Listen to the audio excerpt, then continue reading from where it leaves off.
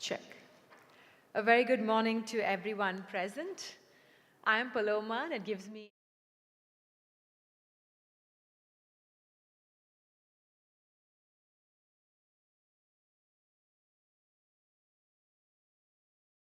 technologists, industry leaders, and policymakers to discuss the transformative power of artificial intelligence. This summit aims to explore the real-world applications of AI, its impact on various sectors, and the ethical considerations surrounding this cutting-edge technology. We are honored to have with us distinguished experts and guests who will share their insights and help us navigate the challenges and opportunities that lie ahead in this AI-driven era. Before we proceed, may I request everyone to please rise for the Tamil Thai Varthu.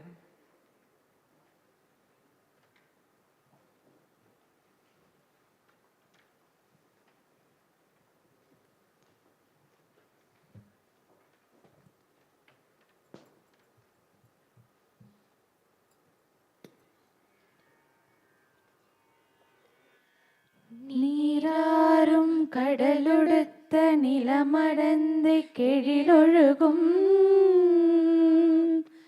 சீராரும் வதனமென திகழ்பரத கண்டமிதில் தெக்கணமும் மதிசிறந்த திராவிடர் நல் திருநாடும் தக்க சிறு பிறை நுதலும் தரித்தனரும் திலகமுமே அத்திலக வாசனை போல் அனைத்துலகும் இன்பமுற எத்திசையும் புகழ் மணக்க இருந்த பெரும் தமிழனகே தமிழனகே உன் சீரிலமை திறம் வியந்த செயல் மறந்து வாழ்த்ததுமே வாழ்த்ததுமே வாழ்த்ததுமே.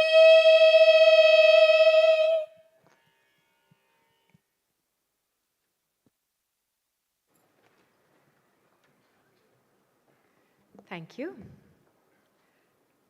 I would now like to invite on stage Mr. L.V. Navneet, the CEO of the Hindu Group. Can we have you on stage, please, sir?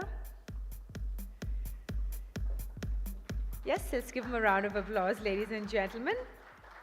He will welcome our dignitaries to the stage, so a big round of applause. We are so honored to have with us today Thiru Kumar Jayanth, Additional Chief Secretary, Department of Informational Technology and Digital Services, Government of Tamil Nadu.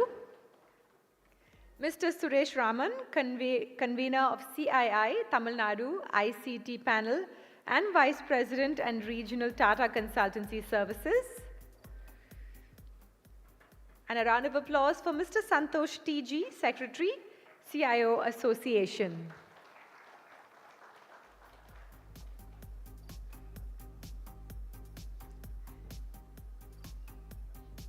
So, ladies and gentlemen, we are talking about cutting-edge technology. So it only makes sense that our dignitaries are welcomed by a special someone that will be part of what leads the way to the future, just a glimpse into what the future holds. So a round of applause for our robot friend Mitri, who's here to say hi to our dignitaries today. A round of applause.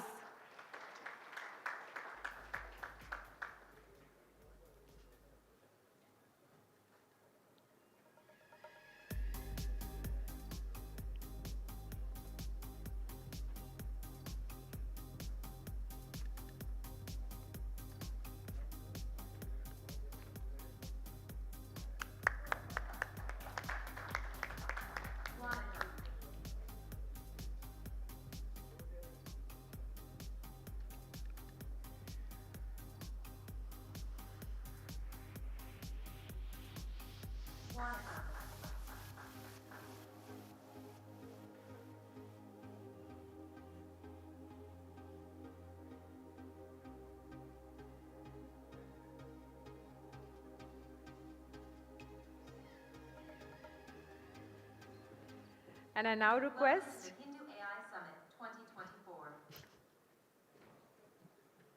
All right, ladies and gentlemen. A great way to kickstart today. I now also request Mr. Navneet to present our dignitaries with a memento on this very special occasion.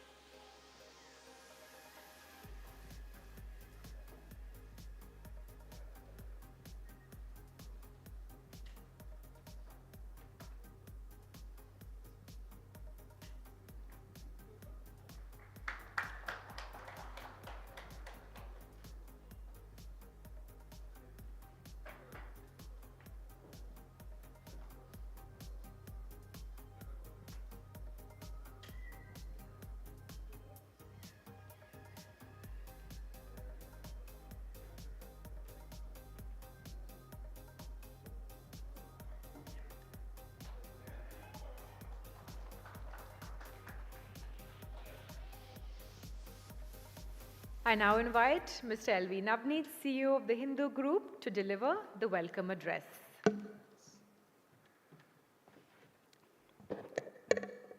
Good morning. It's my pleasure to welcome all of you to the Hindu AI Summit 2024. Artificial intelligence is no longer a thing of the distant future. It's here and it's shaping the way we live, work, and innovate. While some important voices have argued that the impact of AI on humanity is likely to be as fundamental as that of fire, others have cautioned that without the right guardrails, this fire could turn out to be a raging, uncontrollable wildfire. The Hindu Group is a 146-year-old institution with a reputation built over the years for world-class journalism. One of the functions or core tasks of journalism is sense-making. Sense-making is a process of understanding developments or events with significant impact by creating a space for listening, participation, and reflection beyond usual boundaries, allowing for discussion and different viewpoints to be shared and collectively explored. Today's AI Summit attempts to make sense of AI and adds to our many other initiatives across multiple disciplines at sense-making. The agenda for the day, curated by my friend, colleague, and our CTO, Suresh Vijayaraghavan, who's seated there, comprises a keynote address by Thirukumar Jayant, 5 panel discussions, 5 fireside chats, and a valedictory address by Dr. Palnivel Tyagarajan. In all, the agenda features over 25 domain experts, thought leaders, change makers, and impact creators. Our intent and attempt is to offer both width and depth on a multiple range of topics around AI. We do hope you all enjoy these sessions as much as we enjoyed putting them together for all of you. We are honored to have with us today Thirukumar Jayant, IAS, Additional Chief Secretary, Department of Information Technology and Digital Services, Government of Tamil Nadu. Sir, a warm welcome to you. Thanks for your time, and we look forward to hearing your thoughts in your keynote address and set the tone for the discussions to follow. A warm welcome to all our speakers and partners for their time, thoughts, and support. A warm welcome and many thanks to all of you here. I encourage all of you to actively participate in the deliberations, network and interact with friends and strangers, and have meaningful conversations about harnessing the potential of AI for the greater good. Welcome once again to the Hindu AI Summit 2024, and thanks for being here.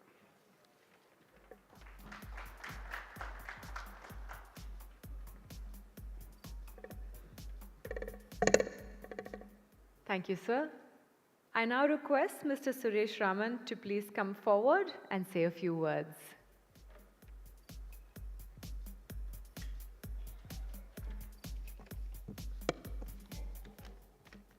Good morning, ladies and gentlemen. Honorary IT Secretary, Sir Navneet, Vignesh, and all the delegates here. It's an honor to be here.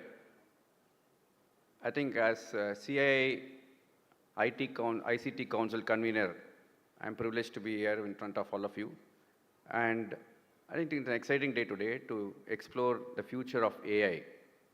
our preparedness itself and to a real AI world what we're going to see, where AI does not just assist or augment, but it's going to transform our lives.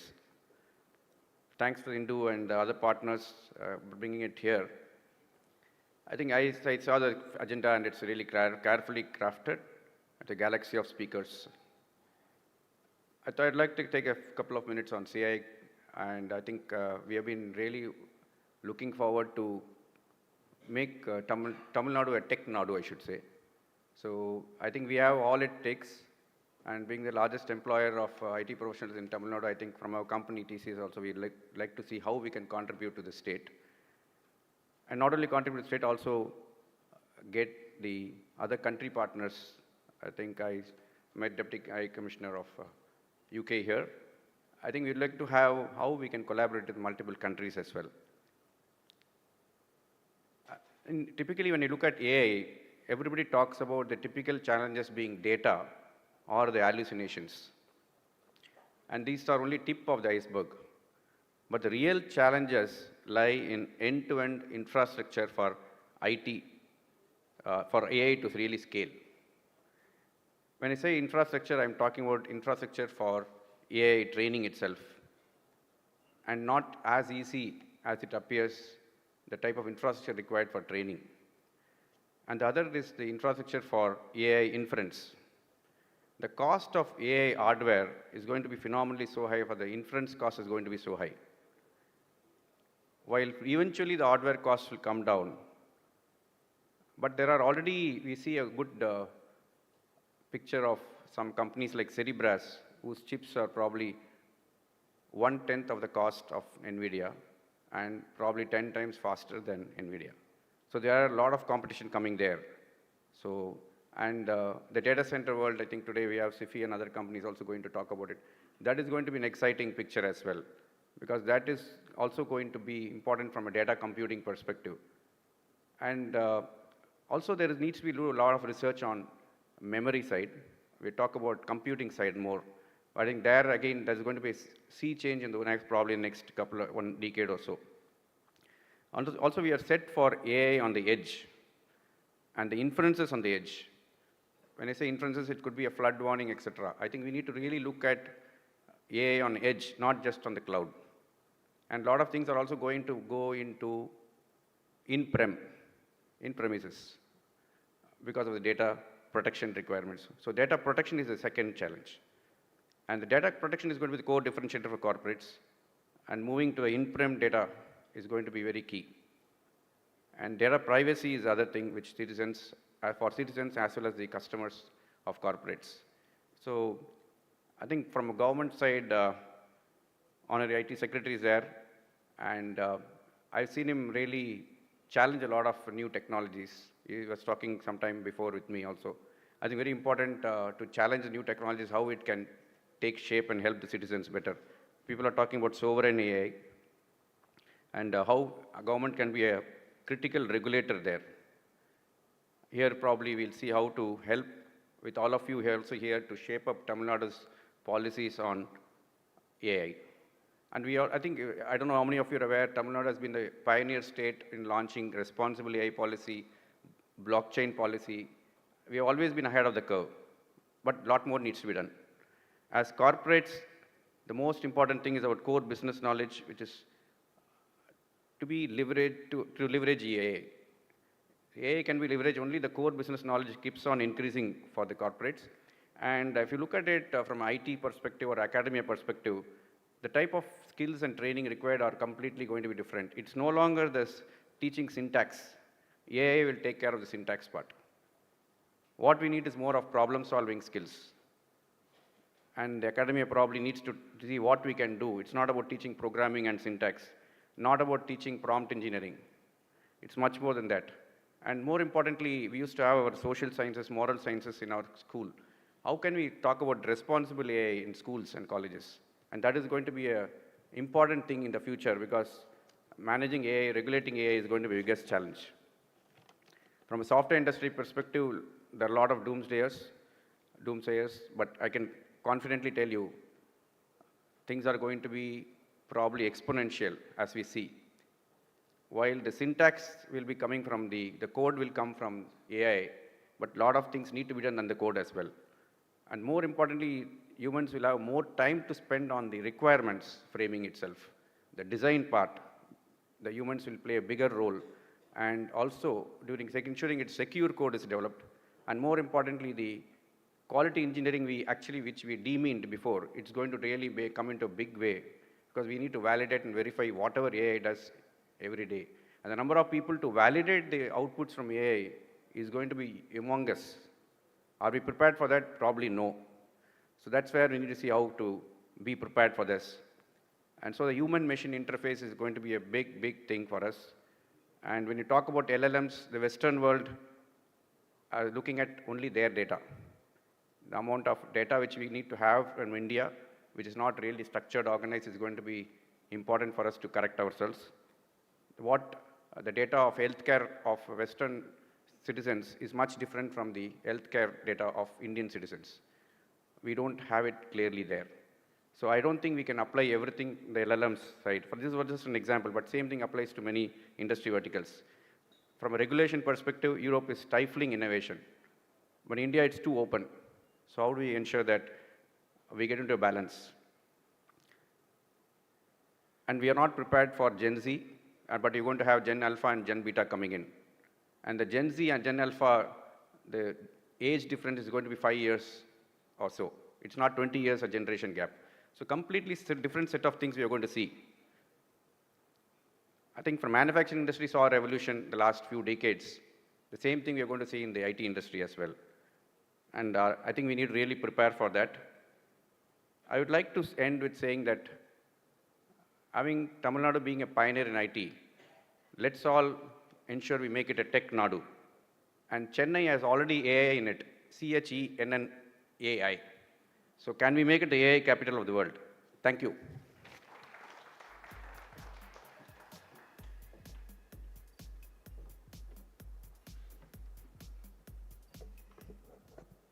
Thank you so much, sir, for sharing your insights and thoughts with us.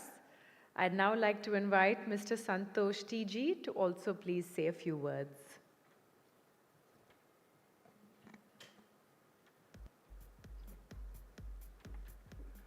அனைவருக்கும் வணக்கம். Mr. Suresh Raman ended up saying that நம்ம சென்னையிலேயே AI இருக்கு அப்படின்னு சொல்லிட்டு. So that shows the kind of the main reason of we all gathering here for this great day. I represent the CIO Association. So many people are aware CIO Association is a team of people where we have CIOs from all the functions, all the industries associated into this. We have around 2,200 CIOs across the country with 16 chapters as we talk today. I feel proud to be honored and to be there in front of you on the stage representing the CIO Association, partnering with the Hindu, which is 145 years old newspaper company. Every single person in this world, in this country, knows about the Hindu, so that is the kind of penetration which they have, and really a great support, Hindu coming up with this kind of event where they're not only sharing the knowledge but also learning. So learning and sharing are two sides of the same coin is what I say. So today we are here not only to learn from the great, from the new technologies of AI all throughout the day, but also there are lines of panels which has been scheduled where a lot of people, a lot of CIOs, a lot of technology specialists, SMEs are going to share their view about AI. I'll not take much time, but I also don't want to talk a lot more about AI because the agenda for today is only AI. So everywhere we see AI, talk AI, write AI, walk AI. So that is the kind of agenda which is there. But do you think AI is something which has just come up now? Probably the answer is no. AI has been there several decades before. We all know Lord Rama Sri Rama was not there in the existence only now. He had been there for, I don't know how many years, but in January when Ayodhya came up and addressed that Ram Lala, it means that he has come only in a new avatar. So similarly, AI has been there for several years and it has just now come with a new avatar. And probably we will have to understand what is the kind of strength, what is the kind of capabilities it has got, and we will have to explore it. And thank you once again, the Hindu, for making this, for making CIO Association to be partnered with you and to take this strength of AI to the world. Thank you very much.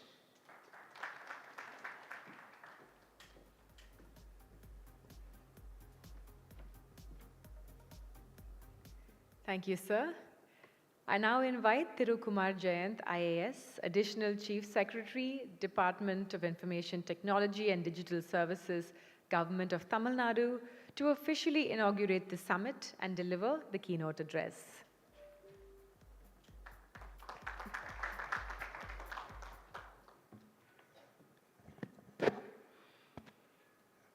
Good morning to all the participants. I've had prepared a lot of points to speak, but even being the first keynote speaker, we have three experts giving a lot of details. So I promise you I will be brief, much lesser time than they planned. Now, I will echo Mr. Santosh that I don't have to explain what is AI. All of you are experts. The only point I will make is that I will second what he said was AI is nothing new. The only thing is it has reached the inflection point where the whole world is talking and everybody seems to be using it. Recently, I met one of my batchmates who is now Secretary in Government of India in a totally unrelated department. So he was telling me his B.Tech project was on neural networks. So those of you who are in technology, you can understand it was in 1989, B.Tech final year project, IIT Kanpur neural network, who came into IAS. So that is how deep it is that even the students at that time were into this field, only it has come up. Now, I will not give any insight. What I am going to talk is like an outside, like I am not an insider in the AI space. As an individual, as an administrator, I am standing at the outside looking at the whole black box called AI in whatever terms, whether it is deep learning, machine learning, neural networks, large language model, cognitive, all these words we are interested and we are looking at as a user point of view about what it means, how we can utilize it. Now, if you have seen the scenario on technological base of the AI, it is now driven by the three great technological behemoths. Microsoft is running a separate universe, Google is running a separate universe, Facebook/Meta is running a separate universe. For the mobile phone technology, Google did a great job by making Android free and open. So all of you know how it proliferated and it coexists with one dominant proprietary technology of Opel. In this space, again, Meta has come up with an open model where their model is used by many of the AI and it is trying to compete with Google and Microsoft's proprietary model. And the wish of Meta is that their base can become open like Android, where most of the infrastructure developed or most of the technology development is on that line so that true innovation can take place. So it is still early days in AI field on technological angle to see where it will lead. Because the whole large data is not so easy to acquire. So there is no agency beyond these 2 or 3 agencies which have enough fund. Most of the governments also will not have enough free fund to try and build this type of data structure, data set, and computing models. Now coming to governance, we see its immediate use in some of the sectors. even in the core governance, how we deal with file and other things. The other usage is in education and health, and I congratulate Hindu on a well-designed panel where it starts with panels which is led by Madam Supriya Sahu in Health Department. I will come on that, on what we are doing in that sector. The other point was touched by Mr. Suresh Raman, how the teaching learning will be totally impacted. So I don't want to go into the detail. You will be discussing, I hope, in some of the sessions. But this will change totally. The whole world which we know about teaching and learning is going to change, and I think some insights can be coming out in this. The other sector which will be totally transformed at individual level is how we consume information. Now, if you search anything on a random Google search, the Google itself is first giving you an AI overview instead of giving the sponsored result on top, which it was giving till now. So that is one sector which will be totally changed, that do you actually read the underlying information when you search for something, or you sit on top of whatever a platform is providing you with the AI generated shortcut on the information. The other thing which will impact is the reason why Hindu is organizing this seminar, that is media. Media, if you are a media outlet, you have to be ahead of the curve, because you don't know when AI will kill media. Because we have had a lot of such technical advantage proofs where cell phone industry killed the camera industry, and something like a totally unrelated technology killed a totally unrelated old technology. So when you are talking of all of AI, media has to be alert that at some point the media should not become irrelevant, for a traditional media should not become irrelevant because of AI. So these are the points which need deliberation, and I hope throughout the day it will be deliberated. Now, I will come to the issues of concern. That is my personal favorite. In many of the places I am sometimes devoting all my time to issues of concern. The biggest issue is the issue of bias. I think all of you who are here, you will be knowing. Now, biases can be either with the training data set, because the large language model are based on data. It can be an algorithmic based bias on how you have said that this can be done and how you have trained your networks or trained your algorithms. And the third can be a basic cognitive bias itself on how you think, then only you will plan, and your program also will be restricted to your thinking. Now, just to explain the thinking bias, if you see 17th, 18th, and almost till the end of 18th, 19th, and 20th century, early 20th century, the whole European civilization was capturing throughout the world and quote unquote discovering the world. So they discovered the source of Nile, they discovered the source of Ganges, they discovered all the rivers in Africa, they discovered Cambodia, they discovered a lot of Burma, and they discovered source of Buddhism and birthplace of Buddha in India. And a similarly advanced civilized person climbed Everest for the first time. If you read a book of 50 years ago, 100 years ago, you will see a clear-cut path that everywhere the word used is first human to reach, first human to this. And they totally ignore the whole book, which is full of 1,000 people who helped them to reach the source of Nile. So the person who says, I discovered source of Nile, he will say, I am the first human to reach the source of the Nile. And there are 5,000 people who helped him, who are living there. So they don't exist. Now, if you have that type of data set, what AI can you apply on that? So that results in a lot of problem. In the health sector, there are recognized cases where the data set is wrong. Therefore, the diagnosis in case of females are much more at fault than in case of males, because your data structure is geared towards male problems predominated to in males, and very less data is available specifically about women and their specific problems.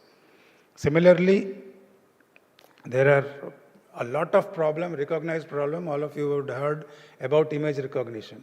If it is an American or European-based system, it totally disregards the Northeastern or the East Asian or an African population. So you need much more balance into designing a system where you take care of the diversity and not only of the existing data set.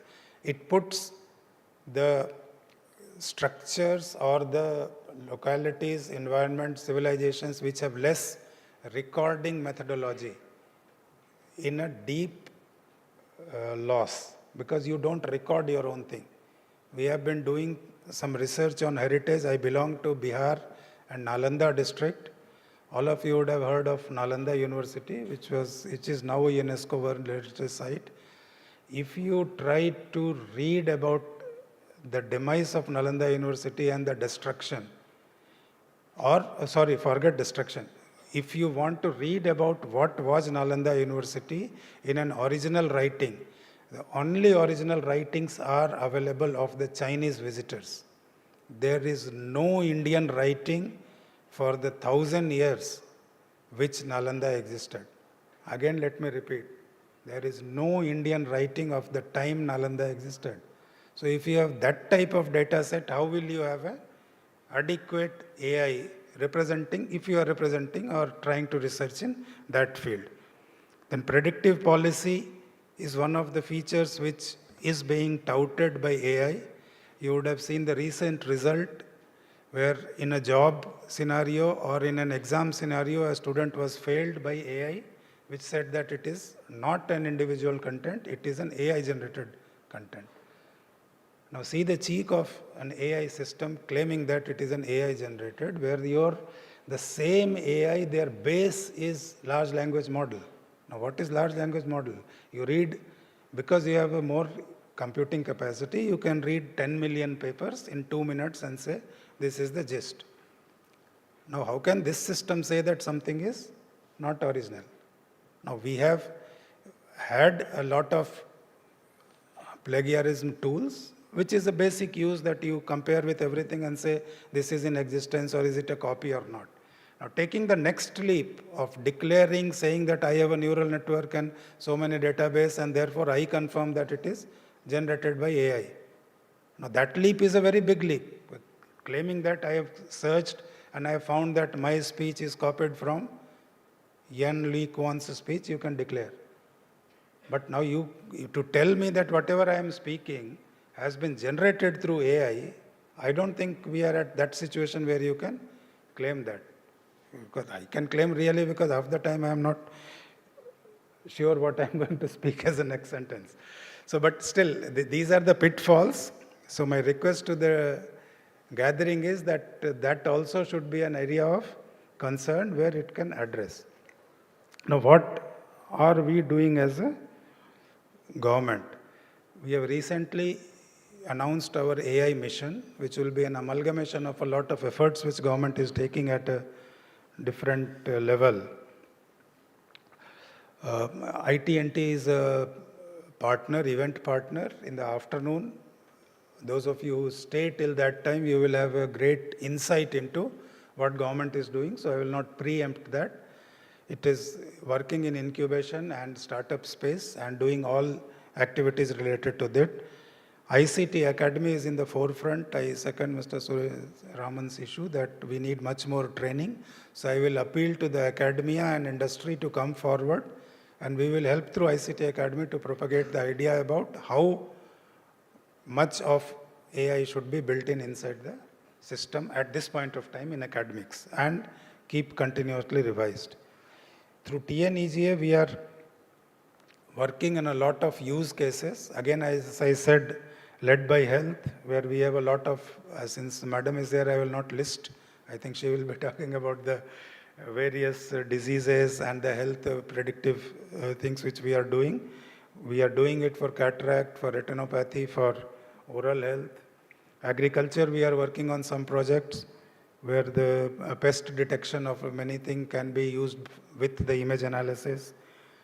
Attendance monitoring, face recognition, facial recognition, Again, facial recognition came as a technology, and the offshoot is uses in attendance, where there is an intense administrative struggle happening between the controller of the office and the participants of the office of how much FRA should be used to determine, because it will know when you came, when you went out.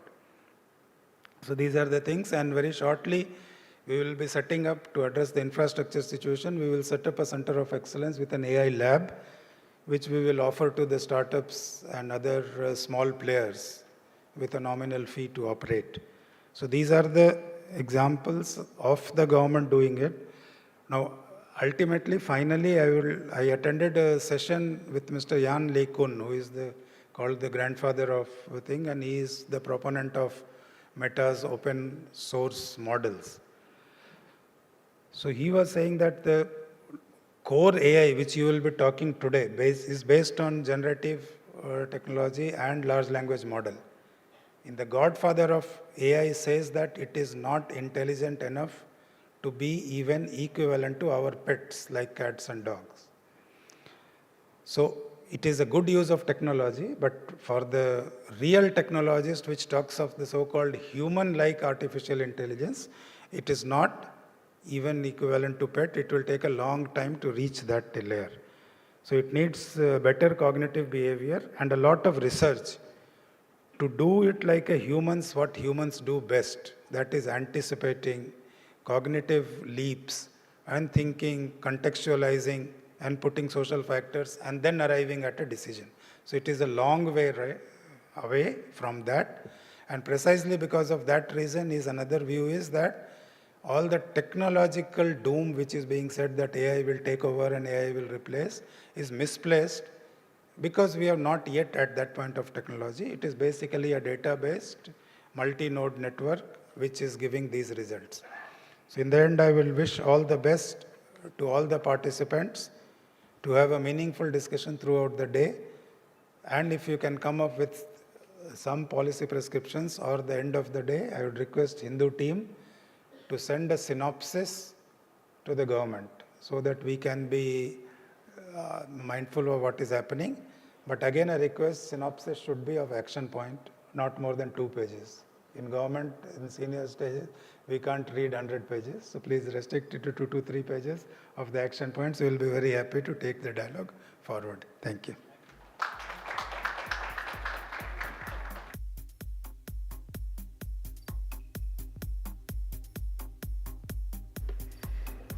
Can we have another big round of applause for all of our dignitaries on stage?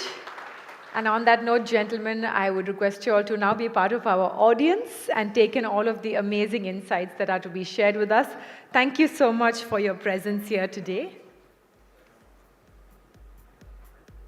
So, ladies and gentlemen, we will dive right in. As all of our dignitaries have said over and over again, we have an amazing day ahead of us where we have experts from the industry who are going to be sharing their insights, their thoughts, and of course, an idea of what the future looks like. So, our first panel is titled AI-Driven Governance, Concept to Practical Application. And it explores the potential of AI in transforming governance from the concept stage to how it applies in the real world. Do join me in welcoming our panel to the stage. A round of applause for Supriya Sahu, IAS, Additional Chief Secretary, Department of Health and Family Welfare, Tamil Nadu, driving AI for governance. We welcome you on stage.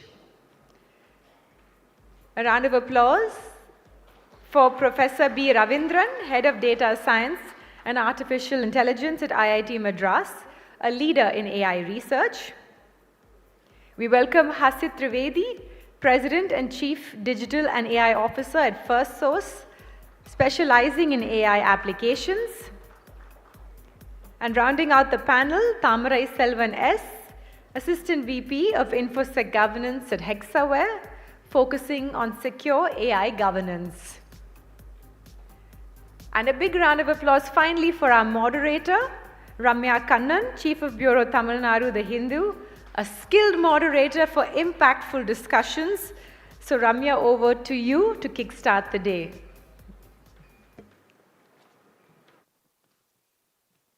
Good morning, everybody, and welcome to the Hindus AI Summit 2024. Just a short introduction. I know no one here is a novice at AI, but just a short introduction as is required by the moderator.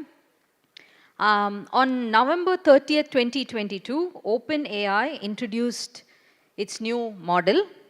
We've trained a model called ChatGPT, it said in an online announcement, which interacts in a conversational way. The dialogue format makes it possible for ChatGPT to answer follow-up questions, admit its mistakes, challenge incorrect premises, and reject inappropriate requests. In recent years, there's been a burgeoning interest in AI.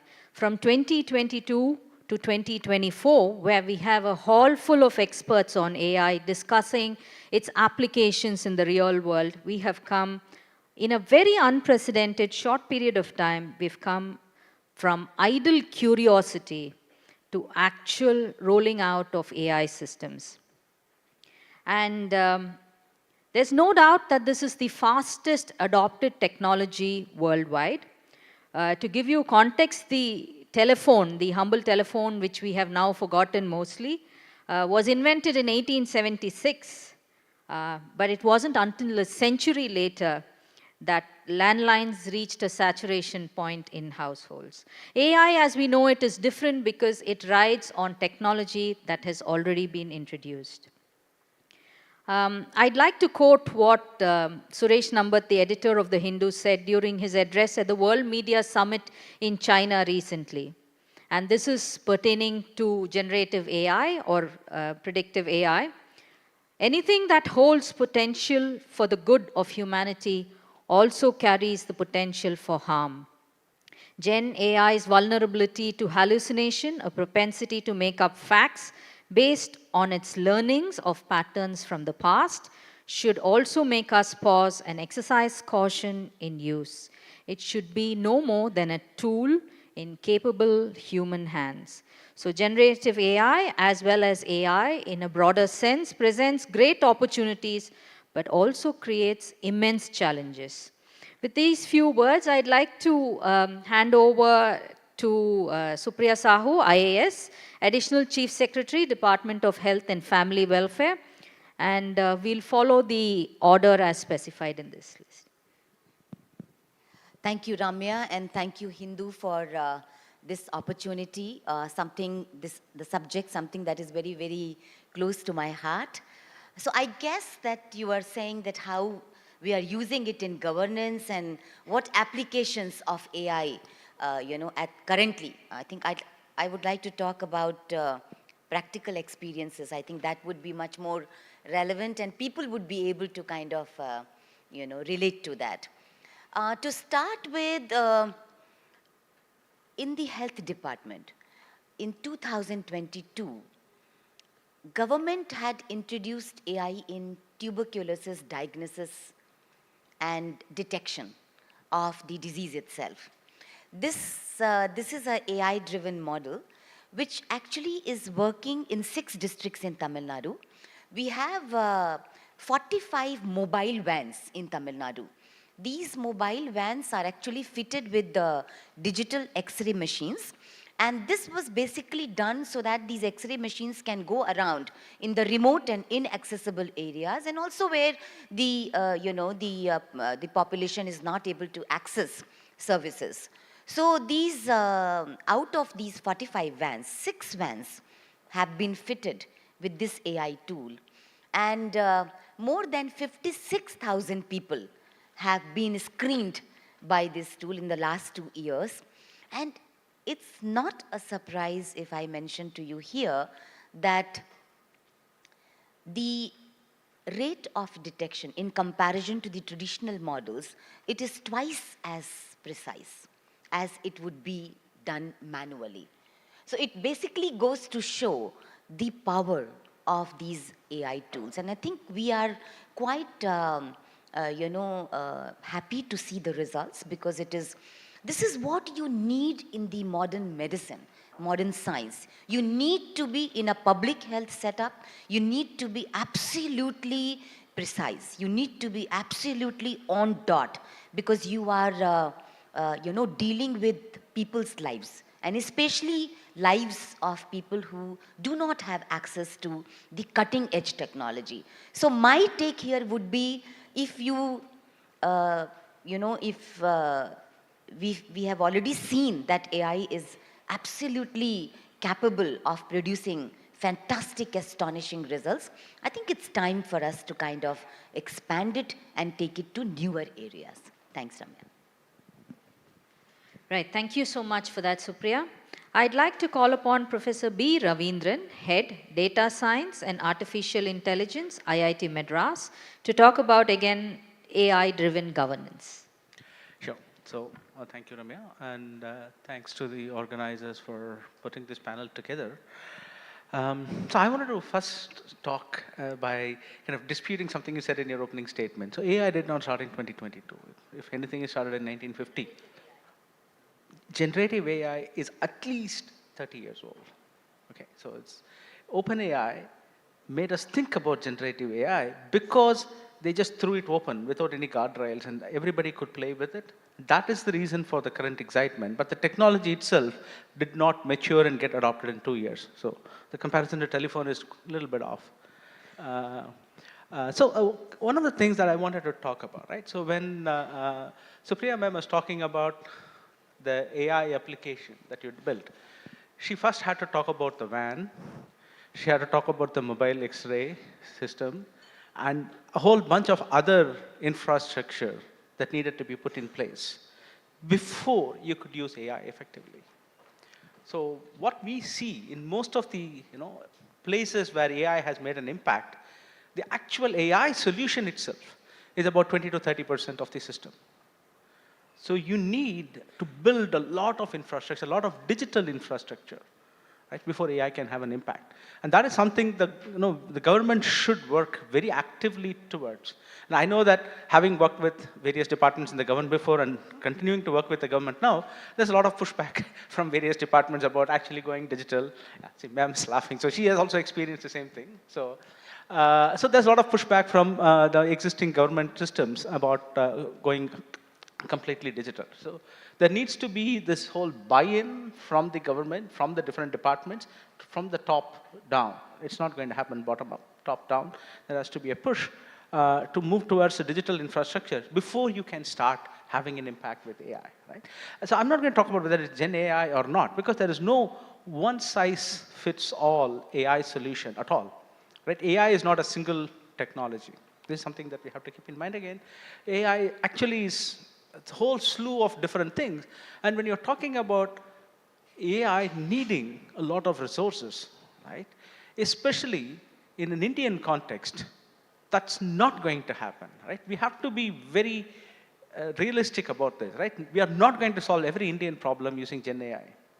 Because Gen AI, as was repeatedly mentioned even during the opening session, right, it's going to require a lot of compute resources. But we don't need Gen AI to solve all the problems. Even before this came on, in fact, today, there was a paper that was published that shows that more classical AI methods outperform generative AI methods when you have tabular data. So only when you're talking about things like diagnostics, medical imaging, and things like that, where the newer models have a significant edge over classical models. And so we have to figure out what is the right solution that we need, especially in governance, right? A lot of data that we will work with when we're talking about AI for governance would be more structured.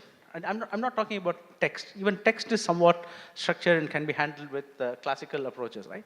So we have to figure out what AI technology itself is appropriately needed for solving each and every problem. And we shouldn't fall into the trap of saying, okay, Gen AI is the only technology that's going to help us solve all problems using AI. Right? So that's something that we really have to think about, it both in terms of resources and, of course, in terms of being environmentally conscious. That we really don't want Gen AI solving all our problems because we'll soon run out of power, right? And you said 10 minutes, so I'm taking the time. Sorry. There's a bunch of other issues, but I'm very happy that the secretary touched upon these in his opening statement about how there are a lot of India-specific issues. So we talked about how healthcare, is very India-specific, right? So in fact, at IIT Madras, we do a lot of work where we are trying to build AI solutions, not even cutting-edge AI solutions. These are replacing some simple algorithms that are already running your scanning machines and other things which we buy from Germany and other places, right? So these models that are running on those scanning machines are built on Western population. They don't work on Indian population, right? So we are looking at building them, but it's not just biology, right? So things, linguistic issues, right? So do I know what are all the swear words in Tamil? If you want to build an LLM that is going to avoid generating things that can potentially be harmful or hurtful to people who are listening to it, I don't even know what these are. So we can talk about saying that, oh, we have to build these models for the Indian condition, but we need to put in a lot of effort, right, to trying to build these safeguards for India. We don't know what are the cultural artifacts of India that we will lose, right? So at some point, we will forget to make how Chettinad recipes because they're not there on your LLM when you query them, right? So there's so much that is unique to this state, right, and unique to every state, every region in the country that we need to capture. So a lot of work needs to be done.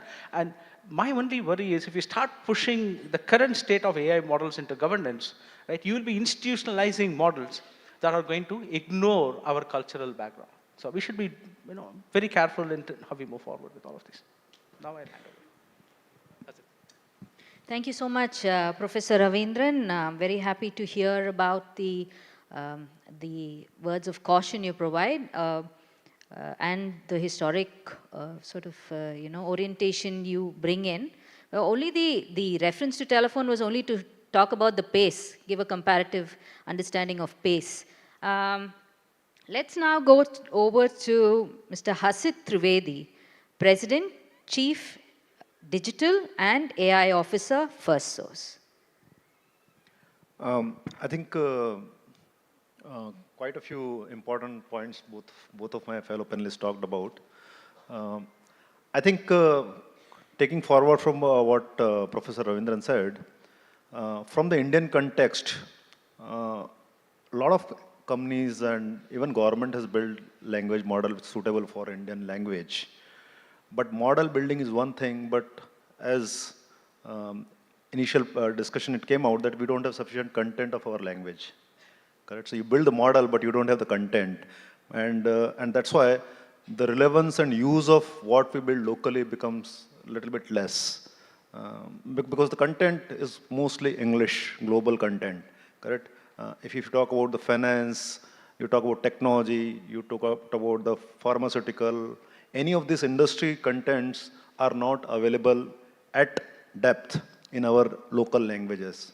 Any of the Indian language for that matter, correct? So I think that it's important, if we decide to build our own language model, technology is one aspect, but where will we get the content itself? Correct? So that becomes a lacuna for us. But having said that, it's a good progress. I think it's always the innovation has come ahead of the regulations. So I think we don't have to worry about the regulations that will come.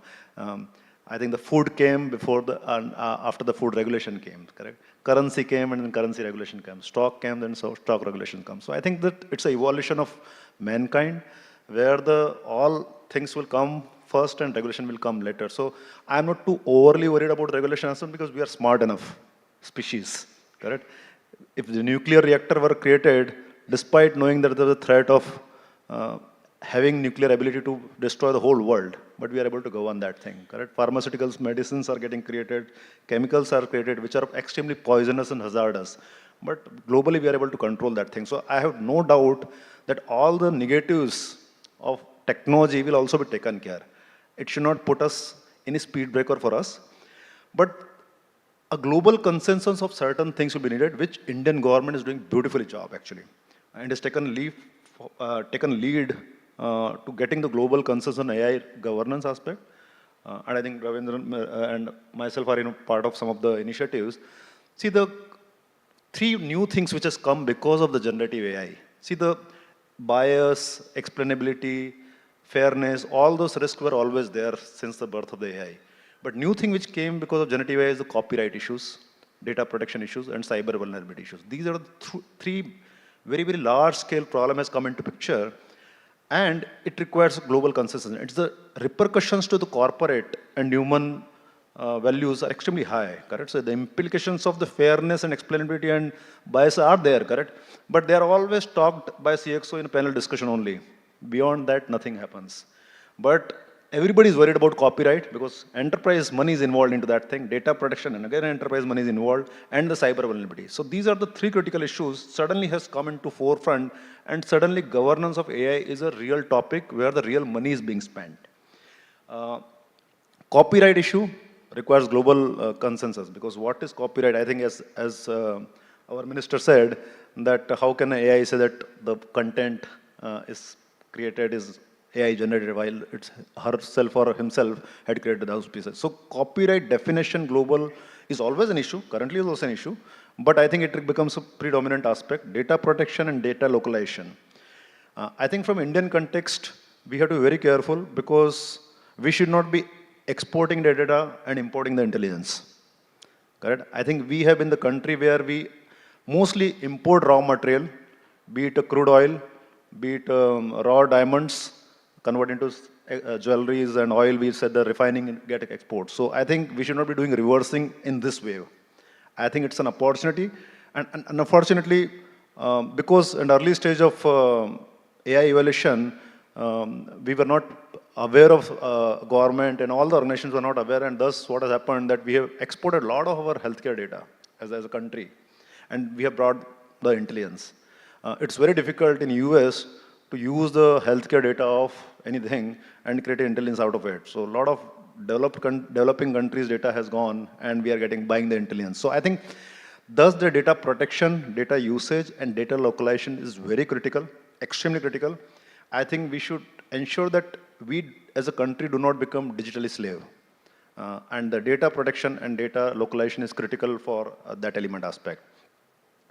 I think Madam said that healthcare as a country and every state, and what you said, it's amazing, I think. Healthcare is one thing our country needs it, correct? We are not a country which is having resources of infinite nature, be it monetary, manpower, resources, but our needs are pretty infinite in nature, correct? From what we want and what we have. And thus technology will play a key role in mitigating the gaps. And healthcare is a sector where governments can help to make it reachable to everybody. Education is another aspect. I think AI is completely taking out the language barrier, correct? You don't need to know the language in which literature exists, correct? Literature can exist in any language, but I can consume in a way I understand. So that takes away the burden of learning a language to get educated. I think that is the power of the technology. I think we as a country needs this thing more than anybody else. Because for most of the other countries, the language of literature and language of understanding of all individuals are same. Correct? In our country, this is very different, and we have potential to make it language agnostic. And government has a lot of play to consume this technology and making it available to citizens, which is happening actually. Other thing is that surveillance, correct? As attendance was. Surveillance of infiltrations on our borders, a lot of surveillance elements are there, surveillance of crowd. Very important in our country where the resources to do human surveillance is always an issue.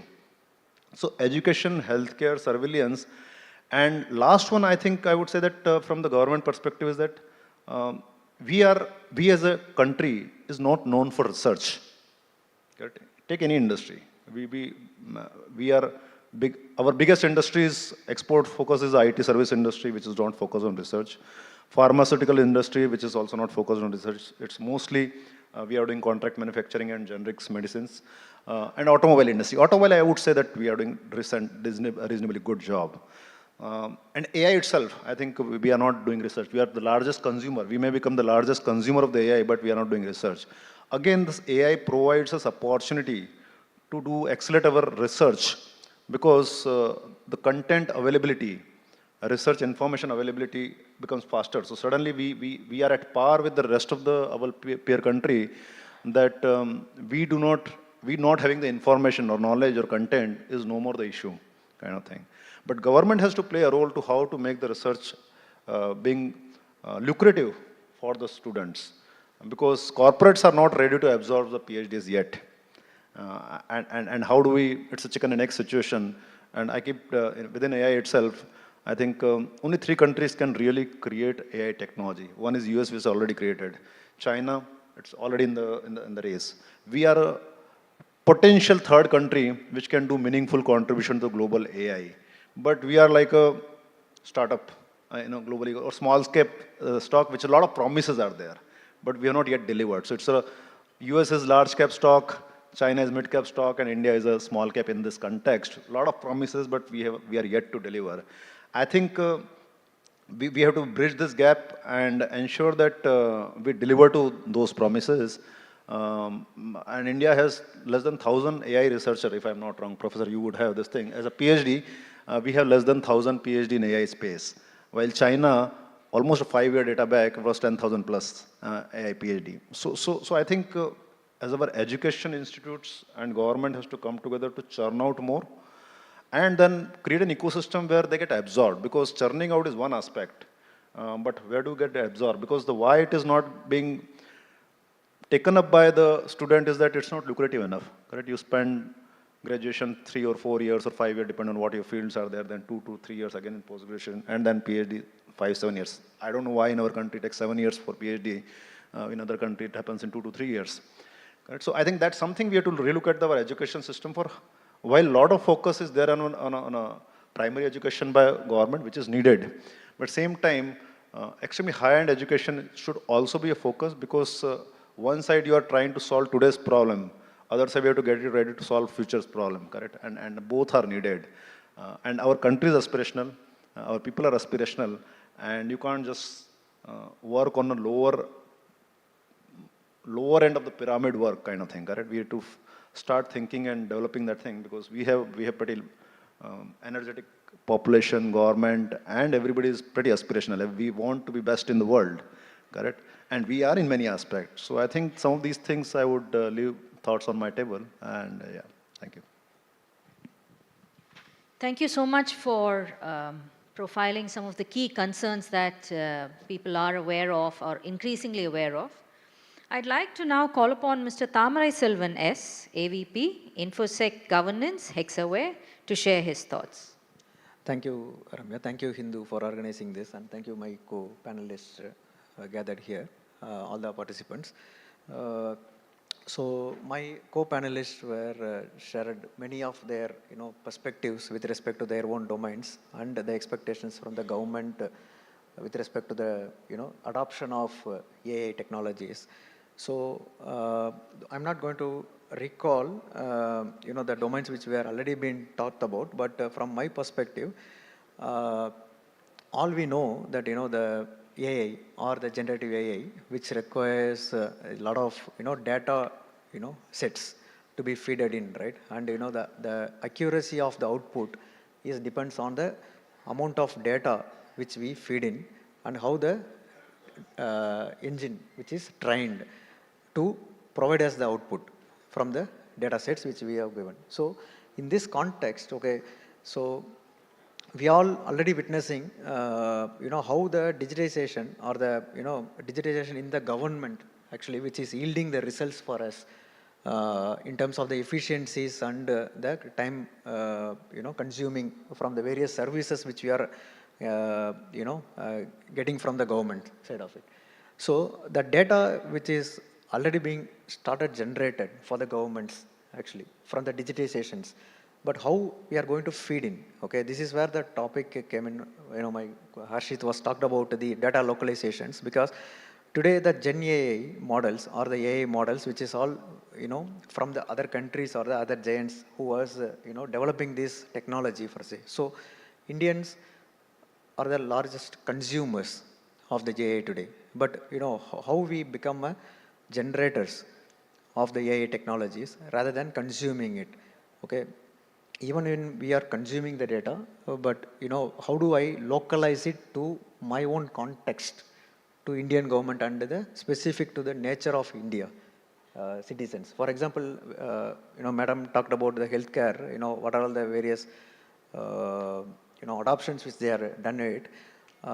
If you look at it, UK or US, the European Union, actually NHS was there more than 40 years, actually. So they have a largest database. But Harshit was also mentioning that, we cannot just like that take the data and, utilize it for our own purposes, right? There are regulations, which is very stringent.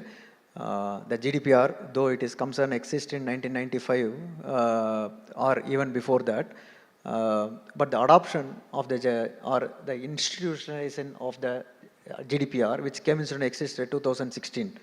So there is a long way to go with respect to consuming, the generating the data and till consuming the data for the betterment of the human beings or the country's perspective. So because I come from the enterprises background, okay, so what I am expecting it from the government, from the industry's perspective, right?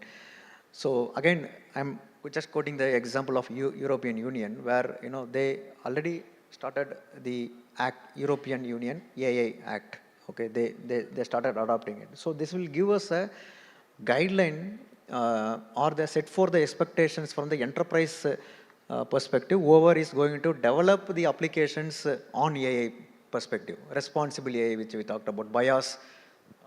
The keynotes speaker was talked about.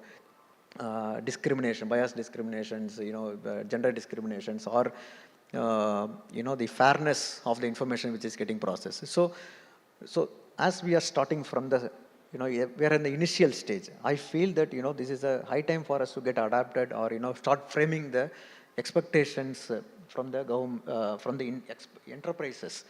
Whoever is going to develop products or the solutions by adapting to the AI technologies. So Indonesian government, for example, they formed a public-private partnership called KORIKO, K-O-R-I-K, KORIKO, which is an AI innovation technology adoptions, and it will set for the processes with respect to what kind of innovations or what are the areas where government can adapt it to or bring in innovations with respect to adapting to that, and which will be betterment for the citizens of the particular country. So from the enterprise perspective, the regulations like or the compliance requirements like ISO 42001, which we set forth high-level requirements when many enterprises start adapting to or generating a solutions or the products from the Gen AI technologies. So how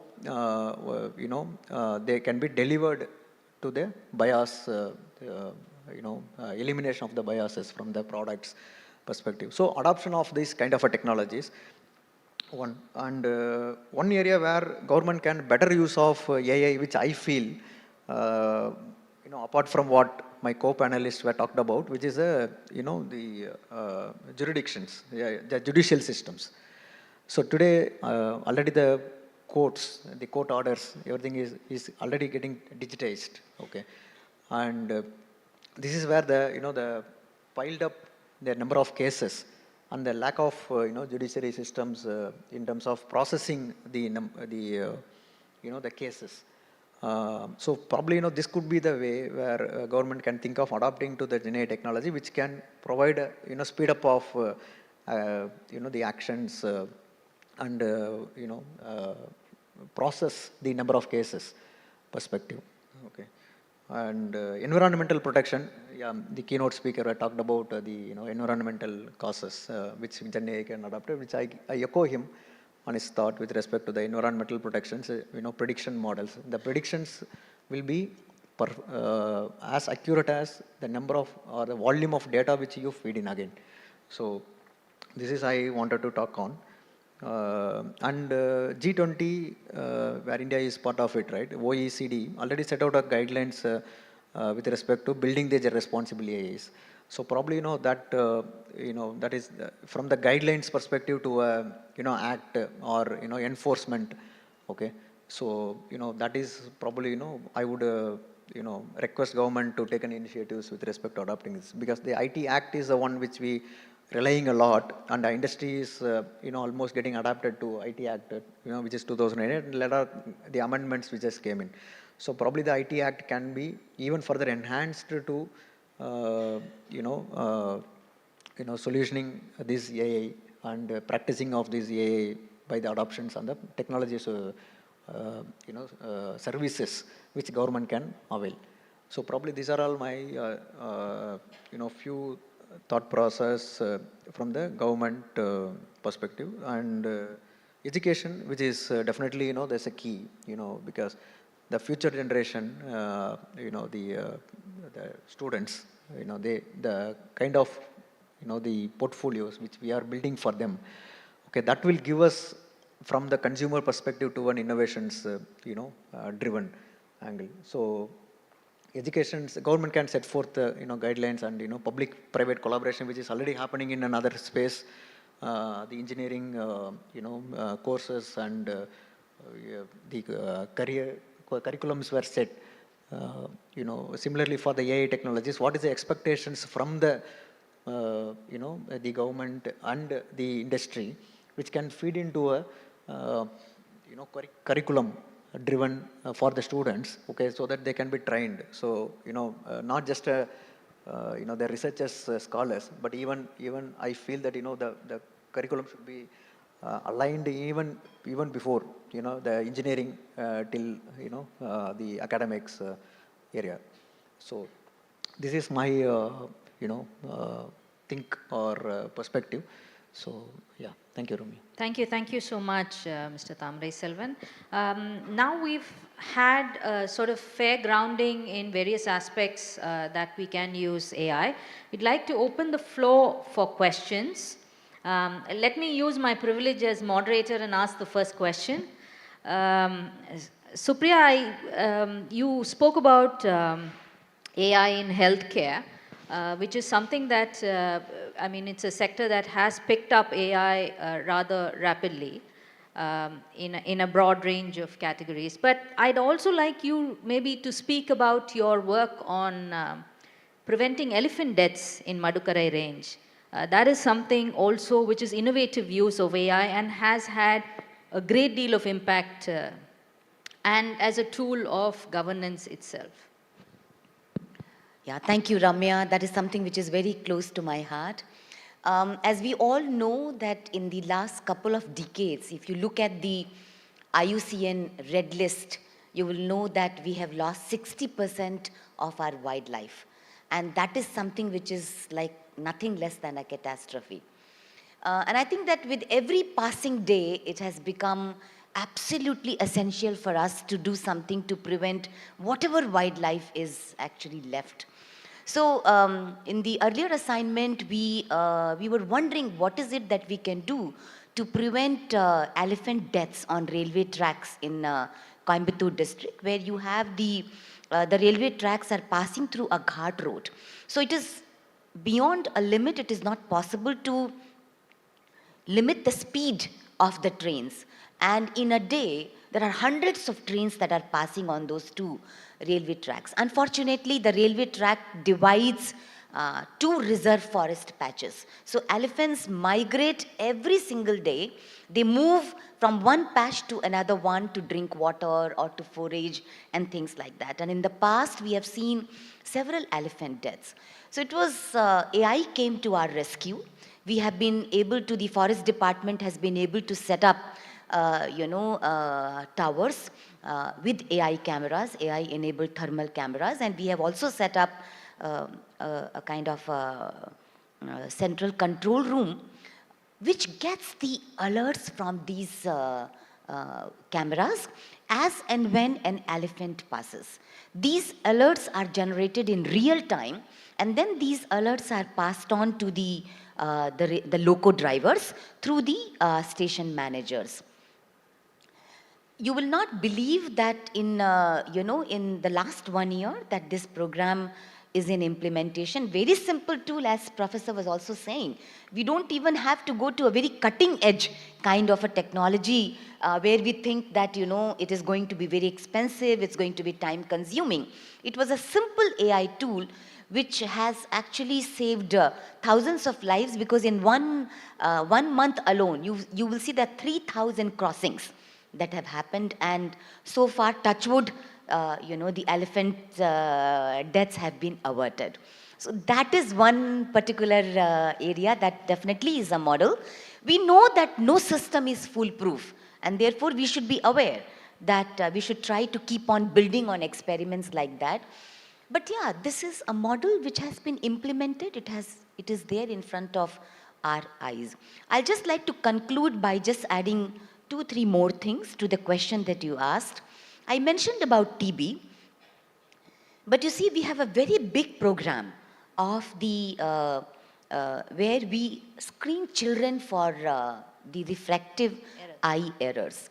And it is a humongous task. Imagine going around the entire state and screening every child and finding out the refractive error which is there and then kind of prescribing spectacles. I think there is we definitely would, will be interested in introducing AI in this area.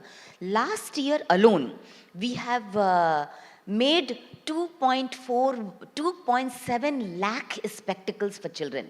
And just imagine the task where every child's spectacle has to be unique and as per the requirement. This year, 1.41 lakh children, we have already kind of placed orders for spectacles. So imagine if AI is able to come in, how much of time and energy it's going to save. Second example is the maternal mortality. Every year, though Tamil Nadu has done exceedingly well and achieved the sustainable development goals when it comes to reducing maternal mortality, is 53. We stand at number 5. But of course, there is a huge scope to prevent all the deaths that are happening. So every year, approximately 400 women die during the childbirth. Now, this is something that we cannot, allow to happen because most of these deaths are preventable deaths. So, in fact, one of the audits which Tamil Nadu pioneered in maternal deaths have revealed that one of the major reasons for maternal deaths is actually the pregnancy-induced hypertension, PIH, as we call it. But it is difficult to find out. And it requires a lot of visits by the nurses to the antenatal mothers and several rounds of visits. There is a possibility, and I think it has already been tried in pilots, there is a possibility that if AI tool is introduced in finding out the PIH, early detection of PIH, and giving it back to the system to kind of, make amends in the system and provide services on time and medicines on time, we can prevent all these deaths to a great extent. So in health, we are definitely considering under the overarching goal of the AI mission of the government of Tamil Nadu, we are definitely considering an AI mission for health. Thank you, Ramya. Thank you so much. Floor is open for questions. Yeah. Yes, please. Before we take that question, Ramya? Yeah. Can I just add something to what I said? So, see, one of the points I always say is that, right? So it's not always obvious to us what are the problems that AI can help us solve, right? And can AI do something more than automation? So we're just going back to your example with the elephant crossing, right? So we have a lot of data about when the elephants are going to move, when they are crossing, and so on and so forth. And you can actually use that to build predictive models of which are the more danger spots in where the crossing is going to happen, and perhaps put in more signs, even without the need for a real-time alert. You can just ask the train drivers to be more careful. So those kinds of analysis can also be done with the data that you are gathering, right? So I think the power of AI is a lot more about understanding the system than just coming up with this real-time alerts. And I think we should really look at how we can push the boundary on that. Thank you so much. Yes. Yeah, thank you very much, ma'am, for giving me an opportunity. I'm Dr. Ramesh Kannaganti. I just returned from Stanford University Human-Centered Artificial Intelligence Institute. Last 2 months I was there. Exactly the same topic is being discussed. Generative AI, smart governance. How do you regulate something under uncertainty? This is what exactly I think we are very relevant what we are talking. My humble submission to Professor Ravindran sir. Sir, you are part of IIT Madras, which is very pivotal in the AI research. Why not you people and the government of the day, Supriya ma'am, think about constituting a national consortium for the study of artificial intelligence and malicious use of AI. The dark side of AI is very scarier given the geopolitical, geostrategic realities within which India is situated, with 15,000 kilometers of land borders, 7,516 kilometers of coastal borders. India must have a backup plan of dark side of AI if the AI gets into the hands of anti-national, anti-social elements. This is number one. Number two, if the moderator permits, my question is, in the geopolitics of artificial intelligence, where does India stand? Take China, take United States, take Japan, take some other countries, UK. In the global partnership on AI also, as some time back I think Ravindran sir said, I agree, we don't have enough digital infrastructure or the high computing power. There is no level playing field in the artificial intelligence. So from ANI to AGI to ASI, artificial superintelligence in the days to come, where are we heading? Are we preparing our have-nots, digitally have-nots, to understand the power of AI and the kind of socio-political economic upheavals or responsible AI or ethical AI? There are so many data sets, but we don't have enough mindsets to create the data sets to use. Thank you very much, Dr. Ramesh Kannaganti from Hyderabad. I came all the way to attend this. Thank you. Thank you so much.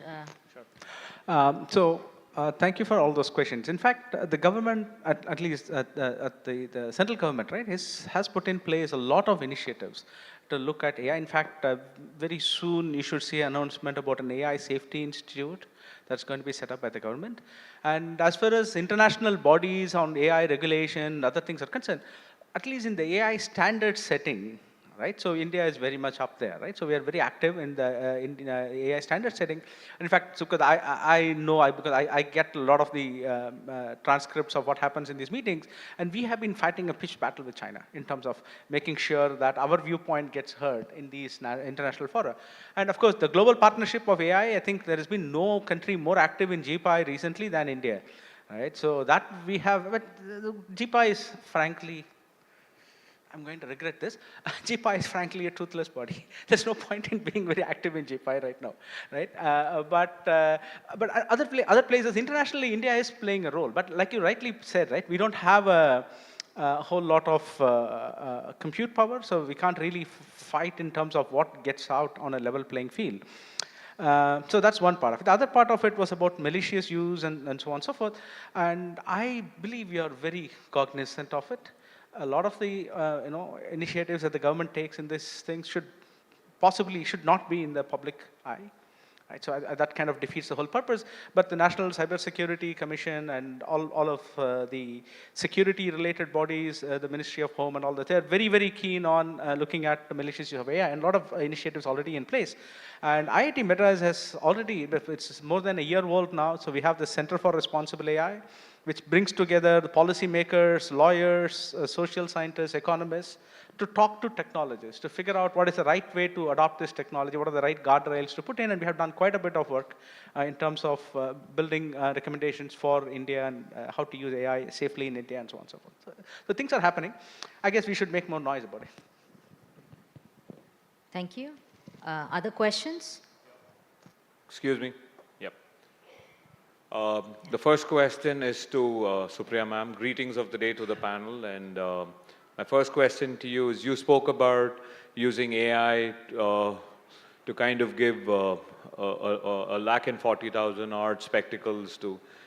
The first part of my question is, where is the tipping point between human intervention and AI?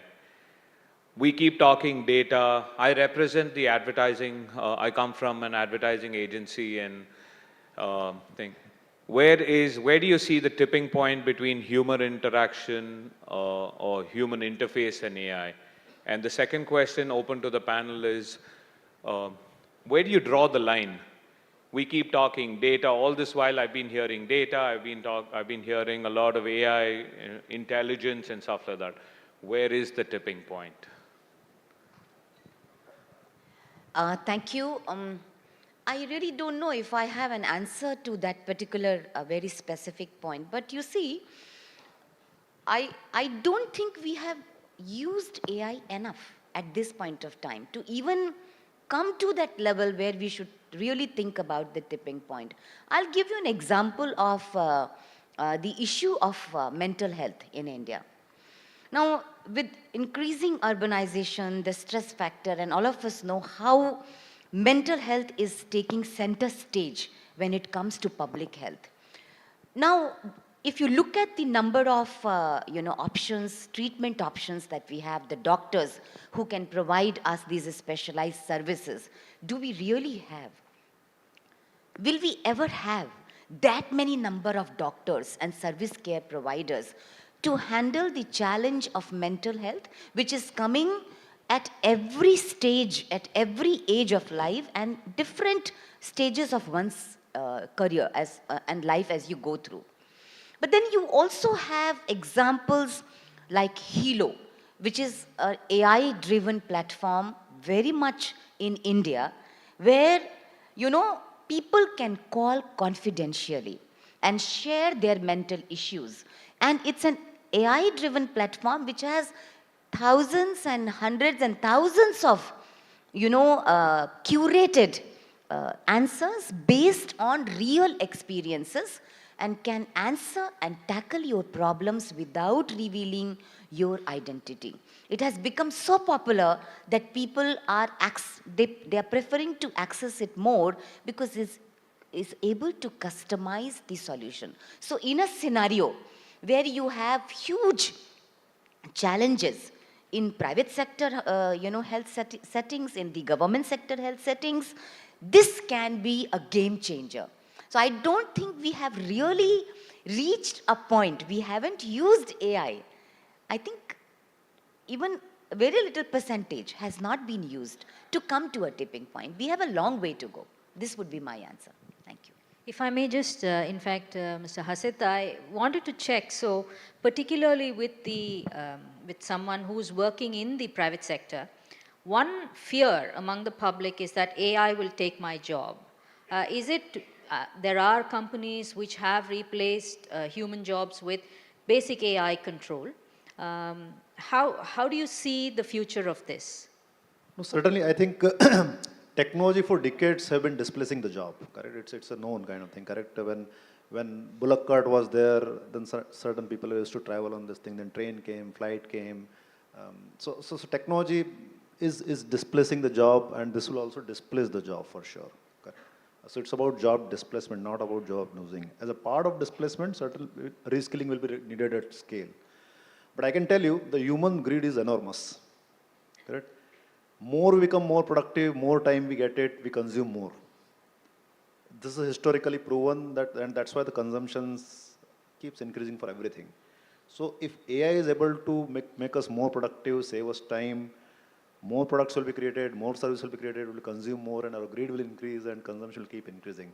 It will add to the bottom line of the company, and thus company will be able to reinvest that money into creating new things.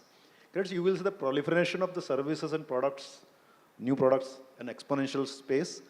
Today, or I would say even today, any new product in any industry takes 6 months to take a birth. Correct? That cycle time will reduce. So in a year, a company produces a car manufacturer 2 models in a year, 3 models in a year, or FMCG companies launches 2 or 3 new soaps or 2 or 3 new type of biscuits in a year. Correct? So I'm just giving the spectrum of the innovation speed across the industry, but that's the speed. Suddenly, because of this technology, the more products will be created in the same period of time, and will consume more. So, and when we consume more jobs will be needed. Correct? More hands and feet will be needed. So I think there is no, I don't think we have to fear about the job losses per se from the overall absolute count, but yes, job displacement will happen.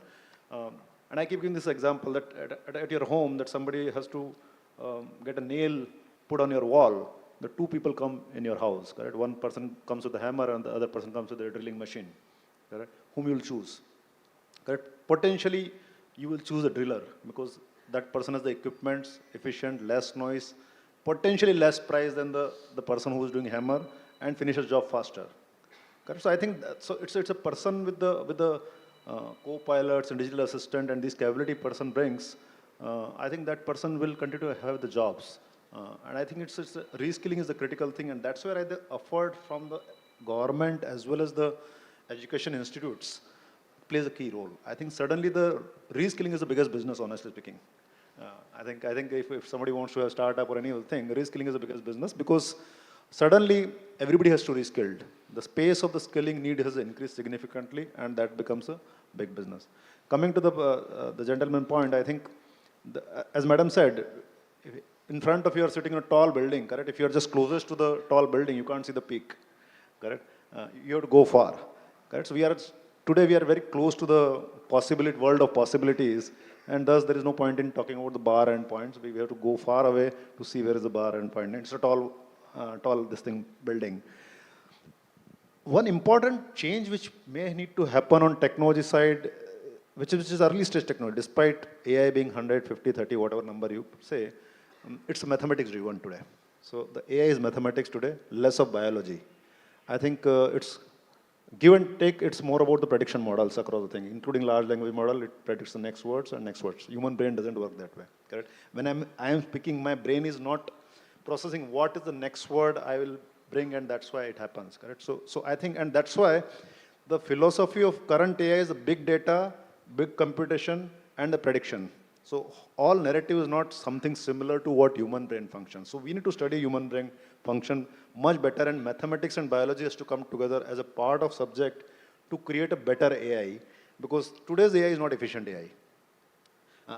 Just to give the example of big data piece, correct? Today, in this room, when you go back tomorrow, you will remember only one or two face, if next is the person you see, correct? And likelihood that you will remember the face of most beautiful or handsome face is pretty high, correct?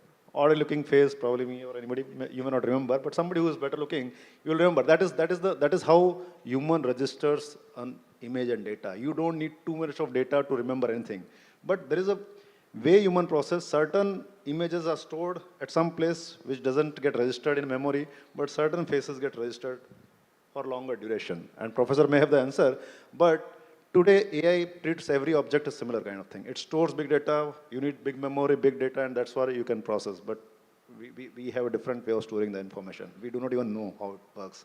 So I think that because it's maths driven, historically the AI is maths driven, more we get closer to biology and human bodies, I think the marriage of the biology and the mathematics is potentially will give to the stage where we start seeing the tipping points. We are pretty dumb right now from the technology perspective. I know we're out of time. Just wanted to have one sentence that summarizes Hasi's answer to your question, right? So you might not lose your job to AI, but you're certainly going to lose it to somebody who knows how to use AI to do your job. Thank you so much. I have big red zeros staring at me from here. So I think it's time to conclude this session. Thank you so much to all our learned panelists. We've, I'm sure, laid the groundwork for a lot of inspiration in this audience. Thank you so much. Can we give our panelists and moderator a big round of applause? And requesting Ms. Ramya Kannan to present our panelists with the token of our appreciation, if you would please do the honors.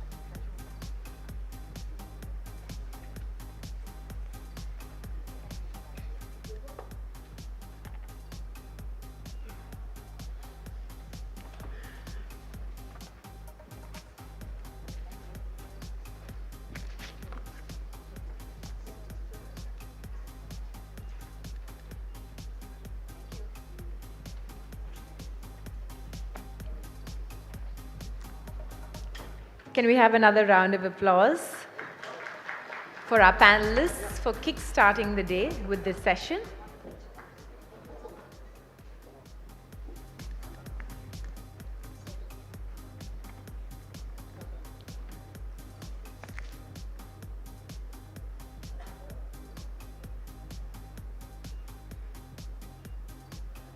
Thank you so much. Before we go into our next session, just reminding our audience once again to make sure that your mobile phones are on silent mode. Thank you so much. So now we request you to join us for an insightful fireside chat on how AI can be leveraged for upskilling the youth of Tamil Nadu. I would like to invite on stage Innocent Divya IAS, Managing Director of the Tamil Nadu Skill Development Corporation, promoting AI for student upskilling. Innocent Divya is known for her conservation efforts in the Nilgiris. She closed unauthorized resorts in the Segur Valley Elephant Corridor and disbanded the 140-year-old NWEA. She currently focuses on innovative educational initiatives, including a college ranking system and industry integration for faculty. Can we please give her a big round of applause as she takes the stage? Today, she will be in conversation with Nagaraj N., VP of Content Analytics and Data at the Hindu Group, an expert in data-driven strategies. Over to you.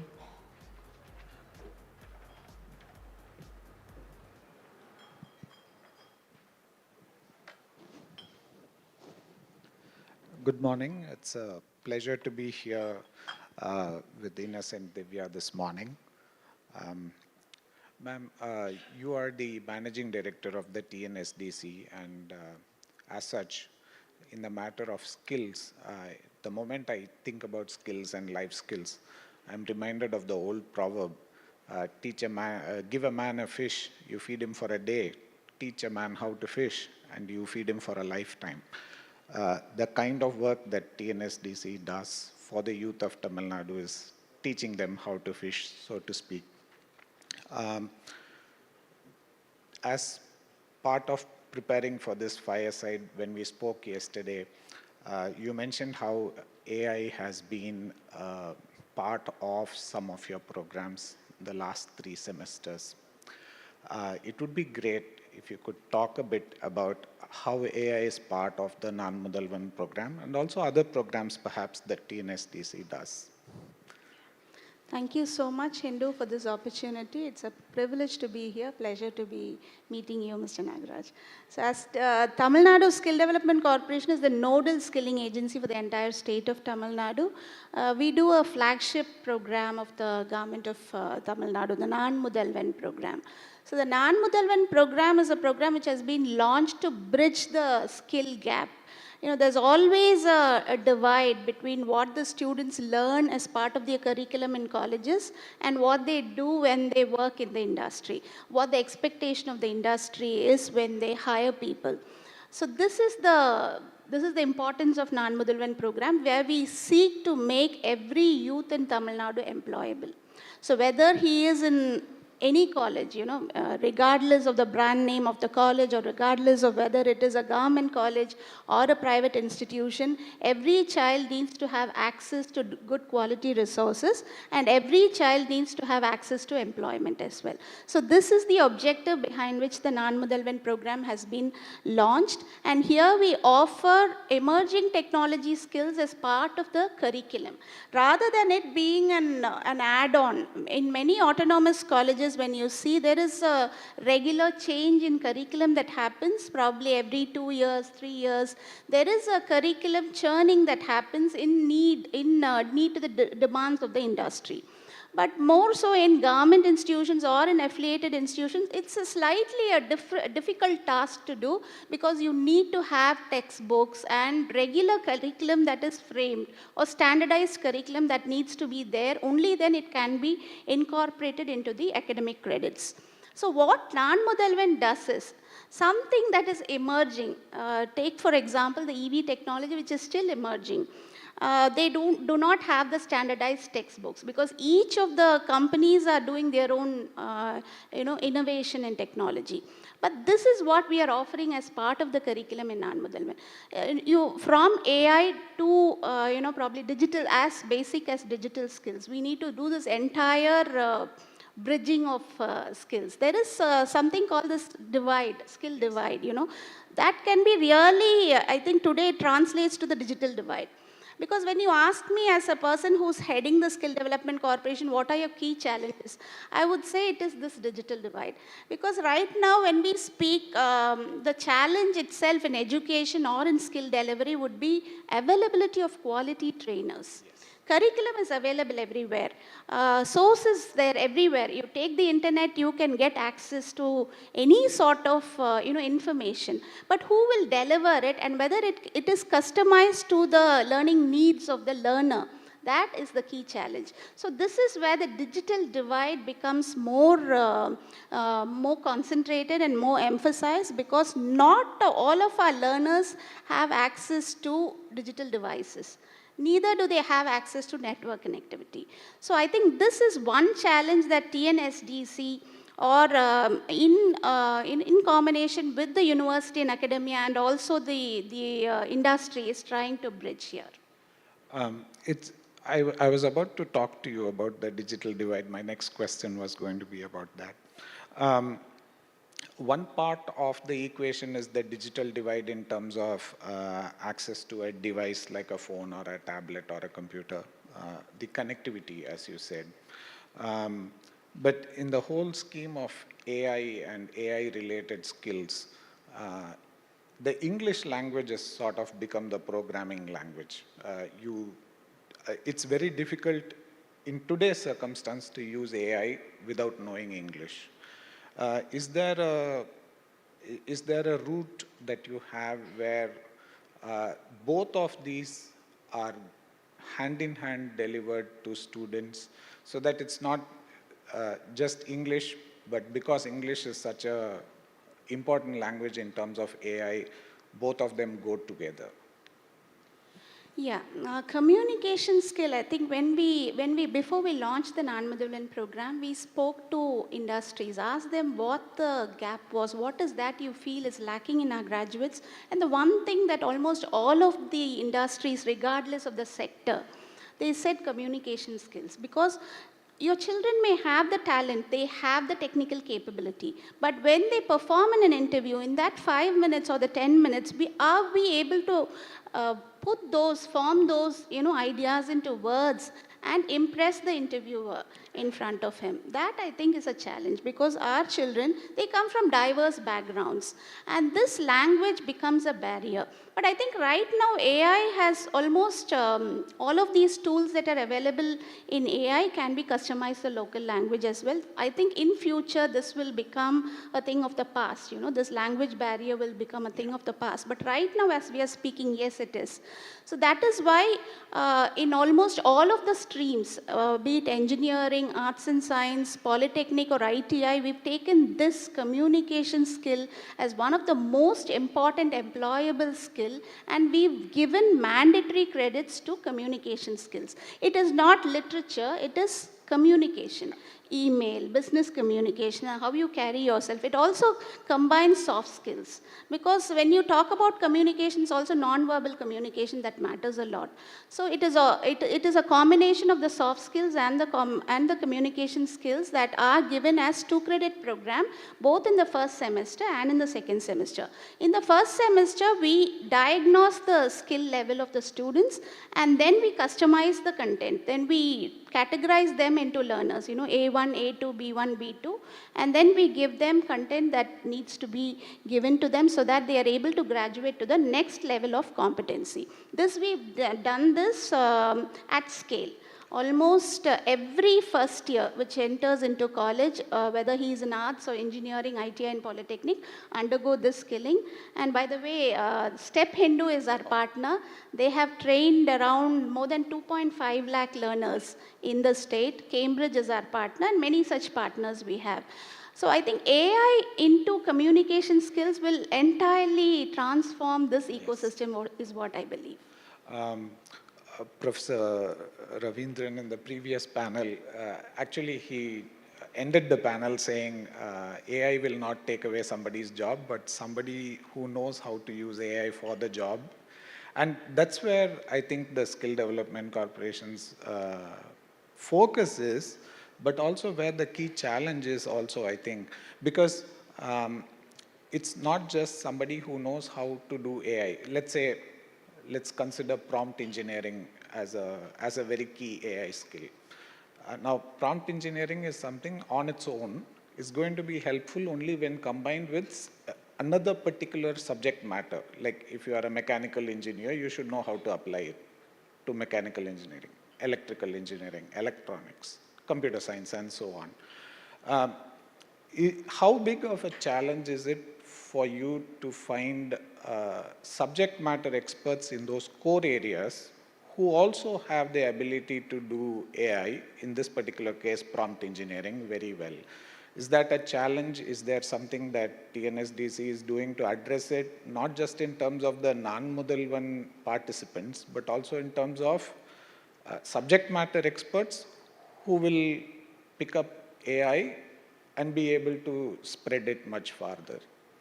Yeah, the bad news is yes, there is a problem in finding subject matter experts who have application knowledge both in technology as well as in the core area. But the good news is when you give, we are teaching the Gen Z, the students that are right now in colleges, they have immense potential. That's what we found in our program, in our skilling through non-Mudalvan. So what we are giving is around 34 learners in the state. For the last 3 semesters, we've been giving application tools of AI. As mandatory programs in arts and science colleges, 34,000 students have done these courses. This includes prompt engineering, Gen AI, and also project-based learning applications. And engineering students, 54,000 have done this. So these are offered by giants like IBM, Infosys, Oracle, Google. All these 4 giants are our partners. But what we found is, the good news is that these children that learn these tools, whether they are a mechanical engineer, they are immediately able to apply those tools. That is the creative mindset that the child is blessed with, the youth of today are blessed with. So I think there's so much of innovation that can come from the learners itself, is what I want to say here.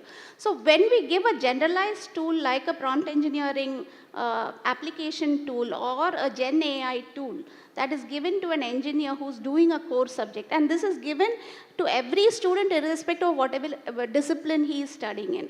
And we've seen there's so much of application-oriented use cases that he is able to deliver. So many solutions that the child is able to deliver. Because at the end of every program, we have a hackathon, where 70% of the registered learners will have to participate. And then there are 3 stages of the hackathon, and then we have the finalists at the state level.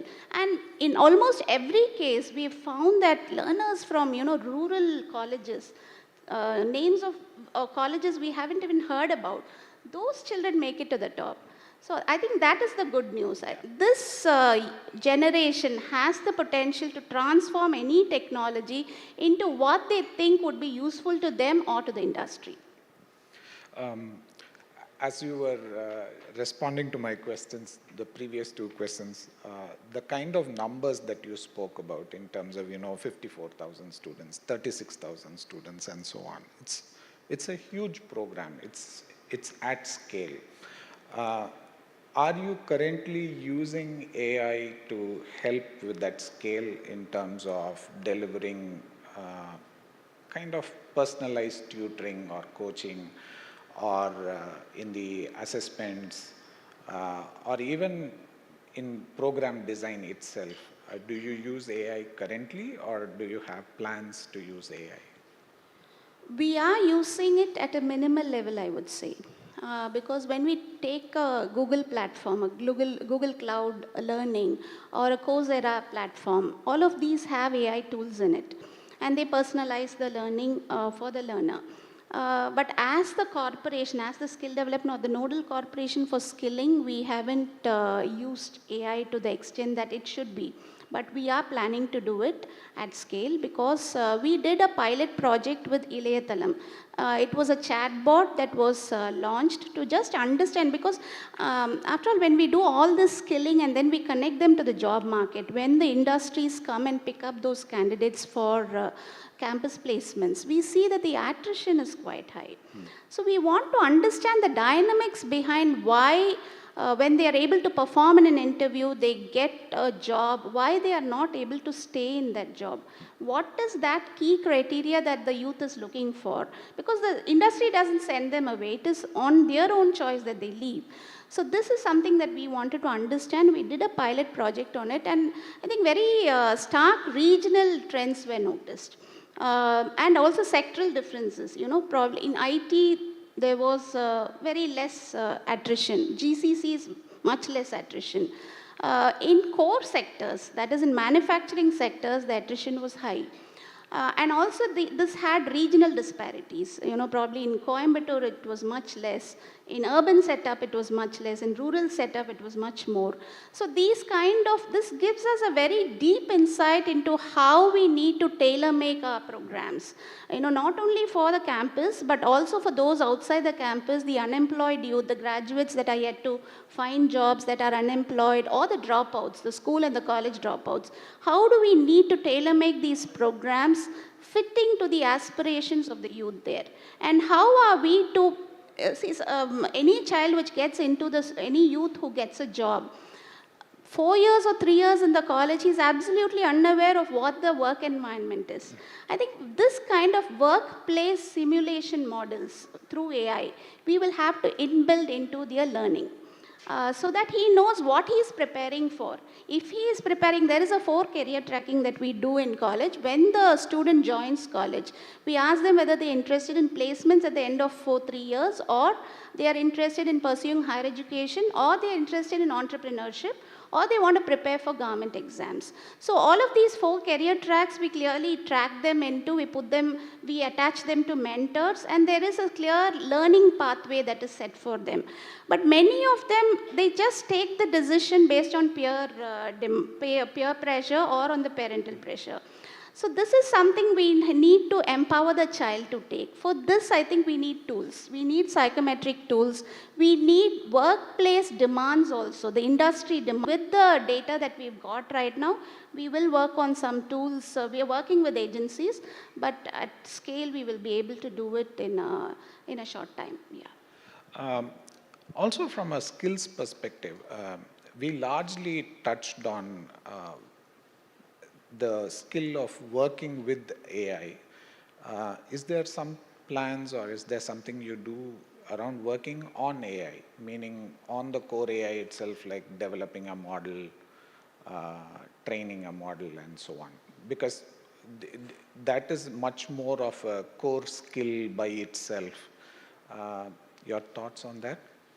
Skilling, we are taking care only of short-term skills. So I think that part of AI that you're talking about requires much more focus and much more research and development. So right now we are not into that. We are just doing predictive analytics of the data that we have. We're taking data from our government database because we have access to 28 lakh learners. We know what they do, how much of engagement they do on the portal, and what are the courses they're looking at, what is the regional profiling of the students that are there on our portal. So 28 lakh data is a good data to predict and to analyze from. And then we also have access to industry data, and of course the portals that we aggregate with, the learners that are there on Coursera or Google or IBM or Infosys, of any of these e-learning portals that we integrate with. All of this data we are able to collate. We are able to do analysis on that, but building models, I think it's way beyond what we're trying to do. On that note, would you like to talk about some of your partners, particularly in the AI journey? Yeah, so when we launched the program for Nan Mudalvan back in 2022, Honorable Chief Minister launched it on his birthday, March 1st, 2022. And then we launched the portal on August 29th, 2022. Our first partner was IBM, and we did a project-based experiential learning for students. It was very, very successful. We launched it in all engineering colleges. At that time, there were 425 engineering colleges. Now it has come down to 370. So it was launched in all autonomous, all self-financing. It was something that was appreciated both by the faculty and the students. So then we thought we should follow this up, and we launched it in arts and science colleges. Arts and science, we find that there is it's totally different from what we can offer in engineering colleges, because it needs to be sector-wise, it needs to be very focused. We are concentrating on all 31 sectors when it comes to arts and science. Engineering, it's much more focused on 5-6 sectors.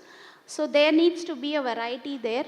And every 6 months, we do an analysis of the feedback that we receive from the students, from the industry that have hired our people, and also from the academicians as to the effectiveness of the program and how the training partners have delivered. And every 6 months, we dynamically change the subjects if they are not effective, if the training partners are not effective. But the second semester, when we launched AI, we launched the new skill, that is AI. We did prompt engineering, we did generative AI, we did project-based AI applications for mechanical engineers, electrical, electronics, and IT. Okay. We did all the 5 core domains, and we found that for the last 4 semesters has been a mainstay. There hasn't been any negative feedback about this program on artificial intelligence and the partners that we work with. And some of our other partners who are not doing AI, core AI, but who are doing other subjects, have taken tools, have taken one 4-hour program or a 5-hour program on application of AI tools, example in healthcare, or application of AI tools in any of these core sectors that they are doing, in BFSI, banking, financial services, and insurance. So all of this, they have started doing it themselves. So I think this is something that children have, youth have started seeing future in AI. They have come to terms with the emerging technology.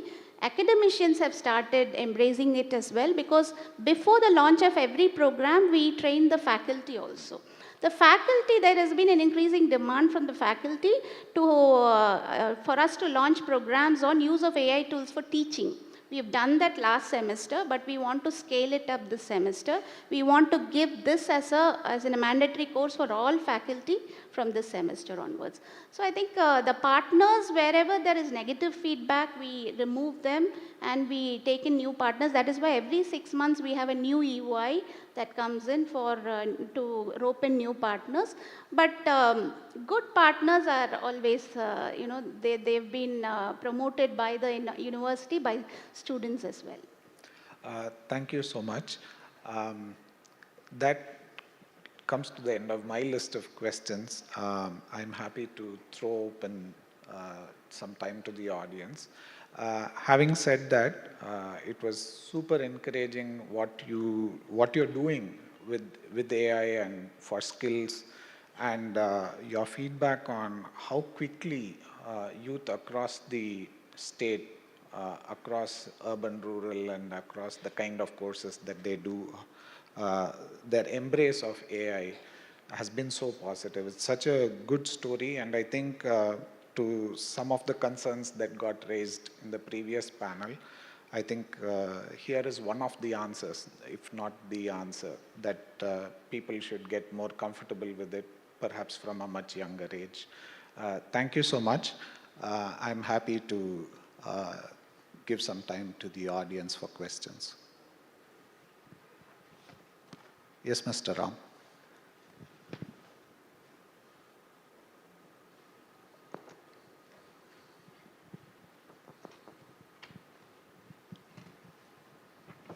When you allow these systems and tools to, when they use them, do you have any concerns about providing them access to the data? Because nobody knows, they're not transparent. nobody knows if they improperly take your data or make use of it for training or whatever. Are they transparent enough? Are there guardrails for this? Or, first of all, only if there's a concern. Thank you so much, sir, for raising that question. Yes, we are dealing with 27 lakh data, and we are integrating with other platforms. So when we integrate, we sign an NDA with them, and we don't disclose. It's a single sign-on. So all the data is with us. The learner gets access to that platform. Only thing they are able to share with us is based on their unique ID that we share with the platform.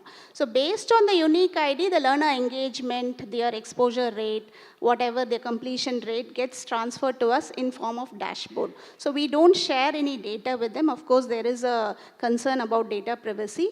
Therefore, any of these partners who are not able to integrate, then we create a whitelisting of them. And it's an aggregator platform. Therefore, we don't share data with any of the private vendors.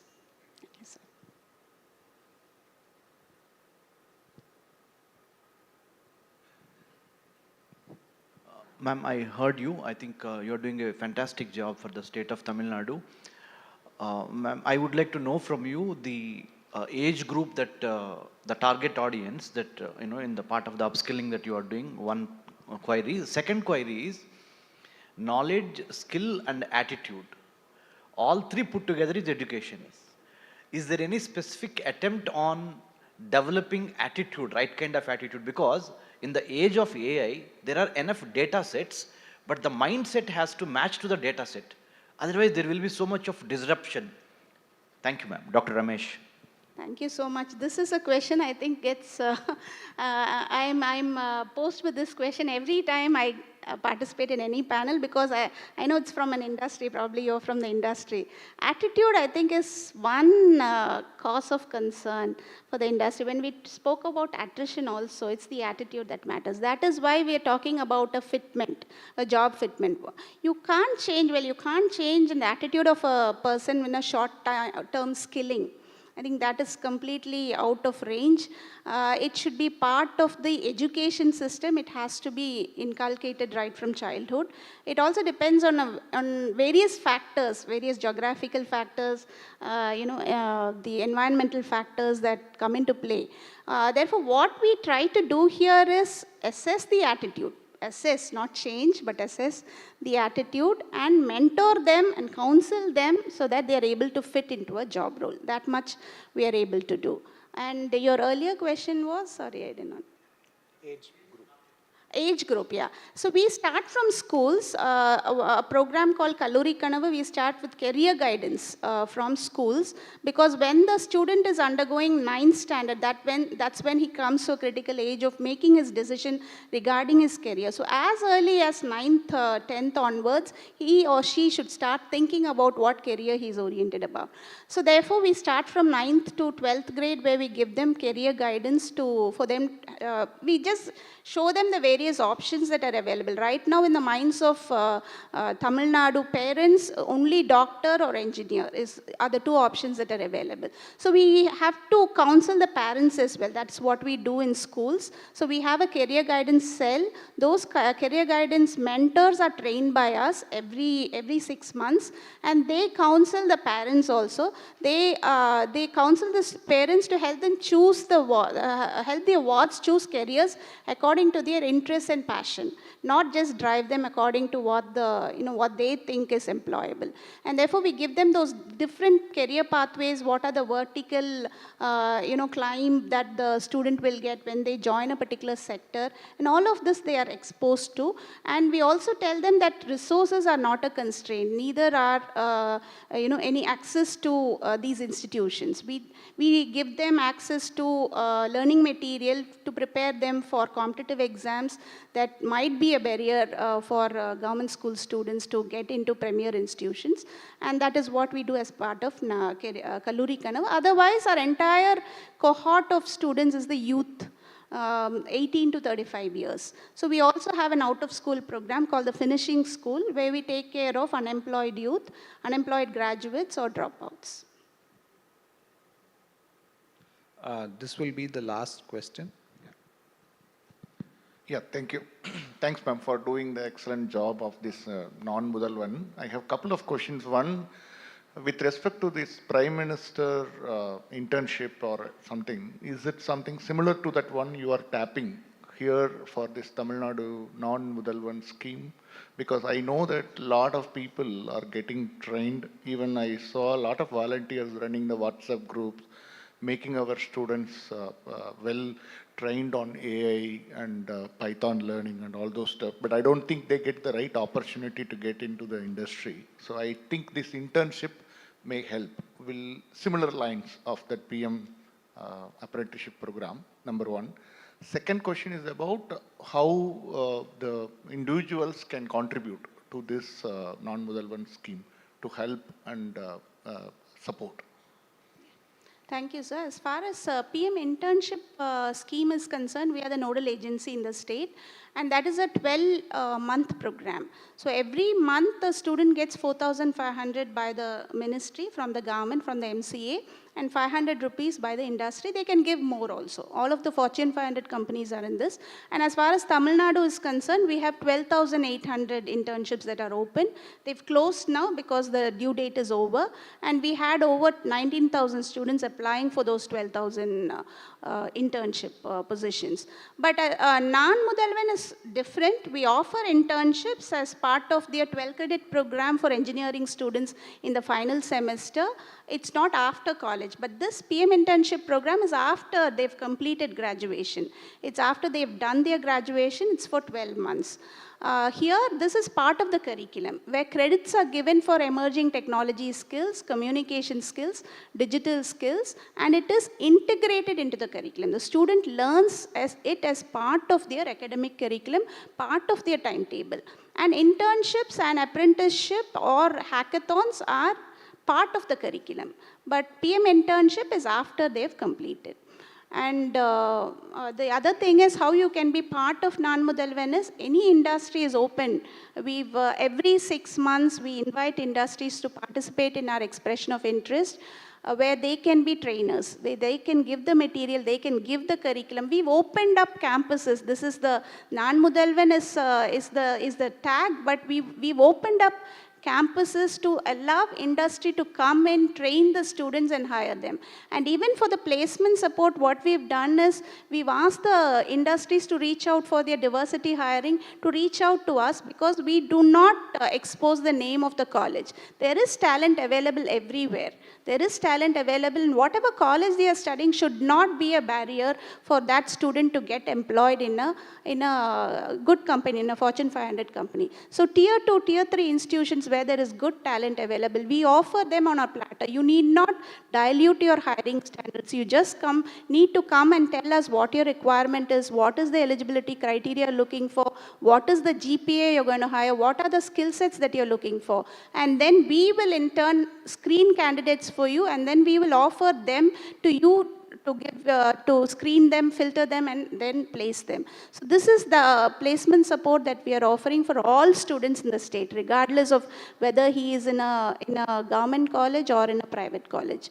And here you can, as industry, you can come in to offer content, to train our students, to offer mentorships, to offer industry exposure visits, industry expert talks also you can volunteer to give our students, and placement services.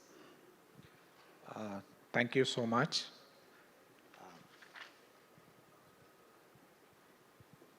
Thank you, sir. It was very insightful and I think it was a learning experience for me. Thank you very much for this opportunity. Thank you so much. A big thank you to Ms. Innocent Divya IAS and Mr. Nagaraj as well. We request you to please present ma'am with a memento. And can we have a big round of applause from the audience?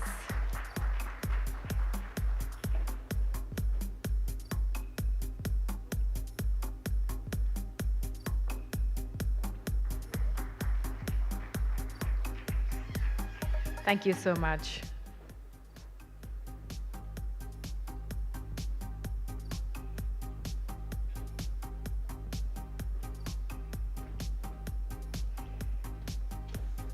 We now move on to our next session, Transition from Hope to Reality, Navigating AI Challenges. This panel discussion will focus on the journey from the expectations of AI to overcoming practical challenges in implementation. I would like to introduce and welcome our panelists.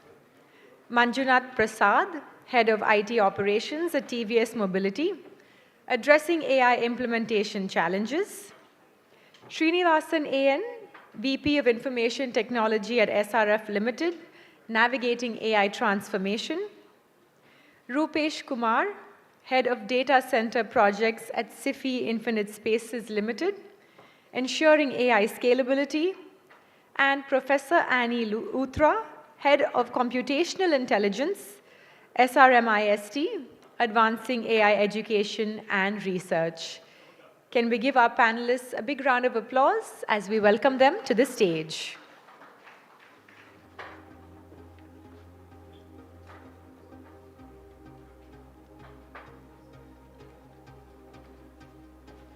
And now a round of applause for our moderator, Suresh Vijayaraghavan, Chief Technology Officer, The Hindu Group, a seasoned technology leader. Can we give him a big hand? Mr. Suresh, over to you.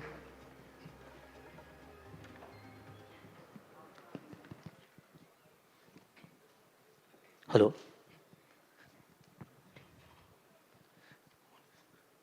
A very good morning to all of you. I think from the previous panel discussions, one thing is clear that AI is not new. It has been there for several decades. But when we come to dates, we used to say AD and BC, right? Similarly, in this AI domain, it is imperative that we acknowledge that before ChatGPT and after ChatGPT, there's a paradigm shift. What ChatGPT has done is it has democratized AI and it has brought it to the masses. It has increased the happiness quotient of people. Today, in my office, if I look at my colleagues, the PowerPoint presentations are very good now. And they used to write emails in broken English. It almost looks like it will be like a program script. If train comes on time, then I will be attending the meeting physically, else I will be attending remotely. That's what they used to write. But now mails look like Shashi Tharoor has drafted those mails. Because ChatGPT helps them to write mails in much better way. The hype that it has created, right, that with ChatGPT coming in, prompt engineering becoming a very important area, ML engineers started having doubts whether have I chosen the right field or I should have chosen prompt engineering. This hype has taken us to so many surprises, and it has taken almost like 12 to 18 months now that the hype has settled, and there is hope that there is areas where we can use these technologies. And we have to convert this hope into reality. That means that converting this hope into reality is not an easy job. It's a path filled with hurdles. And in this panel discussion, we are trying to address that aspect on what we learned from the hype phase and how we can move the hope to the reality.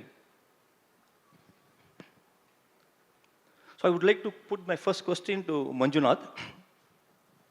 So what were the biggest surprises or misconceptions around GenAI capabilities when it first arrived? And how have these expectations evolved with real-world applications? Thank you. Thank you for the invite here and being on the stage. Well, to answer your first question, the surprises part is nobody expected that Gen AI would creep into all the fields. Today we can see Gen AI, as the previous panelist said, in the education sector, it has taken such a prime important stage. Now going forward, we can see in the cine field how Gen AI is making marvels. That is similar in the health sector, education sector, industries. Each and every industry vertical is trying to adopt Gen AI in some form or the other. Based on the industry, they are trying to make their own way. Now coming to the concepts and the misconceptions, what we see is that the general conception was that Gen AI can do everything, but that's not the answer. It cannot do everything. Why do we use Gen AI? One, from the organization perspective, why do we use Gen AI is primarily to retain the customer and to improve the revenue of the organization. And the third point may be to improve the productivity part, optimize our productivity. Keeping these three concepts in mind, Gen AI has gone a long way to shape that up and to correct the concepts of whatever we have. We thought that give everything to Gen AI, it will give the output, but not. What happens is whatever we give in is what we get out. The concepts that we give in garbage, it gives out garbage. So giving the right input and the right data is where Gen AI can take shape and it can improve further to improve our lives. Okay, one important thing that when Gen AI came in, we had challenges in accessing GPUs, right? It required lots of computational power and infrastructure. And Rupesh, being from the data center industry, when this came in, what surprises you got as a data center provider in terms of providing technology to these Gen AI use cases? Yeah, so while we are talking about the AI part, right? So there is an important aspect to that. That is the infrastructure part of it. So that is the base. That's the platform, right? So that includes your servers and all the other infrastructure supporting that servers, like your power, cooling, and all those things, right? So around some 15 years back, when the cloud computing came into the picture, so this has gone through a similar kind of a transition, right? So that time, from a 2 kilowatt or 3 kilowatt servers or the rack, suddenly it has gone to maybe some kind of a 10 kilowatt, 12 kilowatt. So the industry has gone through that kind of a transition. But now, this is a big jump, I would say. So people are talking about 40 kilowatt, 100 kilowatt, and Blackwell's kind of a thing talking about 132 kilowatt in a single rack. So that's a kind of a surprise or an unexpected thing which came to us. But thanks to the industry, we were able to kind of quickly kind of adopt to that and then come up with a solution that can support these kind of increasing or dynamic loads kind of a thing. So that was a big jump, I would say, like a 40 kilowatt to going up to a 200 kilowatt. And that has made the industry to come out with a totally different kind of solutions. Sometime back, we never imagined a server getting immersed into a liquid and getting it cooled, right? But now we are talking about, everybody's talking about a liquid immersion racks. So that's a kind of a change the industry has gone through. And we as a service provider, like, data center service provider who makes this the platform for all these servers to be hosted. So we all have kind of adopted to that kind of an infrastructure design where we can host these kind of servers that support this AI infrastructure. I think just before our session, there was a session about skill development, right? And I'm happy that I'm able to ask a question to a professor now, right? How generative AI, as it started gaining widespread traction as a university offering courses in AI, what were the unique demands in teaching this transformative technology? Very good morning to one and all present here, and thanks for the question, Suresh. And as you told, and as in the previous panel discussions, AI is not a new technology.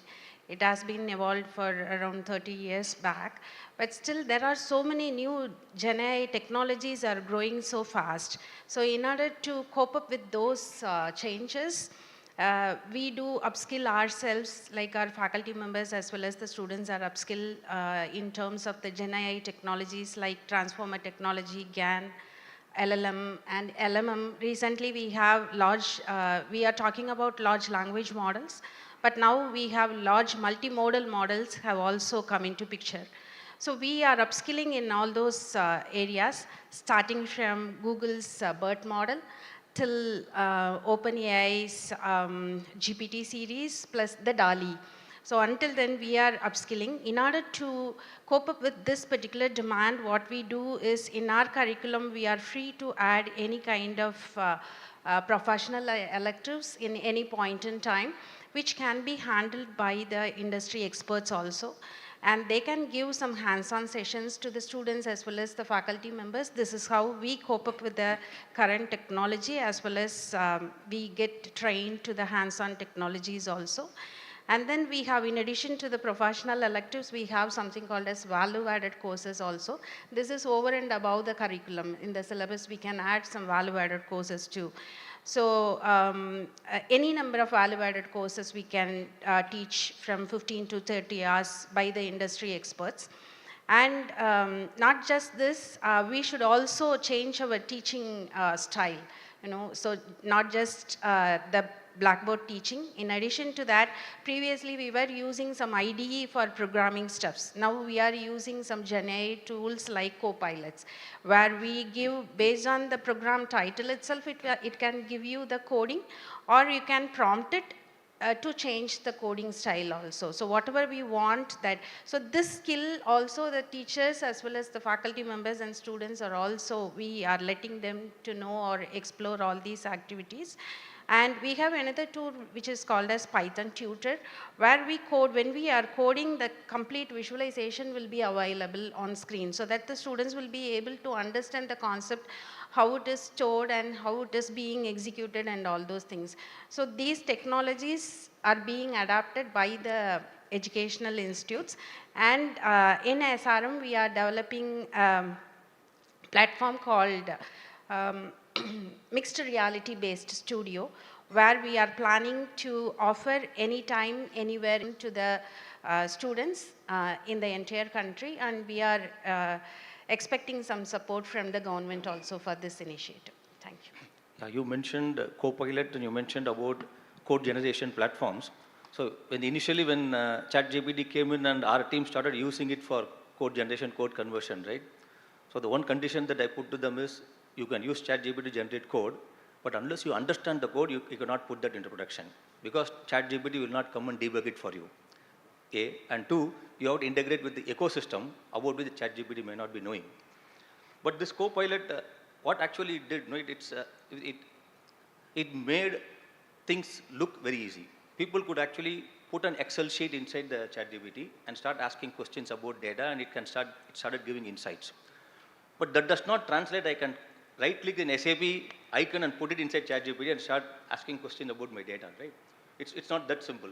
So that's where we have to take the hype and come back to reality.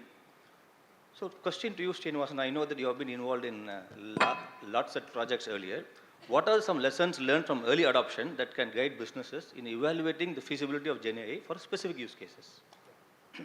So, thank you for this opportunity and good afternoon to all. As you rightly said, the first and foremost important thing is you need to identify the right use case. Definitely, you should not blindly jump into a GenAI. If you ask me for that, AI itself, as I think somebody was saying in the previous thing, AI is not everything.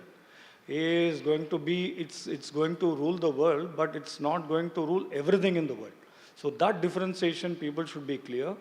So you need to first identify the right business case, which is going to add value to the organization. And that is one. And second is, the most important question is, do you need to use GenAI for that particular requirement of your organization? Just because technology is there doesn't mean you should jump into the technology. That is one. And second thing is, you need to be very careful when you get into the GenAI part, because my understanding is the implementation cost may be manageable initially, but the scalability and the change management which comes subsequently later on, that cost with GenAI will be little more than the usual IT change management cost. So there is a difference between an IT project and doing with a GenAI. Because GenAI is not just a simple program. GenAI comes with your, it has various other, the entire stack you have to keep in mind. The scalability should be entire stack. Like your AI model, your prompt engineering, you need to consider the data, you need to consider the security, you need to consider what is the pipe, what is the gateway you're going to use. So this entire cost will be there. So these things you need to keep in mind before jumping into it. And the next thing is, the most important thing in any of your GenAI project is going to be it's a team effort. It is not just some one or two AI guy coming and doing something and going. It will never work. So it is a team effort. You need a domain specialist first of all. Without a domain specialist, I don't see any AI project taking off.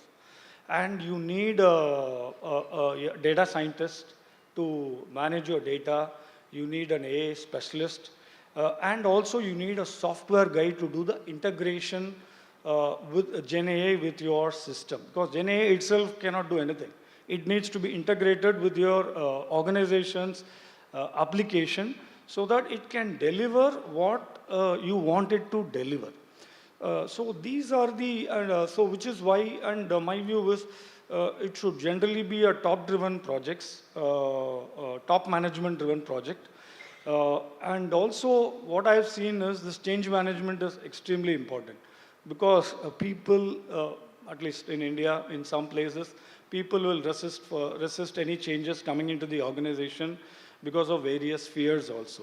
So the change management needs to be taken care. These are some of the lessons which I can attribute for Gen AI part. Yeah, Manjunath, since I know that your organization also has gone through these experiments, what's your lessons learned?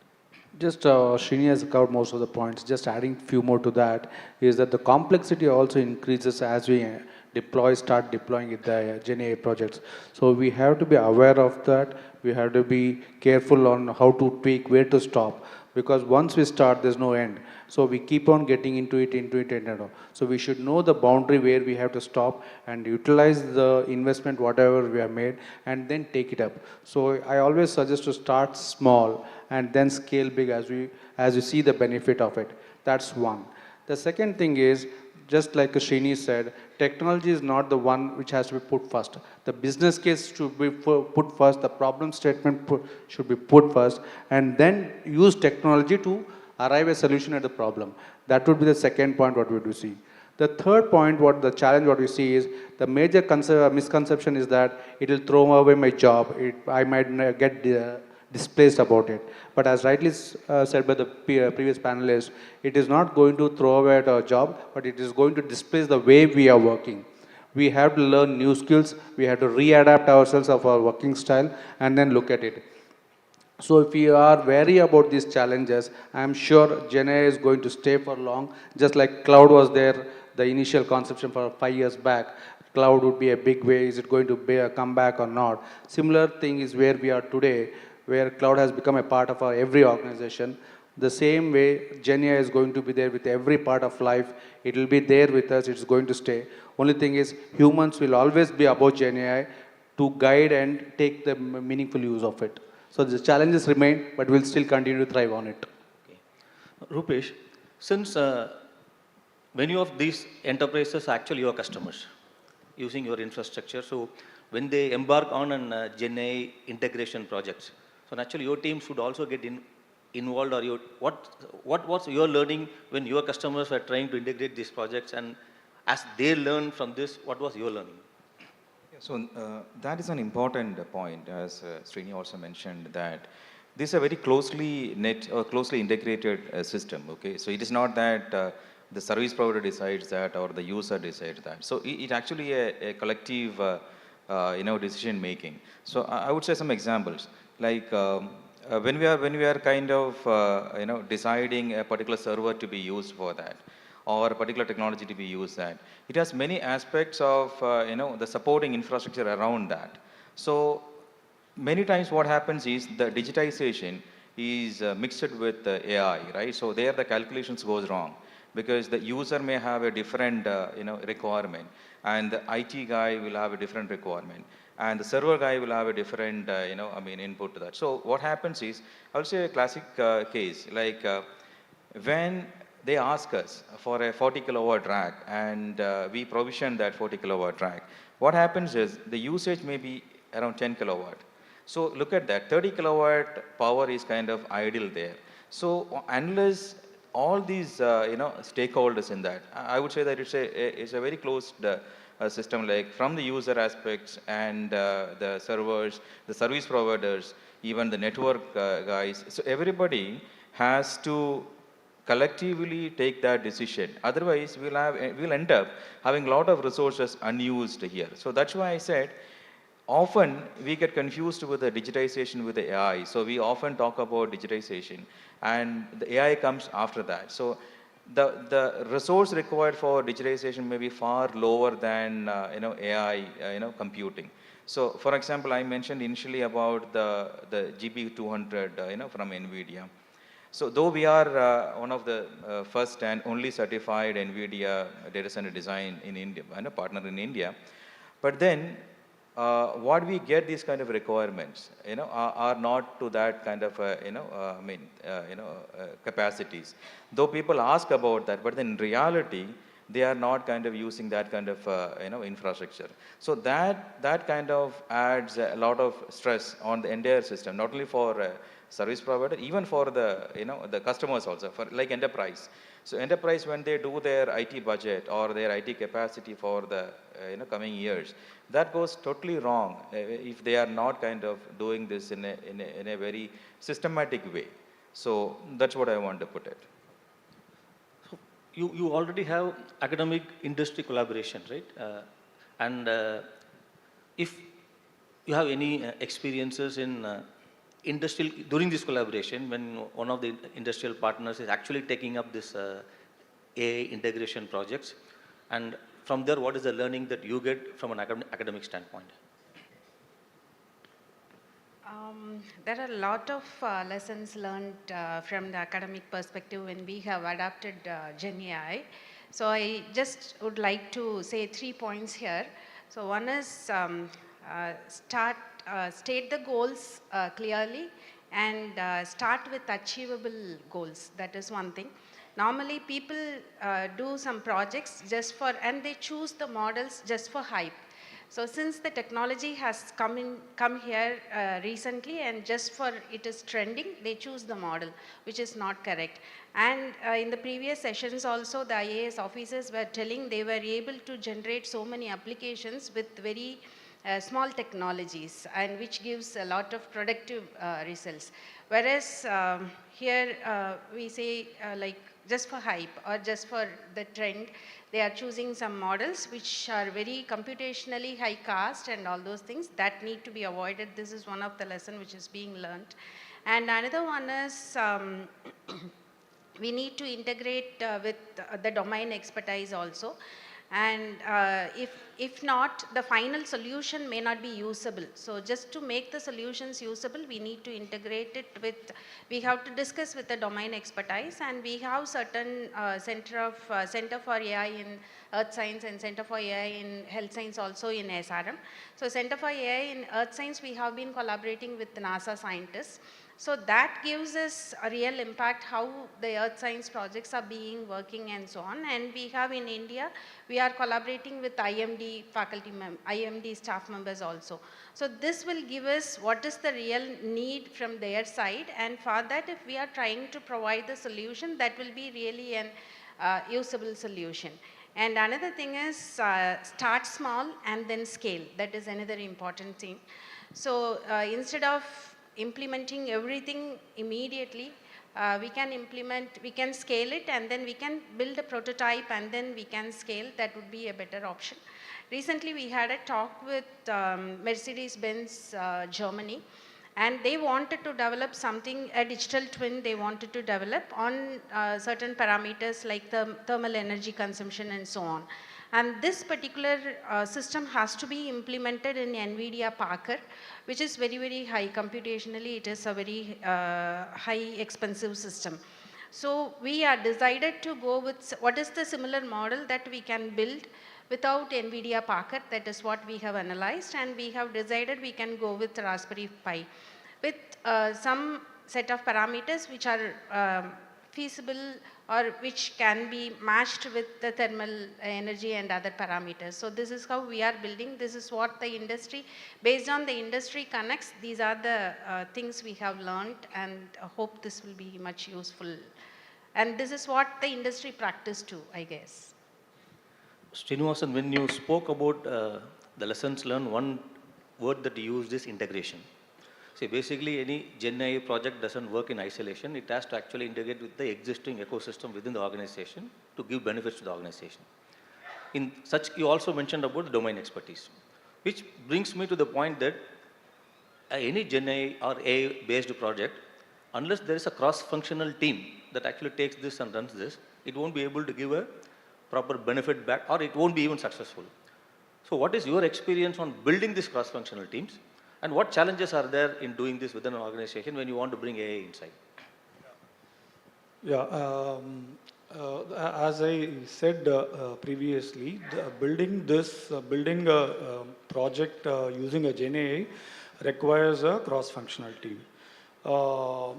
See, normally when you do this project, you will have a data scientist, you will have a AI guy, you will have a software guy. But one of the most important member which I consider is you need to have a good AI ethical hacker. So, but okay, finding a AI ethical hacker, at times it is difficult. But for a successful AI project, a Gen AI project, you need to have this AI ethical hacker also in your team. That is one. And second is, see, there are various players in the project. As I said, you have an AI specialist, you have a data scientist, you have a domain expert, and you will be having a AI ethical hacker. And you need to have people from your HR also, because the guys from the HR will ensure the manpower and other resources are abundantly available. And as I said, when there is a cross-functional team involved in a project, it requires excellent project management and project management. And in any industrial environment, when you're involving people from different processes, the person who is leading them, my view is, should be a person with very high regards from all the team members. And ideally, it should be a top-driven project where the top management reviews it periodically and take a stock of situation, what is happening, and then and have a periodic reviews. Okay, so if it is a top-driven project, you can take the entire cross-functional team together. But yes, the guy who's leading the project is a very critical, because you see a domain expert will have only the domain knowledge. Data scientist will have only the knowledge on the data. Okay, I'll just digress a little bit. See, as per your various ML methodologies, you can find out which type of attributes or which type of a data will give a result. That he can tell on a mathematical way. But the point is, not always the mathematical way is the right one. The domain expert knows exactly what works, because he has been doing day in and day out manually or in a mechanical way. So sometimes the mathematical way may not be the right way. Sometimes the domain expert only has to certify whether that is the one which is suggested by the mathematical model is the right attribute. So there the collaboration is extremely important. And you know, each one is knowledgeable in his area. So it's very difficult for them to make them talk to each other. So the guy who's leading the project should have a broader knowledge of all these areas, and he should take the team along. And as you know, the software guy's role is very limited. He only integrates the entire thing with his, your on-premise or a company's legacy system. So the guy's role, the project management or a program management guy, is a critical one, and it should be a collaborative effort of all these players, and it should be reviewed from the top. And when you are going to deploy it, yes, there will be a change management also coming into the picture. That's my point. Rupesh, in such projects, right, when customers create their collaborative teams, in term they have to work with your teams, because your team provides the infrastructure in most of the cases. So what is your learning and what is your advice if a service provider is part of the AI or Gen AI project?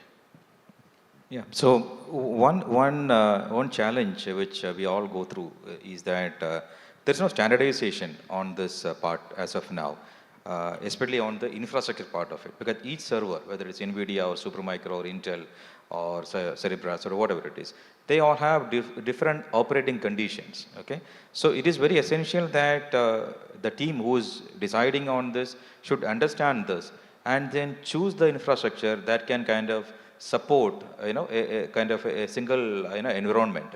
Because if you are buying a mix and match, it's a bit difficult to kind of accommodate in a typical data centers.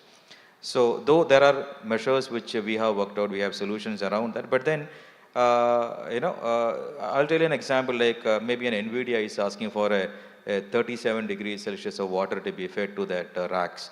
But then somebody else will come and ask for a 21 degree, Celsius water. So that's a kind of thing. So when you are, especially for the enterprise, it is a bit difficult for them to kind of adopt to that kind of very dynamic kind of parameters, the operating parameters, what I say. So when a collective decision is taken, especially the hardware vendor plays a very critical role in this, because he is the one to kind of decide in what environment my servers will be operating. So that is one of the key aspects to that. And other thing is the scale, at which they are doing. So it is not that like a service provider like us, we may be able to build an entire server hall with, AI-enabled thing. But then for an enterprise, it may not be required. So they may be growing only in, steps by steps. So from a single rack to grow to 100 racks things, the strategy has to be very clear on that. And they also need to know the kind of technology what they need to adopt to that. So they don't have to implement on day one with a fully liquid cooled racks or anything like that. There are different methods where they can do a retrofit. They can gradually upgrade their existing server hall into an AI-enabled server hall. So that's a kind of thoughts that will come from this kind of a collective, discussions involving, experts like us in data centers to that. So that can actually save a lot of time, effort, and money, in their AI growth plan. So from their planning to reality, that is what will help them to kind of implement the right kind of infrastructure that will support their AI ambitions. What actually I have seen in some of the implementations, where I know that some of our IT colleagues here with whom we discuss, right? Enterprise applications are generally done with enterprise application integration architecture. We use specific technologies and specific ways these applications are integrated. Now we have a new set of technologies in the Gen AI format, right? So this question is to Professor, in case I want to have a course called Modernizing Legacy Applications Using Gen AI. So how would you structure that course? Because I feel if such a course is brought in, that might be the one that everybody wants to take. Yeah, really it's a very interesting topic, like how to integrate the current technology with the legacy system. So it depends on the application to application, because legacy system we have so many domains which are available. So depending upon the applications or depending upon the use cases, we need to decide on how to give the solution for that, and specifically to bridge the gap between the legacy system as well as the generative AI. It needs lots of creativity as well as critical thinking. So we can include topics like, if we are thinking in terms of the application end, we can bridge the gap between the older system and the newer system by integrating it in terms of IoT devices as well as the edge devices. Say for example, if it is a manufacturing industry where they wanted to do some kind of predictive analysis, and the sensor are all older system which may not be compatible to communicate with the Gen AI devices. So in that case, we can build some IoT devices or edge devices which will bridge the gap between the legacy system and the Gen AI integration. And I have my own startup where we develop some edge devices which is providing a solution, AI solution for to convert any industry 3.0 to industry 4.0. So in industry 3.0, we have more than 70% of the industries in India are industry 3.0, where we have all older sensor systems, and completely modernizing the industry is not possible. So this is one of the best use case where we can provide a solution we can integrate. So this edge device will bridge the gap, and it can communicate to the cloud, and it can communicate where we can execute the generative AI also. And another thing is in the middleware also. This is in the application end, and another one is in the middleware, or as a API also we can provide. This topic can also be given, because we are doing some kind of use cases on this particular line also. Say for example, in SRM we have everything is digitized, and we have system available, system in place for everything. But now what we want is, for example, if it is admissions, many are asking so many queries. So we want to build a chatbot for that. Similarly, for scholarships, students are given with scholarships. Students are having lots of queries about scholarship. And we have leave management system, and new faculty members wanted to know some of the details of the leave management system. So for everything, we wanted to build some kind of chatbot which need to be integrated with the existing system. So again, we are building a middleware or API through which we are getting it connected. So I hope these topics can be included. In addition to that, some of the challenges when we are integrating such systems, we have computational cost and then scalability. These are some of the issues which can also be addressed. See, technology by itself does not give any competitive advantage. It's about how organizations exploit technology, how they use technology to enhance or enable existing distinct competencies or create new distinct competencies. Otherwise, technology is not a barrier today for your competition. If you just use it for productivity improvement, your competition can also use it for the same productivity improvement. So from that context, so this question to all four of you can give a feedback to provide long-term sustainable competitive advantage. In what way we can use AI and generative AI? Well, it depends from industry to industry. Based on the use case and the problem statement we have, my suggestion would be to start small and then scale it up as we see the benefit of it. And to review at regular intervals to see if our objective is being met by this project. Then take some corrections, and then review it so that we can move forward. That is one. Second thing is human augmentation, just depending on technology will not stop. The human skills involvement is very much required to review whether are we on the right track or not. So when we are doing that, I think it goes a long way to move forward. Yeah, same on this data centers also. If you look at the building automation, okay, that generates hundreds of thousands of data, from all the equipments every day. It's impossible for a human being to kind of look at all the data and tell us, what is right, what is wrong, kind of a thing. So that is where we also started using AI, tools as a layer on top of it. To kind of tell us in advance that if anything was going wrong and what predictive actions we should do, those kind of things. So kind of a predictive inputs to our operations teams.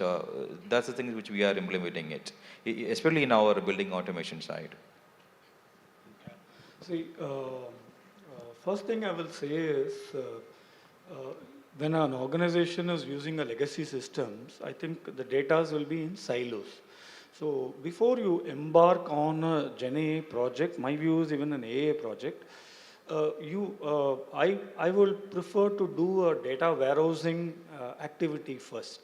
You need to do a data warehousing where you get the right data, or the data which is, it is not the correct data, you get the perfect, it's not a perfect data, but the right data.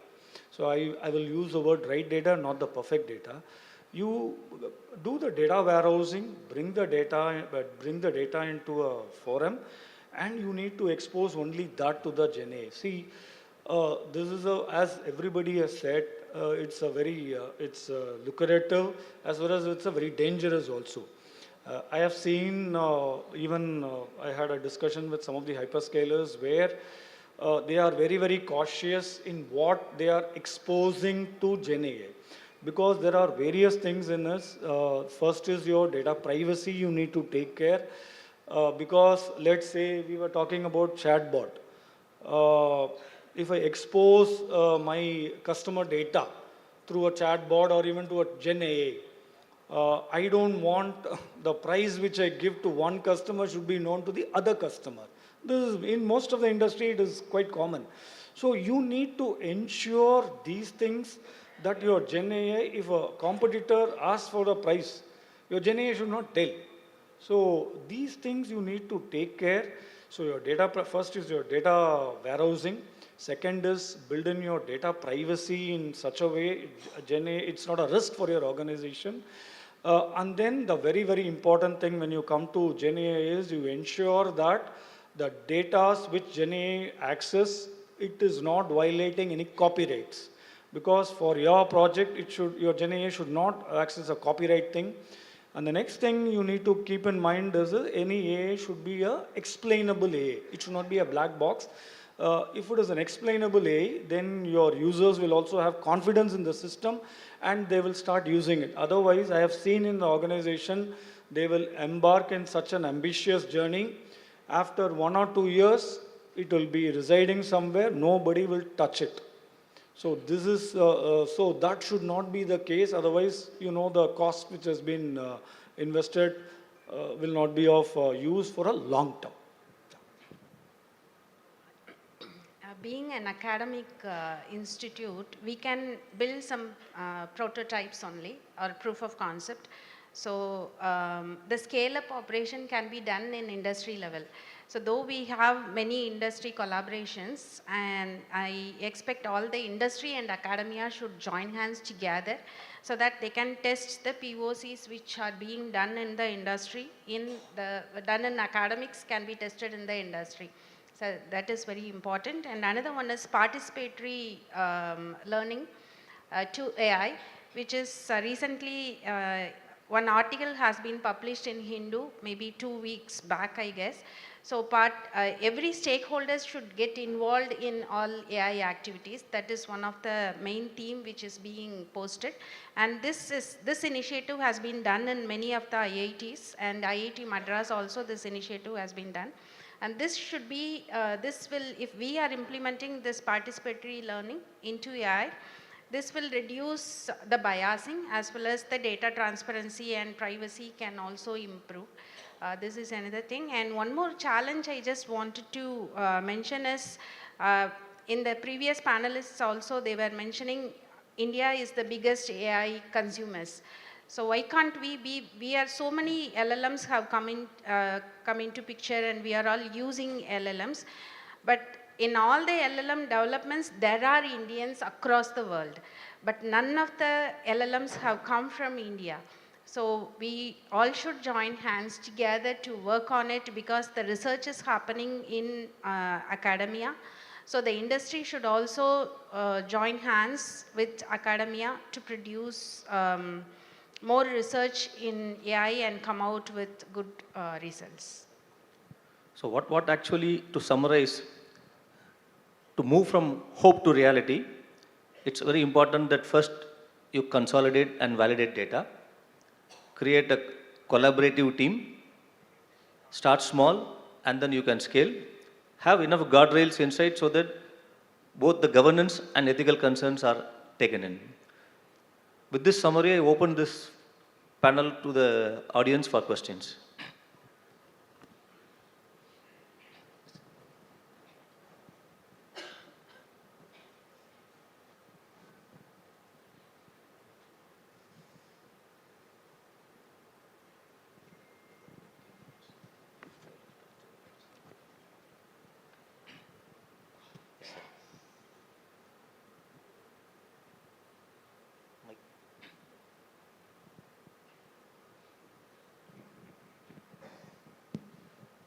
This question is to the moderator. Could you tell us a little bit about your experience with Copilot when you tried it on enterprise scale? What the problems were and why you have not moved forward with that? So, I think we discussed, and I think we have not deployed that at enterprise scale now because the enterprise-wide licensing was still not feasible for us to take it. They required a minimum 50 license.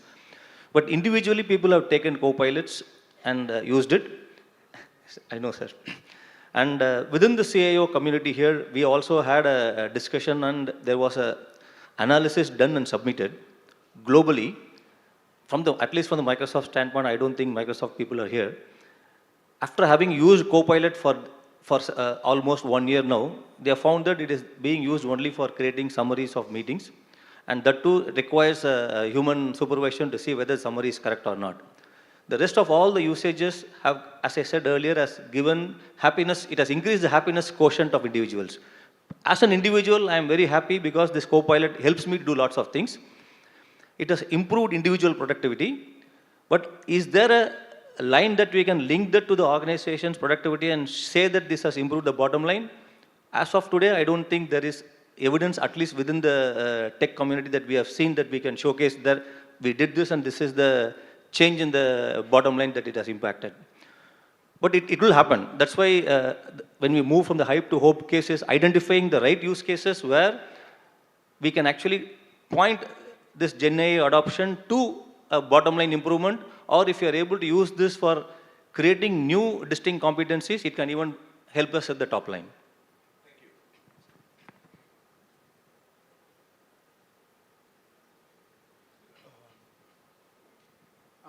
Will it be possible to use regional languages to develop these LLMs, and because that is one area, other than Tamil and Bengali, I don't think other languages get the attention desired in quick translation and in actually an AI that is useful in business and in communications. So will it be possible to work with the regional Indian languages and develop some LLMs? And so if I may take a cue from the previous panel discussion that happened, where they actually discussed that to use Indian languages, the Indian languages itself does not have enough information and data that can be fed into an LLM to build that. That was there in the discussion where the IIT professor was there. I think the most even from a technology standpoint, right, why we still use English to learn technology is we don't have specific words in the individual regional languages. Many times we just give the same English word in the regional language, like we call it a transistor. Even if we learn, electronics in Tamil, I remember during my college days, they tried to create words, like transistor was given a name called Tadayam. But that stopped with certain level. I think they did not improve it upon that. So today we don't have words to represent technology in the regional languages. So then that might have a problem when we want to use this in LLMs. If panelists And might add adding to something. that, in the enterprises, the predominant usage is happening on English only. But when it is coming to the customer servicing area, when it's coming to the customer exposed area, there a lot of regional adoptions are happening now. A lot of regional conversions happening, because if I'm into the e-commerce market, definitely in order to cater to that remote area of that, I am trying to build a model to see the conversion of that regional language happening, so that I can get a better revenue, better business opportunity over there. So the efforts are being done in that, but still there's a long way to go on that. See, your question of LLM, if you see LLM in English, okay, let's take the English itself. As he said, and that's what professor also said, the repository is a huge with regard to your data.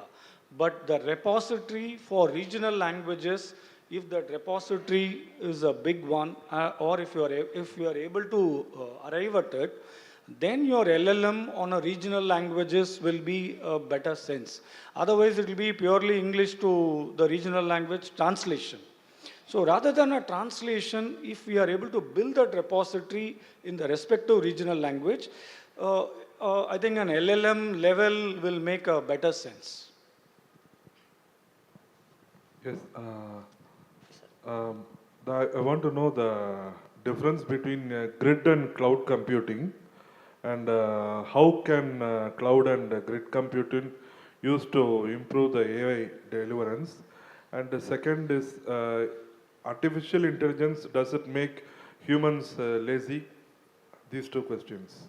First is grid and cloud computing with respect to AI, and AI being used to make humans lazy. Okay, cloud computing, I'll tell. See, with regard to AI, you can go for a cloud computing because as everybody, previous panelists also said, building an on-premise model is very expensive. It involves huge infrastructure investment. And an organization will only do if they see a long-term business benefit by investing in such infrastructure. For not so, or it should be your case, your business case should be a game changer for your industry or for your business. Otherwise, doing such a big investment on an infrastructure to do it on-premise may not be the right in terms of the cost part of it. So, which is why you get a lot of this available in the cloud. There are a lot of, you can take it as a service in the cloud. And if you are already on the cloud, you can take a service and put it into your tenant. Only thing is, let's say you take an LLM, you need to do a subscription, annual subscription or whatever it is. And you can use that LLM and attach it to your tenant and use it. I think we have come to the, it has gone from 0 to minus now. So thanks for the patient hearing and thanks for the panelists to joining here. Thank you.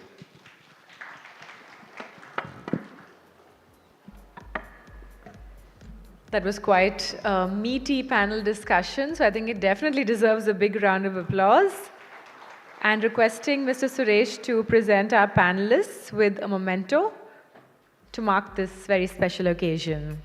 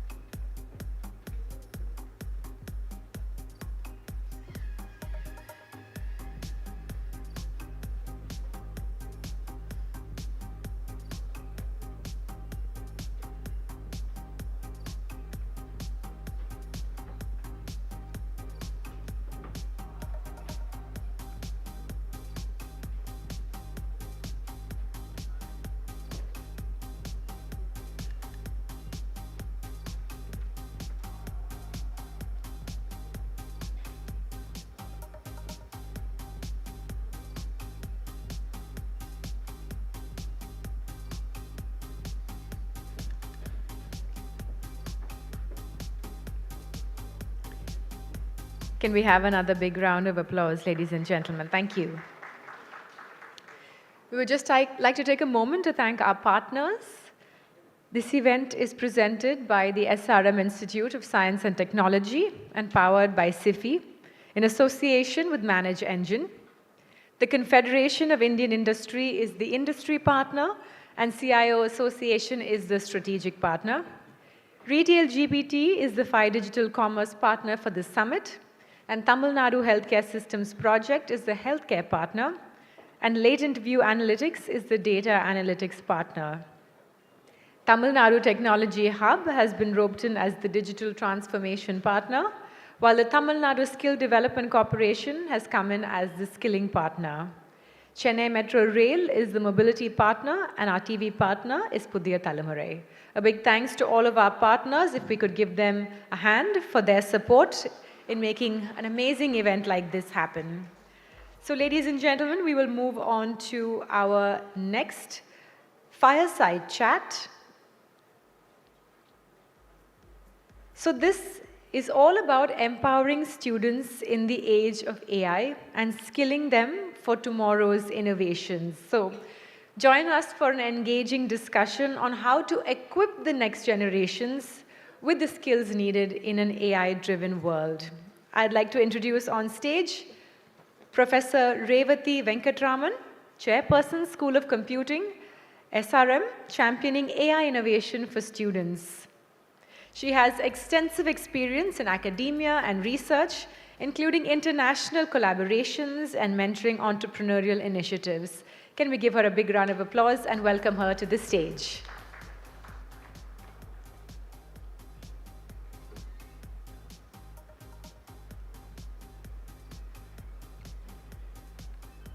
Welcome, Professor.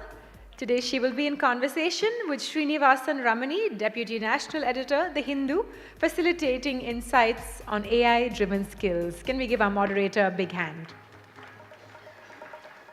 Mr. Srinivasan, over to you.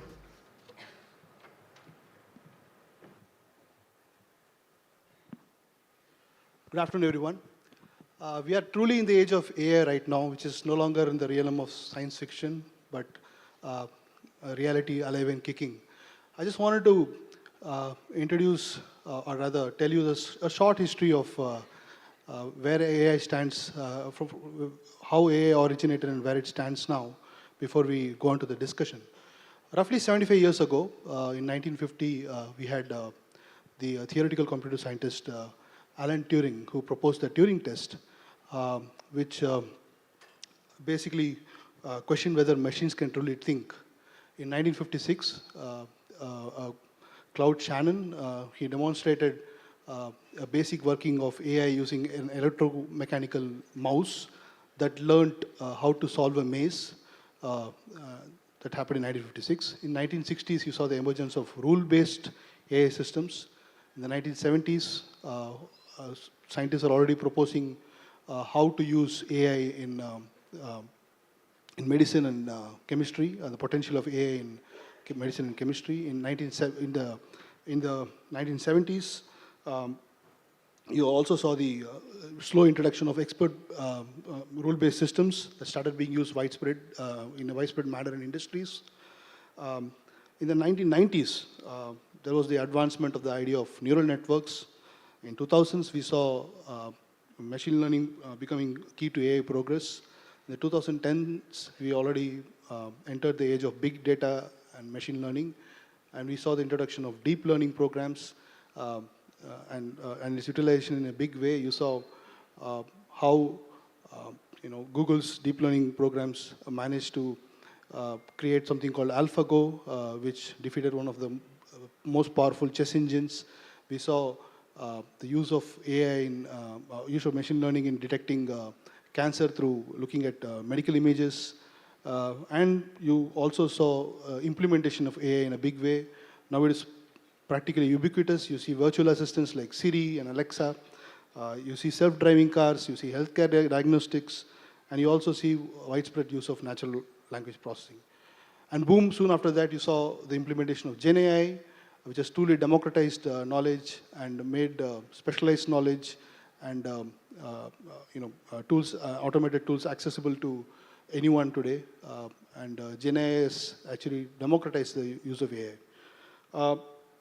In terms of its impact, we know that AI now goes beyond technology. It has revolutionized jobs. There is a flip side to it. It is also threatened in a way, jobs that are routine and that can be automated. It has also now started to threaten white-collar jobs, the way Gen AI has provided tools for coding and so on. What has happened is that now skills like critical thinking, adaptability, creativity are in vogue because of the increased use of AI, and companies are also upskilling their employees in a big way.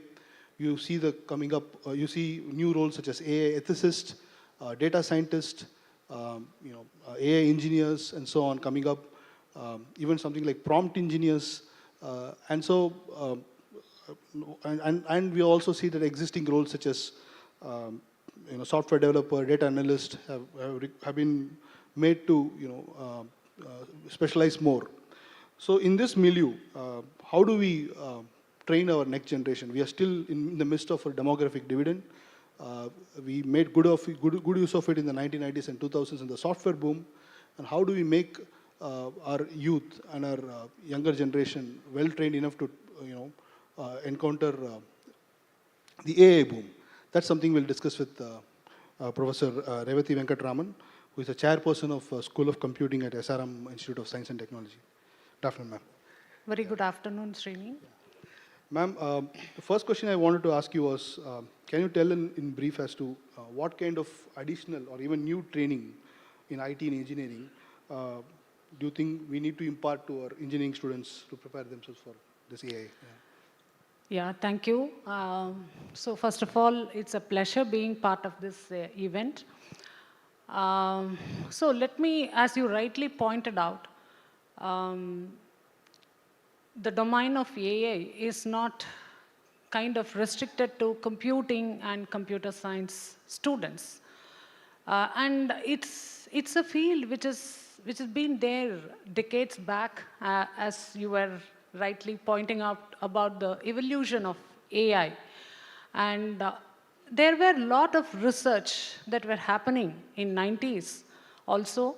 And because of the realization of the hardware technologies, the increase in the computing power, we were able to such algorithms or kind of theoretical discoveries which were made by the researchers, we could translate that into some kind of applications.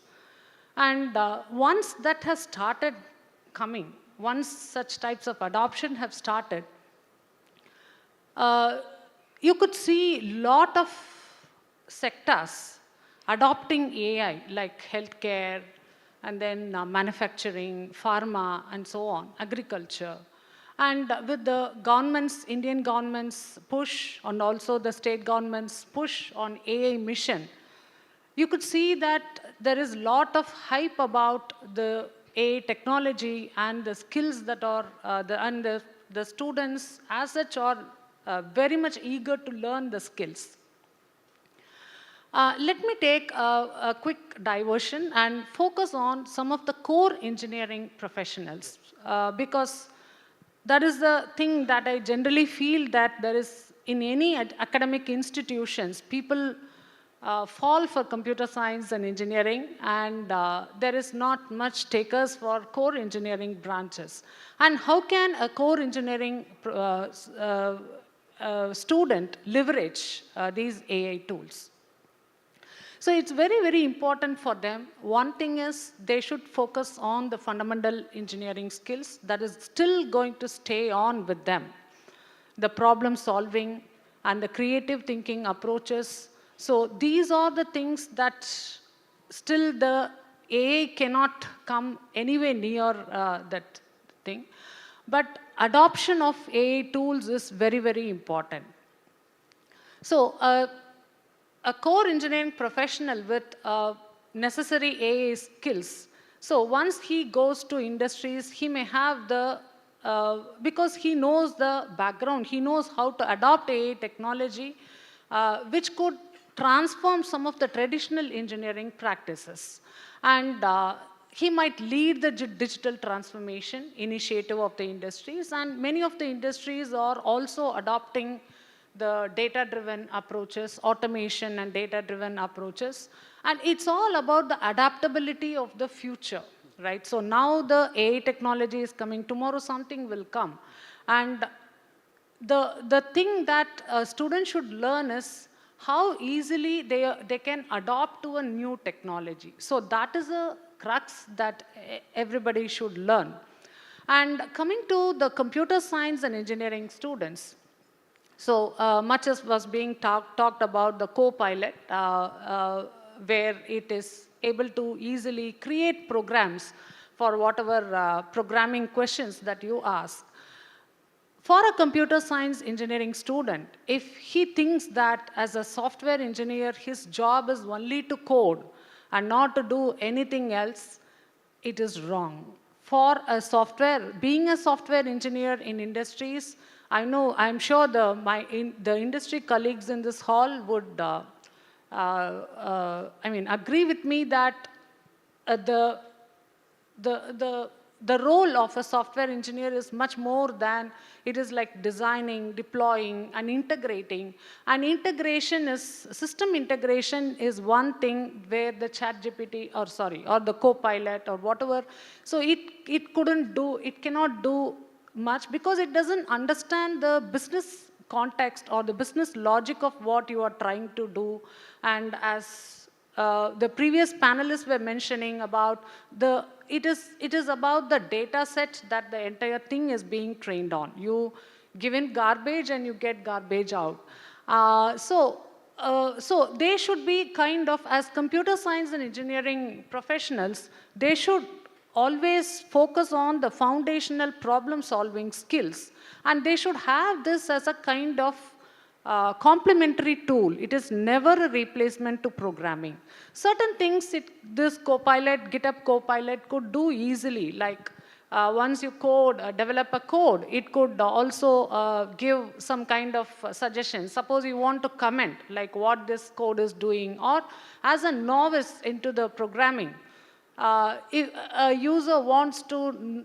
student wants to know what this code does, so such things could easily be. So it can be something like a personal tutor, right, which could complement his learning styles.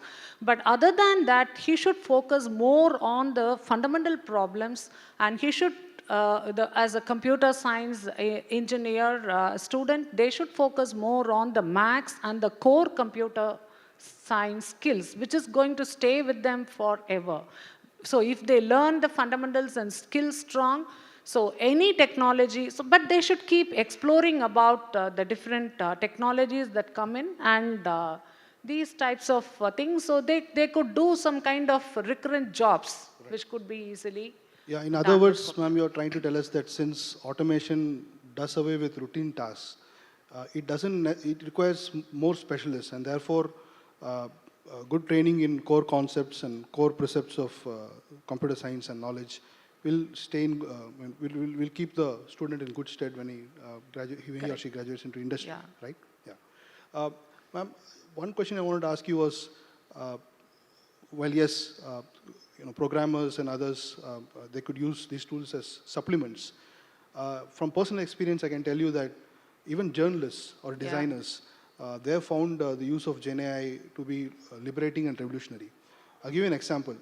Sometime early this year, I was able to generate a web application in barely 3 weeks by just using algorithmic knowledge and prompts. Something that could have taken me probably a year or so to build if Gen AI was not around, using Stack Exchange and other tools.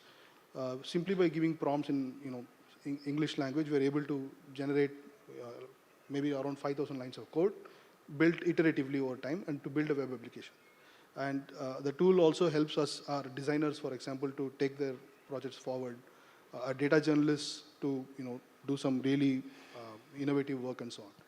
So do you think that apart from training engineers, course curricula should also be updated for several other disciplines, so that AI tool learning or supplementing their knowledge with AI tool usage should be part of their core curriculum in college as well? Yeah, so definitely yes. There are other, the people in creative art industry should also know about this generative AI tools. And as you rightly pointed out, it is capable of building a web platform in a few minutes. And but you should also understand, you should also look at, see, the whole thing is about the validation, right? So you develop a thing, whether it is the way that you want it. So suppose there is an artist, and the artist wants to draw a digital digital image, and whether, so he prompts, right? So he prompts the Gen AI tool to draw a thing with the required specifications, and finally the drawing comes out. So is it as per his intention, his thoughts?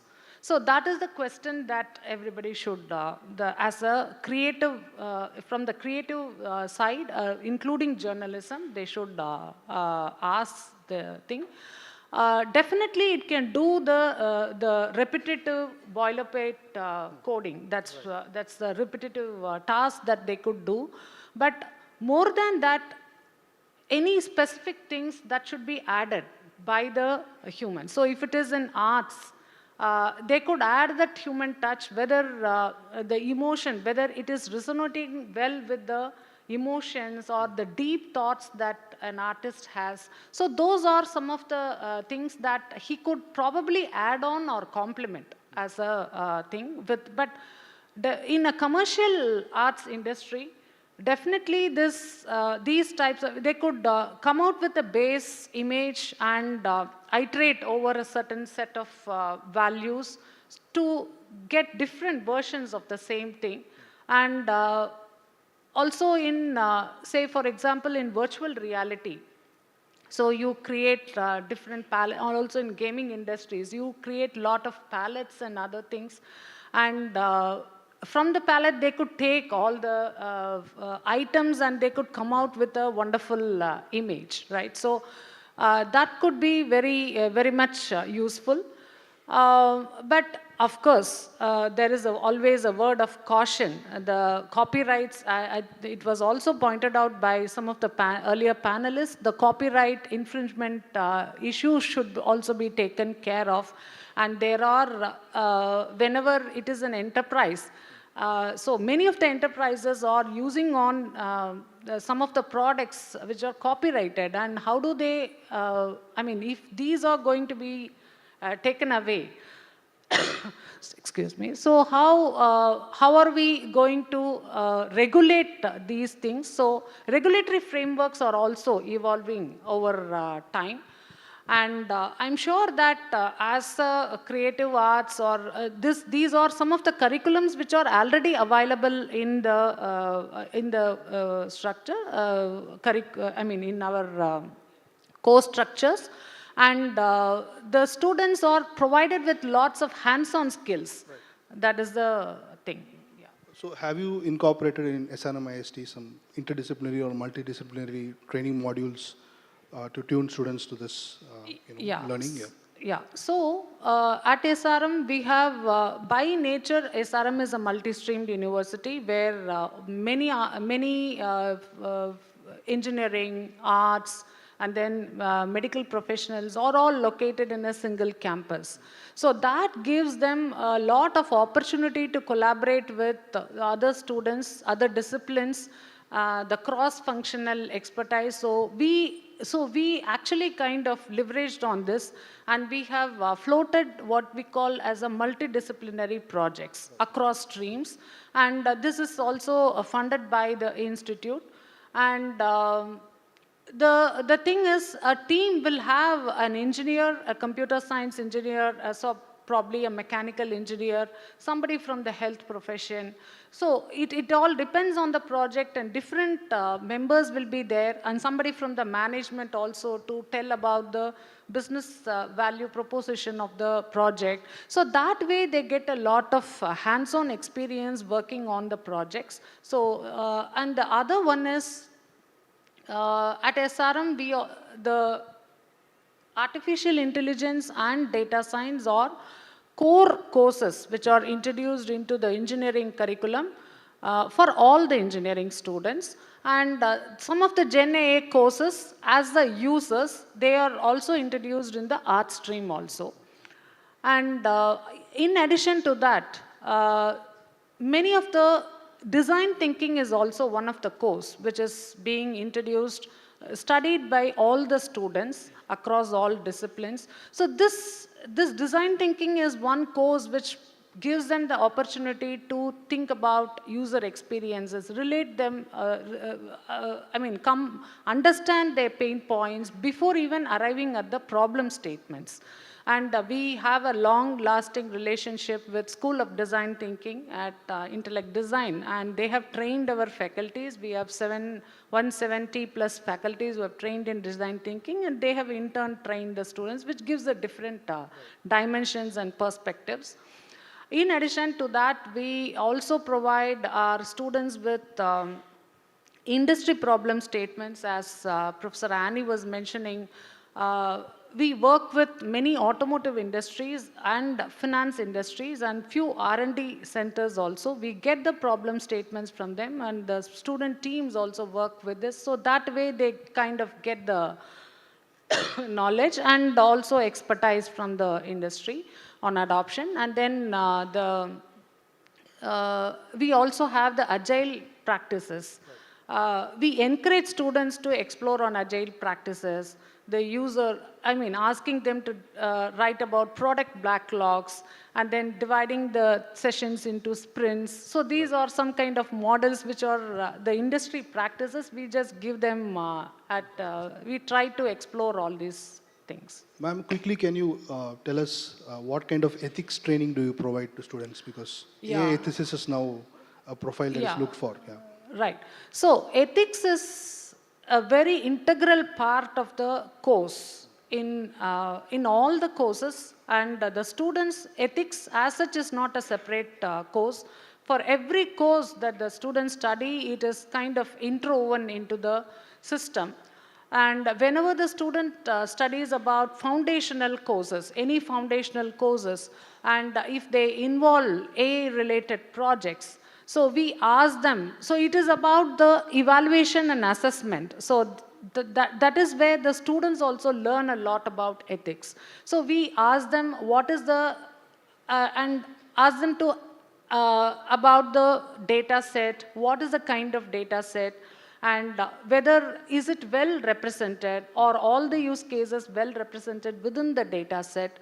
And what do you think would be the limitation? Even if it is the limitation, they should come out with these are the limitations of the data set, and these are the ethical things that my project will not be able to handle. So such is the realization. So we give them a lot of case studies also to explore on the bias, and then we also ensure that they are kind of directly or indirectly contributing to the sustainable development goals. So we always tell them that when you do a project, which of the sustainable development goals you would map your project to.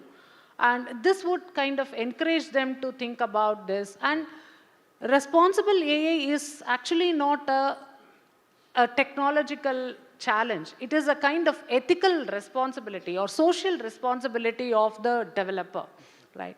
So that way we kind of keep on asking them about the capstone projects and their the ethical interpretations of what they are going to create. So that way we build in the ethics, but we also have a long way to go as the technology itself is evolving at a very fast pace, and we keep looking at different, every time we look at some other opportunities, and we look forward to the industry experts to throw more inputs on these.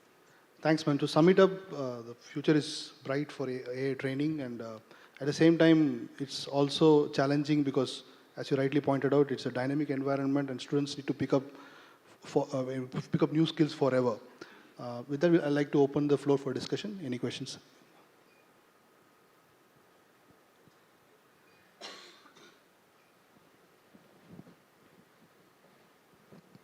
Professor Revati ma'am, yes, sir. Thank you very much for the insights. I was part of the design thinking school in the Stanford University. Whatever you are saying, they were exactly implementing across the multidisciplinary faculty development program also. So that's very well taken, ma'am, and my hearty congratulations to SRM on that front.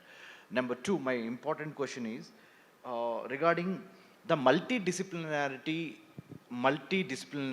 or interdisciplinary nature in the AI education system that we have to give a lot of emphasis on. See, 2 + 2 = 4 is maybe a mathematical algorithmic thing, but life is not 2 + 2. There are so many areas of gray like that. AI has philosophy, biology, history, culture, especially cultural aspects, because the data sets is not going to serve the purpose unless and until you have the right kind of mindset. Correct. So I think, that's where somewhere down the line you are doing a fantastic job of combining these two. My only question to you is, if the moderators are allowed. Please keep it brief. Yeah, very brief, sir. The manufacturing space, the cyber space, the maritime space, the service sector space, and the intellectual space or political space is being thrusted upon by few countries, given this geopolitics of AI.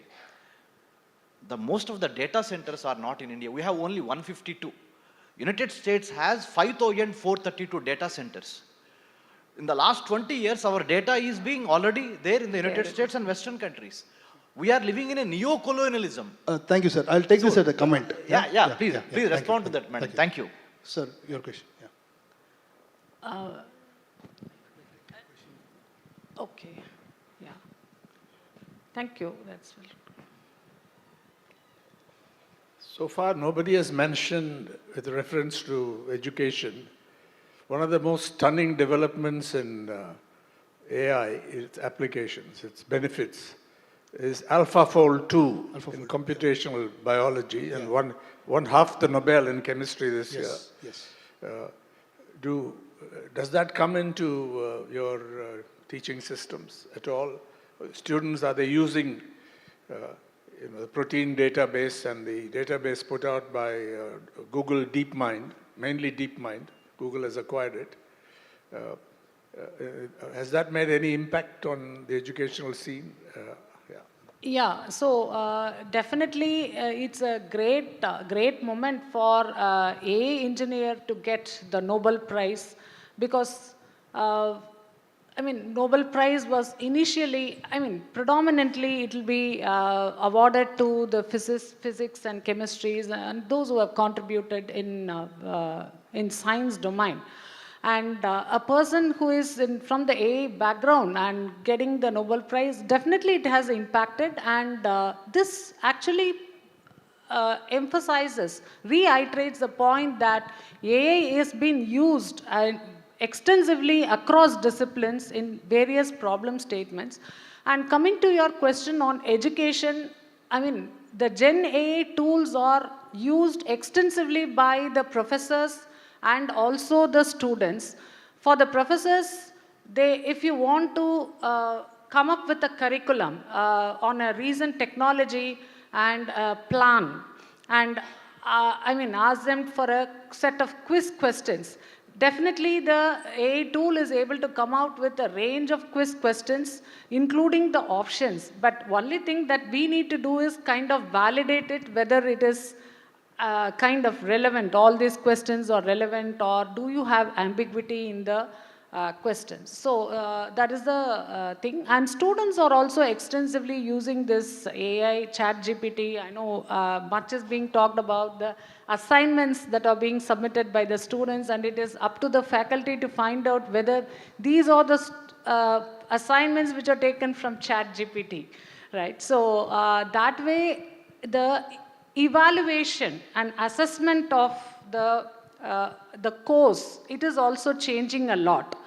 And the academics are using these Gen AI tools, kind of complementing with their existing, integrating it into the system, so that the students, we don't deny the students to use ChatGPT, but at the same time, we tell them, say for example, if it is Copilot, we tell them, we ask them to ask the students to do get a coding from Copilot, and we tell them what are the cases, hidden use cases which are not covered in this, some kind of refute questions.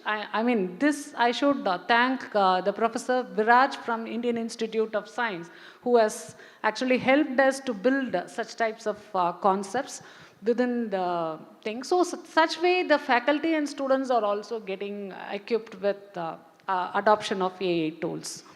The question was more on research application, whether AlphaFold 2 has made any impact on your educational system, not ChatGPT and so on. Because this goes much deeper. Yes, sir. And more than 200 million predictions are available open and free on the website. Whether that has been integrated in any way, whether there's any relevance to... Yes, sir. A lot of researchers are actively working on these problem statements. And I think as of now, it looks promising, but we need to find out the results. I suppose, sir, such work will be done in the ICER institutes, the science research institutes, because the results are there for public consumption. So I suppose biologists are using there already. Yeah. Thanks. I think we are running out of time. We'll end here. Thank you so much. Thank you very much for this opportunity. A big round of applause, both for Professor Revati and Mr. Srinivasan. Please do accept a token of our appreciation. I believe we have a special memento.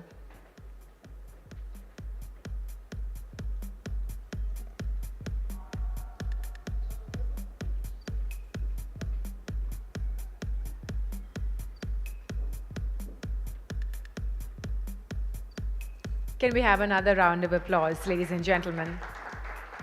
Thank you so much. And on that note, we will take a 45-minute break for lunch. We have a power-packed second half and a very, very special guest as well. So we'll see you back here in the hall at 45 minutes. Thank you so much.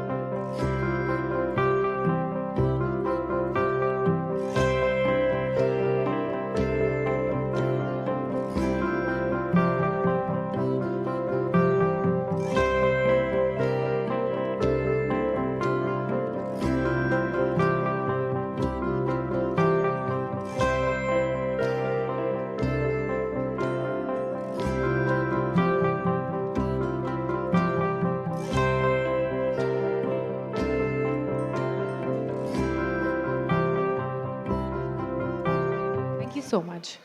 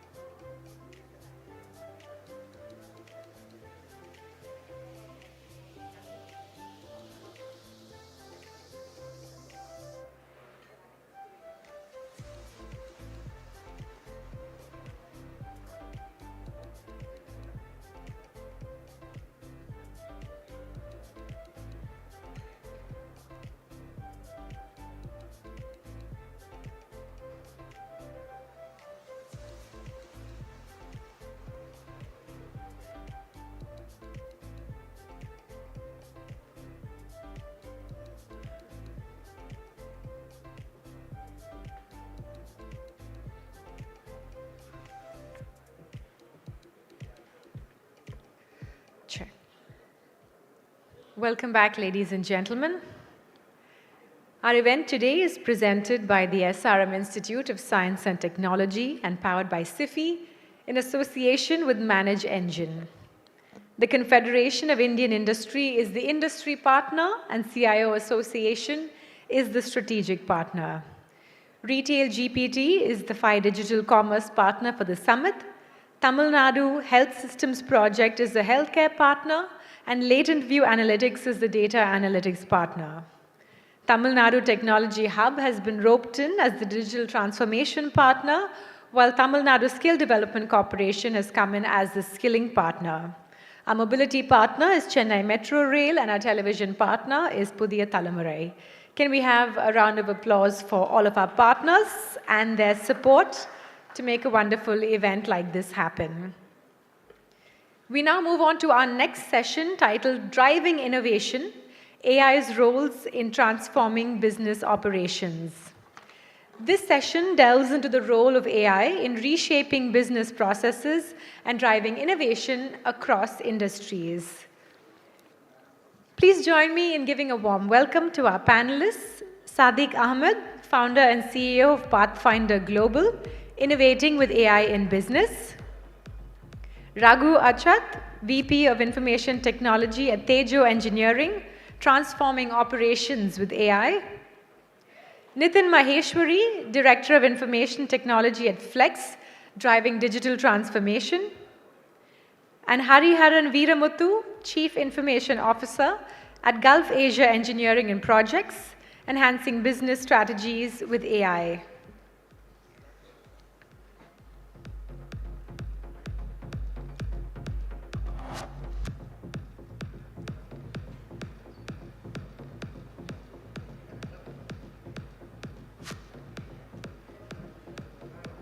And a round of applause for our moderator, Mr. L.V. Navneet, CEO, The Hindu Group.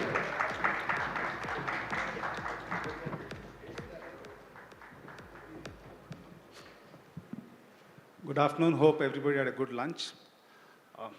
We'll dive right into the panel discussion. We're discussing about driving innovation and AI's role in transforming business operations. I have 4 lovely panelists working in various industries. The way we have structured this is, I'd request each of them to give a background of their businesses, who drives AI in their company, and what their ongoing projects are. Once that's done, we'll get into a question answer session. So let's start with Hari. Check. Good afternoon all. I'm Hariharan. I represent Gulf Asia Engineering and Projects Private Limited, and our domain is into oil and gas and construction as a core business. And other than that, we do have other portfolio of business. And so here, it's a very interesting topic, and the entire sessions are hosted by the academia and from the government, and also my fellow panelists. So it's an interesting day to participate, and thank you all. Thanks, Hari. Nitin. Good afternoon, everyone. This is Nitin. I work for Flex, and Flex is a end-to-end manufacturing services provider.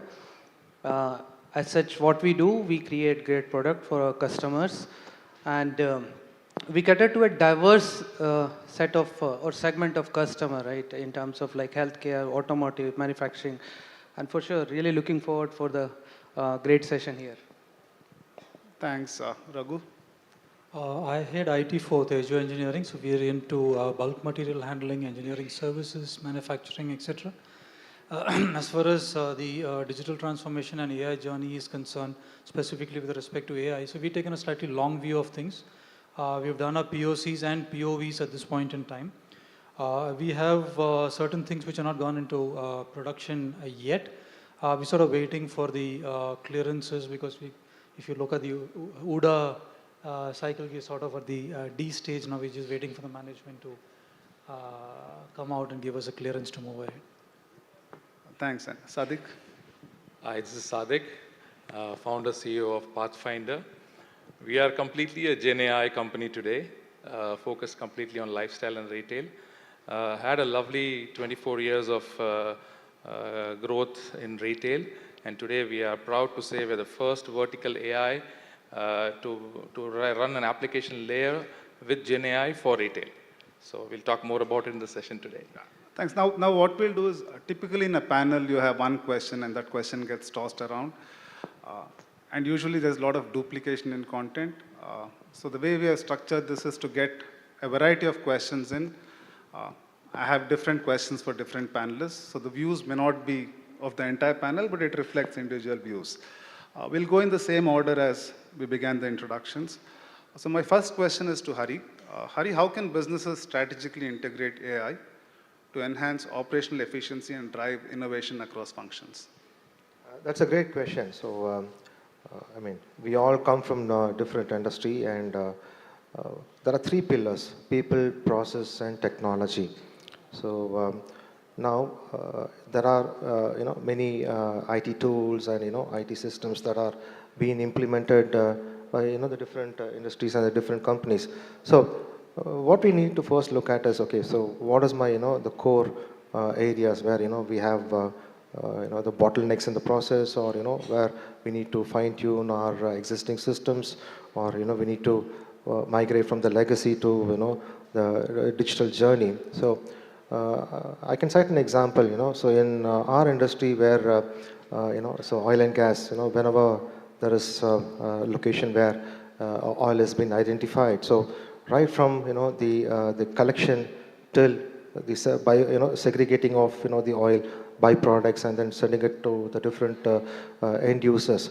So, it takes quite a long time. So it's a 3 to 5 year project. So in that case, there is a detailed level of information to be captured, like what is the kind of talent we need, do I need to look at, onboarding additional resource, and where do I get it? So all this happens at the Gulf countries. In that case, I need to have the readily available talent, and also, their the visas and other travel arrangements needs to be looked at. So we work backwards and see, okay, so what is the kind of automation that we need to look at? So be it at the visa clearance process, or be it at the transportation levels, or even at the work front. So we look at the safety as a very crucial point.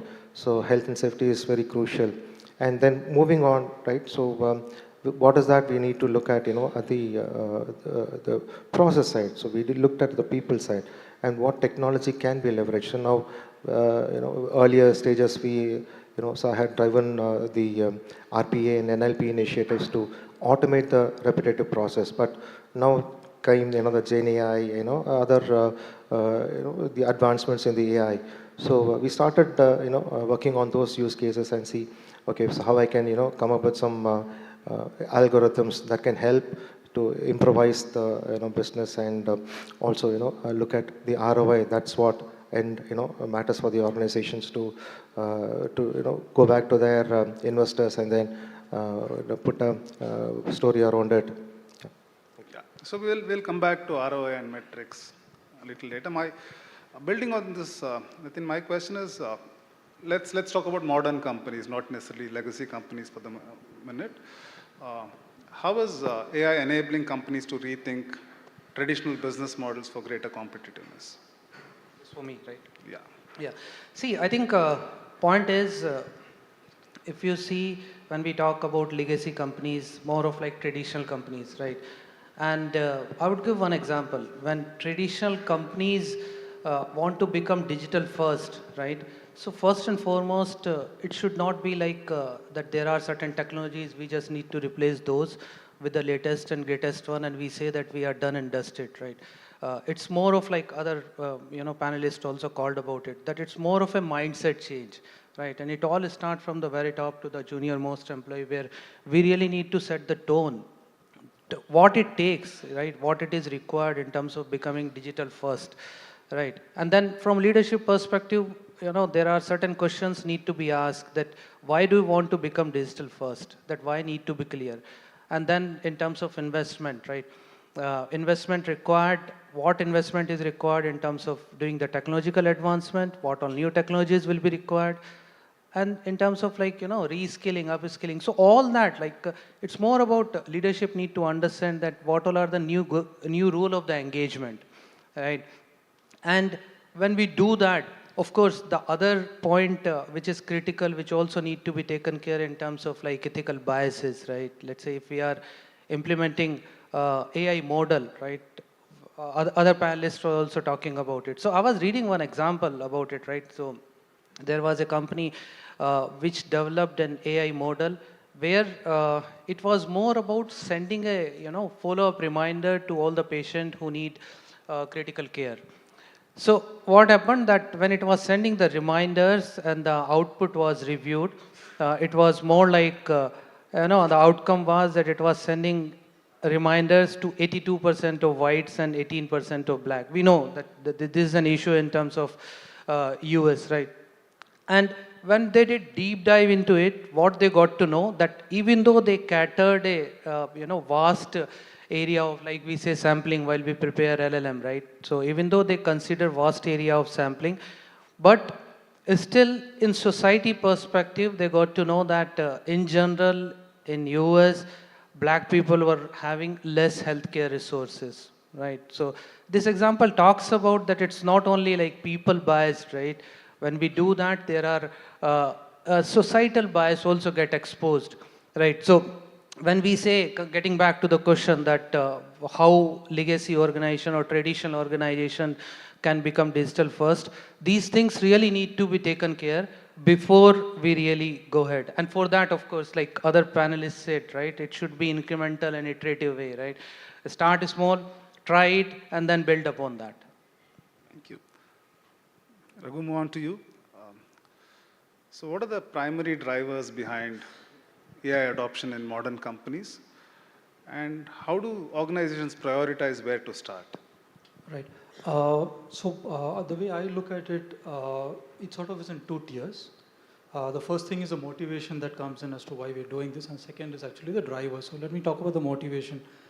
Again, there are two aspects to it. One motivation is what the Gen Z these days call it as FOMO, which is fear of missing out. So somebody else is doing it, so I got to do it. Bad idea. Okay. And the other side is where you actually take informed decisions. You know what you're actually doing. A good example here is a Hindu. Because we've been hearing, at least I personally have been hearing what Suresh has been talking in various forums. I know him personally, so we keep talking about it. It doesn't, whatever is happening is informed decisions you guys are making, informed choices you're making, and the way you're gone about digitizing whatever you're doing. So if that is not the case, if that was not the case, guys like Suresh and Nagaraj would probably not be delivering what they're delivering, right? And then you would have everybody else complaining about it. So it has to be top-driven. Now, when I heard Mr. Ram ask those 3 or 4 questions, I know it is actually not top-driven, it's actually top-driven. It's coming from there, right? So any organization which has taken that kind of an approach is in good hands. That's what I would say. Now, coming to the aspect of drivers, I would say it's pretty much standard in terms of anything that impacts anything between your top line and bottom line, positively or negatively as the case may be. Anything which is something which anybody would look for. You put in a few rupees, you get double of it. So I'm not going to list out all the drivers in that sense, but anything that impacts that is what the organization would be essentially looking for. But the motivation is actually the prime factor here. Whether it's digital transformation or whether it is AI or anything under that umbrella, digital happens because you don't have a choice. Windows 7 becomes 8, becomes 9, 10, 11, 12. वो तो चलता रहेगा. That keeps happening. The transformation never happens if you don't have focus, if you don't have vision. So that I noticed is definitely happening. Thank you. And I mean, the various motivations, sometimes like you said, the motivation is fear of missing out. The motivation is to get a next job, because if I don't have AI on my resume, and there's a question we often grapple with, Sadiq. So my question to you, you also said you run what is primarily a AI company. What metrics or KPI should organizations use to measure the success of AI initiatives in business operations? The top 5, if you look at it, or 3 or 4 maybe. The first one would be efficiency metrics. How has this implementation of AI in my business has reflected on my efficiencies? Especially when you are looking at economies of scale, especially when you have to scale at an exponential stage, you definitely need AI tools to measure, and only then it makes an ROI seemingly possible. The second one is financial metrics. A financial metrics is in terms of the ROI itself, how the investments are being paid off, and how we optimize the spend in expansion of businesses, in launching of products, efficiency of people, and stuff like that. I would say the third one would be customer satisfaction metrics. How satisfied, let's say you're in a B2C, I would measure how AI helped me to deliver hyper-personalization, how am I engaging with my customers, and how my engagement with customers has driven a delta growth on my ATVs with each customers, and expansion planning, Everything comes out of the customer engagement metrics. The fourth one would be sustainability metrics. How sustainable my energy conservation is, my wastage is, and stuff like that. And the last but not the least is people metrics, which is so important, that how we can use these tools to get more productivity out of our people, how these tools are going to enable our leaderships and our teams on the ground to deliver more. Instead of having an army of people, how can I get better outcomes from the same people? So metrics is measured in that. So I think these are the top 5 that comes to my mind in terms of KPIs that you would look at from a business perspective to implement AI. Thank you. Thanks. That's bullet pointed and it's brief. I would like to get in at least 2 more questions to each of you. So if you could become a little more concise in our responses would be helpful. I'll pick off from what you said as the 5. Your 4th was sustainability, right? So Hari, my question is, how can AI contribute to achieving sustainability goals in business operations, such as reducing waste, optimizing energy usage, etc.? Yeah, so like Mr. Sadik had highlighted about the sustainability in his nature of business, but if you look at an industry, we produce, and to produce it we procure, right?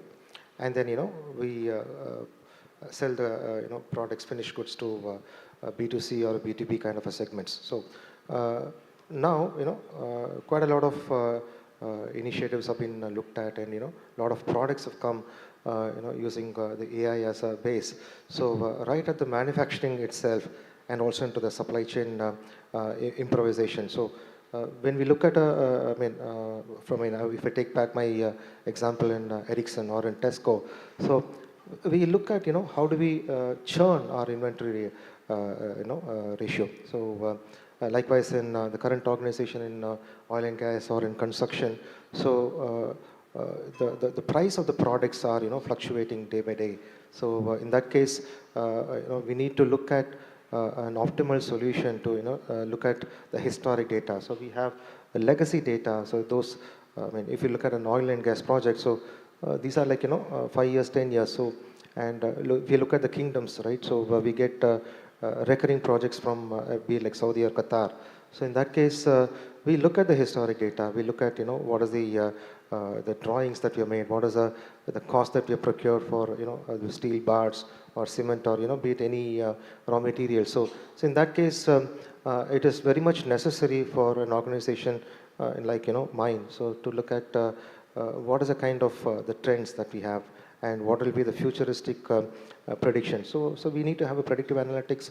So we also look at how do we optimize our supply chains, and also how do we move the huge parts or the people or the workers to the different locations to help in constructing the oil wells or the big the commercial buildings.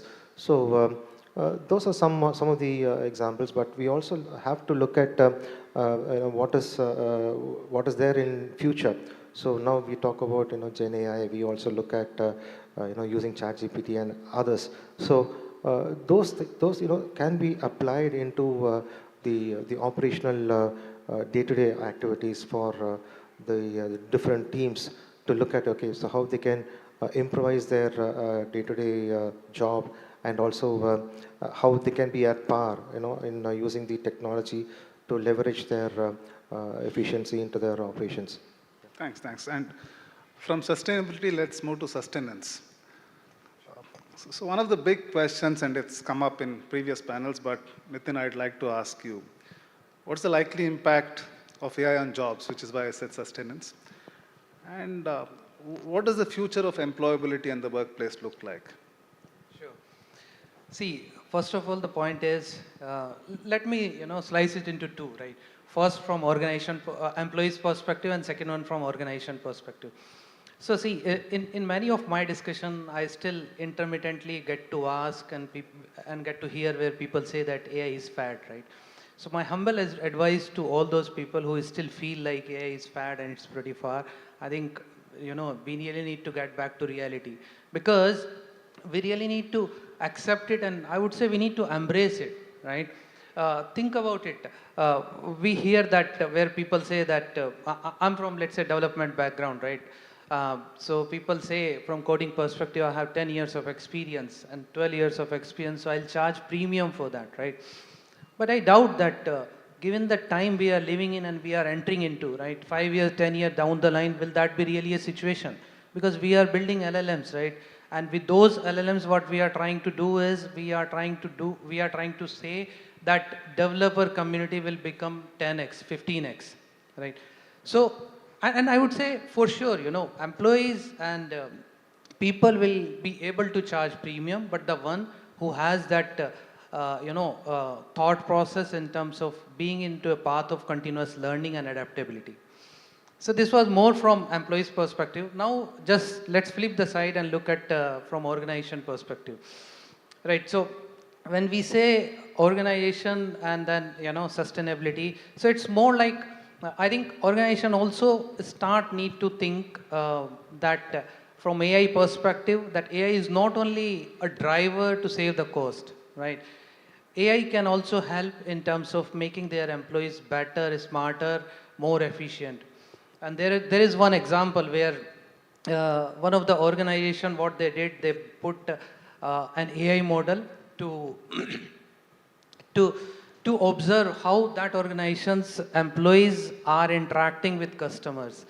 And after that interaction, this model was giving the feedback to employees in terms of how did they handle the call, how was their pitch, how was their tone, were they listening, were they really empathetic. So from employees' perspective, they got this feedback, worked upon it, and finally what happened? When they implemented that feedback, customers were happy, employees were happy, and in fact, organizations were happy. So I would say sustainability perspective, I think going forward, AI will do whatever it does best. And if we say in simple one line, processing and playing with massive amount of data and solving complex problem, right? But human perspective, it's more about focus will be more in terms of their cognitive skills, problem solving, decision making, right? So to summarize just in one line, I would like to call it, I think, this human intelligence and artificial intelligence will coexist, and these both will complement each other. Thanks, and I think messiness of data is something Nagraj is speaking about in a later panel.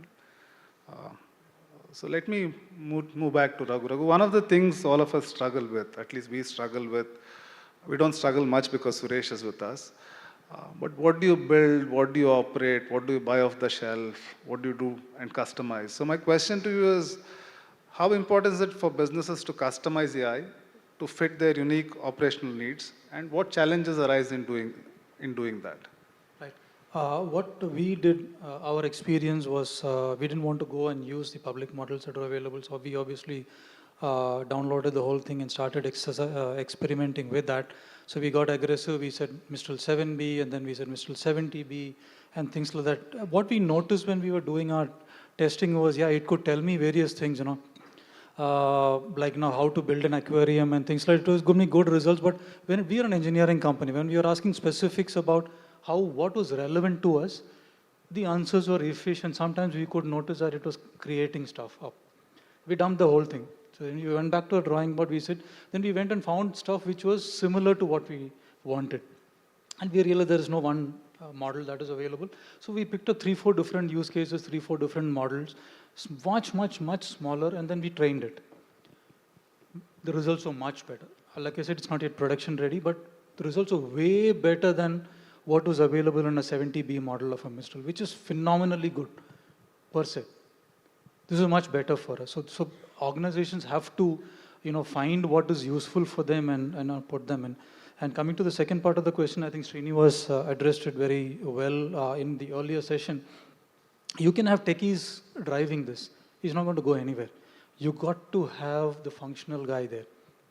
And who are these functional guys? You've got to be very sharp in picking up those functional guys who spend 10, 15, 20 years in the organization, ready to pick up a watch and go home.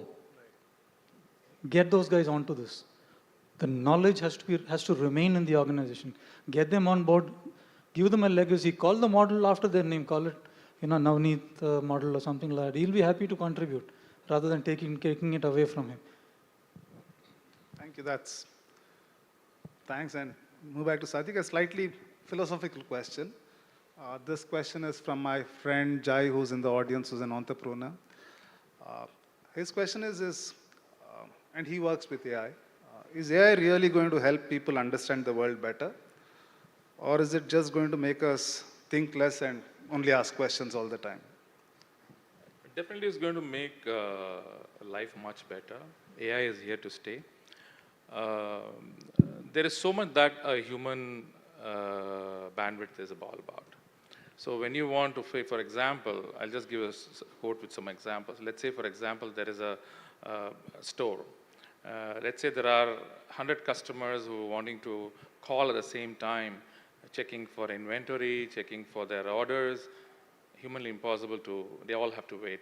But with an AI model, all the 100 stores can be serviced at the same time. Okay, so definitely it is helping the customer's life because he doesn't have to wait. He is getting his questions answered, and the store is happy. And all this, at the economies of scale, imagine if 100 people need to be answered in a given point of time. Imagine the cost of servicing that level of hyper-personalization. So with AI, it's a fraction of a cost on scale if you look at it, and you're achieving better ROIs. So that's just a small example. There are millions of examples I can quote. Definitely AI is here to stay. We need to embrace it. It's a new revolution. 25 years, the PC revolution started 30 years ago. People were scared it's going to take jobs, but actually give more jobs. My take here is AI is going to increase the opportunities. It's just that our mindset, where we want to get jobs with our limited learning, so it is going to push mankind to creative and critical thinking. And these are the things which AI is not yet in. But having said that, it still has, with the neural networks and all that stuff, they started doing many things. But it'll take a long time till it comes to touch our lives. So I would say embrace it and enjoy the life. Thanks. One of the things AI has done in my mind is it's put the roles of jobs of CIOs and CTOs under far greater scrutiny. I can't imagine 5 years ago, I would be asking questions of CTOs and CIOs, questions that you would ask. We have covered questions that a CEO would answer, a CFO would answer, head of HR would have answered, and a philosopher would have answered. So that's what AI has done. We spoke about customers, and every customer is an individual, and so are we. So my question to you, Hari, is how is AI going to shape or influence the lifestyle of individuals in future? Yeah, so it's going to have a very big impact, If you look at, 5-10 years before, the convenience had a cost, right? So if I need to buy, for example, a TV or even a computer, so we need to head to a store, look at the different brands, and get to understand the spec and config, etc., etc. So now, sitting at the home or while driving down in your car, so you have a convenience to look at the product. So or Amazon or Flipkart or be it any other provider. So the kind of convenience that the user has or the choice the user has, is huge. So. But still, there are many advancements, be it retail or be it into e-commerce or any other business. So the kind of convenience the user gets or the individual gets is phenomenal. So, but there are many other flavors as well. So it depends on how the individual is going to use the AI to build his own tool or his own product. So nowadays, the Gen Z, so quite a lot of innovations, quite a lot of products have come, things like, Zepto and others, so they made our life very simple. But there is a flip side to that. So it should not make us lazy.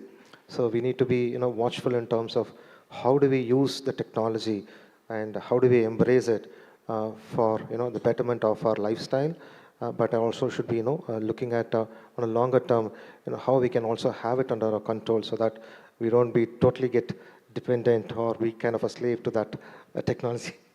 Thanks. Let's move from individuals to enterprise. And Nitin, by enterprise, I don't mean deployment of enterprise hardware or software, but I mean enterprise is a collection of individuals. So my question is AI a cultural shift or is it a system change within an organization? And while answering this, would you also like to touch upon briefly on the ethical aspects involved in? I think, yeah, ethical aspect, I just gave one example about it, right? But for me, it's both, right? It's a cultural shift as well as, the mindset change, right? And I think I'll not take much time on it because the same example, right, I wanted to give where, let's say, traditional organization going for digital first, right? It's all, it start with mindset. I was reading somewhere, and I think, somebody said that digital transformation is easier, but mindset transformation is the one where it is going to take time. So yeah, I'll conclude with that. Thanks. Raghu, I had a question for you, but we have answered it in a different form, so I'll rephrase it. For organizations with legacy systems and traditional business practices, it is important to implement AI, but obviously the pitfalls. So culturally, where do you get alignment from within the company if you are driving the AI agenda, and where do you start? Personally, I don't think there is anything called legacy systems anymore, because data is stored in some fashion, and today the systems are capable of crunching structured data and unstructured data, and anything in between also. So I don't think that concept of legacy systems exists anymore. That boundary is gone. Okay, but however, what is actually worrying is a legacy mindset. That is what needs to be broken. That's exactly what Nitin also alluded to earlier. If that is not broken, and if you don't make the cultural change, then this is just another shiny toy which will, rest in somebody's CV. That's pretty much, the organization pretty much will not gain anything out of it. So that is what is the important thing. And again, taking example of your own organization, that's seems to have been very well thought out. I don't know what you're doing on AI, but I definitely have certain glimpses of what you're doing on the digitization front, the digital transformation front, how the entire business has been transformed from paper to the digital field. So something like that is an excellent example for anybody to emulate. Yeah, Suresh, you shouldn't be curating, you should be speaking more. Thanks, and Sadiq, move back to you. In the last question, I asked you to don the hat of a philosopher. For this question, you need to don the hat of a soothsayer. As AI continues to evolve, what are the most promising areas where it can drive innovation in business operations over the next decade? Anything that is going to drive autonomous systems and anything that requires scale, speed, precision, and execution, AI is going to take dominance there. Then the second area where AI is going to impact is in the lifestyle of individual. It is going to completely shift. It's not far, I'm going to see, we all are going to witness that every single individual is going to have their own personal AI. And they will keep telling them what to do, and he acts as a personal manager, as a personal AI.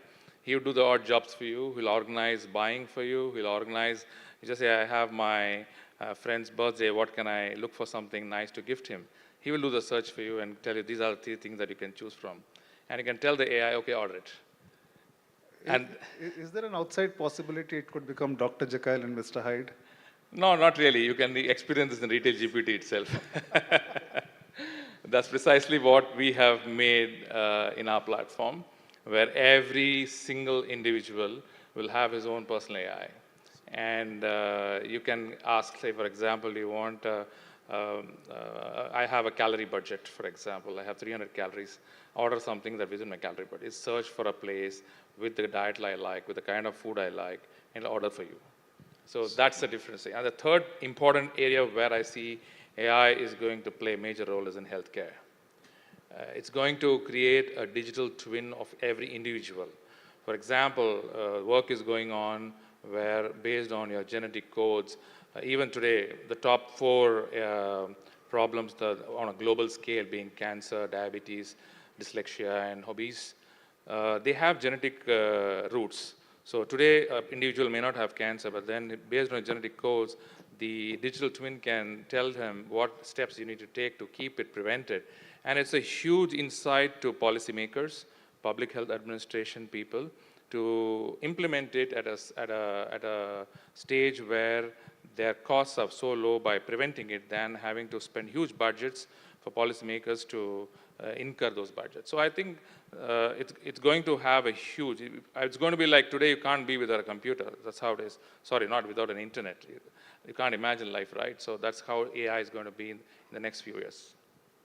Thanks. And before we go to the audience for questions, I have one question common to all of you. If you could respond in brief in a couple of lines, no particular order. I had to get this question in because it's my question. So will AI drive innovation or bring innovative thinking to life more effectively and efficiently? Each of you could respond in a couple of lines. I'll go, yeah. To me, it's both, because I see both are tightly coupled. Just one liner. Yeah, I agree with Nitin. It's going to be both. There's no two ways about it. Yeah, so I too, echo the same, because, they cannot be standing on their own, so it needs to coexist, yes. I'll sort of steal one of your lines. I think it's fire. As long as it is within the realm of the business, I think it's going to deliver 100% results. It is going to revolutionize a lot of things. But the minute it goes out and it's out in the world, we're seeing it already. I have 0% confidence on the outcomes and what it can actually, it could be catastrophic for all, but as long as it remains used to drive business, it's good. Like fire, it'll cook for you, it'll give you light, it'll give you warmth, etc. On the other side, you never know, it could be a inferno. So I was talking to a friend of mine who was a very bright mind, younger than me, but bright mind on multiple topics. And actually this reference of fire came from a Google town hall. The reference of wildfire came from the Pushpa 2 trailer. So I was talking to him about input bias in AI, and he shared something which I'll read out in summary. He says, like any other computer system, AI is only as good as the input, and it's often human mischief, or should I say human mishap, that leads a fire to a wildfire. A good way to thoughtfully work with AI is to remember the acronym TCREI. TCREI stands for thoughtfully creating really excellent input. A good practice to giving a prompt to an AI engine is also TCREI: task, context, reference, and then evaluate and iterate the output, which sort of captures what we could do with AI. With that, I'd like to invite audience questions for the panelists.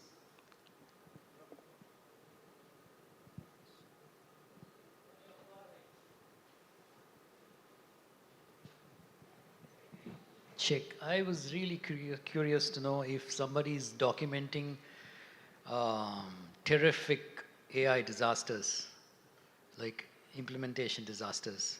So has that been documented and studied, for instance? It's still early stage. I'm sure with AI systems, the training models do record whatever is happening, and it is up to the stakeholders to allow that to be in the public interest to get the knowledge shared, or it all depends on that. So it's a very private thing about the organization who's implementing it, and if it's an open AI, it will be available for others to look at it. I hope it answers. There was one very well published incident which happened, I think about 4 years ago or so. This was Facebook, you would remember, where they shut down an entire program. There were two models which suddenly started talking to each other, a lot of communication happening. Human being couldn't figure out what was happening. So apparently they figured out that these two had actually created a new language and they were communicating. They shut it down. You can actually Google it. It's a very It's one of those things which can be classed as, what was the word you used? Fantastic failures, or what was that? What was the word you used? Yeah. Catastrophic failures, yeah. Hi. Hi, this is Rajesh. I compare with two paradoxes. Like today, if we take our curriculum in engineering colleges or IT curriculum, it is almost advanced. But whereas the output of the students is way far the difference between the top colleges and the tier 3, 4 colleges, but syllabus is the same. Likewise, I worried if the fast implementation of AI, can it result in digital poverty or result in increase of digital poverty among the population?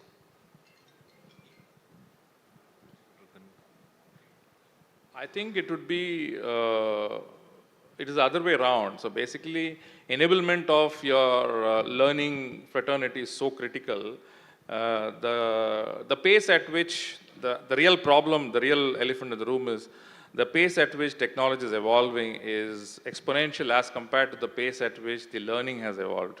The learning has stuck at some point, and that has not taken the speed at which it has to evolve. So the exposure what tier 1 students get is the industry exposure, and that's the reason their adaptation to the industry problems is far sooner than the tier 3 or the tier 4 locations.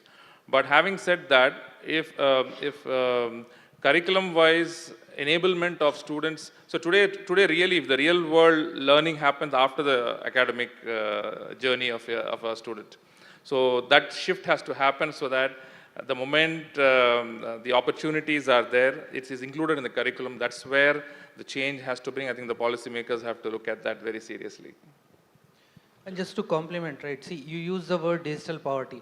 I think the answer is yes or no, right? See, for sure, let's say we are talking about embracing AI, right? People who still feel like, no, AI is still far away, right? For sure, those guys will fall into the category where we say like digital poverty, right? But when we start embracing it, when we start embracing and accepting it that yes, this is real, and start contributing towards that, I think initially for sure they may feel it's like they are towards digital poverty, but gradually it will get dissolved.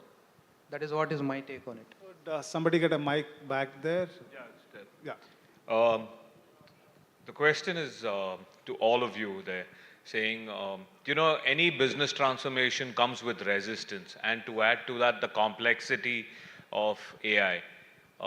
According to each of you, what would be that key strategy that businesses today need to do it? Because technology earlier used to evolve 2 years or 3 years, but today it's evolving every day. So what would be your key strategy that businesses need to adapt? So we have 3 minutes on the clock, 30 seconds per response, so we can get one more question. Sure. See, I think we need to look at it that why do we face that resistance, right? I think the key answer lies behind that. And to me, the take on it is in terms of having that clarity, and that starts from leadership level. If leadership is clear that why do they want to bring that change, then what will happen? They will be able to pass it on successfully to the very junior most member into the team, right? It will not dissolve for sure resistance, because that is human nature. But for sure, it will reduce the way the resistance is coming up. This is what is my take on it. I think to add to what Nitin said, giving clarity of the vision and how this change will help both the employees and the organization towards their building of the vision will drive the change. Because any change requires a lot of effort. So if there is a takeaway for everybody and alignment of vision well explained, the clarity will drive the change. This is my perspective on this question. The kind of issues that I had faced is we need to understand what is the apprehension for that resistance. So for any initiative, we need to have the management push, so top to bottom a kind of a push. So in that case, if you have the management's support and a view towards the change that we are bringing in, all this initial resistance will slowly melt down, and they will all appreciate the benefits that be it AI or any new technology that is going to bring in. That's my view. I'll just say adapt, hello. adopt, or perish. That's pretty much it.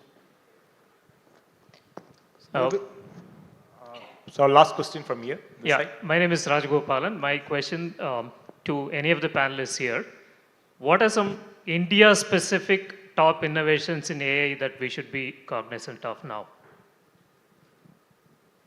Anything that comes to the top of your mind? India-specific innovations in AI, in education, healthcare, whichever domain. To me, it's farming. I think I see farming is the area where not only AI, I think technology itself has not penetrated so much. And it's both, right? Penetrating technology into farming and then training farmers. I think if these two combination we are able to make it, for sure, it will be a big boost for farming, and I see for overall India. So I would look at the education as one other aspect. So farming is definitely for sure. Education is one where if you give a lot of insights and importance to that, that will help out. So any specific examples, sir, in farming or education? So we'll get into specific details later. We're already 20 minutes behind schedule, so we want to end this panel. My panelists promised me they will stay back. Please feel free to interact with them. So Hari, Nitin, Raghu, Sadiq, you have been a wonderful panel. And I'm happy this happened because I got to meet all of you, and hopefully we will continue to stay in touch. And thanks to all of you for being a wonderful audience. Thank you. Thank you. Thank you so much. Thank you to our entire panel, and requesting Mr. Navneet to present our panelists with a memento.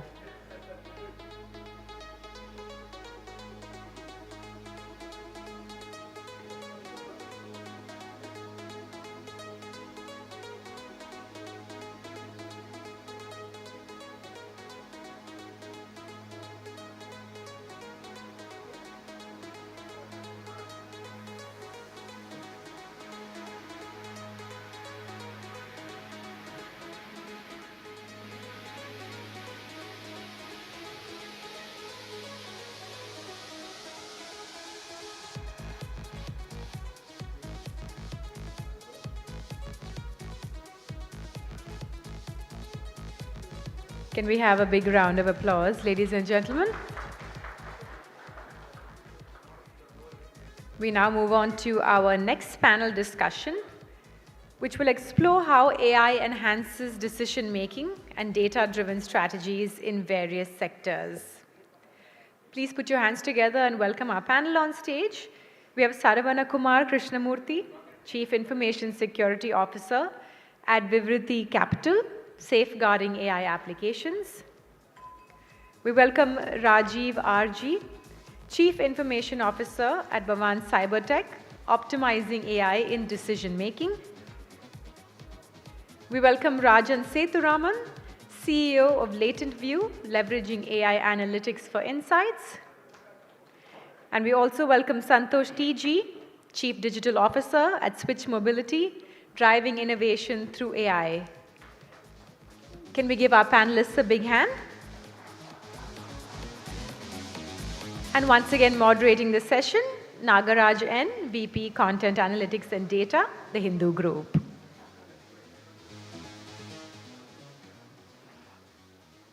Good afternoon. I was wondering how I would segue from the previous panel onto this one, and then Navneet spoke about his friend's TCREI, and that's pretty much what this panel is going to be, thoughtfully creating really excellent input. Because without that, we cannot even design great decision-making systems or even decision assist systems. And having said that, while we are going to be speaking about decision-making systems in this panel, there are increasingly systems where earlier a decision-making system was in reality a decision assist system, in the sense that there would be information presented in terms of charts, tables, scenario planning, and so on. And then human beings, executives, would actually go through this and take a decision. But increasingly, we have situations in the last 10 years, actually, where real-time decisions are taken by machines. If you've used maps and your maps is getting rerouted, that's a real-time decision system that's giving you a decision. Similarly with content recommendation systems, or when you visit Amazon or Flipkart, when you have, you should consider this, and so on.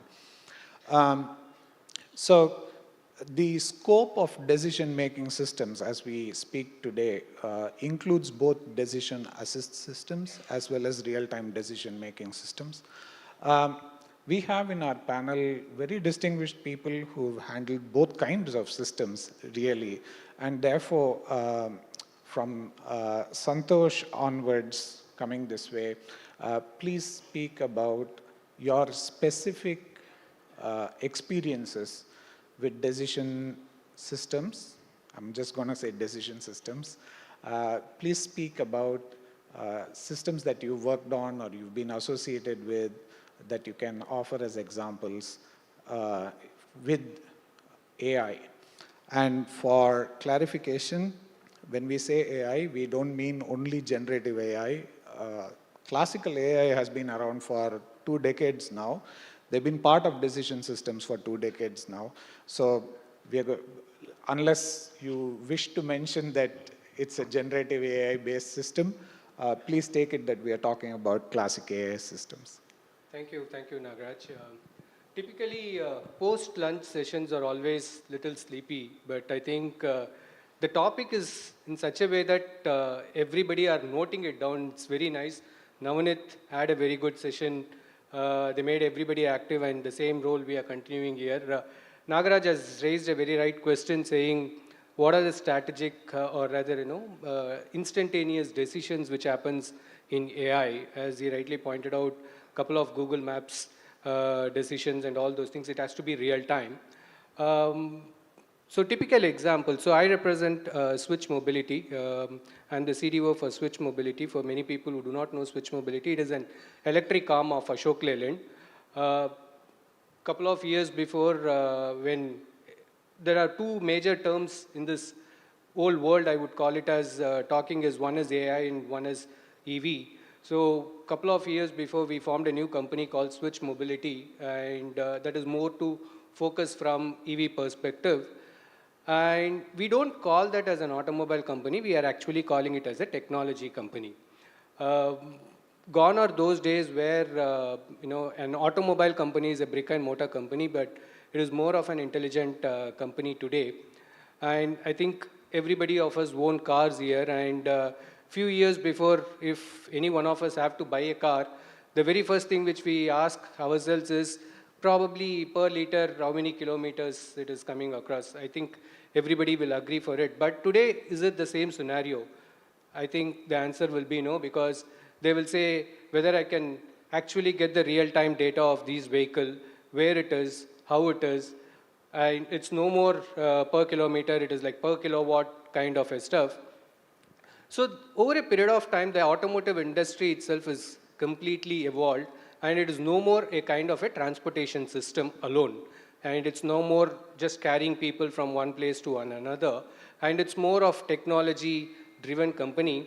And that is the reason that today in every single vehicle which is getting manufactured in Switch Mobility, we capture approximately 130 to 140 parameter of data every second. I'm just going back to that question of saying that how the decisions is being made. So in today's world, we just don't take data which is available and coming up from the vehicle. There is also an AI decision-making system at the back end which actually calculates and gives a real-time information. More than real-time information, it is predictive information as well. When I say the real-time information, probably I can collect the data and I can say that probably the battery is like 60%, probably it will run for another 100 kilometers. Probably the health of the battery is this, you will have to recharge it. So those are all the real-time information. But with the complete ecosystem of data what we have, we in fact predict what is it going to happen in next few minutes. And that is what exactly it happens that when I call it as AI, it's more of real time. When I go for Gen AI, I actually go back and say that, okay, in next 2 hours, probably you'll have to stop the vehicle because of the chiller temperature going to increase, and that is completely based on the history of data. So this is one of the real use case of data in the auto industry. And one more example, though it is not part of an auto industry, it was very interesting for me to read the newspaper yesterday where Ms. Shyamala Rao, the executive director of the Tirumala Devasthanam, has actually given out a note saying that they are working in terms of getting an AI model to minimize the queue, the crowd movement, minimize the queue. It was a very interesting article, but if anybody is interested, you can actually go back and look into that. So it has got the tool, it is still not in an more matured model, but it's very interesting to know how people are thinking across, how people are coming up with new models. This one, we all know, again, when we speak about Tirupati, we all know that the very first question what we all ask is, what is the darshan timing, how much time it takes? So this is going to completely get evolved by looking into that article. I can imagine that in next couple of years, we can actually predict the exact timing of the queue. So they have people movement recognitions. Over a period of time, they have collected the data of how many people visit on what time, on the day, what date. And there is an AI model which is getting built across, which is actually going to revolutionize the entire darshan kind of, the Tirupati darshan experience itself. Vanakkam, Chennai. So, AI in decision making, as you rightly put it, Nagaraj, is touching every aspect of our lives. Today morning, as I was driving to this venue, I had a predestined route in my mind, which is the normal route that I follow. But when I put it on my maps, it gave me an alternate route with less than 5 minutes of travel. So that I was able to make an instant decision to take a different route rather than my original route. So that's the decision making that we are able to do in AI. To put it in a very simple stuff. I worked across multiple industries in terms of retail, microfinance, and IT services with a wide, diverse thing. If I have to talk about how I've seen AI help us in decision making, is like, we used to crunch lots of data, which used to take huge amounts of time to do a markdown in terms of pricing in a retail industry.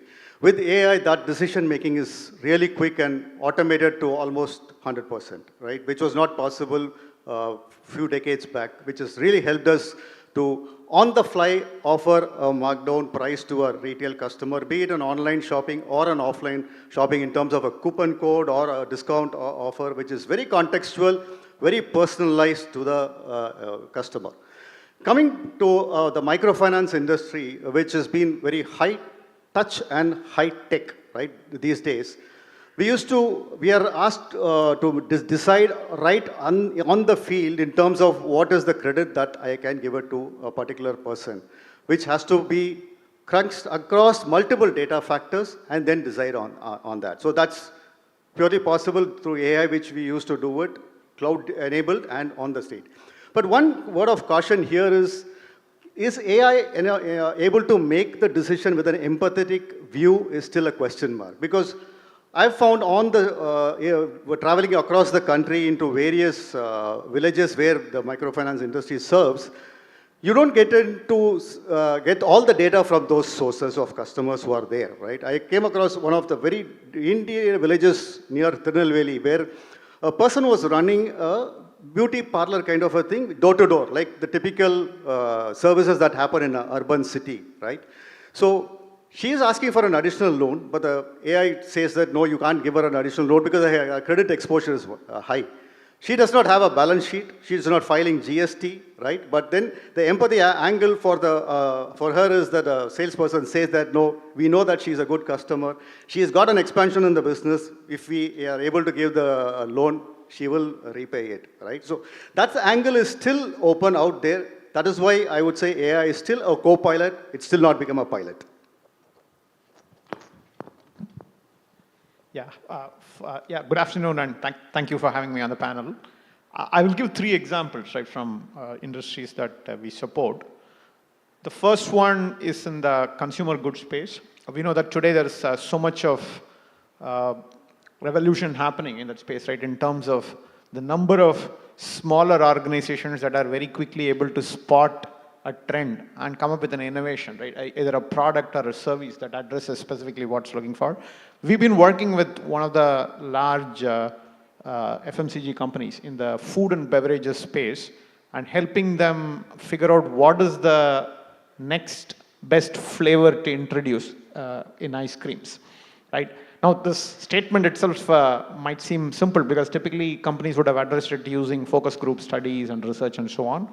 But today, with the amount of data that is available in the external realm, both structured and unstructured, right? You can look at social media data, for example.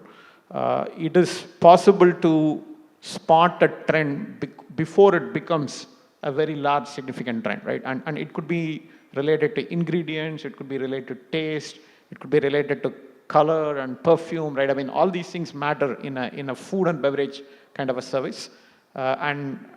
This is something that AI is enabling, right? Just the ability to collect such large volumes of data and then identify what is going to trend when it comes to the next flavor of ice cream. So that's an example.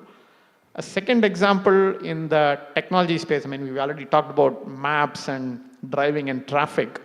A massive problem that many of the ride-hailing companies have is fraudulent transactions, account takeovers and fraudulent transactions.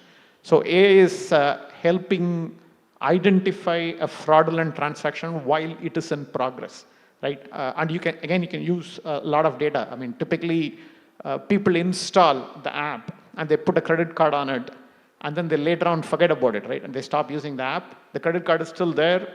And if your identity or something gets stolen, then people start using your credit card to take rides elsewhere. So how do you figure out whether a ride that is being requested at that point in time itself is a real transaction or a fraudulent transaction, right? So that's another example where we have been supporting. A third area, I would say oil and gas. I mean, somebody talked about oil and gas in the previous panel. If you're going to make any molecule, a chemical, right, say monoethylene glycol, right, there'll be 20 different process routes that are available.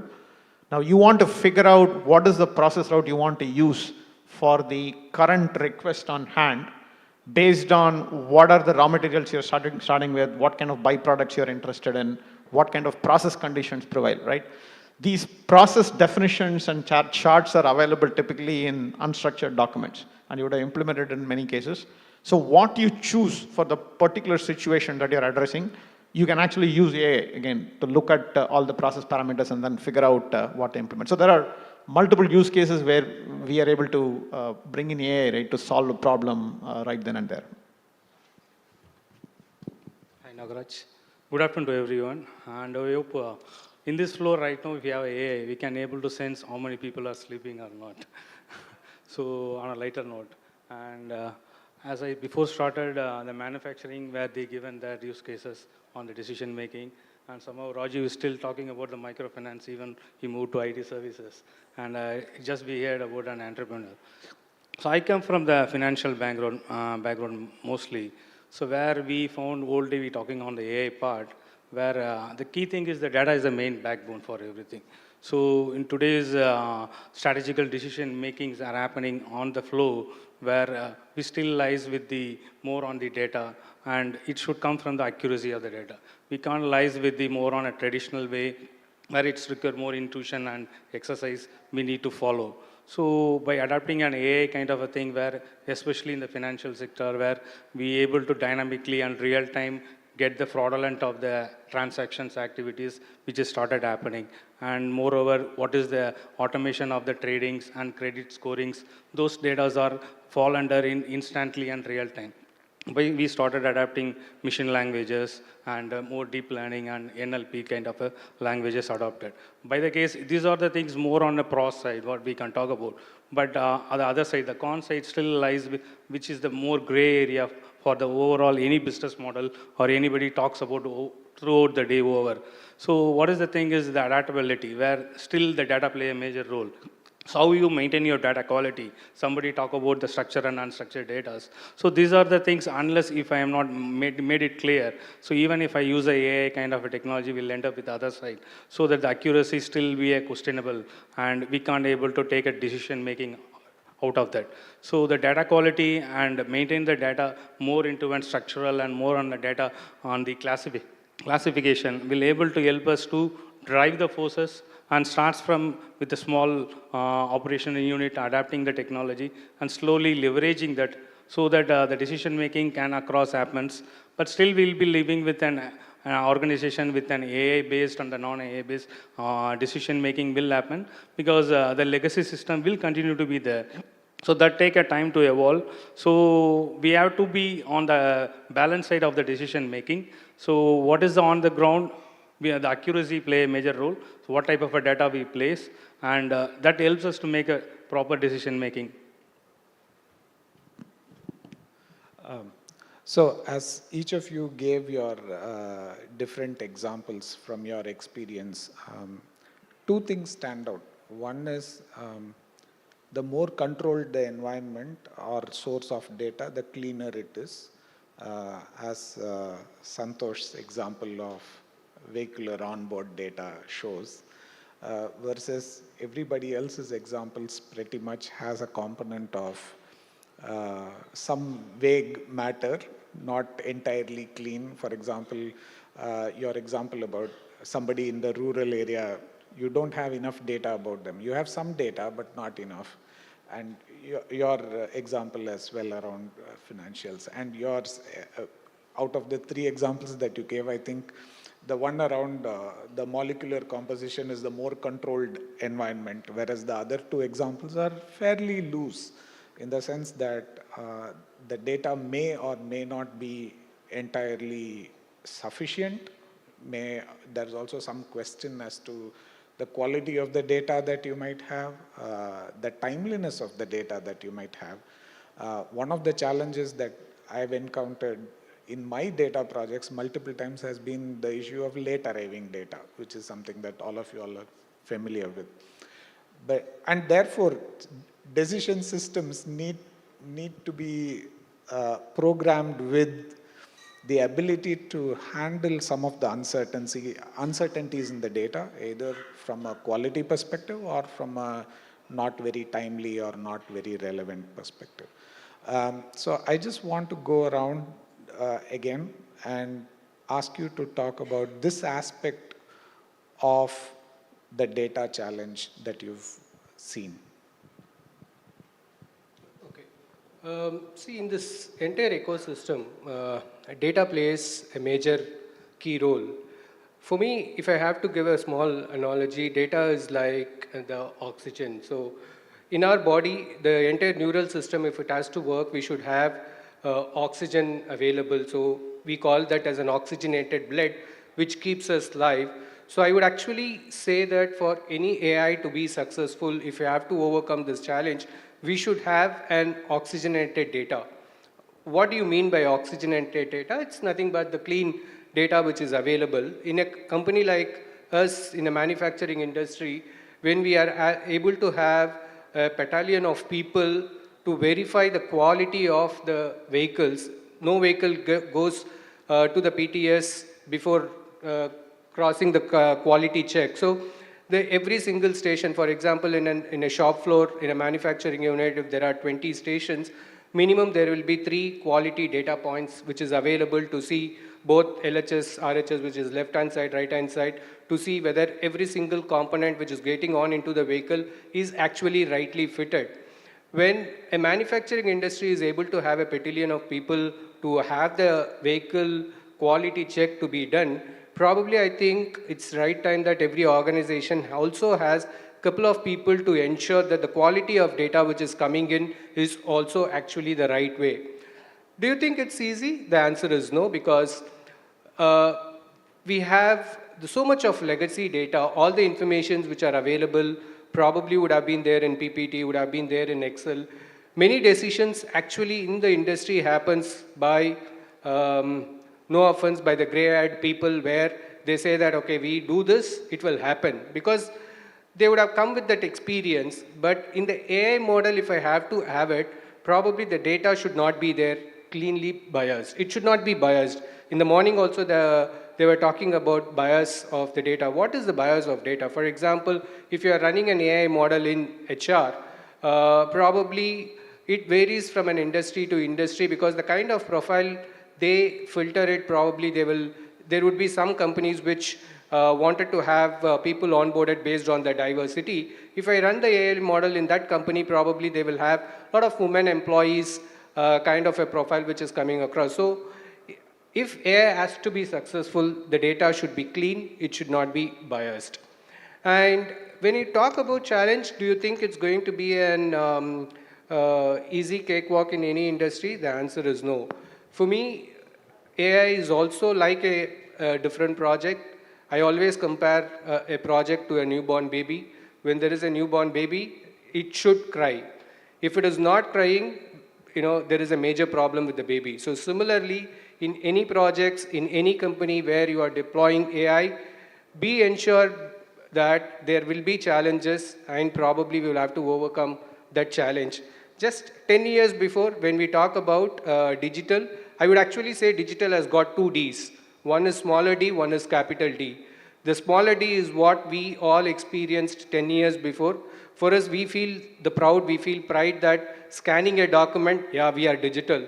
Probably converting all the documents into a PDF and putting it onto an storage, we say it's digital. But today, is it the case? The answer is no. After 10 years, we have undergone a lot of pain. There was a lot of innovations which has happened. And now we are in a stage where capital D is there. 5 years before, we were all talking about cloud. Now, do you see any conferences coming across cloud? It means to say that, is any conference happening saying that people have to look into cloud? No. The answer is no, because it has already taken forward that cloud is something which is going to be part and parcel of life. So probably in next 5 years, we will overcome all these challenges of the data cleaning, putting up a data lake system, probably learning and then fail fast, learn fast, and all those things. And then probably in next 5 years, the Hindu, when it's going to have the similar kind of summit, the questions is going to be different, the panel is also going to be different. Nagaraj, you mentioned one thing very important, timeliness of data. So data is like milk and wine. Milk gets spoiled overnight. So if there's some data which has to be consumed today and decided upon today, it has to be milk. But there is also a data which is wine. It ages with time. You get a nice trend. You can do a lot of analysis. You can do slice and dice and age the data and then take some decision based on that. So, but there are 2 kinds of data which needs to happen. Some of examples I can share that we are currently having is we're trying to score leads which come in, right? The sales leads which come in, and see how best we'll be able to convert it. Give a score and say how good we can convert the leads. But as you rightly put it, if the data doesn't come on time, we don't have that awareness to score the lead. And if the data doesn't come with proper quality in terms of what level of person in the company that we are engaging with, what level of activities are getting tracked, then we have a challenge. So that's something which is not enabling us to help decide quickly.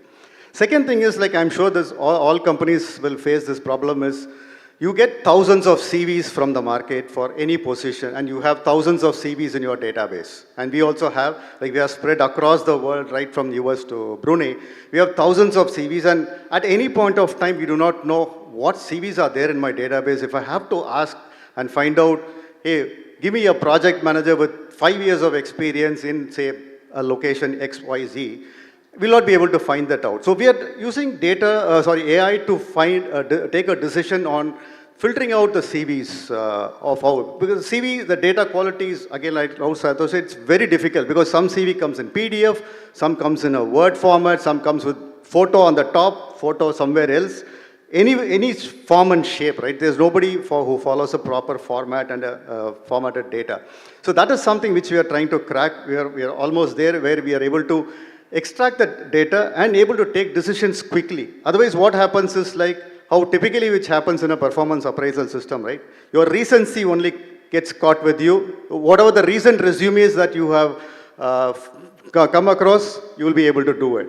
Similarly, we are deploying AI for helping managers decide on performance appraisal. So normally self-appraisals, a lot of people write big stories. And in the last annual appraisal, we had a very interesting thing that all people had written their self-appraisals from ChatGPT. So almost like it was equivalently the same or not the same. And it was very strange also in certain cases because you knew that the person was not performing in that role itself, right? So people didn't even do that decision. But self-appraisal is one part, but the decision is from the managers where, especially when the person has worked across cross-functional teams, across geos, they would not have even seen the face of the person sitting in some other geography. How do I summarize and give it to the manager to take a good decision? How do I summarize another manager's appraisal and give it to for the current manager to take a good decision? That has been really helpful, that we are able to give it on the fly when the manager opens and sees it, and they're able to take a well-informed decision. No, love the milk and wine analogy to data. Additional perspective, right, on this. The one point is that today there is a lot of data available. I think organizations could have a data quality challenge, but I think most organizations will have enough data that they can work with. I mean, it is really about identifying use cases and then mapping it to data that they already have, right? Whether it is of the milk or the wine variety, and internal as well as external data. I mean, Rajiv talked about the problem of figuring out whether somebody is credit worthy, right?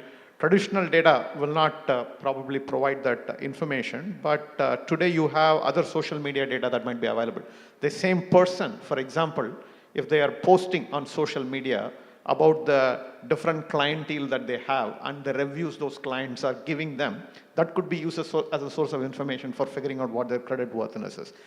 Similarly, right, the example that I gave earlier in terms of the ice cream flavors, a lot of it really came from external social media data, right, that is not internal to the organization. So I wouldn't worry too much about the quality of the data as a major stumbling block.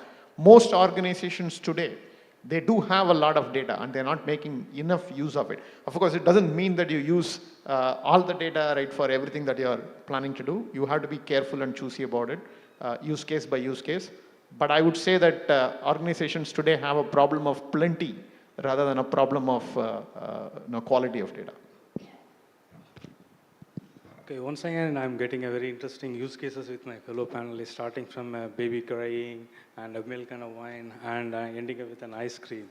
So the others are learning, I'm very keenly learning all these use cases, how we can adapt in my business model. So for me, I just started already how the data quality. So now, as a financial institute, we generate a lot of data.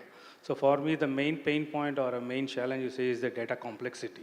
So the data complexity, it's how I'm going to address it. By using an AI kind of a technology will be another challenge. So that by adopting an AI kind of a technology, processing a huge data, and I have adopted regulatory bodies and other stuffs where many of them will not be have to be adhere into that. So my main super bosses are the regulators where they give a lot of data how to handle it. So that is my Bible. So to adapting that model and along with the latest technologies of processing the data automations, where even though the complexities are there, the localization of the data should play a major role for us to run the complete financial sectors, especially in the Indian sector. So when the cloud is entirely evolving, but still we found we have to run in our private cloud. We cannot store the data outside the geographically. And for that, how the AI kind of a things is going to help. Still, it's an evolving process. So we started adapting more on the security side, how the AI is going to help us by data, reducing the complexity and as well as safeguarding the data. So these are the key aspects which we are start discussing, and still it at the board level discussion and yet to come for the proper decision making. So we hope so that we'll start evolving slowly and bring the proper decision making and reduce the complexity of the data. Even though we going to see that data is going to be more in a terabyte and more it's going to petabyte, we are keep going to increase only. But how we are going to handle that? So that is the challenges which will be there mostly at the financial sectors. you may consider your milk versus wine example stolen. I'm going to use it every opportunity I get, for sure. It leads me to my next question, which is, like you said, and like Rajan mentioned as well, I think the human input in terms of this is milk and this is wine is a very important part of the whole process, from conceiving of using AI for the use case, designing the whole system, and then operating on the data to get the desired decision making, either the decision making system itself or the assist from the system. So what is the human side of doing this, this part of the process? It's obviously critical that human beings have to take that decision. I mean, I get it that there are now even more advanced AI systems that do, self-supervised learning and so on, and get all of this by just watching the data and seeing what's happening. But at this point in time, I think, especially when it comes to very critical systems like financial systems, loan approval, credit systems, vehicle systems, not particularly the onboard systems, but perhaps autonomous vehicles and so on. We do need some kind of human involvement in the design of it, and how, obviously we know it's important, but what is your perspective on it? How do you look at how that human input has to be driven? I'm happy for us to go from this side on, sir. Sure, even I am happy to take that question. So first of all, AI is not going to replace the human things. So that is the myth which we hear, and it is not going to be the replacement for all the human aspects which we take a decision making.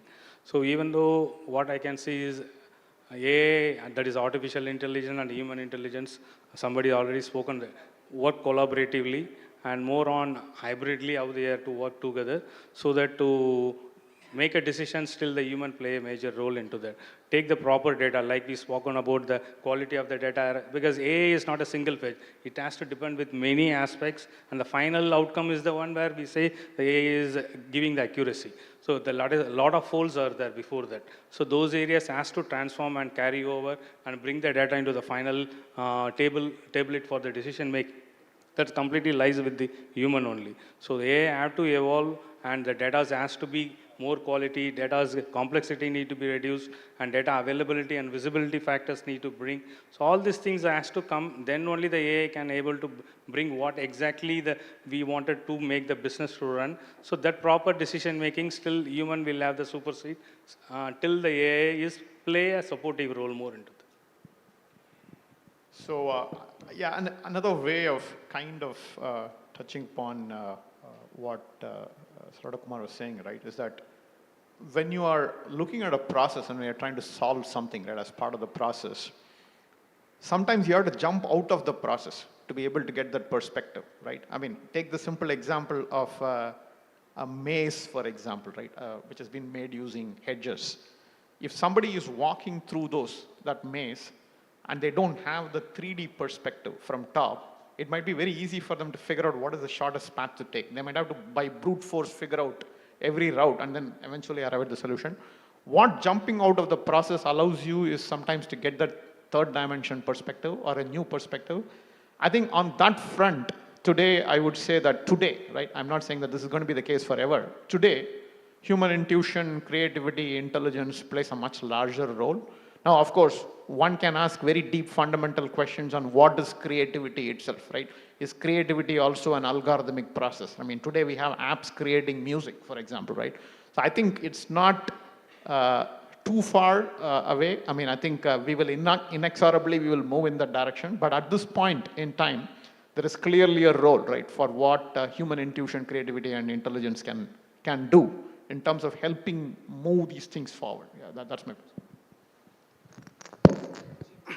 I don't think we can remove the human element out of AI. If I have to put it, I'd say there is a human behind every AI. right? Because there are humans who have built the models, the humans who have designed the systems. And as we initially said, we're talking about classic AI. Yes, there are generative capabilities which are coming up there. The power of AI is to crunch a lot of data with predefined models and learnings and give you faster decisions there. But at the end of the day, I think there will be a human intuition and the knowledge, local wisdom, which will be required to take some decisions. For example, when we used to take some decisions on branch expansion, right, especially in India and the rural areas, right, there's so much of data that gets crunched in terms of local population, their spread, their recession-proof industries, how is the seasons affecting everything.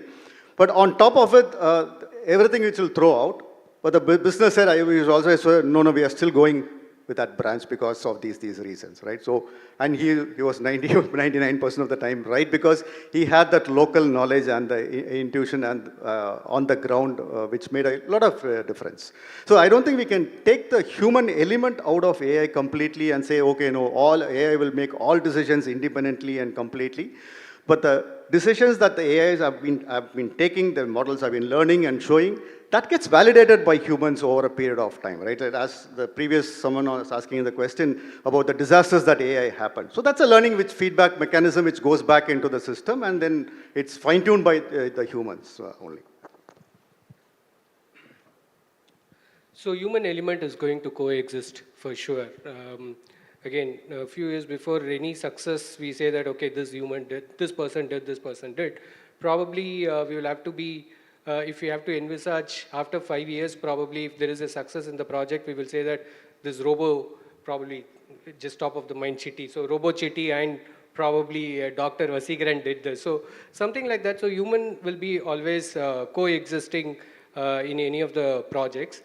It acts more as a business enabler. The AI is going to act more as a business enabler, and as in the morning people were talking about, saying that this is going to enhance the delivery of the products. Probably in 1 year, if we are able to bring two new products, probably with the help of AI, we will end up buying 4 products.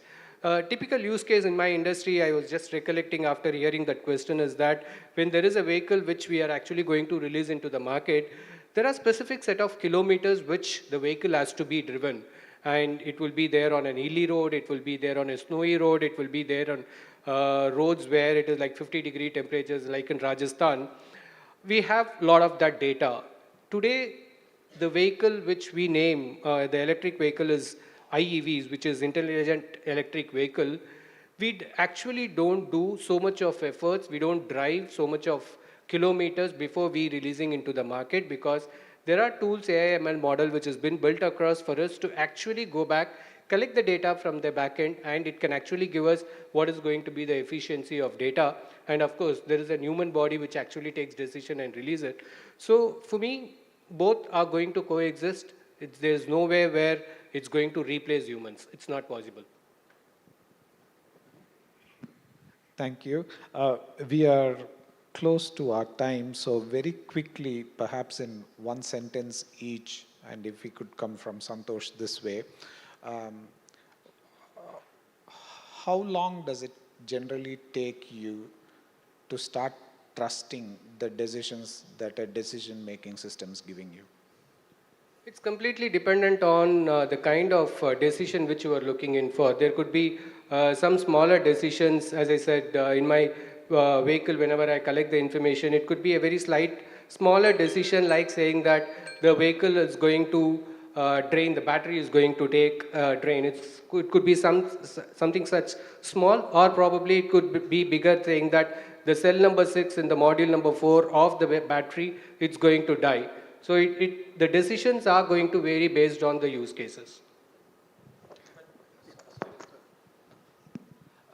I get that. I'm just saying that let's take the preventive maintenance kind of scenario. For you, you develop a model, you deploy it, you test it, and then you want to release it into the market, right?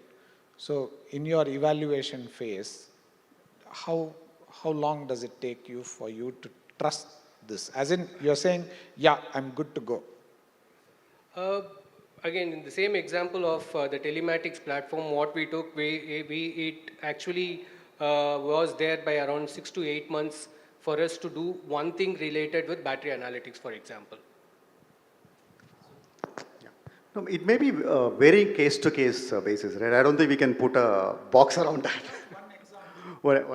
So we took some very small use cases which we were able to kind of crack it in 3 months time frame and able to decide very clearly that the AI model was delivering what it was supposed to deliver. But whereas on the contrary, there was a very simple use case we thought we'll be able to crack it, but the hallucination was pretty bad. We said we'll stop it here. We'll relook at it later, right? So that's how it varies. I'll stay with that ice cream example, just for the sake of continuity. I think earlier, the time frame for making the decision was about 18 months. Today, they're able to make the decision about 3 to 4 months, right? That is also because you're able to act on the decision and put it into the market and then see the repercussions and the feedback. So it's kind of like tightly coupled with what is that time frame, right, for you to develop. So for me, it's more on, again, the regulatory side. So RBI is giving a master direction every month, and SEBI is coming with a more stringent cyber security controls. So we started working in a small concept of how we can automate this and how we can bring the data to more awareness specific. But many of the controls comes from the regulators, which talks about 90% of the things. If you cover 60% awareness, you are good with your security overall in organization. So that we are planning to do with more in AI kind of concepts. Thank you so much. Our session ends, but we can take 2 questions from the audience. Meanwhile, I'll just very quickly recap. I think data is not a challenge. It's more how we apply it, how we make the distinction between milk and wine. I told you I'm going to steal it. And being more invested in the systems that we build are the key takeaways in terms of building effective decision-making systems or decision assist systems. Questions?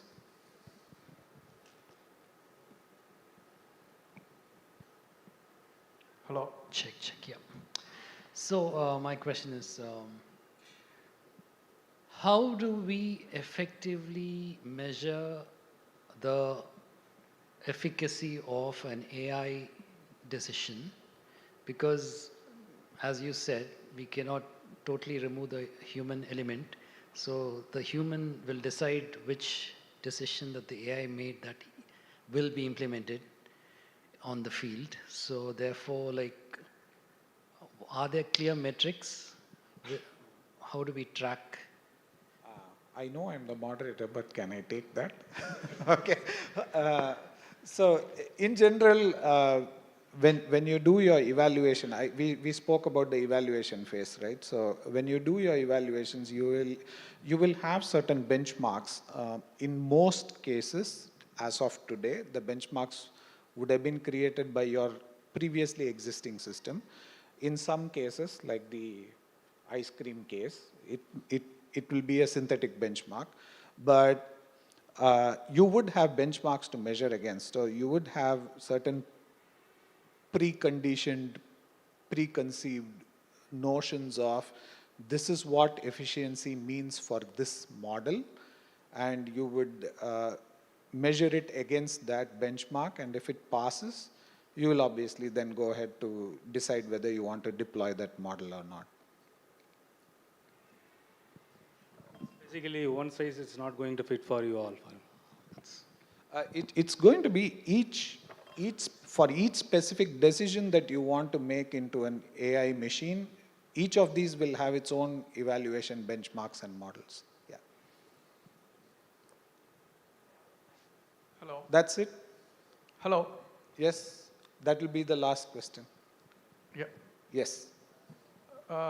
Sir, when we look at the evolution of machine learning and AI, the past general use case was mostly based on the classification and time series forecasting, those related use cases. And those kind of models like decision tree or random forest, when we work with those, we really the output of the model, why it, said classification as, ham or spam, we can really go and dig and understand why it has given such a reason. But moment it moved into the deep learning and neural network-based model, it started becoming a black box. And nowadays, we are into this ChatGPT world where large language models, they make it even more complex. So it may give something as, a decision, or it may give some explanation, but we don't know why it is giving such an explanation. And even if we need to go to ChatGPT or any LLM-based model to ask for an explanation, we are again reliant on whatever it says. Like, there's no way to go back to the data and verify or get into any understanding. So how do we deal with this now? Your question is an excellent question. What I suggest is we'll wrap up this group. I'm happy to chat with you as soon as I get off the stage, because it will require about 10 minutes for me to answer that. So to my panelists, thank you so much for being here. It was an absolute pleasure hosting you. Can we have a big round of applause for our panelists, and an extra special round of applause for Mr. Nagaraj for handling such a tightly packed session. I must commend you. So thank you so much. We have a special memento for all of our panelists for joining us here today.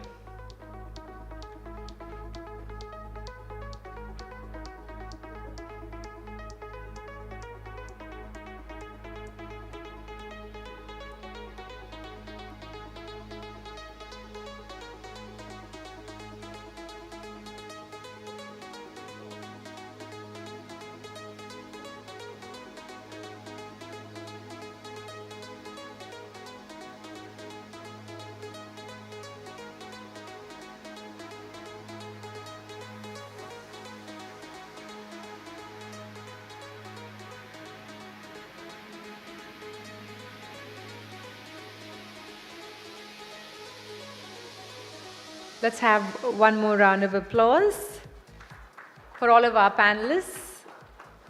Thank you so much for that session.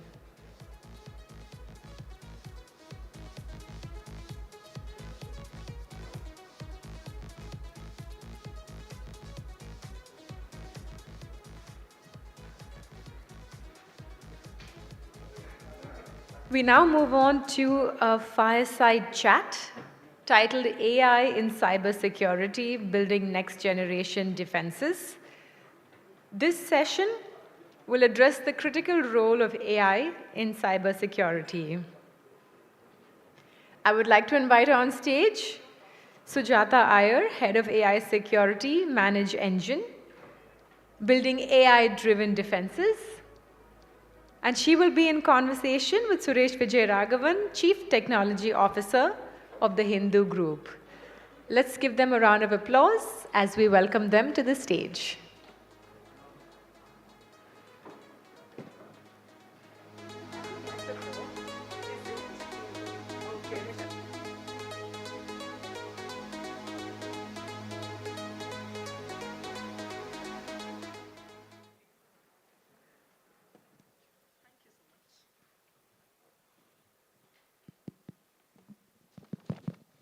Hi, good afternoon.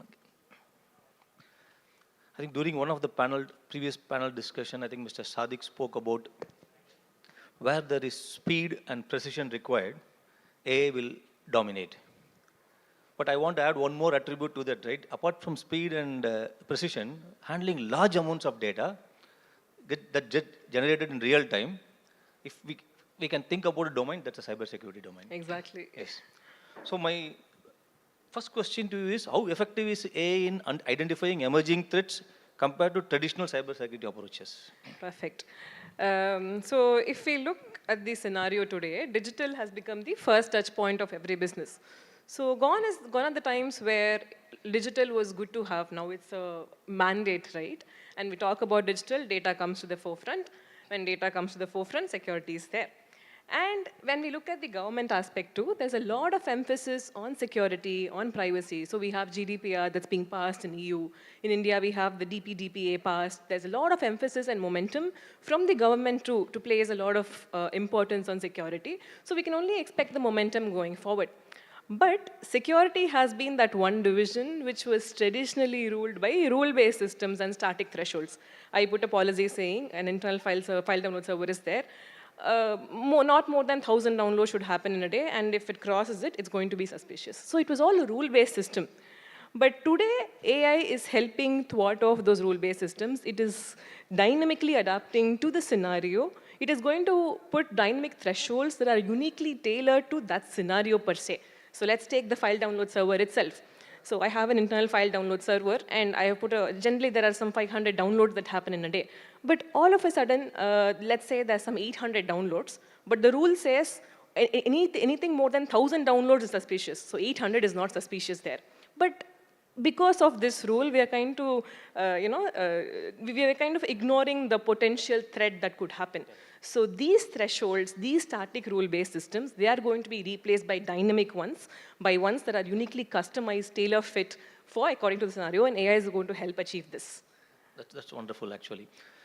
So if I take this example to high-stakes environment, right, like healthcare, finance, where the disaster could be very, very big from a trust standpoint, from a loss of revenue standpoint. So if you look at in those scenarios, like how AI can assist in real-time threat detection and response, and if there are any case studies where we know that AI has been used in these sectors, if you can explain on that, it will be useful. Perfect. So if you look at finance and healthcare, they are like the high-stake environments, like you mentioned. There's a lot of importance on confidentiality because it's like very sensitive information you deal with.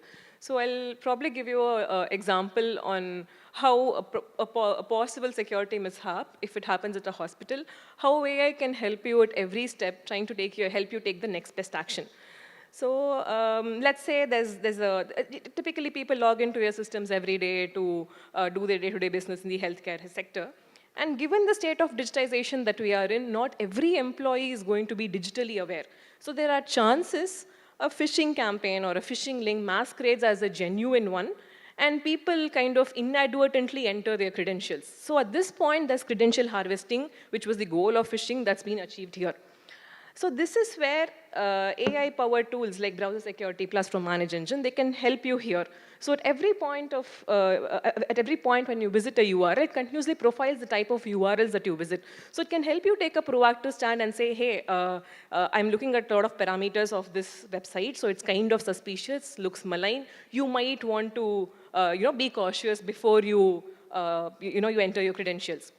Let's say by chance the phishing engine kind of misses this. This is where the second line of defense by the EDR systems, the XDR systems come into play.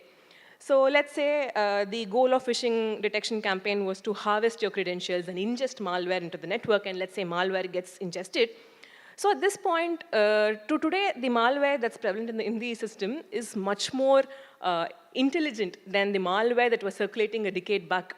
So this is where the behavioral-based, AI-based malware detection systems come into play. So they continuously profile the activity of the executables. So if it's malware, it's most likely to alter your registry keys in the Windows than compared to genuine executables. So they can help you, again, take a proactive stand instead of waiting for the malware to completely infest the network and then find out that there was a malware infestation. You can continuously profile the behavior and, again, take a much earlier stand trying to secure your systems. And third line of defense comes from the AI-based UEBA engines, so user entity behavior analysis. So let's say, again, by chance, malware got infested, and the malware is trying to do a data exfiltration there. So this is where the user entity behavior analysis engines come into play. They kind of build a profile around the entity which you want to monitor. So let's say, generally, in data exfiltration, the goal is to extract data from the system, pull it out from the system, right?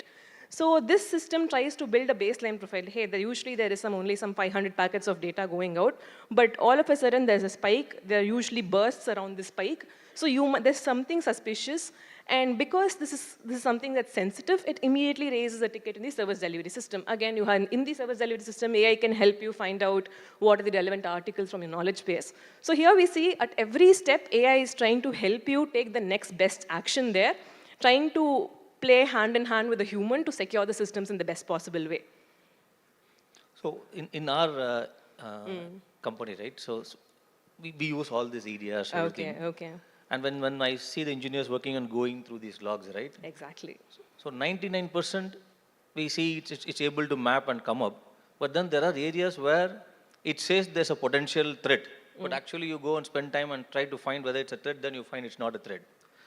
Probably because the huge amount of data and several combinations of things that it has to take in, false positives are inevitable, right? Exactly. So how do we use AI to ensure these false positives can be reduced? So that the false positive will keep increasing if the data size also keeps increasing, right? So how can you use AI to reduce that? Okay, so like you said, false positives are being inevitable. So one thing in the security aspect is that you're working on data that's sensitive. So you're not going to have large amount of training data. By nature itself, AI has this data scarcity problem. On top of it, in the enterprise segment, you have to cater to a lot of security and privacy guidelines. So you don't have a lot of training data that comes out as open source public data set. And how are you going to manage here? So this is where, this is an engineering problem, I would say, to cater to. So it's important you continuously sample your data set. So for example, let's say I've put an AI model to classify if an executable is malware or not. It is not like your any other feature in the software where I say, okay, I've put this in the UI, this is done and dusted. It's important you continuously benchmark your models to see if you're able to catch the malware at the earliest. Like I said, 10 years back, the malware was dumb. Today, it is intelligent. If I've trained a model some 5-6 years back, put into production and done and dusted, no, it's not going to happen. So when you continuously benchmark your models, you can find out that there's a slight drift in the accuracy, and then you go back to see if is there any concept drift in the data, or is it some feature engineering that has to be done. So one thing I would say is there should be a lot of emphasis on the way you benchmark the model. Two, on the engineering aspect, we'll have to adhere to techniques like few shot or transfer learning, where you tweak the models to work on low data setting. So these are some things that we would recommend. So I'll come to another interesting question now. When police had guns and the thieves had sticks, it was a different game, right? Okay. Today thieves are having machine guns, right? Yeah. Similarly, in this technology field, technology is available for companies like you. You create this security solutions. It's also available to the dark side of the universe, right? How are we going to handle this? Because same AI capability that we can use to protect ourselves is available to the hacker also. Exactly. So how do we ensure that we are one step ahead of them? Correct. I think we should adopt the proverb, they say, set a thief to catch a thief. So I would say that. So today, we're talking about LLMs, ChatGPT, how much of help they are bringing, how much of productivity boost they are bringing. Similarly, there's a dark side of LLM. There are dark LLMs, something like Worm GPT and all, which is being used to spin out such convincing content for phishing campaigns. So you read that phishing campaign, you will not even have an iota of doubt that it is a phishing campaign. So the goal here is to combat AI with AI. So today, attacks are getting sophisticated thanks to the dark side of AI being used for these attacks. The idea is to use AI to combat these. So let's take an example of the phishing campaign. So if the phishing detection is going to rely on traditional techniques like your content classifier, it is going to go in for a run. So it's a good idea to have an AI-based phishing detection. So where it looks at a lot of parameters. It's not just plain content classification per se. You look at a lot of parameters. How old is your domain? How convincing is the content over there? What is the nature of your domain? Generally, those alphanumeric domains, or the domains that have a Latin character, these are going to be much more suspicious than compared to domains that appear on the top 100 of Alexa. So you tailor-make models with AI to help you detect phishing. So this way, you're combating AI with AI, and your security posture of the organization gets better. It gets very complicated now for me. And how do you ensure that I don't treat this as a black box? Yeah. Yes, correct. There was a question also, like, again, previously. So what we would say is this decision has to be made according to the use case. You wouldn't want LLM for everything or ChatGPT for everything. In the enterprise setup, there's a lot of emphasis on explanation, on security, on the compute power too. So a wrong friend recommendation that comes up on a social networking site is not a much issue. People would just ignore it and go off. But if my monitoring system is going to say there's an 80% chance of outage, it better come with an explanation because it's a business decision that's resting on the AI model's prediction. So for cybersecurity use cases, which is going to have a very high impact on the business, it's a good idea to do a careful use case analysis for the low-hanging fruits like anomaly detection, forecasting, which are pivotal in the whole security domain. The basic statistical traditional machine learnings work, where you can always go back, find out if there's something wrong with the model or if there's something wrong with the data. It's easy to come up with an explanation. So this is the thing that we recommend. I think all the previous panel discussions touched upon this AI versus human. Yes. Right. End of the day, most of the decisions came up that human in the loop is the most important thing at this point in time. Correct. But when we come to specifically to cyber security and using AI in cyber security domain, right? Because here, the speed with which a human can take a decision and the delays in taking that decision can actually land into a disaster. Correct. At the same time, if we leave it to AI models to take a decision where it like false positives, right? If there's something really happening, it doesn't detect it. Correct. That can also result in disaster. So how do we balance human and AI when it comes from a cyber security standpoint? Correct. I'll answer this with an example of a banking sector. So 2-3 decades back, banking was completely a pen and paper sector. And when the first wave of digitization came in, everything was digital. Instead of maintaining a ledger full of entries, it was about entering data into the system. And people weren't relevant. It didn't mean just because the digitization came in doesn't mean humans became irrelevant. The banker was still very much there. It is just that they adapted to the system. So similarly, I think our aspect is that with AI is going to walk hand in hand with humans. See, today, if I'm going to apply for a home loan there, it is the branch manager is going to probably pull my credit scoring from CIBIL, from Experian, and all of that. Do a credit modeling around me, see if my repayment capabilities are good, and then take a decision on how much of loan quantum to even allot to me. So today, all of this is being done manually. So this is where AI can help you. So this risk modeling is very crucial, right? So this is a very cumbersome process.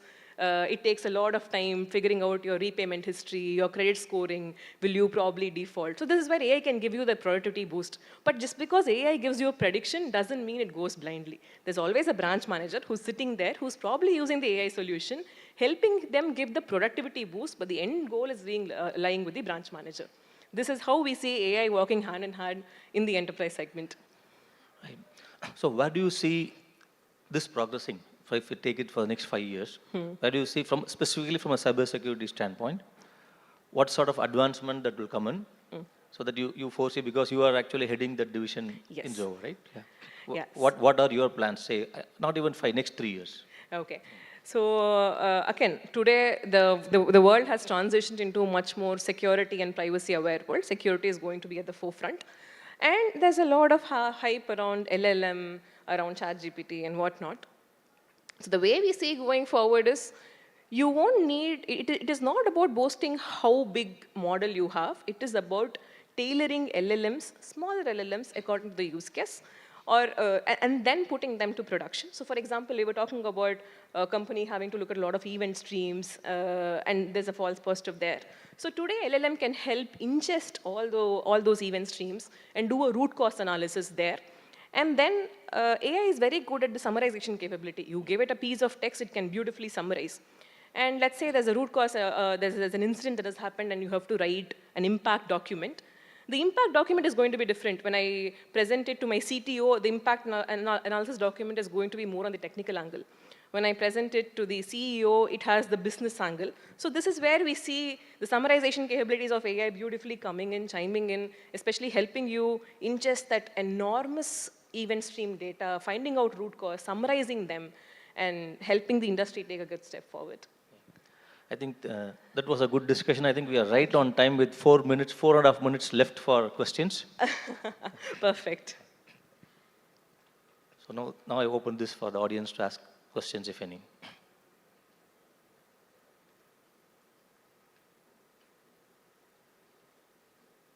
Yes, I think our discussion was so crystal clear Glad, that glad. everything is clear to them, that they don't have any questions. Perfect. If no questions, then yeah, I think there is one question. Okay. Somebody decided, let's not leave these people alone. Yeah. I know. Yeah. When I ask a question to Copilot, Hmm. the answer is so very human that it makes me surprised whether a human is answering or AI is answering. I don't know how you said of summarizing a body of text. That is unique to humans. But one time I asked several questions to Copilot, and I asked very difficult and complicated questions. But I was surprised. It answered me as though a human was answering. I don't know how this is being done. Can you explain? Oh, sure.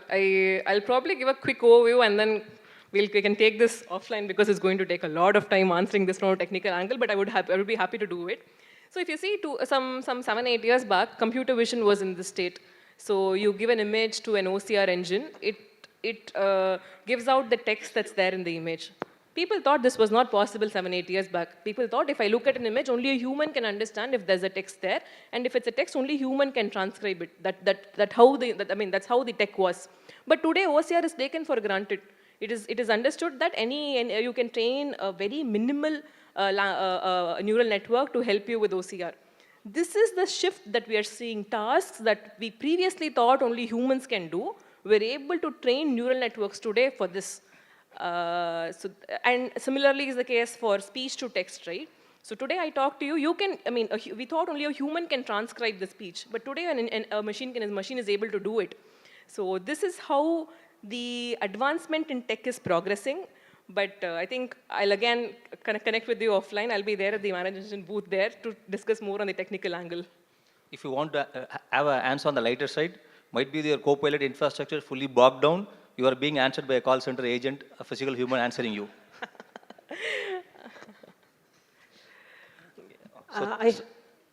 Can I have a question? Yeah, please. Yeah, actually, in the security, so earlier we used to test all the vulnerabilities. Now, since we have huge computation power on the other side of AI also, so if there is any small vulnerability in the development, can the hackers would be, take advantage of that because of their computational power and also the AI? Yes. So I think this is precisely what happens in 0 day. There's an attack which is happening. The patch is probably on the way, and it's only a matter of time before a swarm of attackers come in and they start abusing the system. So, like we say, AI, we were talking about put a thief to catch a thief. That's the same principle here. So with compute power, attackers today, they are creating millions of requests. Let's take an example of DDoS attack, right? That happens at scale. You now have machines, 128 GB machines are so common. You have such high-end machines which are available for both the audience, the attacker as well as the enterprise segment. So the attacker can make use of the massive compute power that's available to them and probably flood your system with requests. So this again, we would say, combat with AI. You have a DDoS mitigation system that's powered by machine learning.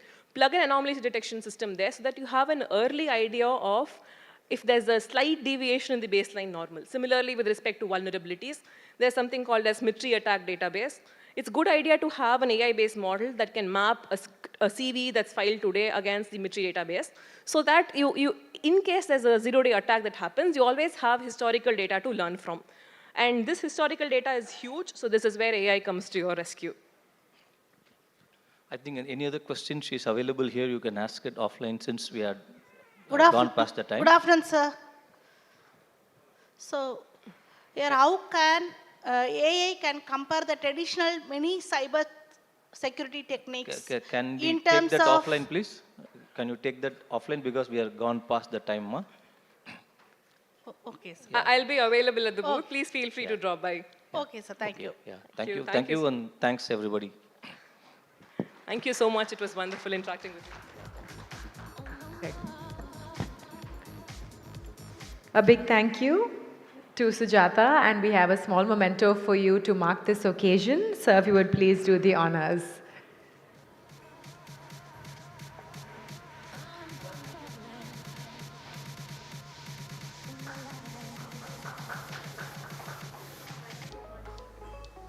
Thank you so much. Thank you. Well, we did promise a power-packed day, and we have another panel discussion coming your way, titled Ethical Considerations in AI and Navigating the Moral Landscape. So this is a deep dive into all of the ethical dilemmas and considerations surrounding the implementation of AI technologies. Let's welcome our panelists on stage. We have with us Srinivasalu Thayam, Chief Technology Officer at Aravind Eye Care System, exploring ethical AI use cases. Balaji TK, yes, please, a round of applause. AVP of Engineering at Flexi Loans, integrating AI for better financial solutions. Dr. Kavita V, Head of Data Science and Business Systems at SRM, fostering ethical AI education. And Balakrishnan Kannaya, Chief Information Officer at VA Tech WABAG, ensuring AI efficiency in engineering. Can we welcome our panelists to the stage with a round of applause?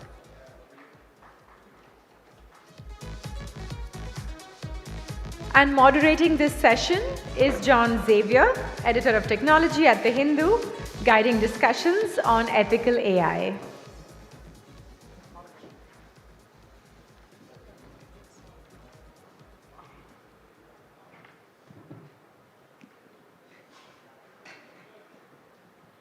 I think it's been a great day so far. Thanks for the introduction. Thank you to the panelists, and thanks for everyone holding up here. I think a lot of things to digest in terms of what's happening in AI. I'd like to take the session from where my colleague Nagaraj left off in terms of the decision-making impact on AI systems. So one of the key things when the questions that he asked is how quickly his panelists accept decision from AI. Nobody responded that they take a decision that an AI system makes immediately. So there was hesitation. So that shows that the level at which trust is placed on AI systems is not up to the mark. There are places that people are still confused about. So if you were to ask Google, who's the strongest leader in the world, you'll still have more males showing up. And if you put a picture of a little girl on Google, you might end up having sexually explicit images after a few pages, which is not the same case with if you were to post a young boy's picture.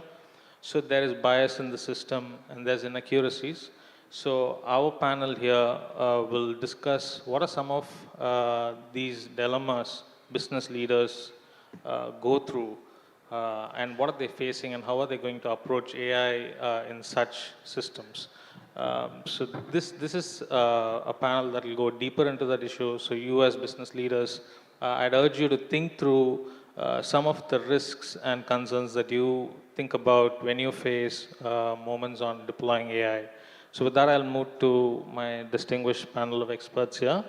Could you share each of your domain expertise and where do you come from my left?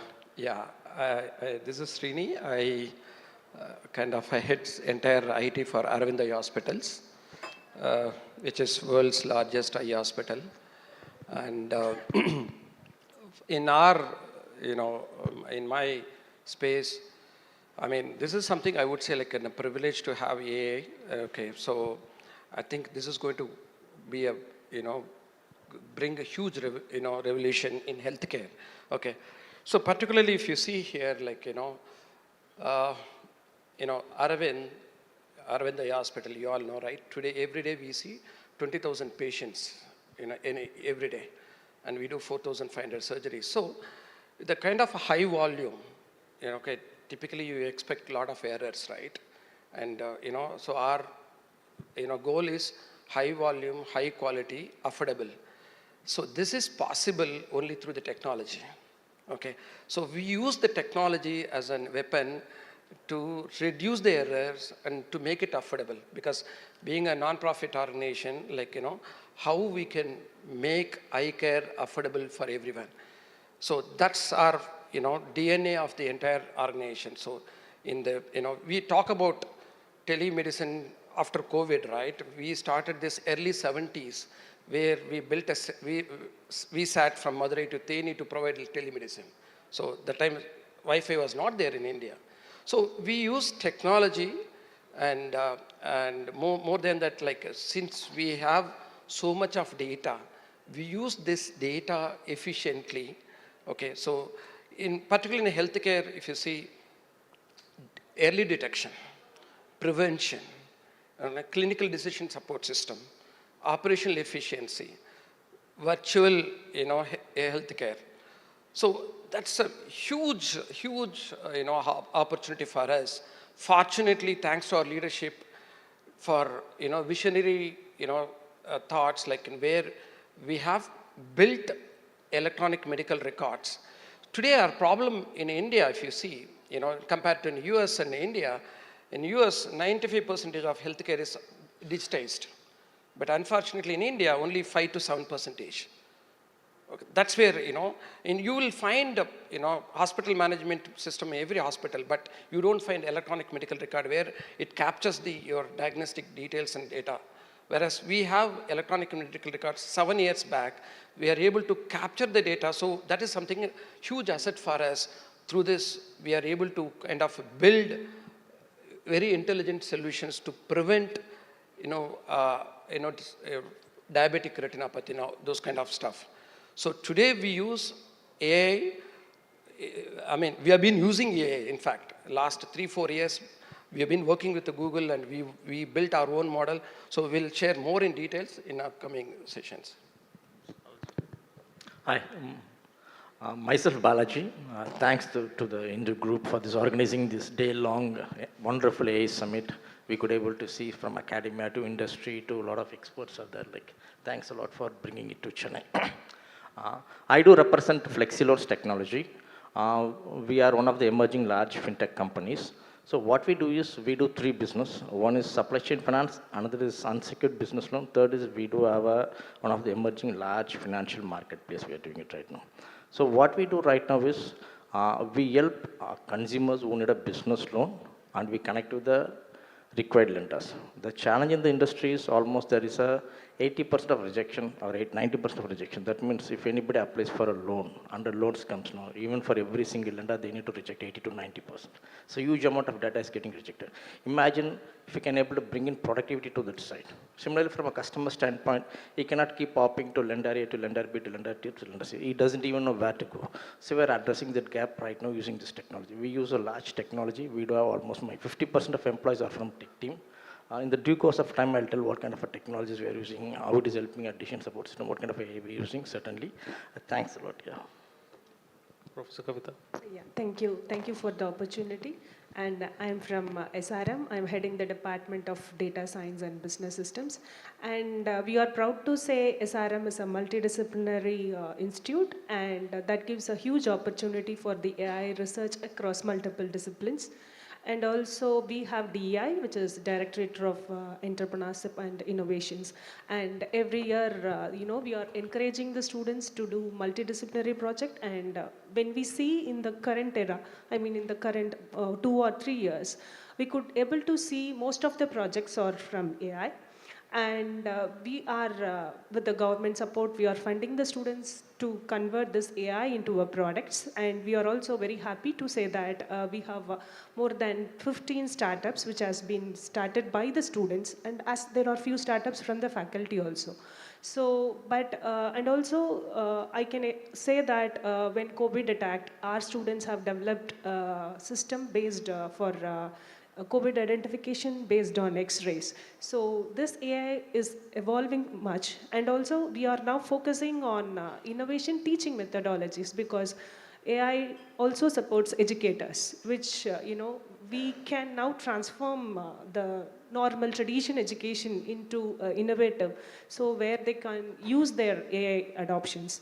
Still, there are challenges. We face challenges in finding out the projects which are, whether completely done by the students, or is there any problem with the AI kind of things are there. But still, we could say that more advantages are there in using AI. Thank you. Good evening, everyone. Myself, Balakrishnan. I'm associated with a company called BA Tech Babak. BA Tech Babak is a company, it is in water and wastewater management. And basically, you could see water is a more important as of today. And we are struggling with many places for the water. And specifically, the industries need more water to produce their equipments. We have many plants within Chennai, and we are operating 100+ plants across the globe. And one example I could say, when you travel from Trichy Highway, there is a left-hand side, there is a pipe travel along with you.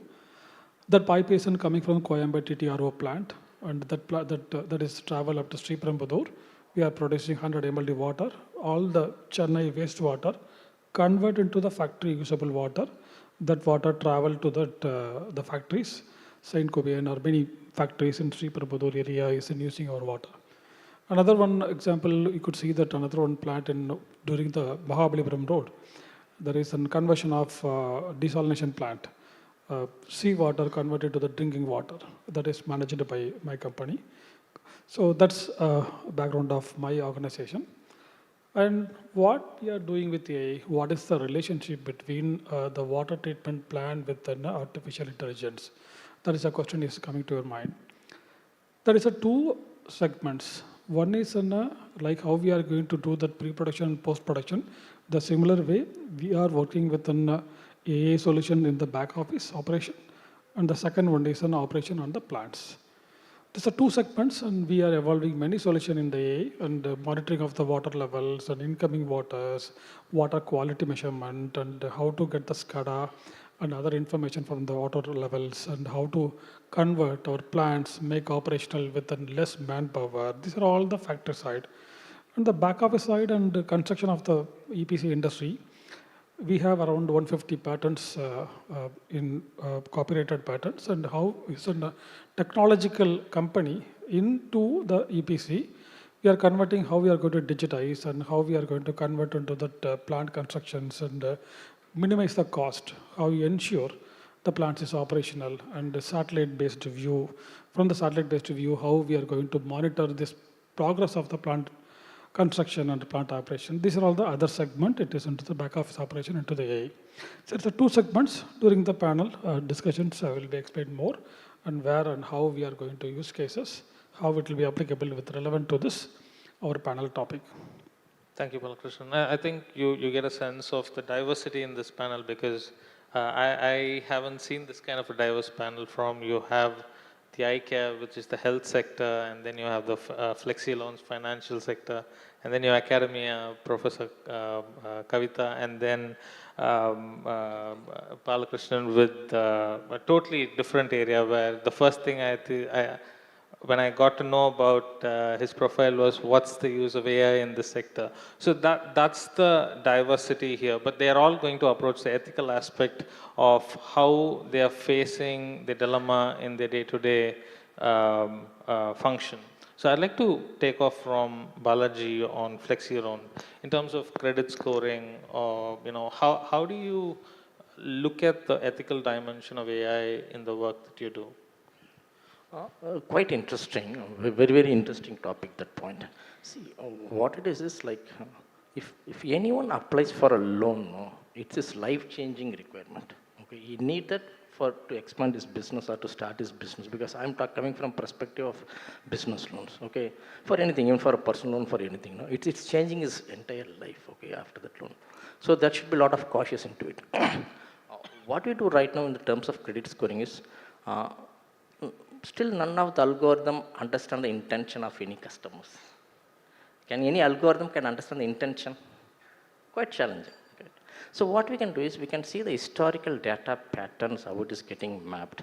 Based on the data patterns, what is that we capture? We capture almost 100 parameters, for example, like his entire history of where he lives, his geography, his gender, what kind of a business into it, what kind of a credit score is into it, okay? Multiple things we capture. That could be a first-time borrower or that could be historical bidder, okay? So based on his historical pattern, what does a NBFC or a BFSA vertical does is, they give a loan for one, but the collection is for multiple years, okay? If it is a house loan, it could extend to 20, 25 years. If it is for a business loan, it can extend to 3 years on an average. So every month on month, you need to do the repaying capability should be there. So that's what the underlying concept is all about in the credit underscore. What I do is I do a simple algorithm. Since I also run a marketplace, there are various lenders attached to me. What I do is I don't see them anybody as a borrower, I see them as a customer. That means he needs a requirement right now to expand his business. Once he comes to me, I understand what kind of a business profile is into it. Okay. But the challenge in this industry is if we keep hopping to multiple lenders, his credit rating comes down drastically. Because if I go to a lender A, if it gets rejected, then I go to B, then I go to C. What happens every time when we pull this credit bureau? There are 4 credit bureaus in India, from CIBIL to a lot of people. If we start pulling each and every time, his credit rating comes down. Already he's a guy who needs some money to expand his business, okay? If you start reducing his score, his probability of getting loans with others comes down drastically. So what I do interestingly is, I run an engine where I don't pull any of his score, okay? And I understand, suppose I deal with 30 lenders. I understand this kind of a profile, this kind of a segment, this kind of a business is into it. What is his geography? I understand his complete, holistically, what is his requirement and where he comes from. I figure it out which lender is can able to match this same algorithm. I straight away pass his data to him. The probability of him is getting his loan is very, very, very high. Okay, and everything, I also seamless integrated my API, so there is no manual interface. I just capture data straight away, figure it out where I can able to give this, straight away decision happens. So imagine if it comes to me where the cycle of doing a credit underwriting itself takes a day or couple of days or 3 days, 4 days. If I can able to disperse within the same day through this AI with API integration, imagine the productivity for him. Can I give wow experience? So that's what we do it right now in this entire system. So if I take a lot of data samples, we should be very, very cautious what kind of a data samples we are taking it right now, okay? Based from a pin code, based from a gender, based from what kind of a community dominated area, so all this, okay? That shouldn't be a biased decision. That's what this entire thing is all about, yeah. Right. Yeah. Likewise, I think with the patient records and the kind of challenges that you face, could you share what are some of the ethical concerns that you get out of? Yeah, I mean, we've been talking about all the challenges with the AI. We're talking about ethics now, okay.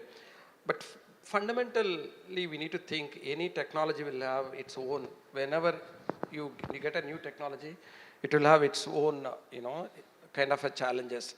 I think we should, today, whether you like it or not, by end of 2024, the AI assistants will cross over the population. So we're going to have 8.4 billion AI assistants by end of this year. This is going to be more than a human part, That's the situation, So I think we have to accept it, okay? So, I mean, we need to prepare what we should do.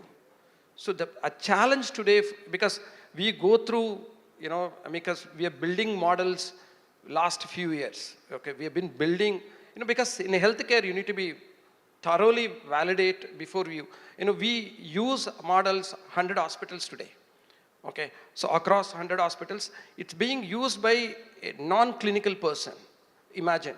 So the adaptability, that's what we need to, of course, it's like a double-edged sword, right? One, we don't have a data, okay? Today, if you see particularly healthcare, we don't have a solid quality data. So the risk is when you are trying to build a AI model, your risk is people will try to use synthetic data. So that is the more risk. It's so that's where the ethical, whatever we need to kind of, so I think, but the fundamental, before I go, fundamentally what we need to think, how we can build the right data. okay, in particular in healthcare. Okay, so I mean, that's the fundamental thing what we need to, so in healthcare, the electronic medical records, okay, so that is the most important thing to build data, okay. Then once you have the data, then how you're going to get the clean data? That's another thing, because typically doctors are good at, writing the case sheets. They're not good at typing. If you ask them to type, it will impact the productivity. So they're comfortable, put it in everything in a text, remarks. So then you need to find a way how you extract the data from it. Okay. So then once you have that, how you're going to prepare a data sets? Okay. So then once you build a data set, how you're going to validate? So these are all the challenges I would, kind of request everyone to talk about. I mean, today AI has come, okay, there's no other AI is going to replace the jobs, no, it's AI-enabled person is going to replace a job. Okay, so that's a simple actually. So now we need to see how we can build a talent around AI, how we're going to build an infrastructure for AI, how we're going to kind of consume AI. So those are all the things I think probably we need to kind of brainstorm more actually. You mentioned about synthetic data and medical records because of the dearth of data. Could you explain it a little further? So, okay, so if you see today, for example, we built a algorithm for diabetic retinopathy. So I'll give you a use case. Typically, okay, so any diabetic person, the first sign is you will lose vision actually. If the diabetic is critical, you will lose vision, okay?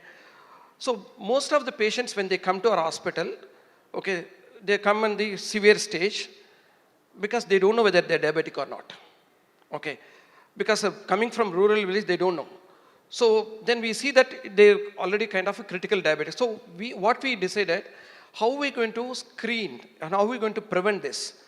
So when we started working on this, okay, so with the Google, we started this 4 years back. Our accuracy was, because we have taken one set of data, it was 34%. So then again, we did this, few iterations. It came 50%, then 60%. Today we are 85%. What we do, we run these models and also we allow doctors to do the screening. So we take both the results. Okay. Then we realize, our doctors' results are not better than AI results. So then we operationalized. So, but typically if you see, the bias of, the day here, there is a case study in the US, okay, what they did in a particular healthcare, how to provide advanced care, for well-being. What happened, it was an unintentional study. So this, this data, whatever they did a study, okay, it was not adapted for some marginalized people. Because the black people doesn't have access to the health care. So the study completely missed these people.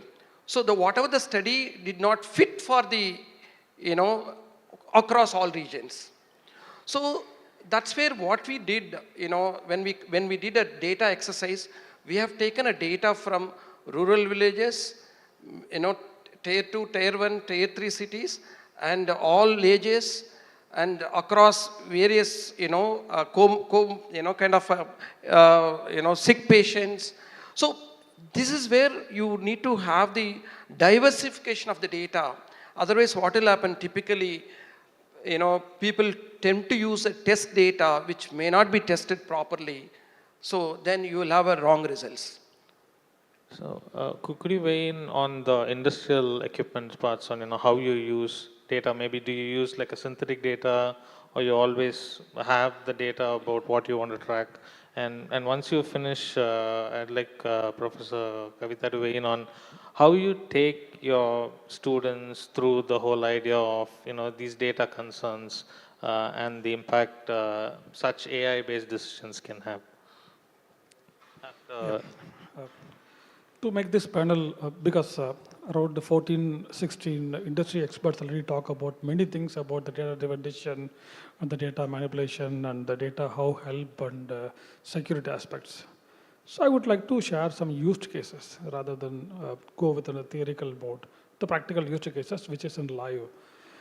So one of my plant is going to supply the water to the homes of the North India.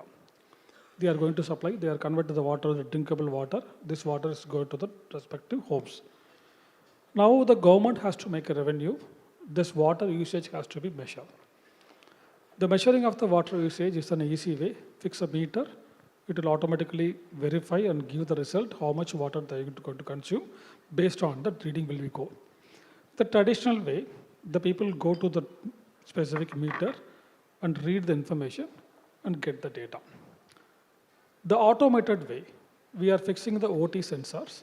OT sensor is in giving the data of consumption of the water, and we can able to identify and how much water consuming. This is the automation. From the traditional way to automate the system. Where AI coming to the picture? The AI coming to the picture, we are adding a model with the specific sensors, the consumption pattern. The consumption pattern, how it will be consume the water. We know summertime, electricity increase will be high because of the AC usage in houses more than 24 hours. 24 hours they are consuming the AC. The similar way, what is the pattern of the water usage? That will be impact with my supply chain. How much water I have to produce to supply to the home.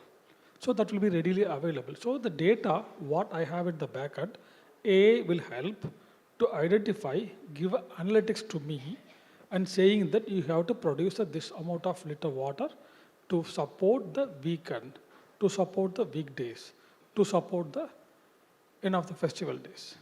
So the AI give us an insight to me with the data analytics and the predictive analysis to support my decision, how much water I can keep in my storage. This is a point A on the factory part. And the second use case I would like to explain to you to make this data part. There is a multiple documents, multiple tender documents, multiple data documents, all the documents we have. This data and all is 200, 300, 400, 500 pages. Any AI will go and read the document and give a gist of the page. This is a gist. If you have a tender, you have a larger tender coming from any of the municipality or the government or corporation. So 200, 300 pages, normally traditional way. There are 5, 6 different teams will be work on the back end. They will be read the tender, technical, legal, and the AutoCAD drawings and all the information they will identify and come up with the result. It will be taken 15 days of time, 2 weeks minimum, to identify either is a go or no go decision. This go or no go decision need to be taken within a day based on the business needs. How the organization will take a decision. So where AI coming to the picture? AI coming to the picture of reading the OCR data and converting the document, the gist any AI will do. Any chart GPT or upload the document, that will the result. But how it will be converted to the industrial usage? My business case. So that my business case, and I'll come with my history records of the data, how many plants I have done in so far, and what is the response to me to meet the customer expectations. Based on the history records, it will be analyzed and give a gist. You have a capability to bid this tender. You can do that. You will not done this type of business model earlier. You have to identify this parameter, and we don't have experience on the specific areas to building this one. So what is that pump, and what is that chemical usage, and what is the size of the plant, the geography on the satellite image, all will analyze. Third day, we will have an estimate, rough estimate, of course, 80% match. Still 20% needed to identify and analyze to fine-tune the end result. So this is a data-driven decision. So these 2 use cases is in live, and we are using it right now. So this is a good live example on the data decision and how the AI help. Most of us confusing automation and the AI part. Automation, something we are trying to automate the traditional way. And for example, my previous assignment, I am an CISO in a different company. There's a security is more important for me. The SOC team members are running as shifts. Each shift there are 8 people is running on the SOC. How I'm going to convert into that SOC team members from 8 members to 2 members?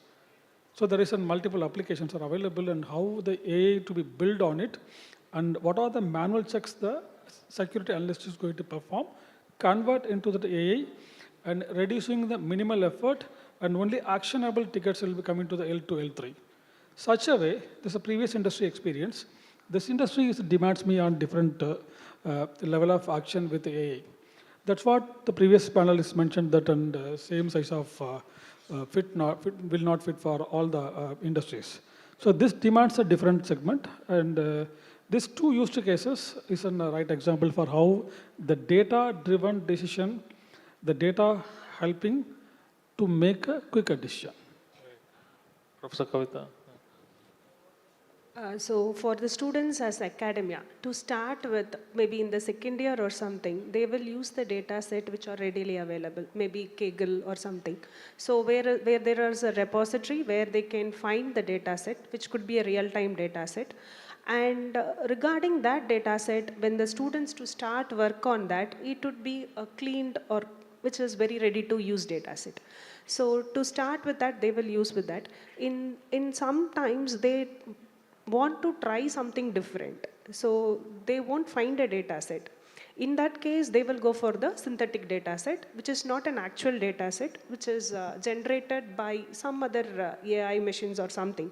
So they will try using that. So this is the initial stage.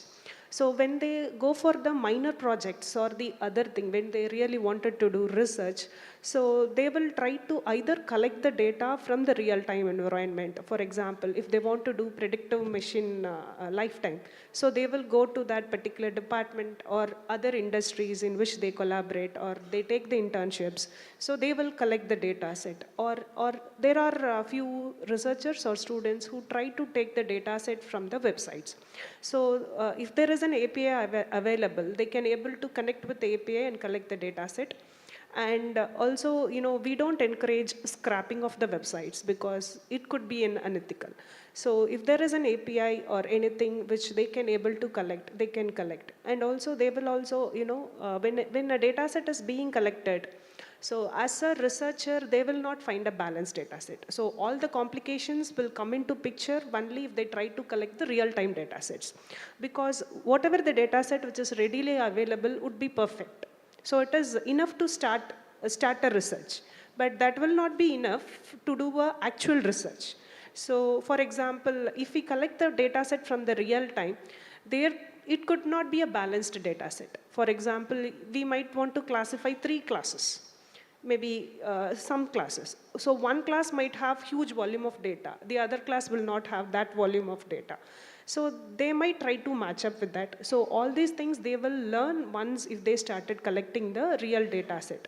So actually when they do for a capstone project or when they start the research, they have to do with the real-time data set. Then only they can able to know what are all the challenges they will face in the data set itself, not with the algorithms or with the results, only with the data set itself.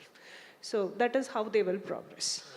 I think another thing that comes up from there is in terms of data transparency, rather the algorithmic transparency, once you have the data, how the algorithm works from your synthetic data and the real data, how that's being used.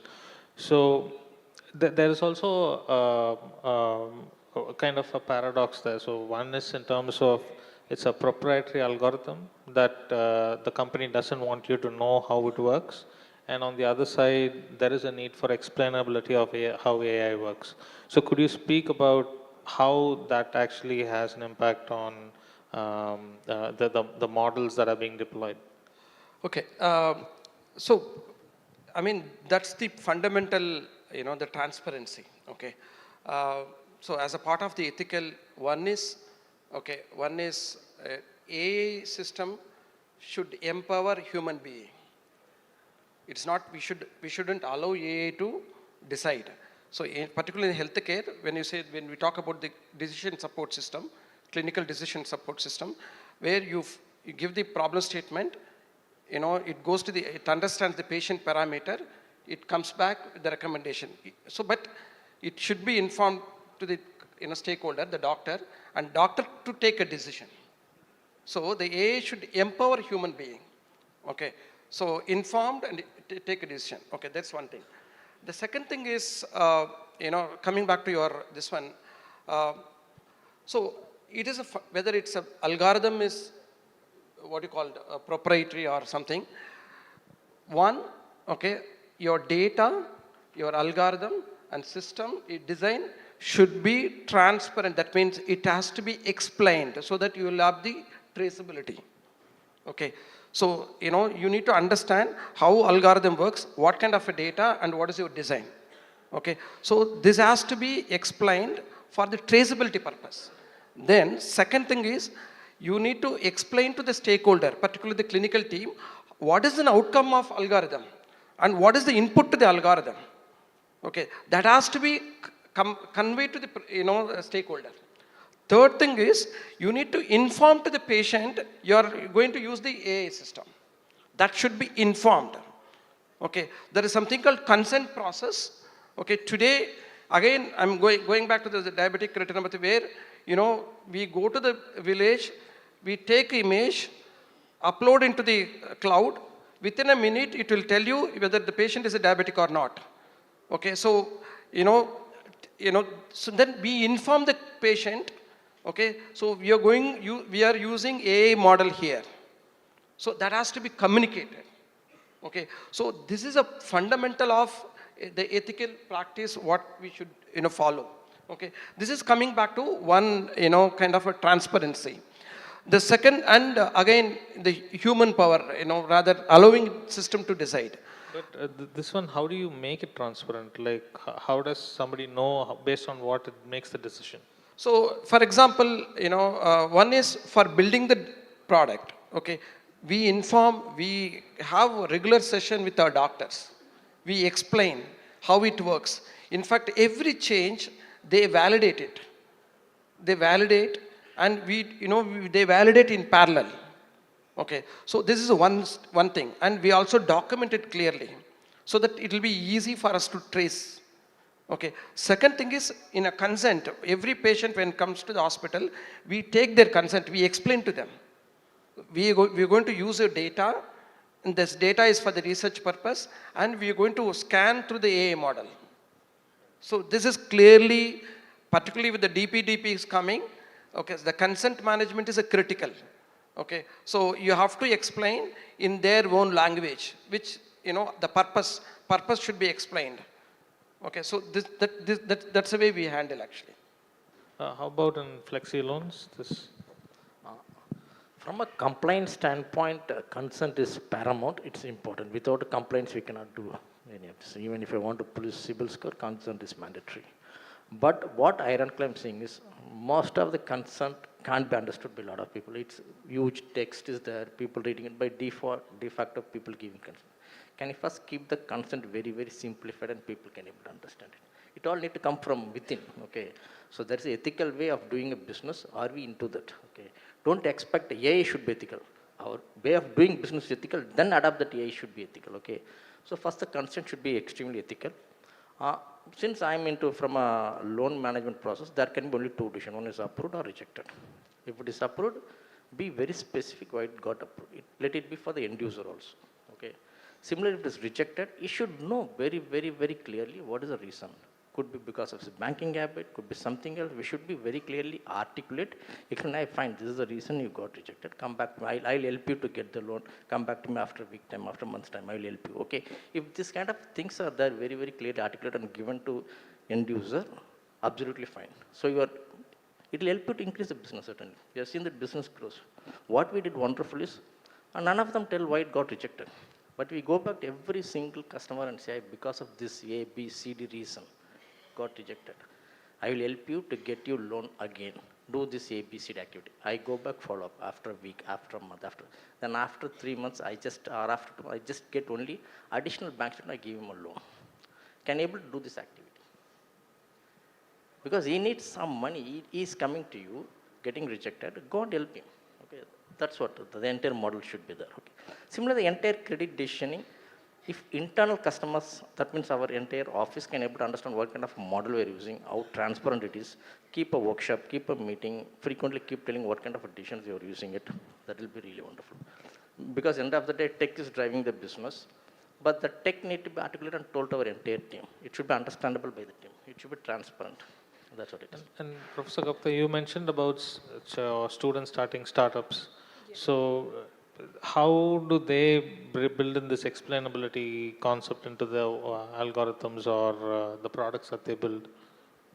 Yeah, for explainable AI or in order to have any transparency, for example, if it is an AI model, I cannot say the AI gave the answer. So there should be an explainable part why I got this answer.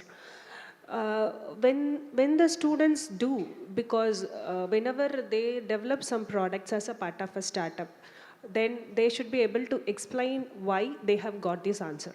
Because in case of AI, in traditional AI, say some machine learning algorithms, you can able to say that for these reasons, how it works and how we get the answer. But now the algorithm became very complex. We have multiple iterations and we have multiple, in each iteration you have very large number of calculations resulting in not understandable. So when we talk about the transparency, it doesn't mean that, so if the source code is available, if I can able to see the entire program, it doesn't mean that it is transparent. So it is transparent only if you can able to interpret what it does and how it does. So that is what we call it as a transparency. So whenever, not only for student startup, for any AI implementation, we should be able to answer why it is giving that answer in a particular context or in particular environment or a situation. So that we call it as an AI transparency. So what is the reason it is giving this answer? So on what basis it is giving this reason? So that understanding is more important. Balakrishnan, how about the clients know how your AI systems work when it's being deployed? We are at in-house environment and we are not client-facing. So all the solutions, all the implementation will be in-house. And the transparency, if you look at, and there is, according to my association, current organization, there is establish a transparency between the end customer. End customer, basically, they need results and deliverables. Of course, yes, we are going to prepare and deliver the reports and the logical conclusions and how we arrive this kind of the matrix and how this arrive this kind of the solutions. So that is predominantly, and we are into B2B kind of a solution. We are not B2C kind of a thing. So that transparency between the customers, transparency between me and more into that form of reports. Got it. I think we are nearing the end of our session. So one last question for each one of you, and then we can open it up for Q&A. Is where does the buck stop, right? There's somebody taking a decision based on AI systems giving some things. So if something goes wrong, where does the buck stop in your organization be? Yeah, again, as part of the ethical, we need to have a plan B always. If something, there should be an accountability of the model who builds that, like, there's auditability. If that doesn't work, the plan B should be, particularly in the healthcare, which is very critical. We need to ensure, okay, and most importantly, this is a fundamental issue where we expect everything we can, do it AI. That is a general tendency that, like, some of the use cases which we can do normal programmatic using rule engine, but we have to identify the right use cases for the AI, where you have a right data and a right purpose. So, and second thing is we need to have a plan B. If that, your AI doesn't work, and you need to have an alert mechanism, see the threshold, you have to audit it regularly. That doesn't work, then you need to work, and you have an alternative option. That should be the fundamental part of your ethical policies. Yeah. A normal human being in his entire lifetime can able to read 8 billion words, whereas a AI can read 8 trillion words in a month average. How much of a data set you give to this AI and keep training, there will be reason to have failures. Okay. Figure out a man in the middle. There's a concept called men in the middle. Okay. So whatever AI you get, if you discuss with any of these AI companies, 70 to 80% of cases, it will be only in POC, not even gone live. So only almost 15 to 20% is even going to production itself. If that's the case, something is not getting out. It's not from a budget constraint perspective because they come to you. So there is something. Okay, always have men in the middle concept. Put a small data set, fine tune the data, keep a clean data, see the result algorithm. Don't trust it immediately always. From a finance, always they say, okay, you cannot blindly trust anything, okay? So that's the thing, okay? So don't trust the data outcome, see, verify, then go back to larger scale implementations, okay? Without doing your own, understanding the concept, without the men in the middle, don't even go to production always.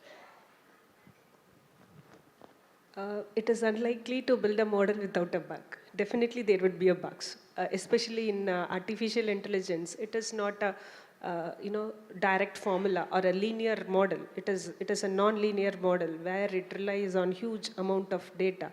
So definitely there would be bug. And the thing is that we have to identify what percentage it could be correct. So we have to test rigorously on not only a data set which is pertained to one specific area, maybe a region or an age or whatever it is. So we should have good inclusive data where we should consider diverse data, and we have to check with diverse data.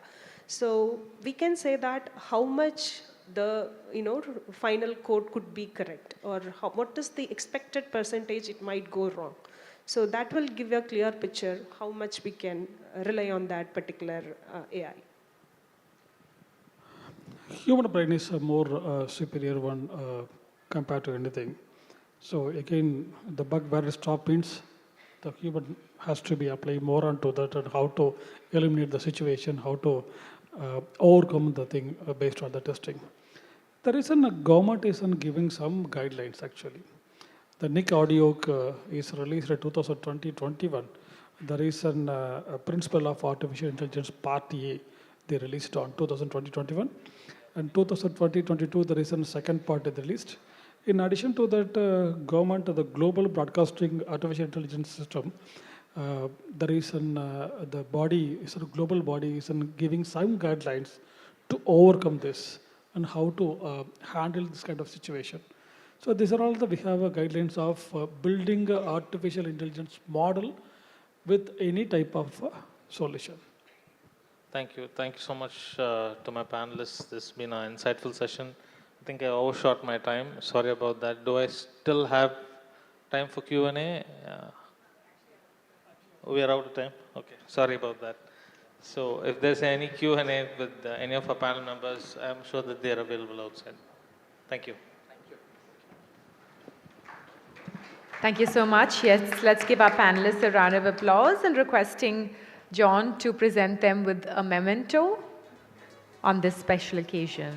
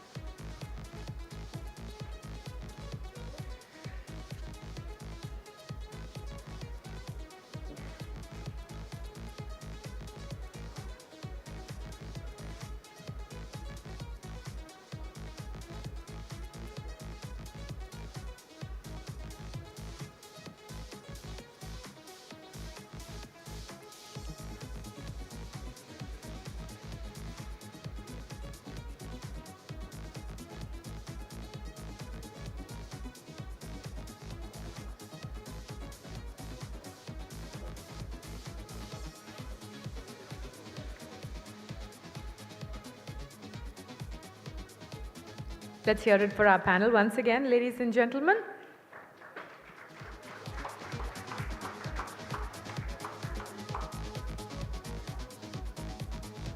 Thank you so much. Thank you. Next up, we have a fireside chat titled AI-Driven Innovation, Shaping the Future of Technology and Industry in Tamil Nadu. We would like to welcome Vanitha Venugopal, the CEO of the Tamil Nadu Technology Hub, who is spearheading the state's innovation ecosystem to position it among the top 10 global innovation hubs. With over 25 years of experience, including leadership roles at Dell Technologies, Vanitha blends expertise in engineering, business strategy, and digital transformation. Can we give her a round of applause, ladies and gentlemen, to welcome her this evening? And once again, in the moderator role, we have John Xavier, Editor, Technology, The Hindu.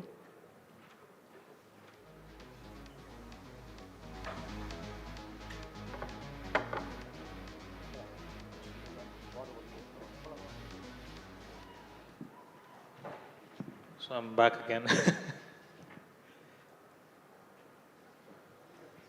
Great. So I think a few people will need to know who Ms. Vanitha Venugopal is. She's heading up the IT&T Hub, basically the deep tech and emerging technology innovation hub in Tamil Nadu.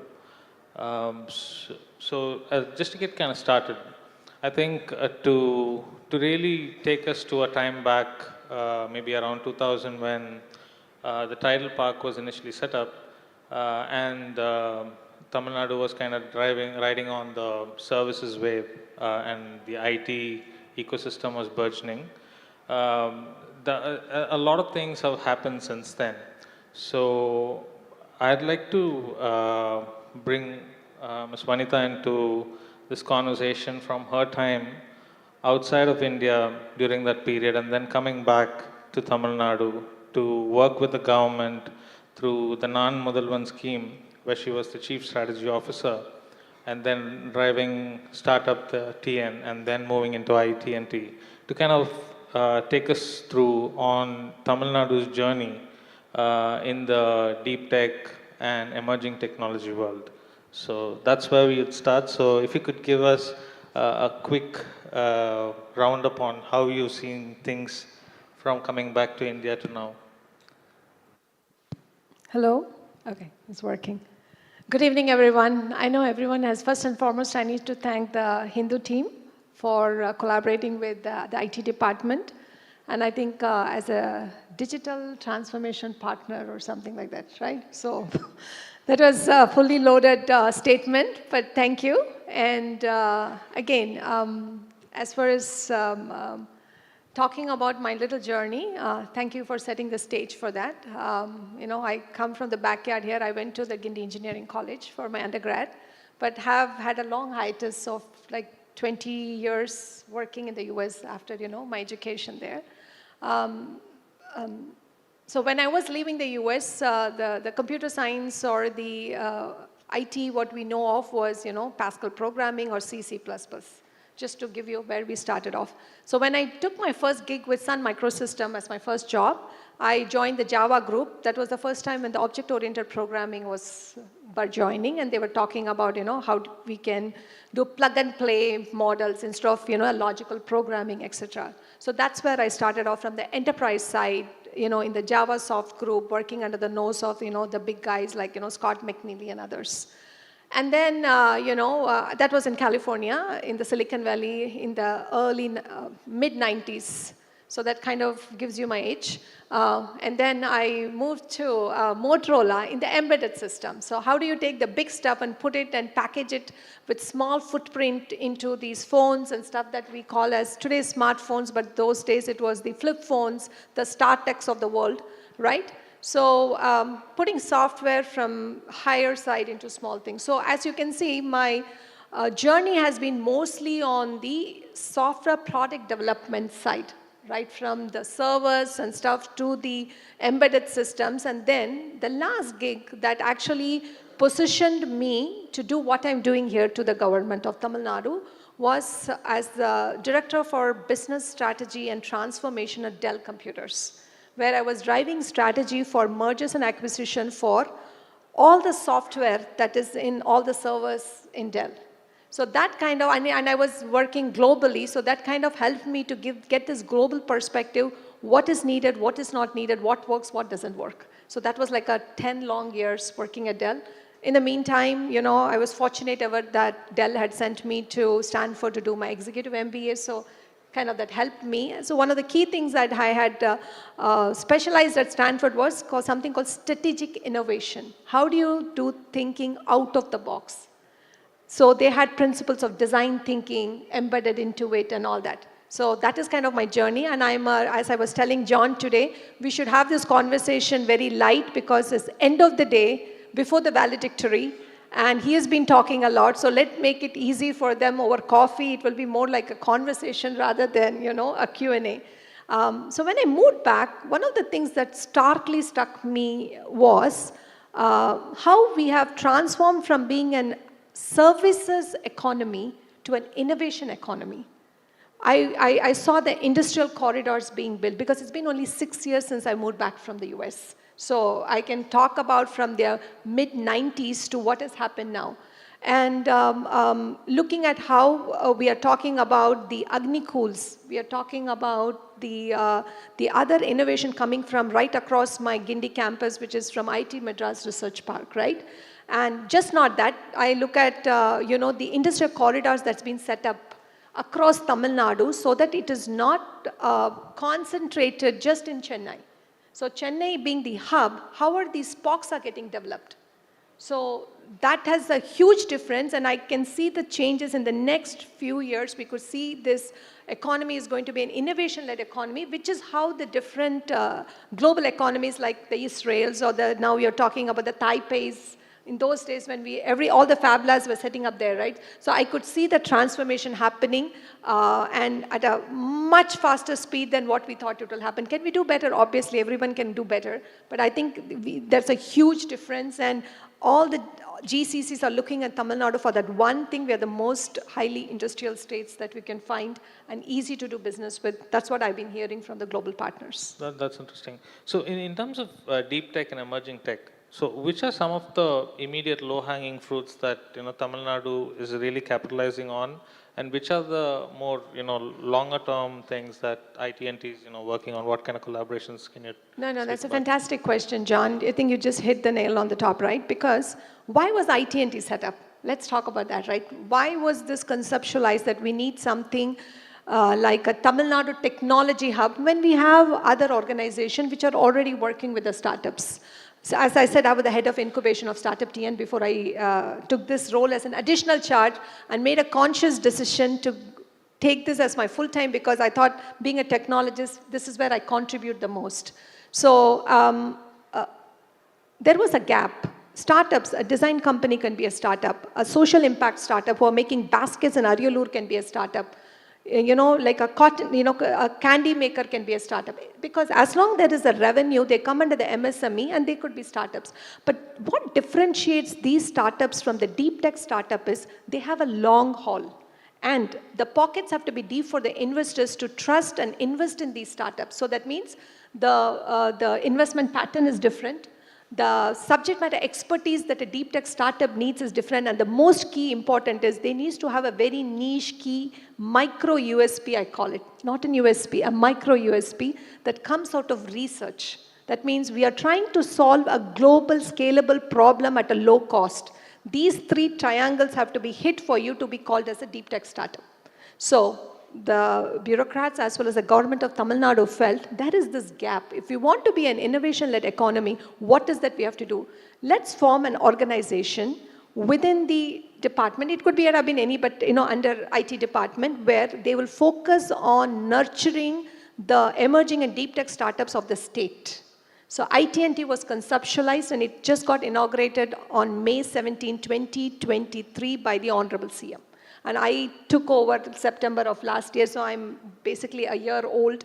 We were crawling, walking, and we want to run this year. IT&T itself is a startup, in a Yes, sense. Yeah. it is no, the best part is, since I come from a global experience, our team is being set up in a very startup manner. The culture is very young, except one officer who is my accounts officer, who is a government employee. Everyone is from the industry. Everyone is from outside. So we thrive on, the agile methodology and different things that we do in a product development, because I think it is kind of the DNA of me is like, how do you run a program? And if there is no metrics, KPI and impact, we shouldn't be working on that, right? So the deep tech startup, to answer your question, is something that we run different programs in IT&T, which encourages the researchers to come forward and take their idea, convert them into a startup, and then commercialize it. So the other thing that you're talking about, deep tech is usually has the gestation of 3 to 5 years. So Bare minimum, yes. roughly. Yes. So the difficulties in terms of testing the product itself. So from an IT&T standpoint, how do you do that? How do you see which will work for commercialization, and what do you do about that? No, this is, again, I think you're well read in what we are doing. So every question, I can't say fantastic, but it's again a great question. So as of now, as part of our platform, that we have a technology platform that got launched by our Honorable Deputy CM in February during You Imagine, which is a collaborative platform which brings in researchers, which brings in industries, which brings in academia, startups, as well as the government. So these 5 prongs are important for you to be successful to commercialize any product. So the researchers bring their ideas, they have IPs. We try to connect them to industries to see if this IP is something that they're interested in. If you look at the Fraunhofer models of the world, that's what they do. Fraunhofer is an institution, is there? You have an industry which says this is the problem that we want, then we bring in the startups. They solve the problem when there is a direct marriage and a direct fit. So we have been successful in the last 6 months to do 2 tech transfers. That means we had 2 IPs, which was very, we made a connection with a couple of companies. One was on a material science on, what was the coating on top of an aircraft. Interested company was from Bangalore, interestingly. So both of the buyers are from Karnataka, but the other one was on cancer research predictive analytics. So that was another one which is on clinical trials. To answer your question, how are we helping them? For example, let's say we have around 24 startups that we have incubated in IT&T in few sectors, space tech, health tech. Let me just take one example on health tech. Let's say a health tech company which is incubated with me or not even incubated with me, they have they need data sets. I think since I was a little early there, I was listening to your panel before. They talk about synthetic data, right? If this company wants to run, a health tech company wants to run a clinical trials. So as IT&T, which is a Tamil Nadu's technology hub as well as a facilitator, we are trying to help startups get into the government data sets, if possible, because that access I can give them. For example, there's a solution on GCC, something on pest control on AI. Those are the things that we can facilitate because as per the S2G or sell to government scheme, up to 50 lakhs, a startup without tender can get a business from the government for a pilot. Yes. That's interesting. So I think this is something that came up during our earlier conversation. Yes. I would like to bring it back here again. So when you talk about the vision for IT&T is to be among the top 10, Tamil Nadu to be among the top 10 innovation hubs in the world. We talk about usually innovation hubs or startup areas in terms of cities. So why is it that we are talking about Tamil Nadu as a state here and instead of not saying Chennai to be the next innovation hub? So what's the view around that? No, the reason is when you look at like global economies, I lived in the US, as I said, I lived in California, then I moved to Austin, Texas, which is used to call the Silicon Hills. And then if you just look at, just as a US as a demography, you will see that West Coast is Silicon Valley where most of the innovation is coming from because of the way the ecosystem is set up, the university. So it is, it is a very organic way of growing. When people look at from outside, for me, I think Bangalore was the place that we talked about when we talked about startups. This I'm talking about 15, 20 years. So I think the government has consciously made a decision in Tamil Nadu just because we are already proven ourselves to be an industrial hub. Manufacturing, automobiles, we are topping the list. Third GDP in India, right? The talent that, since I have, in the last couple of years that I've been working in the government, having met the startups or the young talent, let me put it way, in the tier 2 tier, the raw talent that comes out, why do we leave them behind?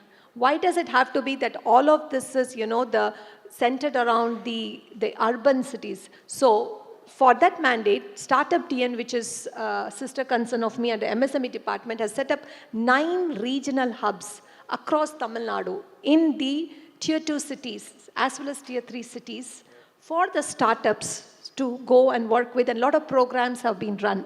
So what we did is, since we are early, we are 1 year old, we have joined hands with Startup TN to say there will be a IT&T desk in each of these hubs because it's already operational. Why don't we do network of networks rather than duplicating the efforts? So one of the key things as a strategist for me is what is available, how we can collaborate, how we can use rather than recreating a similar hub there. So I work with universities. We have around 50 to 100 MOUs with different universities, including STEP, BIT, name it, SSN, SRM, because we say you have an incubation. There are 120 private-run incubations in Tamil Nadu, across Tamil Nadu. We are like, okay, we are that technology Tamil Nadu hub. If you have a deep tech startup, if they have a need, if they have a support they need, you come and talk to us. Because for me, any startup in this space, I should be able to support. So it will never be, Tamil Nadu should be like made in TN, it should not be made in Chennai, innovate in Chennai. It should be made in Tamil Nadu, innovate in Tamil Nadu. Right. So today is an AI summit, so I can't let you go without talking about AI. Of course. So what amount of AI is being used in IT&T, and what kind of startups are you supporting where there's a direct use of AI?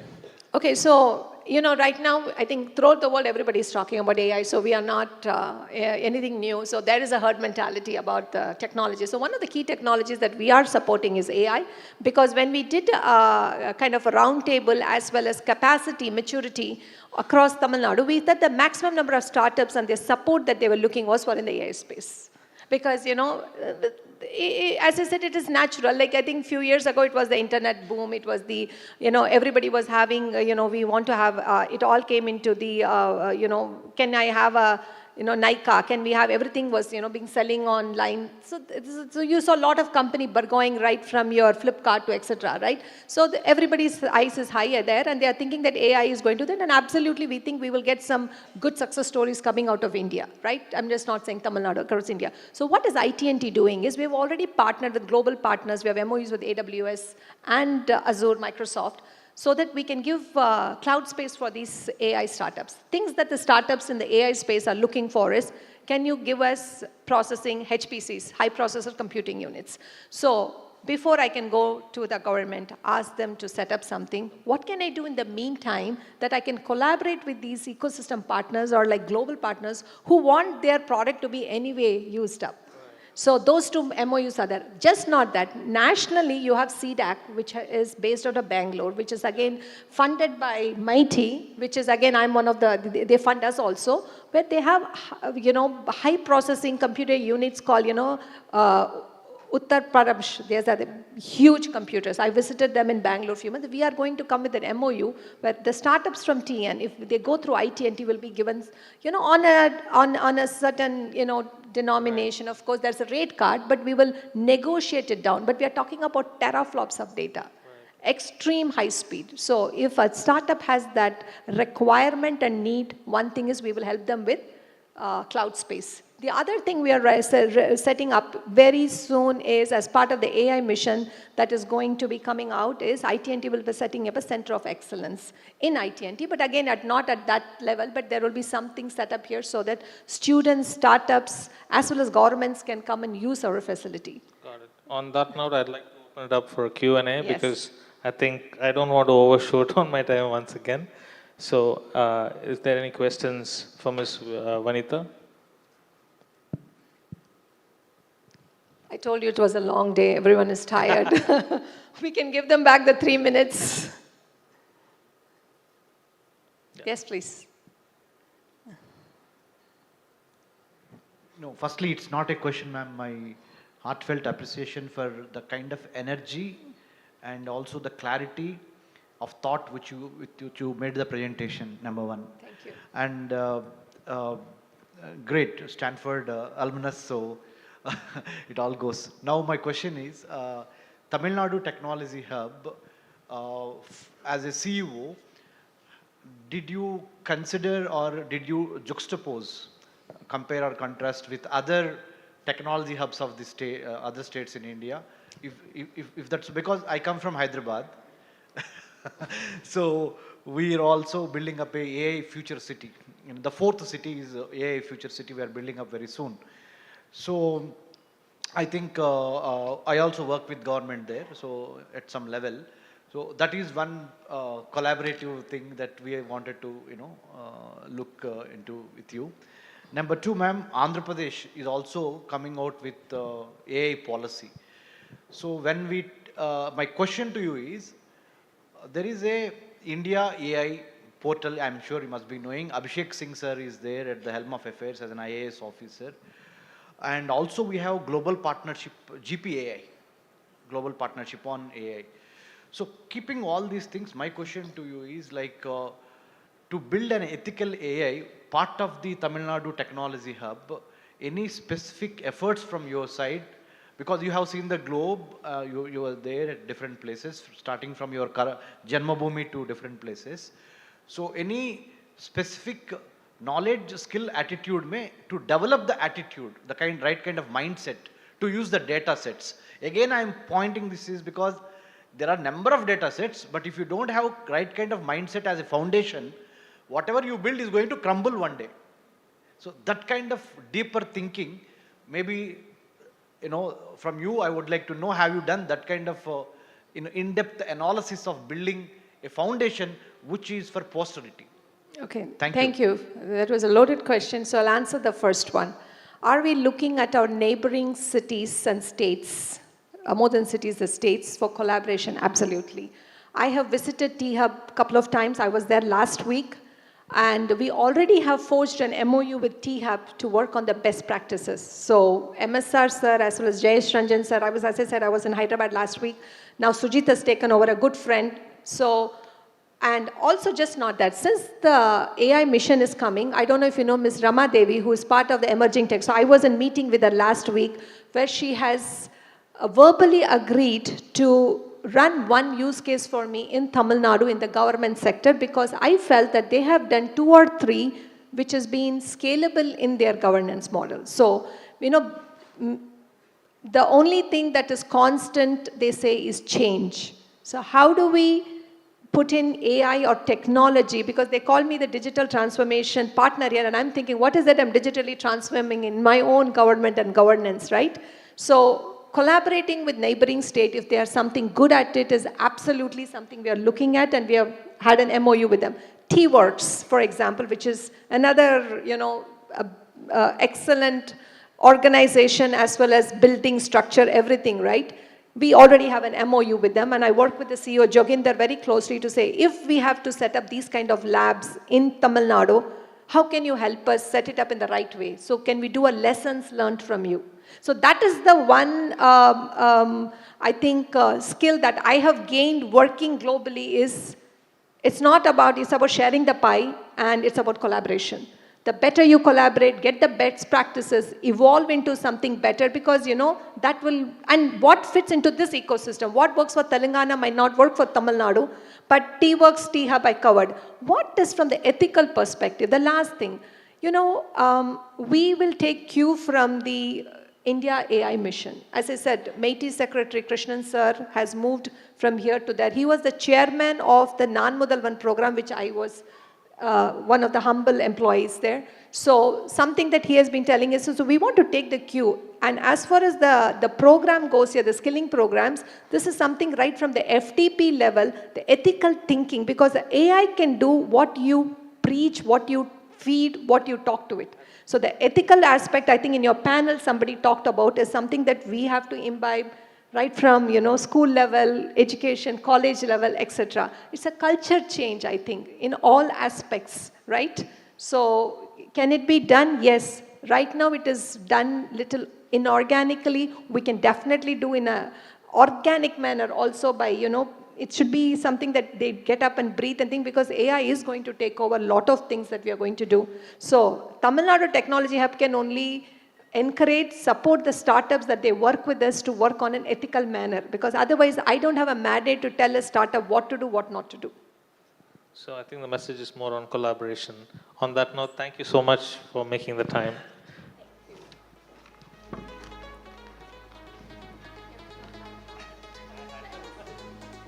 A big thank you to Vanita Venugopal and requesting John to please do the honors and present her with a memento. Can we give her a round of applause, ladies and gentlemen?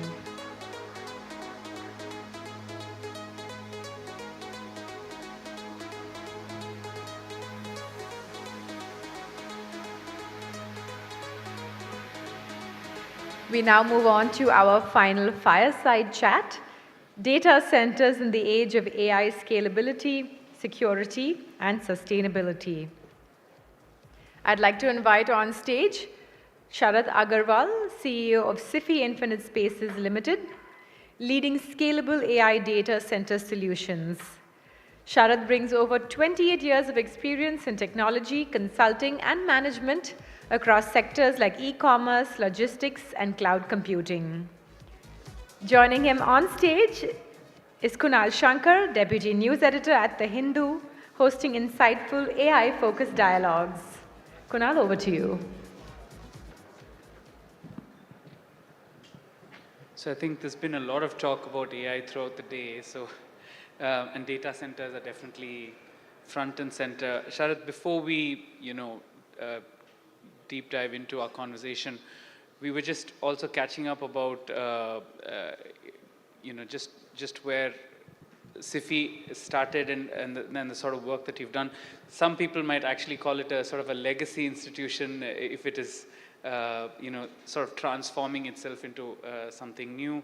But this term data centers is rather new, well, less than a decade old, let's say, for organizing all of our digital information and to ensure seamless availability for it to perform certain functions that you'd like, has existed much longer. And SIFI has been an early entrance in this space. So could you first describe to us the process of how you first began, that is digitally organizing all our data, and from the 2000 onwards to today? Yeah, so if you look into what you were saying, that the data center being the new term, may not necessarily be true. In recent time, in last 4 or 5 years, this term has come to forefront primarily because of the heavy demand for this kind of infrastructure, especially after COVID, when the adoption of cloud increased, or in recent time when people started talking about artificial intelligence or heavy workloads or the digitalization effort started. At that point of time, because of the lot of demand coming from all kinds of users, there was a big amount of interest also from conglomerates and many different organizations to invest in the data center infrastructure. And that obviously got attention of the mainstream media and everyone, because there was a huge amount of investments being committed on data center. So that way I would say that for the mainstream channel, it's a new term or comparatively new term. That's sort of what I meant. For a popular audience, it's a sort of a new term, but not within the sector. Exactly. But as a sector itself, right from the days when the compute started moving into the client-server architecture, where at one place you could compute and in one place you could access it, that's where the data center journey started. Right. So if I put it in the perspective of how it has grown, one thing that I tell people is that, hey, 15th August 1995, that's when the internet was launched in India. Right. And that's when the information started traveling from one place to another. Right. And that was the information age. And in that information age, when you needed information to be stored in different places or computed in different places or manipulated in different places, that's when you had a need for the data center. Right. And your company was one of the first to have an ISP, the first company to have the ISP. Yeah, yes. So that's when we were the first private ISP, and we launched India's first data center in Navi Mumbai, Vashi, in September 2000. Right. And as the demand of the compute and storage grew, as more and more data people started using, and then these data needed to be analyzed, and there was this term coming around the analytics, big data, the usage of compute started increasing, and therefore a new generation of data center required. And that's when we launched new generation data centers in Chennai, in Bangalore, in Mumbai, and then now this is the AI world where we are much bigger data centers being launched. Right, so you just already pointed to that trend, more and more people are now relying on what we call hybrid and multi-cloud environments. How do you foresee all of this evolution of digital infrastructure management, and what are the sort of innovations that your own company is working on in this? So these trends need to be looked upon in terms of the usage, or in terms of certain metric. So one metric is that earlier when the data center infrastructure were being created, it were being created to take care of the compute need, which in terms of the space and the rack unit where these compute goes, were consuming 3 or 4 kilowatt or 2 kilowatt per rack. Right. Now, interestingly, data centers take care of the compute in the fraction of what what I meant to say was that data centers take care of the gigabytes and gigahertz or megabytes and megahertz. But when we measure the data centers, we measure data centers in terms of the power consumption. Right. So, because ultimately that's what you are taking care of in a data center, providing an infrastructure, which is a space, power, network, cooling, etc. So the measurement was that originally when, or let's say 10 or 20 years back, the data consumption was in such a manner that it was consuming the 2 or 3 kilowatt per rack. And a rack is a unit that will occupy, let's say, 20 or 30 square foot of physical space. Now, in that same space, over the period of time, the power consumption increased from 3 kilowatt to 10, 20 kilowatts. And now, when AI coming in, and that same space may consume up to 150, 200, or even half a megawatt. So this is stage full of a space when at one time was consuming, let's say, just 50 kilowatt. Now it may end up consuming 10 megawatt in this small space. So the infrastructure and the trend has to take care of this kind of a demand for power consumption. If so much of power is being consumed, that means this power is being, this energy is being translated into a heat energy, so you need to cool it down, and then at the same time, we have to take care of the environment to make it with a less carbon footprint as well. Right, so that's a really excellent segue for me into my next question, which is, as our panel notes, sustainability, and we are at a time when COP29 is taking place, which is all about climate change and these conversations. Very recently, Microsoft decided to, I think, signed a 20-year contract to power all of its data centers, AI-powered data centers across many states in the United States by recommissioning the 3 Mile Island nuclear power plant. This has been welcomed by many, saying that it is a cleaner form of energy. Of course, it's also been criticized because of the apparent effects of nuclear power. How do you view first this development, and for a country like India, a developing country where energy needs at a very traditional level, just at home and per capita consumption is on the rise and is going to be on the rise for several more decades to come, where would this power ideally come from for these sort of large data centers that you're talking about? How would you rely on it to scale? Okay, so let's contextualize the volume first. As per the Ministry of Power data, India has generation capacity of approximately 400 plus gigawatt. That could be any 400 plus minus. It's not minus, it's over there only. Yeah. So 400 plus gigawatt of generation capacity India has, and we are continuously adding more and more to that. The peak power demand for whole country in the month of May, when it was the peak of the heat, hottest, it was 220 gigawatt. Right. So roughly we have a good surplus amount of energy. The challenges could be on the transmission infrastructure or distribution infrastructure, but we have enough energy. In that context, current data center usage is approximately 1 gigawatt. And what we are seeing is that it may increase in over the period of next 5 to 10 years to 5 gigawatt. Right, okay. So what we need to figure out is that where this 5 gigawatt of energy coming from. And it has to be actually really steady power. Because it's steady power, yeah. right? So there are two aspects where how we need to look into it. One, there are commissioned studies that they say that when you consume power in your own data centers, in your own premises, in your own offices, right. And then when you move that compute and load to the data center, Right. there is a net 50 to 80% reduction in the energy consumption.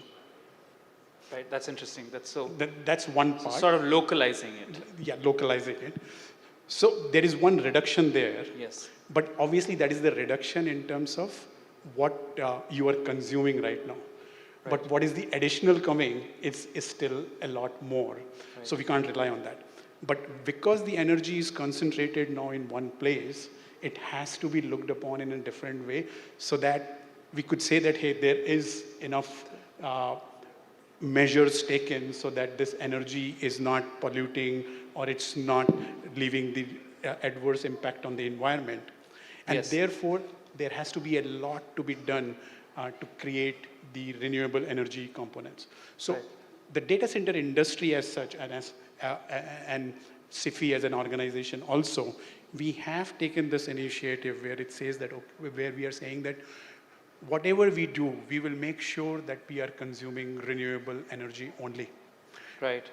So we signed 231 megawatt of power purchase agreement with the renewable energy. That is the solar power and the wind power both. Right.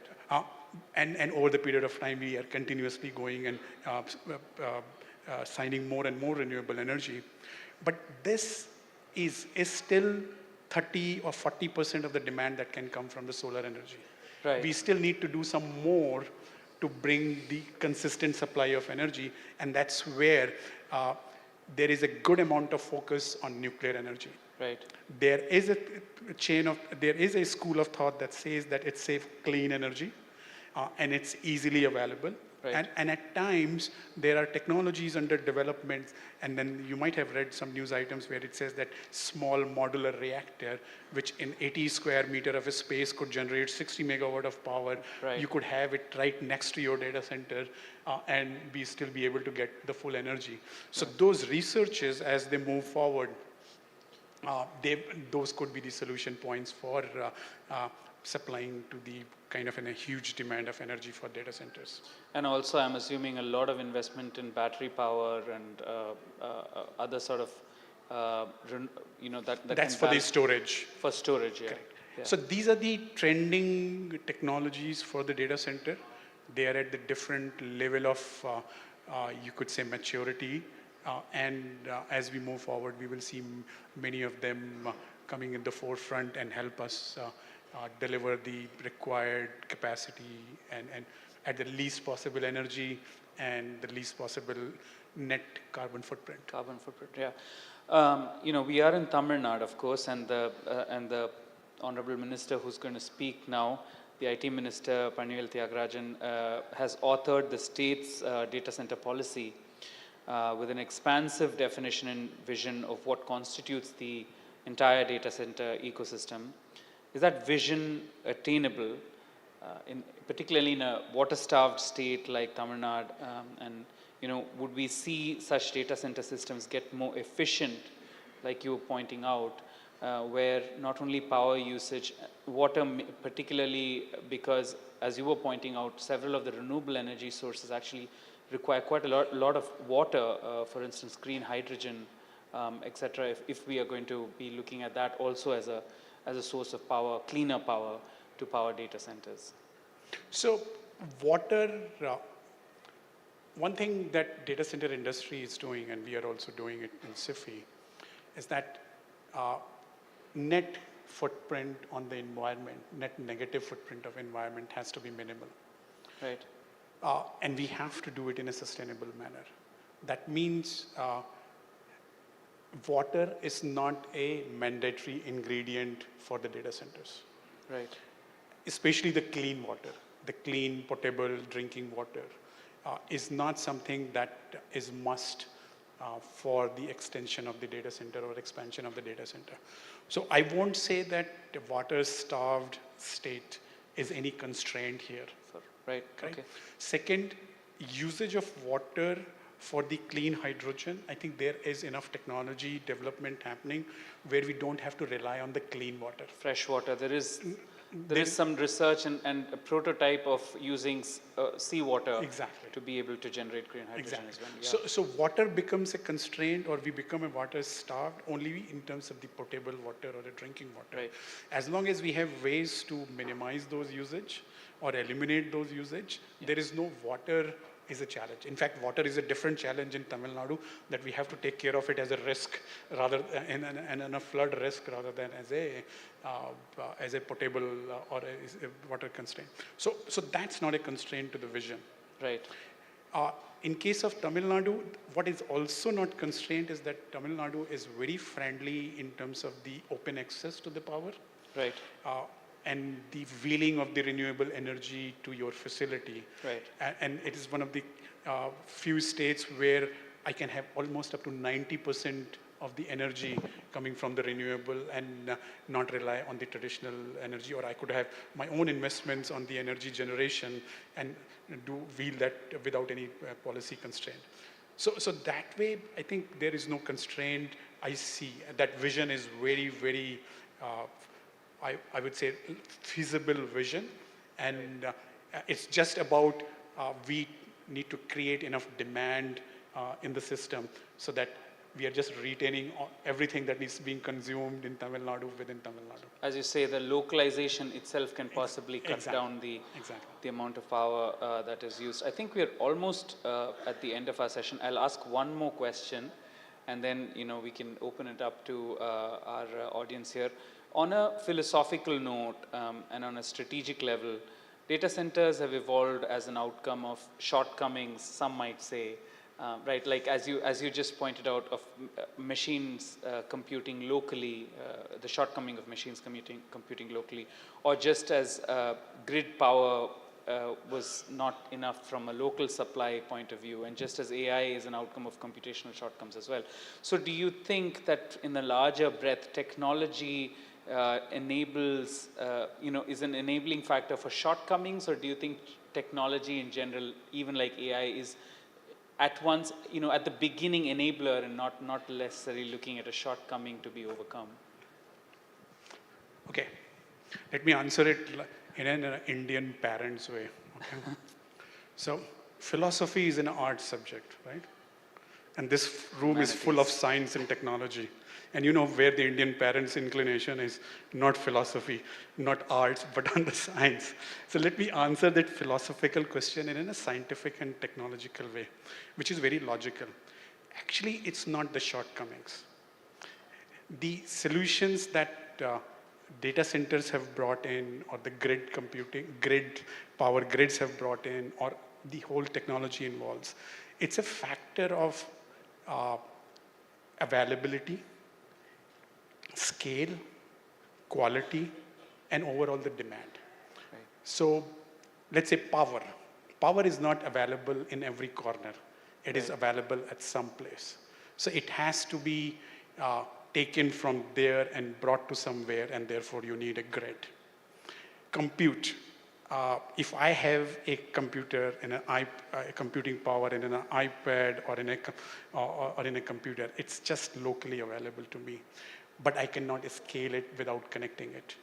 Right. So technology brings the solution to the scaling problem, the expectation of where the solution needs to be available, and what quality it needs to be available. So I would say technology doesn't solve the shortcomings. Technology really looks into the scaling and expectations of the quality and the changes, and then tries to solve that problem. So it's actually, already envisions the shortcomings as an enabler. Okay. I'll leave that. Right. All right. On that note, so if there are questions for Mr. Agarwal, yes? Do we have a mic that we can?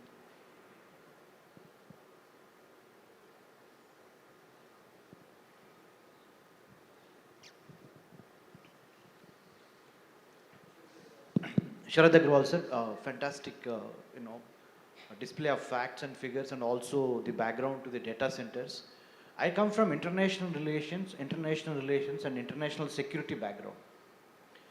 But understanding AI and its impact on the global affairs.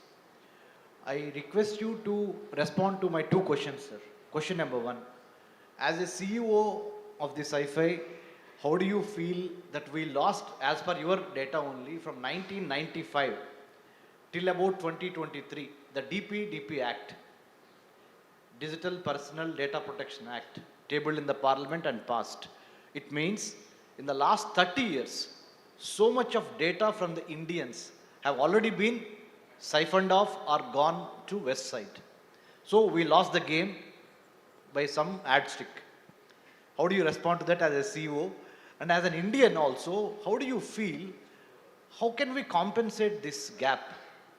Already because data is the new oil. So how do we step up our performance given the number of data centers in India, 150 plus, when compared to some other countries like United States in 5,000 plus data centers? What are the managerial issues? Is it a strategic asset? Obviously it is a strategic asset. Data center is a strategic asset.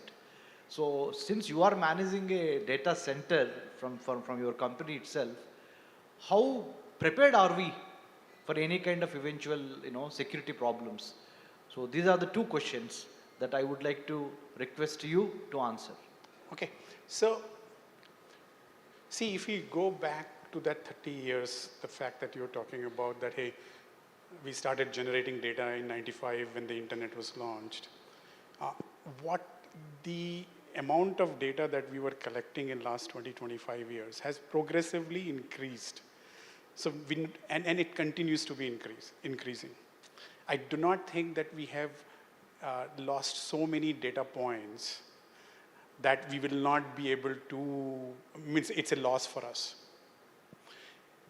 And why do we need those data points? So it's data. When data is collated, it becomes knowledge. When you gain a lot of experience and put together that knowledge, then you take it towards the intelligence. Now, some data that is 30 years old may help us in gaining that intelligence that helps us take us the future decision. But what will be the more recent data on a continuous basis being created that will help us a lot more. So the idea is that whatever fresh data we are creating, let's say a lot of data points that this group of people within this room are creating, and there may be some decision points that may come with these data. For example, for my folks who are just searching for the next business opportunity in this room, means that is the fresh data, and I need to make sure that I'm able to use that data, or we are able to together use that data, convert that into a knowledge, and convert that into the future intelligence. So that way, I'm not very concerned about that we lost that data.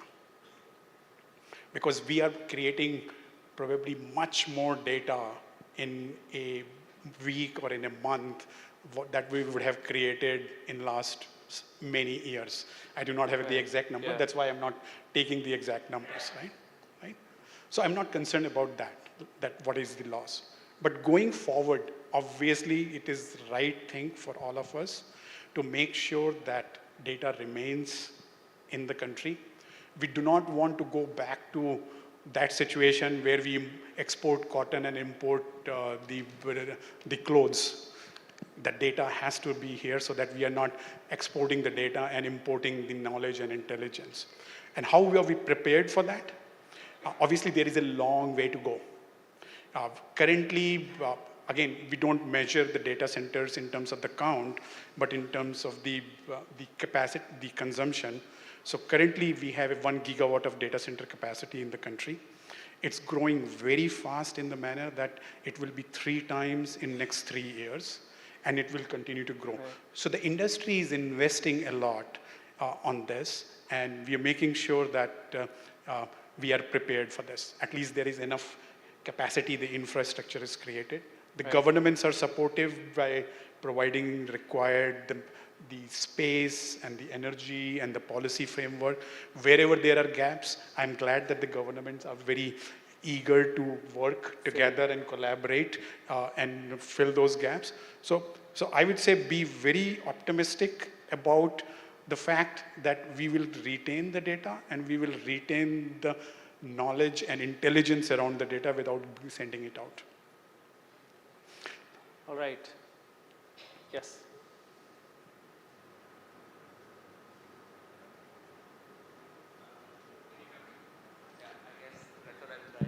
Oh yeah, I think it's, yeah. First of all, thank you so much for making the time for this, to give us this chat. And I wanted to understand, for someone who's, let's say, not from a technological background or is outside the industry, if they were to actually look at investing or actually putting up a data center from a commercial standpoint, would you happen to have any suggestions on how someone could start or even look at co-investment of sorts? Yeah, my CFO is also here, so you can discuss with him. It is a complicated infrastructure. It is capital intensive. I mean, I suppose it is capital intensive. It is capital intensive infrastructure, and it is a combination of multiple infrastructure elements. So it's not just the building, it's along with building the intense volume electrical infrastructure. Because so much electricity is being generated, there has to be the cooling infrastructure. And then because there are so many industrial elements in there, therefore there has to be the electronic and the control system technologies also. So it is a good technical, intensive, complete engineering infrastructure actually. Right. So it's whole physics that goes inside the data center. Electrical, mechanical, civil, electronics and communications, transducers, instrumentation, all kinds of systems. So I would say it is a complex infrastructure, complex technology. So obviously it needs that, one needs to build a know-how around this. And then the second, putting all this together is a lot of capital involved, so we need to bring together the capital also. So the know-how and the capital together can go ahead and build the data center infrastructure. Sure, and that'll be the last question. Yes, go ahead.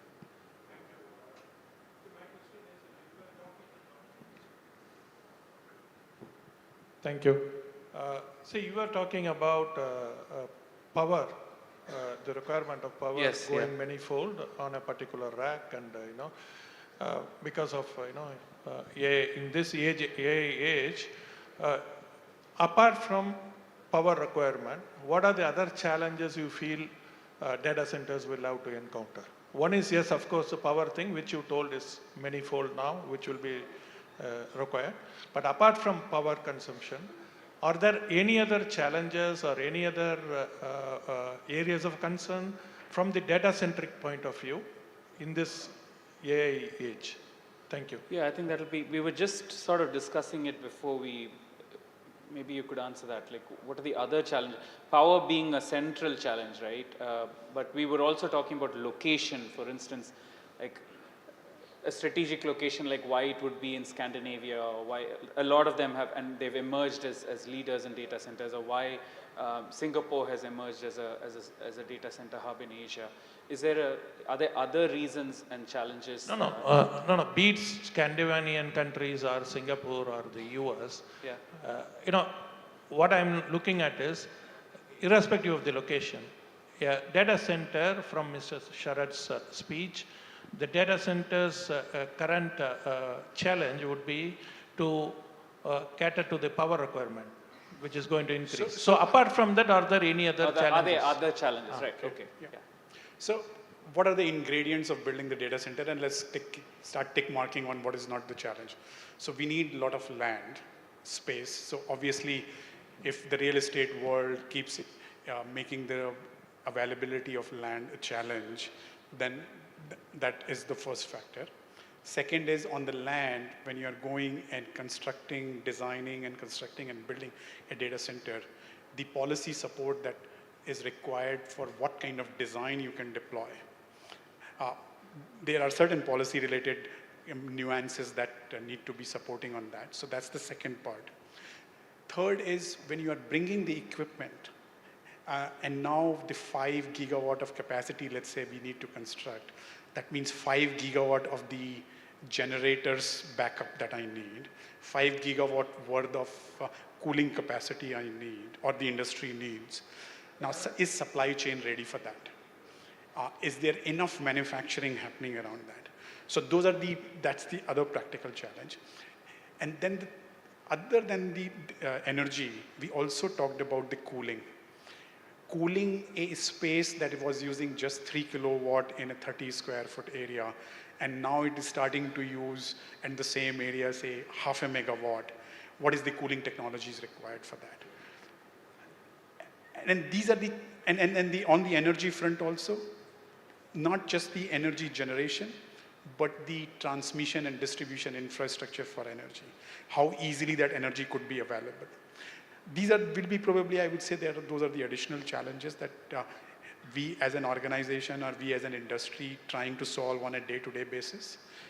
And probably we'll continue to find some more as well. And I suppose you already mentioned the financial sort of challenges and, the capital intensive. Capital probably is not, it is capital intensive, Yeah. but the availability of capital probably is not a challenge.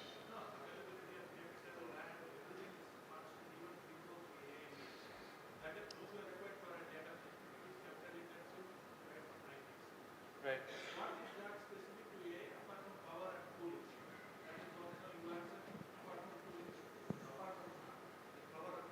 Cooling is another subset of it.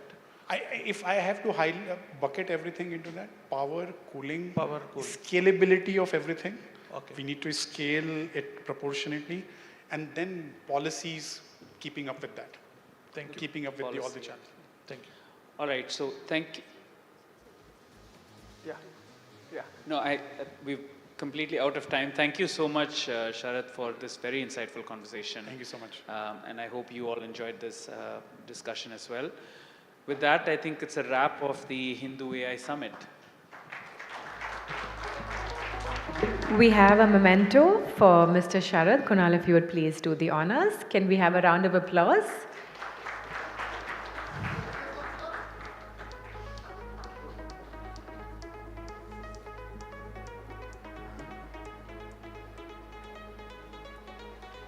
Thank you so much. Thank you. So, ladies and gentlemen, we come to one of the highlights of today's summit. We are honored to have with us a visionary leader who's been at the forefront of driving technological innovation and digital transformation in Tamil Nadu. It's our privilege to welcome Dr. Palanivel Thiagarajan, Honorable Minister for Information Technology and Digital Services, Government of Tamil Nadu. His insights and leadership have been instrumental in shaping the state's digital agenda, and we eagerly look forward to hearing his thoughts on the future of AI and its impact on the industry and society at large. Please join me in giving a warm round of applause as we invite Dr. Palanivel Thiagarajan to the stage.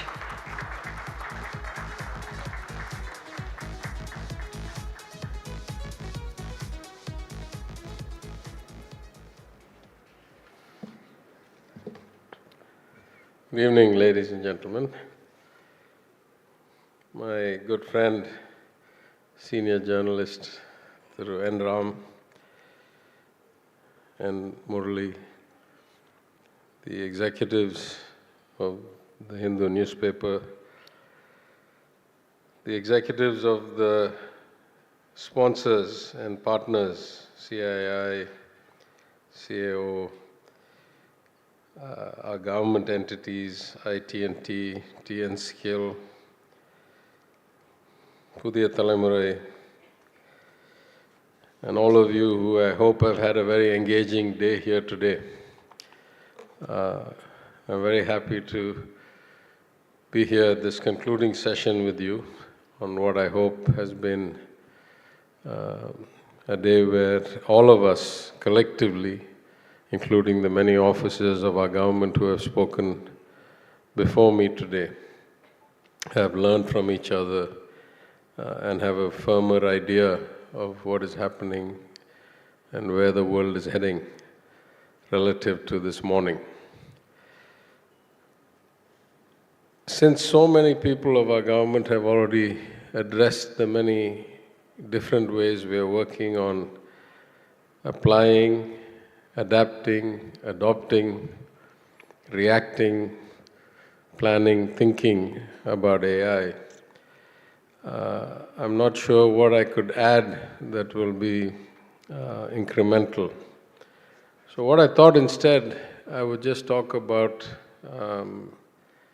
how I've seen the evolution of AI in my own career for multiple decades now, and how I think it's going to change the nature of work, but also the nature of government, and how I think we need to start planning for an era which is not quite upon us, but in my view will be with us in the next generation or so, when we'll start to see a lot of things that are now done by human beings be completely done by some self-learning, self-improving algorithm or model.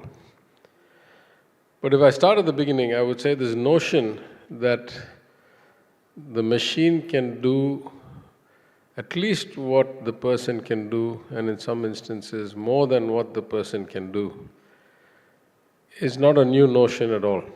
I mean, if you really think about it, going back to the combinatorial machines that were built during the World War to hack the codes, the fine line between enumerating possibilities to arrive at outcomes or processing information so rapidly and learning from the patterns of movement is hard to discern where good programming ends and where self-learning begins, actually.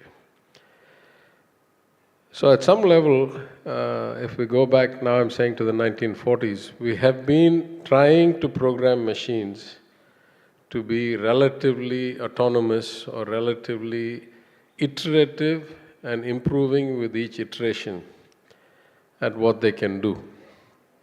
And at various stages we have seen spurts. And so there have been many comings of AI, at least in my 30, 40-year adult life. Of course, every time we say this time is different, but in this case I would say really this time is different for 2 or 3 reasons.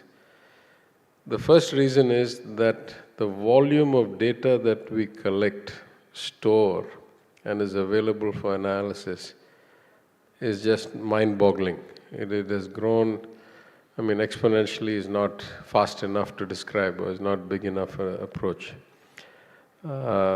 Just to put this in context and to date myself, the first PC that I had in my house in Madurai in 1981 or something, which was just after IBM released its first PC, had a RAM of 64K and a hard drive of 20 megabytes. Not even one picture on your phone today, a high quality picture. Today, I think, we've run out of zeros to talk about the amount of data that's being generated every day. And the average phone is probably, at least the iPhones or the smartphones are, in hundreds of gigabytes or 1 or 2 terabytes in a phone. And so the amount of data that can be stored has just gone through the roof, and the way it is collected has changed dramatically. I can remember before the big AD converter revolution of the late 80s, early 90s, only data that was manually entered into the computer was in the computer. Now we have data that nobody has ever touched coming in such high volumes And this lends itself to the notion that we don't need a human being in between. The collection is automatic, the storage is automatic, the algorithms will process, and the results will come without any human being having touched it.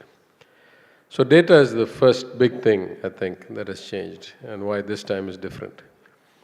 The second is the nature of processing. And that's changed probably in two ways that have real impact. The first is the types of processors and the ways they process in terms of GPUs and the ability to process things without the traditional kind of model, but in large volumes, whether it is the kind of quantum computing or with the GPUs, in ways that we have never envisioned before. So the speed, which used to be the biggest problem, because if you go through an enumerative approach for any problem, any complex problem, it will take infinite amount of time to arrive at a final answer. But if you go through these kinds of complex, high degrees of complexity, automatic processing or simultaneous processing, then you're making processing so incredibly fast that you can ask the kinds of questions that you couldn't used to be able to get answers for before. The second, I think, is that such processing power doesn't have to be isolated or doesn't require investments in hundreds of millions of dollars at every person who wants to use it. The notion of cloud-based services, the fact that you can call on it on demand, that even a person with a small amount of money can buy a huge amount of computing power for brief periods of time. I think that has profoundly changed the way that we think about processing, learning, self-learning, improving automation.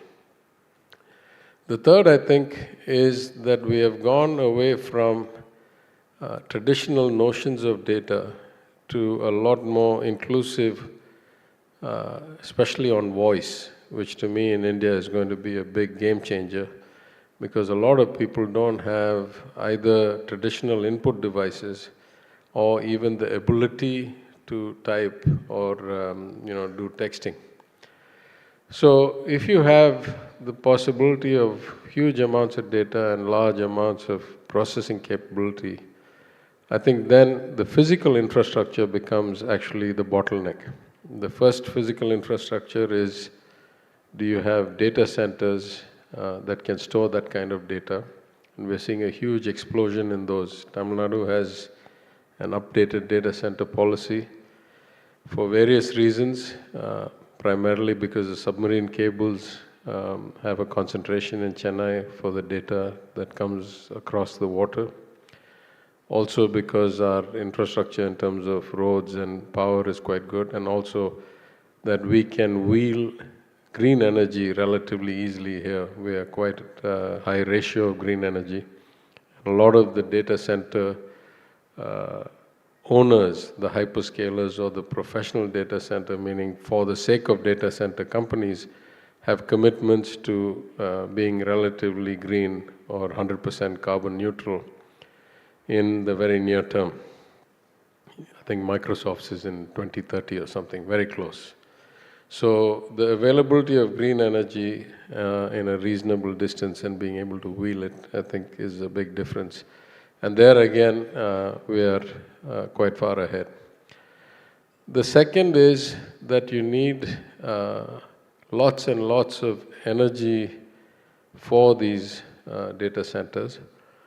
And as of now, the production bottlenecks in the chips is probably limiting more than the energy itself.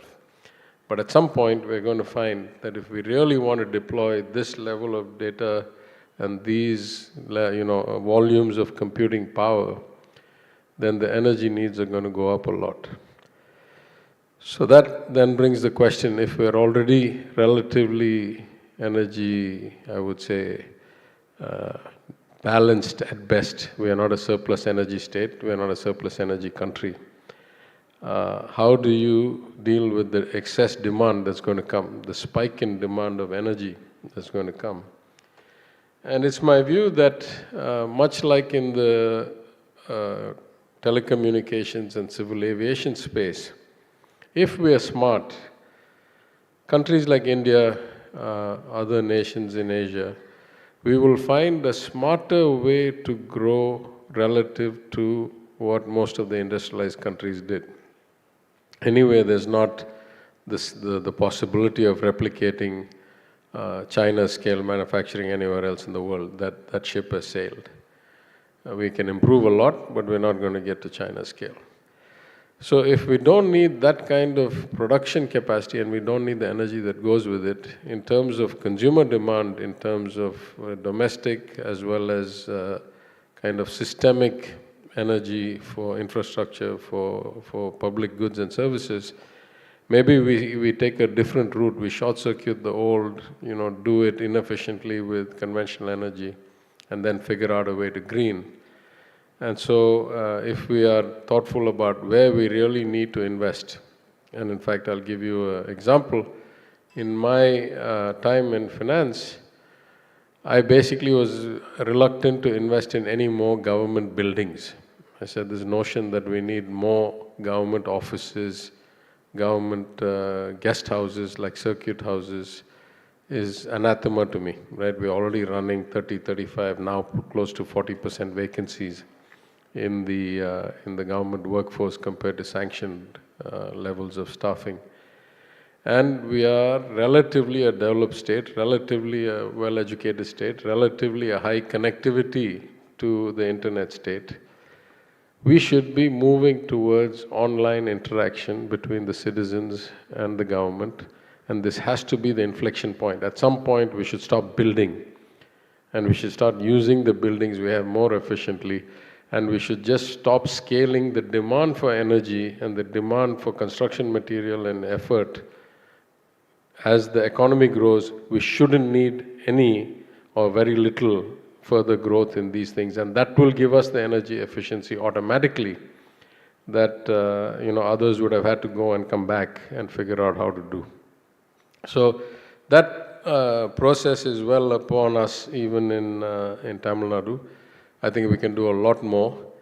There's some other macro reasons why we should be doing a lot less construction, at least of government buildings and resources. But the primary one from my perspective is, on the one hand, it increases efficiency, it reduces energy demand, and it reduces friction costs and reduces the need for people to travel to go and see somebody and then have a mixed experience when they see a government employee with the power to issue a certificate or validate a transaction.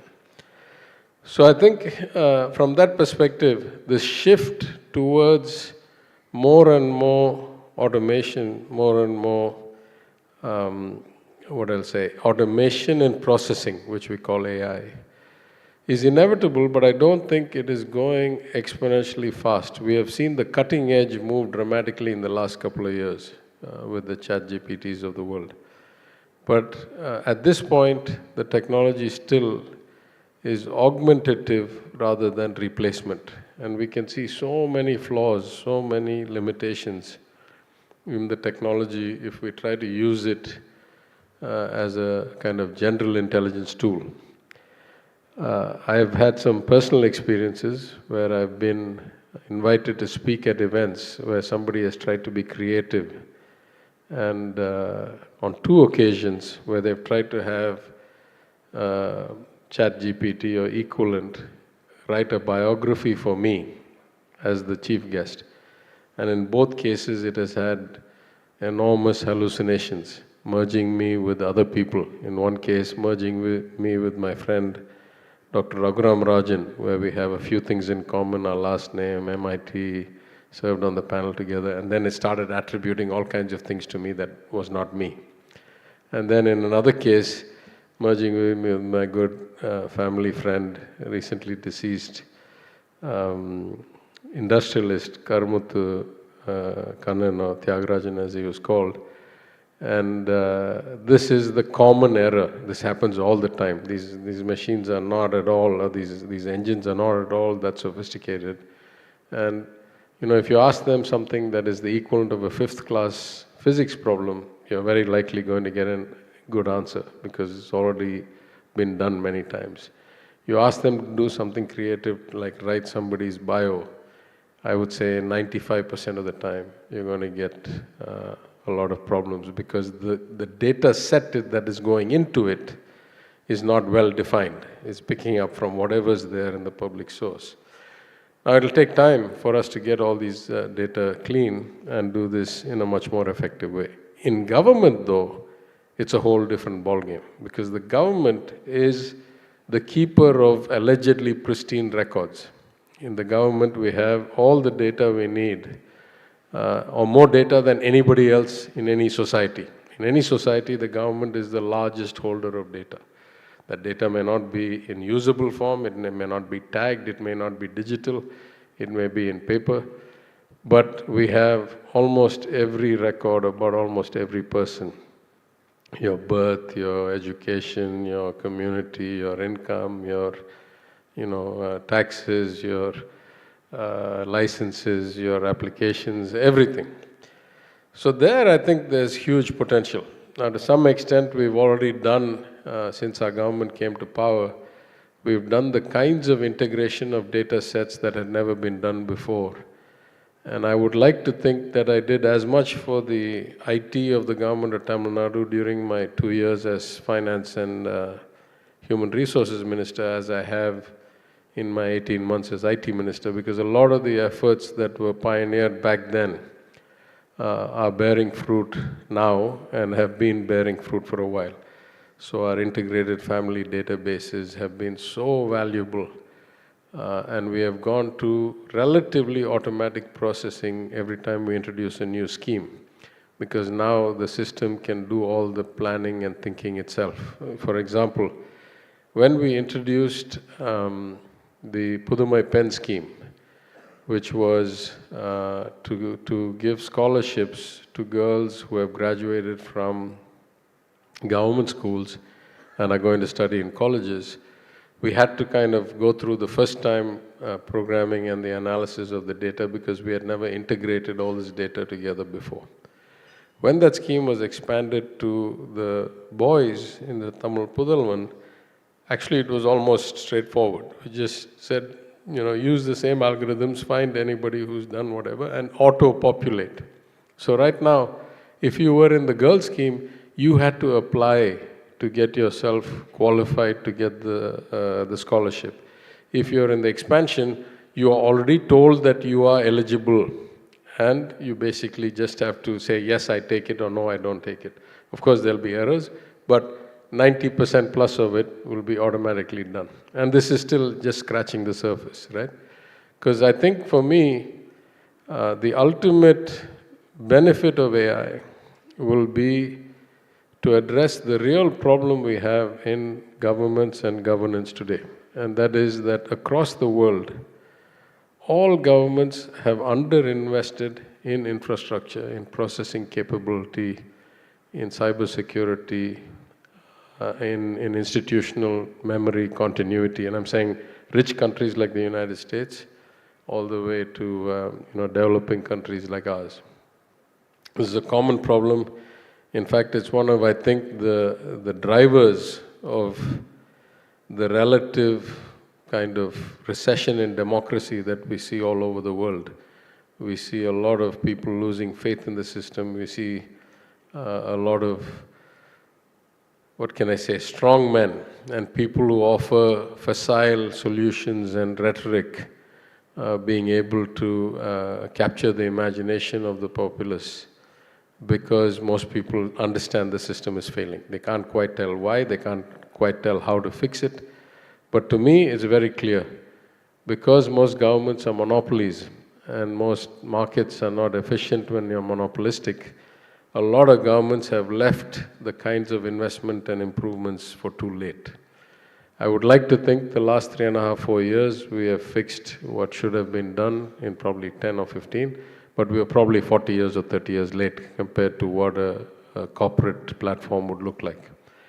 So I've said it before, and I'll say it again. To me, this technology and this approach will reach its full potential when somebody who wants to find out if they're eligible for the older women living alone scheme can pick up the phone, call what they think is a human being, start talking, and get basically all the way from who are you, how can I help you, to either you're qualified, the money will be in your bank starting next month, or I'm sorry, this is the reason you're not qualified. If you feel you have a complaint, now let's go to this next stage, right? And we have the technology, we have the data to do that. And even Chennai-based companies now have the voice recognition in multiple languages, not just in English, but in Tamil, in Telugu, to be able to do that. When we achieve that outcome, which requires a lot of things to be done right, then I would say we have reached the potential of how we can improve the functioning of government to benefit and leverage this technology. I want to say a little bit also about the nature of education and what a wonderful opportunity we have because of this change in the technology and the way the machines work. And I think I saw a clip of Jensen Huang, the CEO of NVIDIA, at Davos earlier this year, and somebody was asking him, what should we tell our children about how to adapt for the changing in the computer technology? What kind of languages should they learn? What kind of programming approach? And his response, which I thought was spectacularly insightful, he said, listen, there's no need for programming anymore. The machines will do the programming themselves. The whole point of AI is that we don't need people to sit and write code. What we need people to do is have the logic, have the understanding, have the basic science, have the ability to train the engines by asking the right questions, what we call prompt engineering, or understand the basics of biology and chemistry and stuff so well so they can get the machine to answer the right questions or think in the right way. So in the age that we're going, we really need to change how we educate our children. And this, right now, it's easy because we take the kids who are like 10th, 11th, 12th colleges or immediate pass-outs, and we teach them some of the things about prompt engineering or large language models. But what we really need to do is change profoundly the way we teach from elementary school upwards, which means we've got to change how we train the teachers. That's always been true in the sense that the education system probably hasn't kept up. And in India, we probably emphasized rote learning way too much. I once heard a theory that because the ultimate job in government is considered to be a UPSC or a TNPSC kind of, selection job, that the entire schooling system is designed to fit people through that kind of, pinhole, which is a bit depressing, right? Because A, those jobs are few and far between. I think the state of Tamil Nadu, for almost 80 million people, has something like 350 IAS officers. Ridiculously low number, completely inadequate.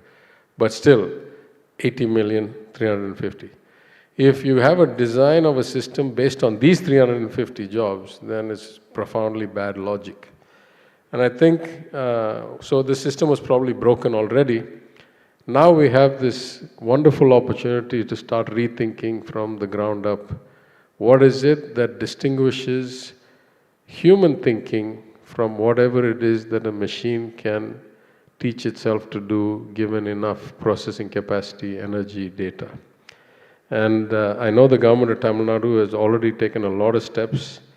We have announced the AI mission. We have signed up with a lot of people in the non-Mudalvan scheme, people like Oracle. We have signed up with companies like Microsoft in the school education department. In IT&T Hub, we have signed up with AWS. We have an MOU with Google on the AI ecosystem development. So we're doing the right things at the kind of on the edge. But if we really want to benefit from this, in my view, we should probably start at the bottom, or start at the foundation, because we'll not get such opportunities again. It is as much an opportunity as it is a crisis. Somebody outside asked me, what happens if we start to see mass layoffs because we do a lot of low-end jobs and the machine will replace us? And I said, I don't think there's that many low-end jobs being done anymore. I think automation or automatic processing is not a 0-1 switch. There's been a lot of improvements already, and the nature of work is no longer the kind of work that was being done 10 years or 15 years ago. B, if you ask me, are we close to the edge of mass replacement of entire human beings' productivity?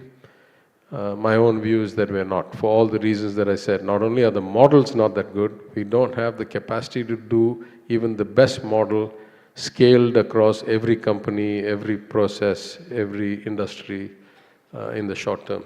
It's not far away. I'm not saying it's like 50 years away, but we have time.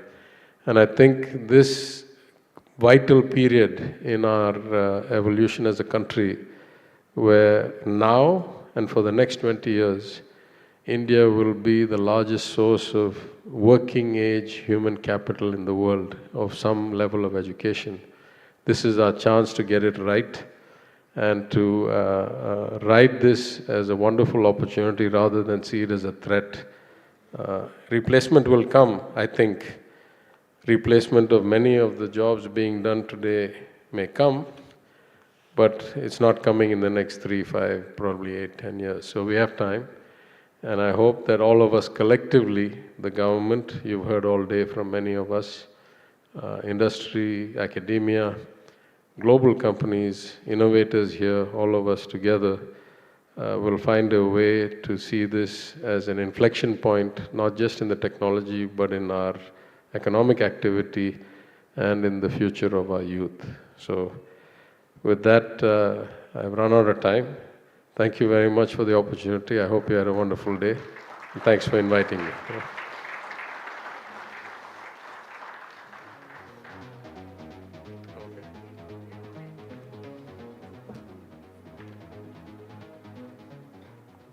Thank you so much, Dr. Palanivel Tyagarajan. Can we give him a big round of applause for doing the honors to be with us here today? May I now invite Mr. Suresh Balakrishna, Chief Revenue Officer of the Hindu Group, to please join us on stage to present a memento.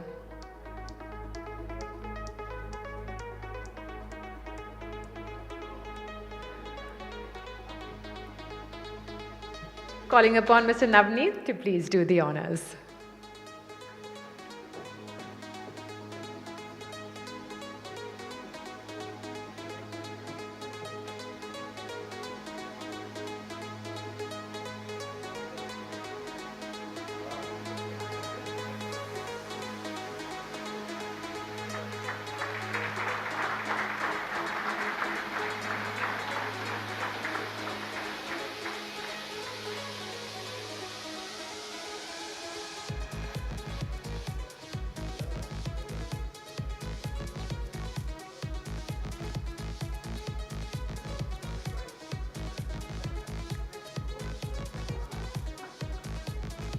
Thank you so much, sir. Thank you. So, ladies and gentlemen, with that, we come to the end of this wonderful event. We would once again like to thank our partners. This event is presented by SRM Institute of Science and Technology and powered by SIFI in association with Manage Engine. The Confederation of Indian Industry is the industry partner and CIO Association the strategic partner. Retail GPT is the FI Digital Commerce partner, and Tamil Nadu Health Systems Project, the healthcare partner, and Latent View Analytics is the data analytics partner. Tamil Nadu Technology Hub has been roped in as the digital transformation partner, while Tamil Nadu Skills Development Corporation is the skilling partner. Our mobility partner is Chennai Metro Rail, and our television partner is Pudhiya Thalumurai. Thank you all so much for joining us here today. We hope that you had a wonderful, insightful day. Please do stay on and join us for an evening of networking, cocktails, and dinner. This is myself, Paloma, signing off. Thank you so much.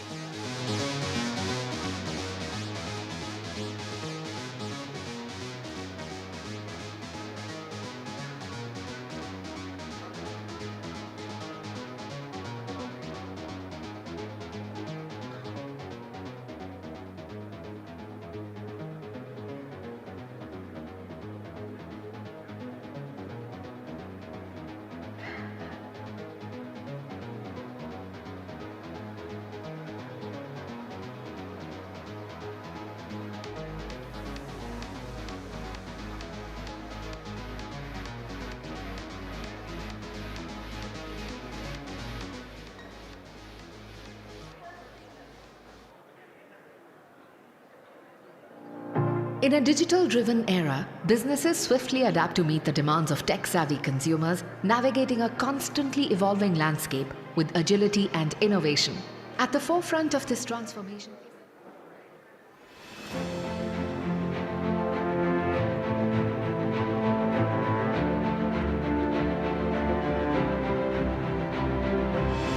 இந்த pelican பெயரிடப்பட்ட tunnel boring மிஷினை பனல் பார்க்கில் இருந்து கோடம்பாக்கம் வழியாக இல்லை Kodambakkam power house வரைக்கும் tunnel போரிங்காக launch பண்ணுறோம். இது வந்து 2.1 கிலோமீட்டர் தூரம் டனல் பண்ண வேண்டியது இருக்குது. இந்த போர்ஷன் வந்து இதை ஃபாலோ பண்ணி இன்னொரு டனல் போரிங் மிஷின் பெலிகனுக்கு அடுத்து பீகாக்குன்னு ஒரு பெயரிடப்பட்ட மிஷின் ஒரு 45 டேஸில் டனல் போரிங் பண்ணோம். இந்த 2 மிஷினும் இந்த வருஷம் எண்டுக்குள்ளே கோடம்பாக்கம் பவர் ஹவுஸை ரீச் ஆகணும். ஸ்டேஷன் வந்து காரிடார் 4ல் இருக்குது. இதை ஸ்டேஷன் கமிஷன் பண்ணினால்தான் நம்ம வந்து ஃபர்தராக லைட் ஹவுஸ் இருந்து போக முடியும். ஏன்னா டெப்போ வந்து பூந்தமல்லி சைடில் இருக்குது. ஃபஸ்ட்டு எலிவேட்டட் ஒரு 16 கிலோமீட்டர் கமிஷன் பண்ணிடுவோம், அது வரை பவர் ஹவுஸ் வரைக்கும். அதற்கடுத்து பவர் ஹவுஸ்லேருந்து கோடம்பாக்கத்துக்கு தான் கிராஸ் ஓவர் இருக்குது. இது ஒரு பெரிய ஸ்டேஷன். இந்த ஸ்டேஷன் லென்த்து மாத்திரமே 330 மீட்டர். இங்கே ட்ரெயினை வந்து இன்டர்சேஞ்ச் பண்ணுற கிராஸ் ஓவர்லாம் இருக்குது. இதில் சவாலான விஷயம் என்னென்னா, இங்கேருந்து 2 கிலோமீட்டர் நம்ம பவர் ஹவுஸ் வரைக்கும் டனலி போரிங் பண்ணும் பொழுது ஒரே சைடு தான் மண் எடுக்கணும்.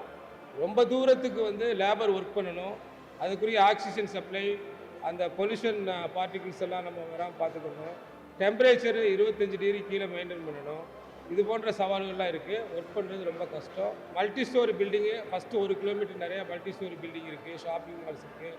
ஏன்னா இது சென்ட்ரல் பிஸ்னஸ் டிஸ்ட்ரிக்டில் வந்து பனகல் பார்க் டி நகரில் இருக்கிறதுனால இது போன்ற பில்டிங்ஸ் டென்சி ஏரியாவில் வந்து டனல் போரிங் ஃபஸ்ட் டைம் பண்ணுறோம். ஸோ இந்த சவால்கள் இருக்குது. கோடம்பாக்கத்தில் வந்து ரயில்வே ட்ராக் கிராஸ் பண்ண வேண்டியது இருக்குது. இந்த ரயில்வே ட்ராக் கிராஸ் பண்ணும் பொழுது நாங்கள் வந்து லேசர் பேஸ்டு மானிட்டரிங் சிஸ்டம் வச்சு டோட்டல் ஸ்டேஷன் சொல்லுவோம், அதை வச்சு மானிட்டர் பண்ணி ட்ராக் பராமீட்டரை கவனிப்போம். ட்ராக் பராமீட்டர் ஏதாவது பாதிப்பு இருந்தால் உடனே ட்ரெயினுக்கு வந்து பாதுகாப்பு நடவடிக்கை எடுப்போம்.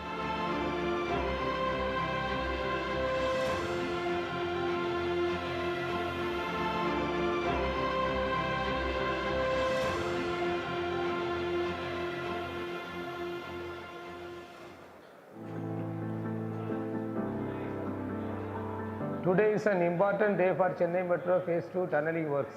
Last year, February 2023, we started a tunnel boring machine named Kaveri from Greenways Road, reached Adayar Junction. We have retrieved and we have done a great breakthrough.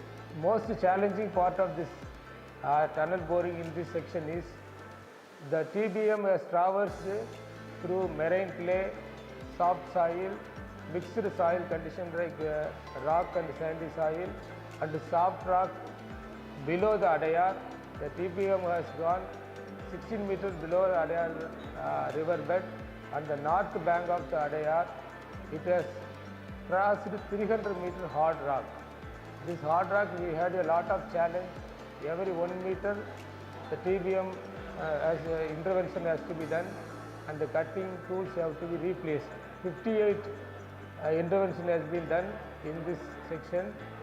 Each intervention took about 2.5 to 3 days and about 6 months of time has been spent on intervention itself.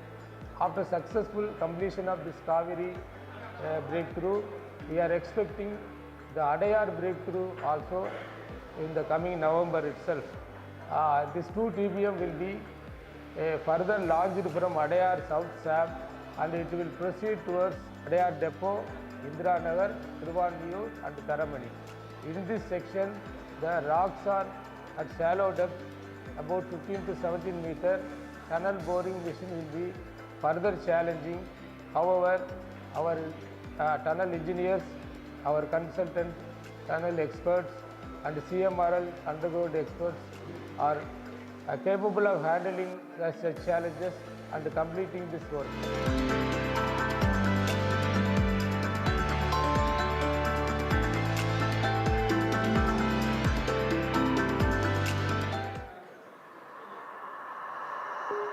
Welcome Welcome to IT&T Hub, where deep tech innovation takes flight.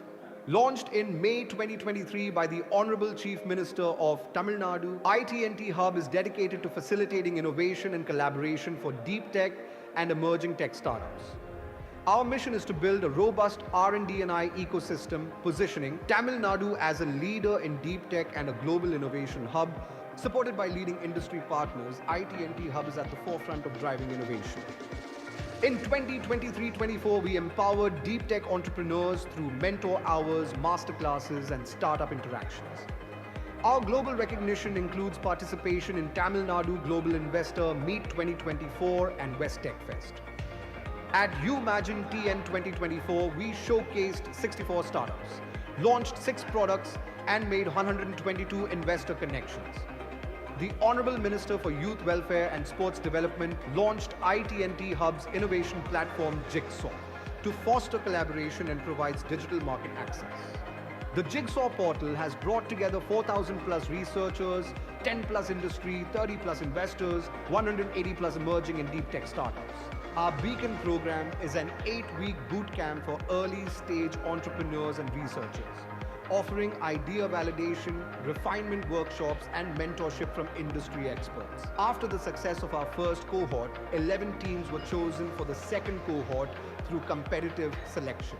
We bridge the gap between industry and academia through innovation challenges. Our first challenge with Rolls-Royce Data Labs focused on climate tech, sustainability, and energy generation. Top ideas were selected by experts and winners received mentorship and incubation support. Our key collaborations including MOUs with Anna University, Western Sydney University Launchpad, Innovation Exchange Statement with Government of Western Australia, and countries like Switzerland, the United Kingdom, and Singapore have been instrumental in accelerating our mission of making Tamil Nadu a global innovation hub. IT&T Hub has supported over 100 startups, mentored 1,100 plus entrepreneurs, and signed 50 plus MOUs with educational institutions and global partners. IT&T Hub, fostering a future of deep tech innovation in Tamil Nadu. This has been our journey so far, and our journey continues.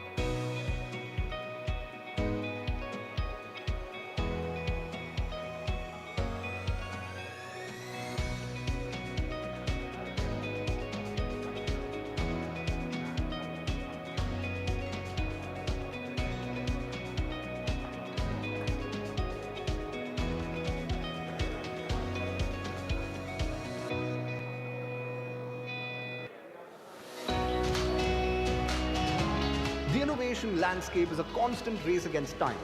Industries face real-time problems demanding immediate solutions, but valuable resources for innovation often remain scattered.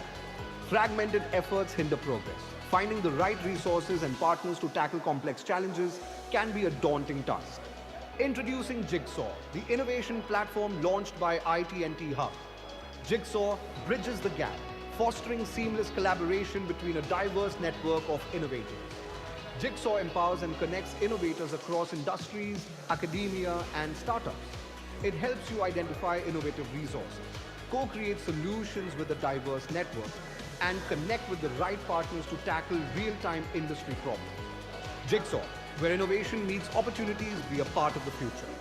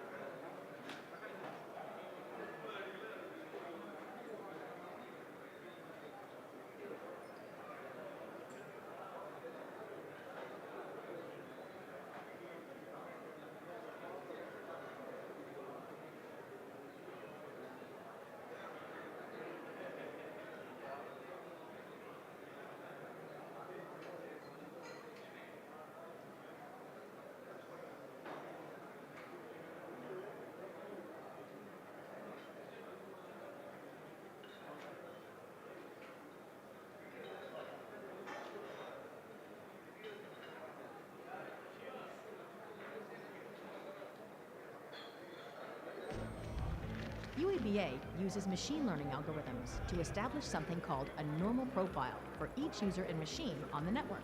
Is it normal for an employee called Steve to log on to the network at 3 a.m.? Is it normal for Mindy to access the customer database from a remote location? Is it normal for Jonathan to download 100 different files onto a USB? In case a user's action shows a deviation from what the system has learned is their normal, the associated action will be classified as an anomaly, and the user's risk score will increase. An effective UEBA solution will constantly look for anomalies in counts, patterns, and time of day. Moreover, it will secure businesses from insider threats, account compromise, and data exfiltration. You may now ask, what are the benefits of using UEBA over traditional SIM solutions? Well, there are several. Reduces false positives. Risk scoring allows holistic security management. Data is collected from various sources, including network devices and database servers. Reduces the reliance on humans to feed threshold rules, as the solution learns by itself. Cybercriminals have become more sophisticated than ever before. Every organization needs an integrated SIM and UEBA solution to protect the fort.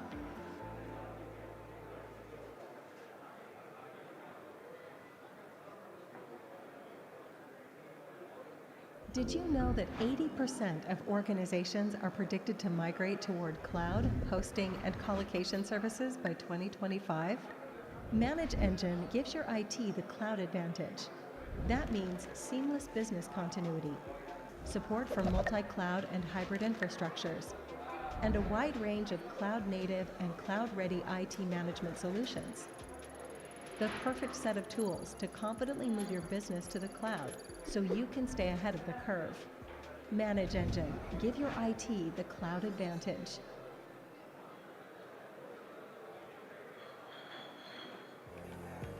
With businesses rapidly moving from a centralized workforce model to a distributed remote one, they are facing unprecedented challenges. Challenges that range from configuring and securing distributed devices, managing passwords and access, to monitoring servers, networks, and applications remotely. Manage Engine's suite of remote work-ready IT management solutions enables your admins to do all that and more. We make remote IT support, automating routine help desk tasks, backups, software deployment, and privileged password resets feel like a breeze so that you stay in control of your IT from anywhere, anytime.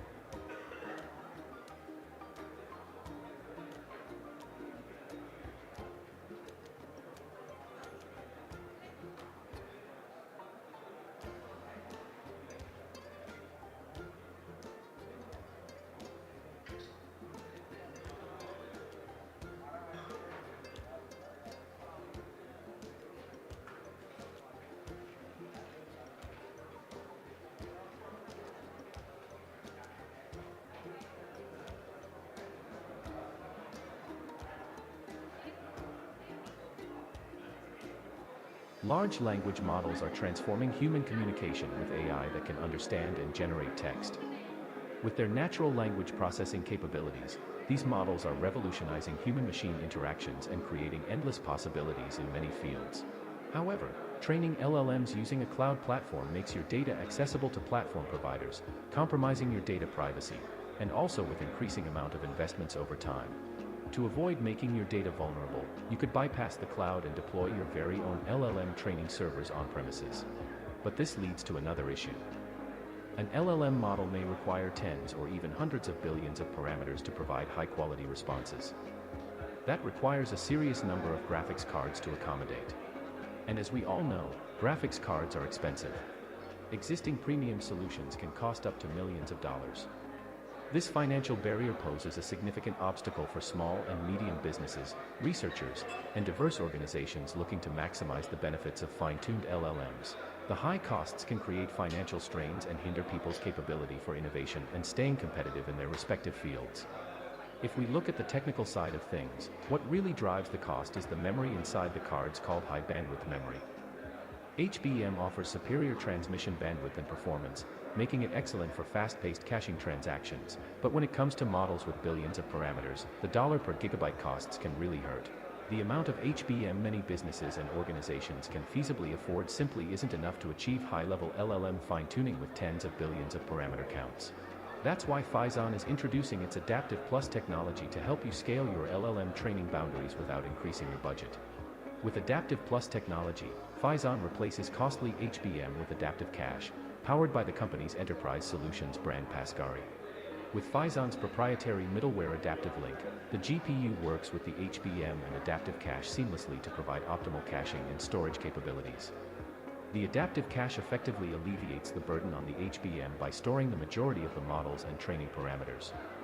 It then incrementally transfers smaller segments into the HBM through a process called swapping. Leveraging NAND flash technology, Physon's Adaptive Plus gives organizations access to LLM training on commodity workstation hardware, making it easy to use and affordable. Adaptive Plus is a hybrid solution with advanced software and hardware deployment. In addition to Adaptive Link and Adaptive Cache, Phison also provides a user-friendly GUI in its Adaptive Plus Pro suite, making fine-tuning and inferencing with Adaptive Plus a seamless end-to-end experience. The Pro Suite platform by Phison simplifies AI training by providing a user-friendly GUI with key functions that allow you to upload datasets, fine-tune configurations, monitor training progress, validate AI model performance, and conduct large-scale inferencing tasks. This intuitive tool streamlines the training process and allows users to leverage Physon's Adaptive Plus technology effectively. Phison Adaptive Plus is the ultimate turnkey solution for organizations looking to fine-tune LLM models inexpensively and privately on-premises. Use Adaptive Plus to scale the boundaries for your on-premises AI model fine-tuning, and not your budget.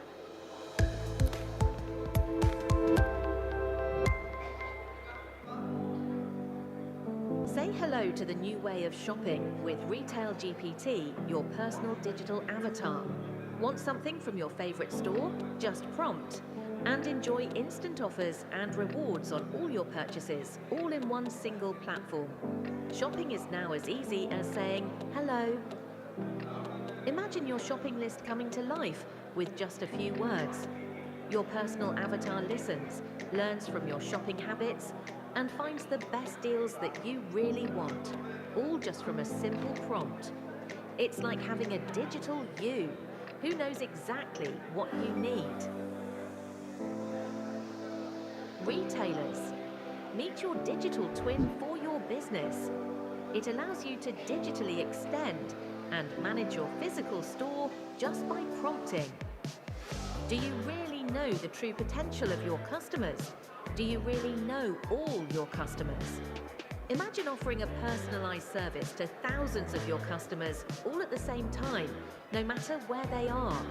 Run campaigns, cataloging, fulfill digital orders, instantly gratify and engage with your customers.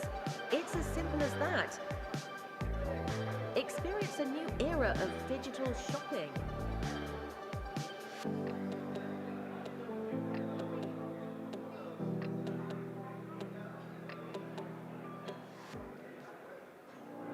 In a digital-driven era, businesses swiftly adapt to meet the demands of tech-savvy consumers, navigating a constantly evolving landscape with agility and innovation.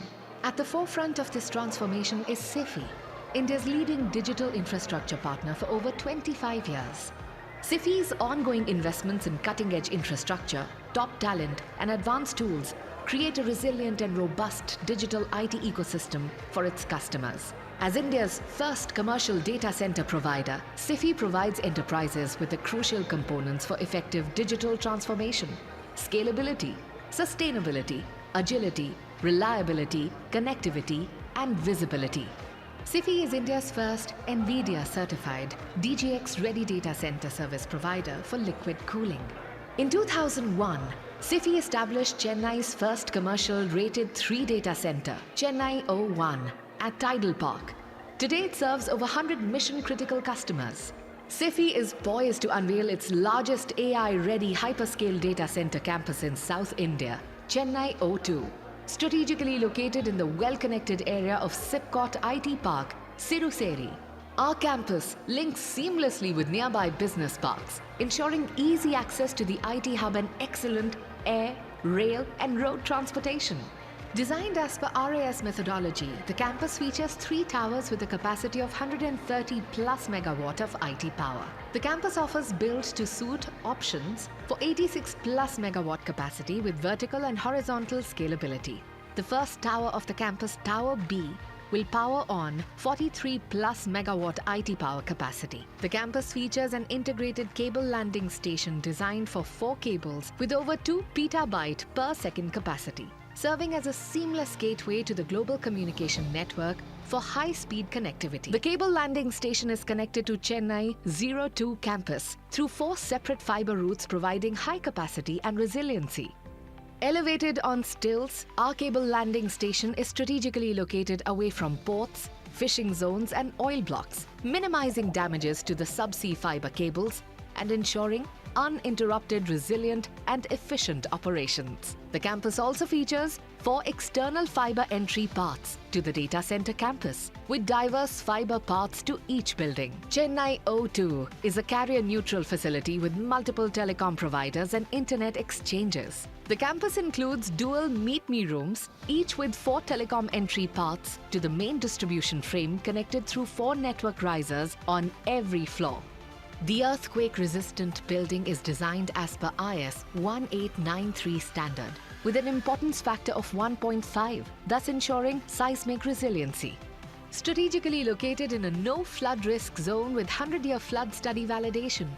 Floor level of the campus is elevated at 1.8 meters above road level and equipped with perimeter stormwater drainage and automatic dewatering pumps. SIFI has secured 231 megawatt of green power, with Chennai O2 initially sourcing over 60% of its energy from renewable sources.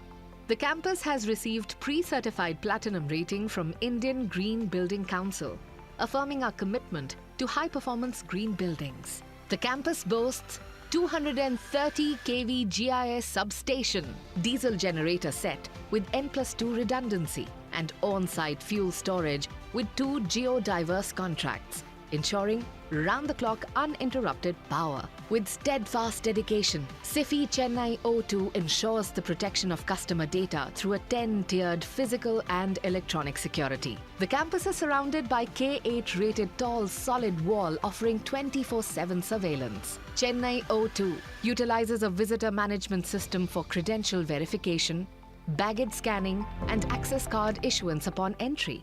Following physical screening with metal detectors, entry to the data center is granted via a controlled, full-height turnstile, ensuring impenetrable entry. The data hall features a 6,300 mm ceiling height and a raised floor measuring 900 mm with floor loading capacity of 2,100 kg per meter square. The server halls are specifically engineered to accommodate high-density racks for AI/ML workloads.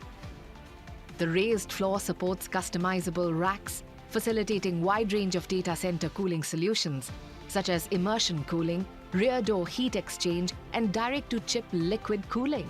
The racks follow a hot and cold aisle layout connected to state-of-the-art air-cooled chillers placed at the top of the facility with N+2 redundancy and adiabatic cooling accessories to optimize power consumption. The campus design adheres to ASHRAE guidelines, ensuring precise control over temperature and humidity levels. The campus employs an AI/ML integrated smart BMS that monitors critical data center equipment through its command control center.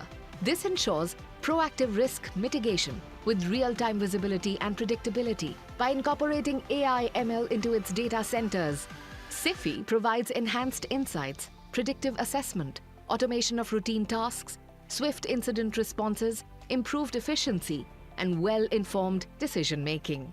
The data center has a separate material entry-exit gate with security protocols including vehicle inspections.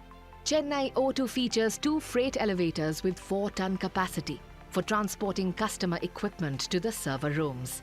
The campus will be certified with national and international certifications, showcasing our steadfast dedication to industry excellence. We are committed to redefine the data center landscape, set to achieve the epitome of transformative milestone for both SIFI and India. Accelerate your digital transformation journey with SIFI's largest AI-ready hyperscale data center campus in South India. Tried, tested, trusted. Your digital infrastructure partner for over 25 years.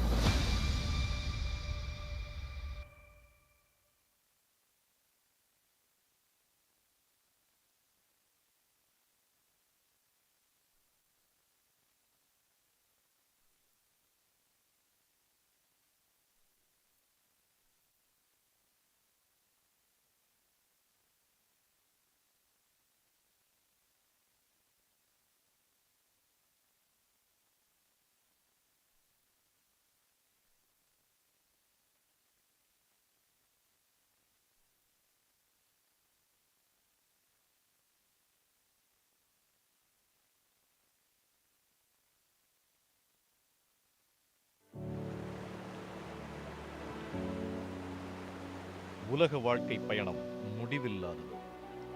இந்த பயணத்தின் ஒவ்வொரு அடியும் சவாலானது, அதே வேளையில் உற்சாகமானது. நீங்கள் யார், எங்கிருந்து வருகிறீர்கள் என்பதை ஆராய்வதல்ல இந்த பயணம். நீங்கள் எங்கு செல்கிறீர்கள், உங்கள் வழி என்ன என்பதை கண்டறிவதே. சரியான நேரத்தில் பாதையை தேர்ந்தெடுத்தால் வெற்றி நமது வசமாகும். தமிழ்நாட்டு இளைஞர்களை உலகத்திலேயே முதன்மையானவங்களாக ஆக்கணும் என்பதுதான் என்னுடைய தனியாத ஆசை. நான் முதல்வன் போன்ற திட்டங்கள் தான் தலைமுறை தலைமுறைக்கு பயன்படுகிற திட்டங்கள்.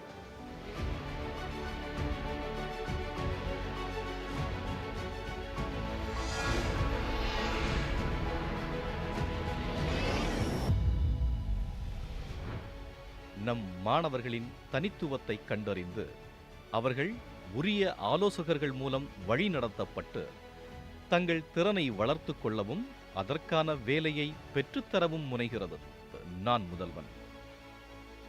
பள்ளிப்படிப்பு முடித்து வரும் இளைய தலைமுறைக்கு பல்வேறு புதிய படிப்புகள் பற்றிய அறிமுகமும் அதை தேர்ந்தெடுப்பதற்கான வழியையும் ஏற்படுத்தி தருகிறது வினாவாயிருந்த கனாக்களும் நனவாக கல்லூரி கனவு திட்டம் வழங்குகிறது நான் முதல்வன். எனக்கு நான் முதல்வன் மூலமாக ஒரு பிளேஸ்மெண்ட் நடந்துச்சு, ஓலா கிகா ஃபேக்ட்ரி. அதில் தான் நான் செலக்ட் ஆனேன்.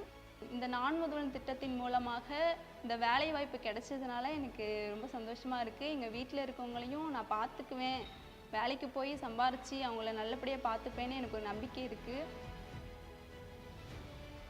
கல்வியை பாதியில் நிறுத்தும் சூழலில் உள்ள மாணவர்களுக்கு துணை நின்று அவர்களின் உயர்கல்வியை மீண்டும் தொடங்குவதற்கான நம்பிக்கையை அளித்து அவர்கள் கையில் அணையாத அறிவொளி தருகிறது உயர்வுக்கு படி திட்டம்.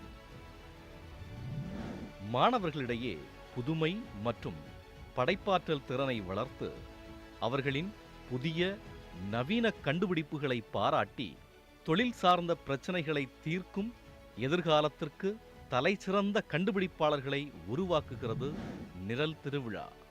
இந்த நிழல் திருவிழாவில் வந்து செவரல் டாபிக்ஸ் கொடுத்தாங்க.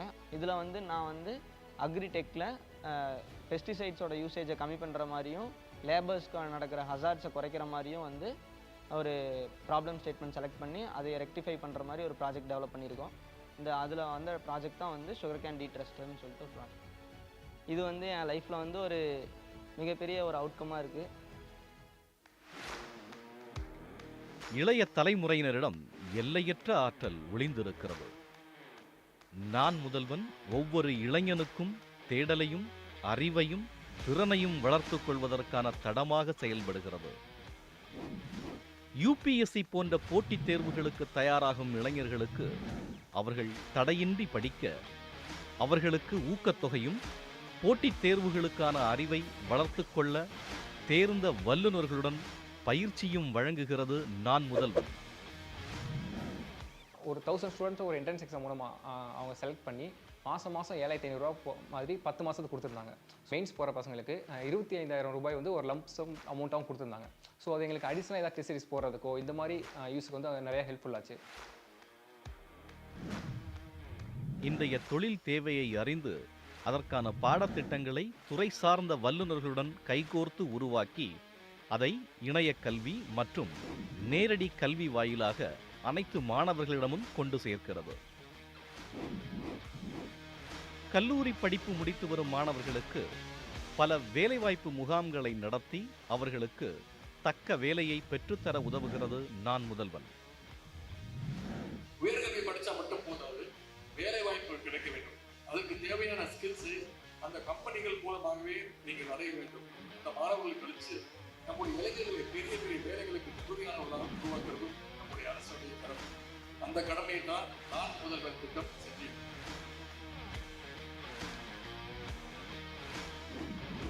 நான் முதல்வன் எங்கள் கேம்பஸ்லேயே பிளேஸ்மெண்ட் அட்டன் பண்ணியிருந்தேன். அது பிளேஸ்மெண்ட் ட்ரைவில் ஒரு 20 கம்பெனிஸ் இருந்தது. நான் சூஸ் பண்ணது ஆஃபீஸ் 2000. அதில் நான் இன்டர்வியூ அட்டன் பண்ணியிருந்தேன். ஐ செலக்டட் ஃபார் ஆஃபீஸ் 2000. இப்போ நான் ஆஃபீஸ் 2000 சொல்யூஷனில் அப்ளிகேஷன் டெவலப்பராக இருக்கேன். ஃப்ளாஸ்க் யூஸ் பண்ணி அப்ளிகேஷன்ஸ் டெவலப் பண்ணுறோம். ஆல்ரெடி நான் அந்த ஃப்ளாஸ்க் நான் முதல்வன் மூலமாக படித்ததுனால அது ரொம்ப இப்போ ஈஸியாக இருக்குது. தேங்க்யூ ஃபார் த நான் முதல்வன் டீம். இன்றைய இளைய தலைமுறையின் கனவுக்கும் ஆசைக்கும் வேலிகள் இல்லை. உலகளாவிய அறிவை வளர்த்து கொள்ளவும் அவனது திறமையை கூர்மைப்படுத்தவும் உதவுகிறது ஸ்கவுட் திட்டம்.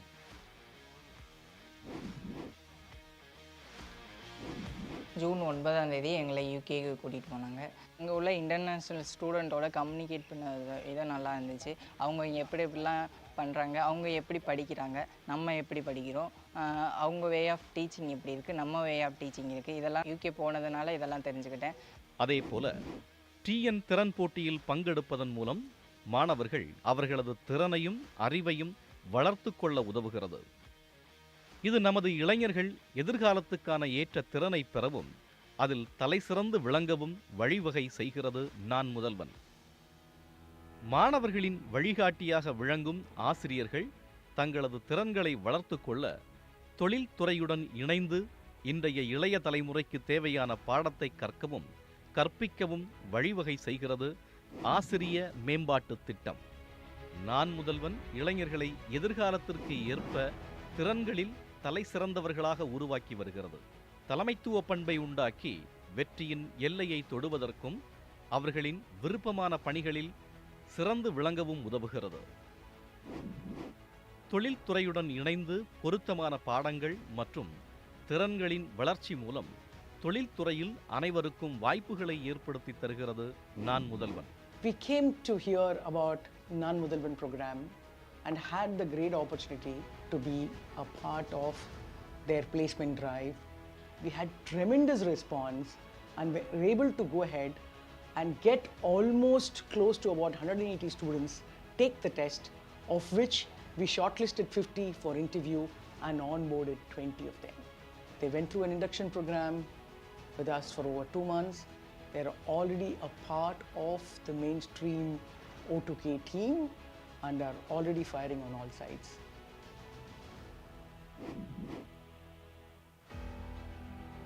அனைவருக்குமான முன்னேற்றமே தமிழ் மண்ணுக்கான முன்னேற்றம். திறன் என்ற சொல் அனைவருக்குமானது. அதில் எந்த ஏற்றத்தாழ்வும் இல்லை. ஒருவரின் திறன் வளர்க்க ஒரு தடையும் இல்லை. ஒவ்வொரு மாணவ மாணவியரும் திறமையை பறைசாற்றவும் அவர்கள் முத்திரையை பதிக்கவும் அவர்கள் உலகத்தை சொந்தமாக்கிக் கொள்ளவும் தோளோடு தோள் நிற்கும் நான் முதல்வன்.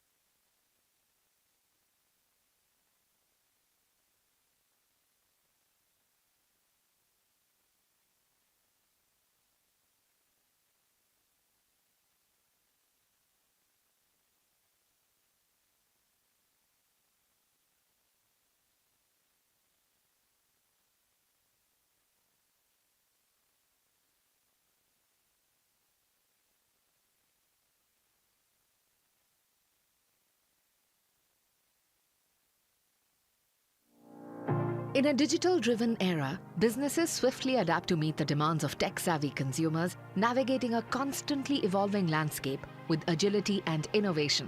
At the forefront of this transformation is SIFI, India's leading digital infrastructure partner for over 25 years. SIFI's ongoing investments in cutting-edge infrastructure, top talent, and advanced tools create a resilient and robust digital IT ecosystem for its customers. As India's first commercial data center provider, SIFI provides enterprises with the crucial components for effective digital transformation: scalability, sustainability, agility, reliability, connectivity, and visibility. SIFI is India's first NVIDIA-certified DGX-ready data center service provider for liquid cooling. In 2001, SIFI established Chennai's first commercial rated 3 data center, Chennai O1, at Tidal Park. Today it serves over 100 mission-critical customers. SIFI is poised to unveil its largest AI-ready hyperscale data center campus in South India, Chennai O2, strategically